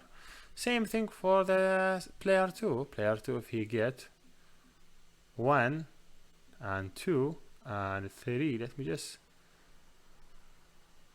3, he will be the winner. Player 2, he will be player 2 the winner. So either player 1, 2. This is for first row. I have to repeat it for 3 rows, second row, third rows. So for second row, what I need to have 4, 5, 6. So should be have, if I have 4 and 5 and 6, this one should have same thing. If I have 6, 4 or 5, 4. So if this one have these, he will be also the winner. Now continue the rules. I think it's same the rule for this one, for the third row. If I have 7, 8, 9, 7, 8, 9, or 7, 8, 9. I will repeat this case for columns. So now I have something named columns. That's good. 3 columns rules. 1, 2, 3. So going back here, I have 3 rows, 3 columns. So first column 1, 4, 7 should be 1, 4, 7, and same thing. If you have 1 and 4 and 7, he will be the winner. Same thing for the second case, should be 2, 5, 8. So if I have 2 and 5 and 8, I will be the winner. Same thing this one. If he get 2 and 5 and 8, he will be the winner. Continue. Make sure this one is this way formatted. So I have a 3, 6, 9. If I have a 3 and 6, and 9, I will be the winner. If this one have 3 and 6 and 9, he will be the winner. Now it is good. Now I have everything ready. Now let me check. Now show the winner. Show winner message. I want to show the winner the message. So when I have winner, if the value is not equal minus 1, if it's 0 or 1, so that's mean see, this is the winner. Okay, so let me check here. I say hey, if the winner is not equal minus 1, that's mean we have winner in this game. So now let me suppose I have string for message msg equal nothing. So I say hey, if the winner equal minus 1, that means the first player is the winner. So the message would say player 1 is the winner. Is that right? Yes. And if the winner is 2, so the player 2 is the winner, because we have it here. If 2 over 1. So if 1 I have this message, if 2 I have this message. Now I have to show dialog, show alert dialog. See, to show alert direct, really easy process, just some code you have to use it. So you say hey, here let me define my alert. So I say hey, alert will be equal alert. I need to show dialog, say hey, you are the winner, equal a new instance from alert class. So alert class we have to have alert type as input. Alert type dot what the type of the alert I want to show it. I want to show information. So this is type of the show as icon for information. So now give us some information for this alert. I give it title for our set title. So the title I would say game info. What the title for the alert. What the text I want to show it. Alert dot set message, the message that I want to show it. Hopefully set will written in correct way. Set content message. I want to show this message that I have it here, whatever I have it. The third one, I would show the header text. This header text, playing info, whatever you say, playing info, so he would see the info. Then I want to show the alert, so it's really easy, dot and show, and that is. So this is basically the game. Hey, I define alert, I want to show me information. The title for alert, this one will be game info. The content, the text, if it's 1 or 2, heading, playing info, and show. And this is just to show me alert for the winner. So save and run. Hopefully now if anyone play the game, it will show us, hey, that one is the winner, or this one is the winner. So waiting for some time, and let me see, will he be able to show us who's the winner or not. So if I X play here, O here, X add here. Now if X add here, he should be the winner, but O will play here, Ox will play here. You have to say, hey, see, playing info, game info, player 1 is the winner. So this is exactly what I want. What I want to show the alert. This is exactly what happened with the alert. When I say alert information, show us this icon. When I say title, game info, he add game info. When I say content, this is the content. When I said header, this is the header, playing info. So this is basically how to find the winner between two players who play this game. Here we done, and thank you for watching. Hey again. Play the game between two players, it is good, but it's not the way that we wanted. We want you to play the game with the computer, and that's what we will do in this video. So to play the game with the computer have to know which cells is empty so he could place. So for example, when you add here, he will add here. So first of all, he need to scan all the elements and check for empty cells. So then according to the empty cells, he will select random location to put the element there. And this is exactly what we want to do in this game. So to get started, I will go here and I will add a new function. And this function, I will name it auto player. So someone do play the game automatically.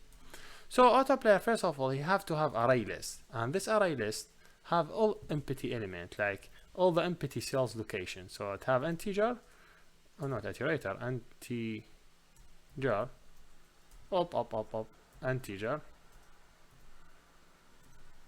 integer should be empty cells. Okay, you have empty cells information. So all the empty cells that not used will be saved here. So how I will be able to find the empty cells? I have to do loop. So I say for loop, and this for loop going to be integer cell equal 1, cell less than 10 because I have 9 cells, then cell plus plus. Then I move through the 2-player list. You remember player 1 here, if you check here, you say the player 1 will add in his list and player 2 will add in his list, and I have 2 array lists for player 1 and player 2. So just first of all, I need to see the element have to be not in array list and array list 1 or 2. So I have here, should be not in array list 1 dot contain the cell or array list 2 or player 2 dot contain the cells. So first of all, the element should not be in the player 1 list or player 2 list, so I could work with it. If I find this element is not in array list 1 and array list 2, I have to add it in the empty cell. That means this location is still not used. So by using this for loop, I will be able to find all unused location. Now I have all unused location. It's really easy for me to select random variable. So to do select random, let me suppose how the random works. So let's suppose integer rand index. Okay, random is really easy process. First of all, you just to have define random in this way. You say random r equal a new instance from class random. This class for Java do select random value. Then after you say hey r dot next. Okay, there is different type of next. I will care about next integer. Next integer takes some value, max minus min plus min. If you want to find element between 1 and 9, so from 0 to 9 randomly, you have select max 10. That's 10 will not be included, so and the min 0. So he will take from 0 to 9. I wanted depend on this size. So the max element will be this one dot size, because the size will be more than the real one, and minimum is 0 and 0. So if I have 3 elements in this empty cell, so he will select either 0 or 1 or 2, because he will not include the size, will choose 3. So I have the index. Now really easy to find the elements. So to define integer for the cell equal, I just get the element from here. Okay, and get the element from index, and that is exactly this one. This row will return as random value. This 2 line will always return as random value from any unselected cells. But what I want to do, if you remember here, to find the winner here, if you go here, this one, this is the player one should play, then he have to call autoplay. Okay, autoplay will be called to do autoplay. But if you see this, when I want to call this one, I have to send 2 things for a play game. So if you see here, I have to send 2 things. First of all, the cell ID. I have cell ID, which is this one. You could name it cell ID, which is okay. But he asks also for the button, and I don't have any information about the button. Now this is important case. I need to do some modification in the code. Looking back to the buttons, I have all these button hairs, so I have to move them all these on the top. So move button 1, move button 2, move them all on the top, so you could access to these buttons. Okay, so move this one. Sorry, you could do it in this way. If you see it's too hard, just copy and paste. 4, 6, 7, 8 should be 9. I will update for you, and I will remove what I don't need. So this is just, let me align them first of all, and that is yes. So what I have 0, 1, 2, 3, 4, 5, 6, 7, 8, 9, and I want to remove them from here. So I have 1. I no longer need this one. I no longer need this one. No longer need this one, because it goes to the top, so I will be able to access to them. So all these will be removed, and because they are already been on the top. So now I have 9 buttons on the top. That's good. And I don't have any problem. Now, one thing I have to do is this. I go back here and see which cell he selected for the auto player. What cell he selected. So I have to define my button. So I define my selected button here, which is not initialized yet. Then I do switch case. The switch case will depend on the cell ID. If the cell ID 1, in the case he select 1, that is mean selected button should be the btn1. Is that right? Because this is the button 1. So I no longer need this one. So if the case 2, I have to do break, don't forget. If he select case 2, that's mean the cell 2, 3, 4, 5, 6, 7, 8, 9. So going back here, case if you select 2, should be button initialized to 2. Make sure you follow the pattern. If you select 3, make sure this one is 3 and follow the pattern. If you select 4, should one 4. You're just playing the game. This one, if you select 5, this one will goes to 5 and a break. If you select 6, this one goes to 6. If you select 7, this one will goes to 7. This one, if you select 8, this one go to 8, and that is. If you select 9, this one go to 9. That's good. Now this one will give you error, but this is not error. This is, he say, hey, I'm wondering what the default case. What if the number is not from this number? The number have to be from this number because it's either from 1 to 9. But to remove this message, just say, hey, default, I want the select item should be initialized by btn1. This will never happen, but just to avoid that error message. That is. So now really easy. Just go overview. First of all, we define our empty cell. We look for any empty cells between 1 and 10, and if it's not in the player 1 and player 2 list, I will add them the empty. Then I will select random element from this list. When I'm done, I get that cell because I have index. Then I got element. Now I have the element. I need to know the button. So here I'm looking for the button. Then I send the cell on the button. So now whenever player 1 here is play the game, player 2 will be do his process automatically. So hopefully now everything is cool. Hopefully when I run it, the player 2 start playing the game. So waiting and see what is going on. So here you go. This is the game. Now if I suppose I select this one, you have to select random element from all these cells. So see, he select that element. See, automatically he play the game. If I click this one, he select that one. See, he always look for empty cells. He will not select the cell that already been used. So select here. See, he's the winner. Player info. Player 2 win the game. He win the game. So yes, this is basically how to play the game. Here we done, and thank you for watching.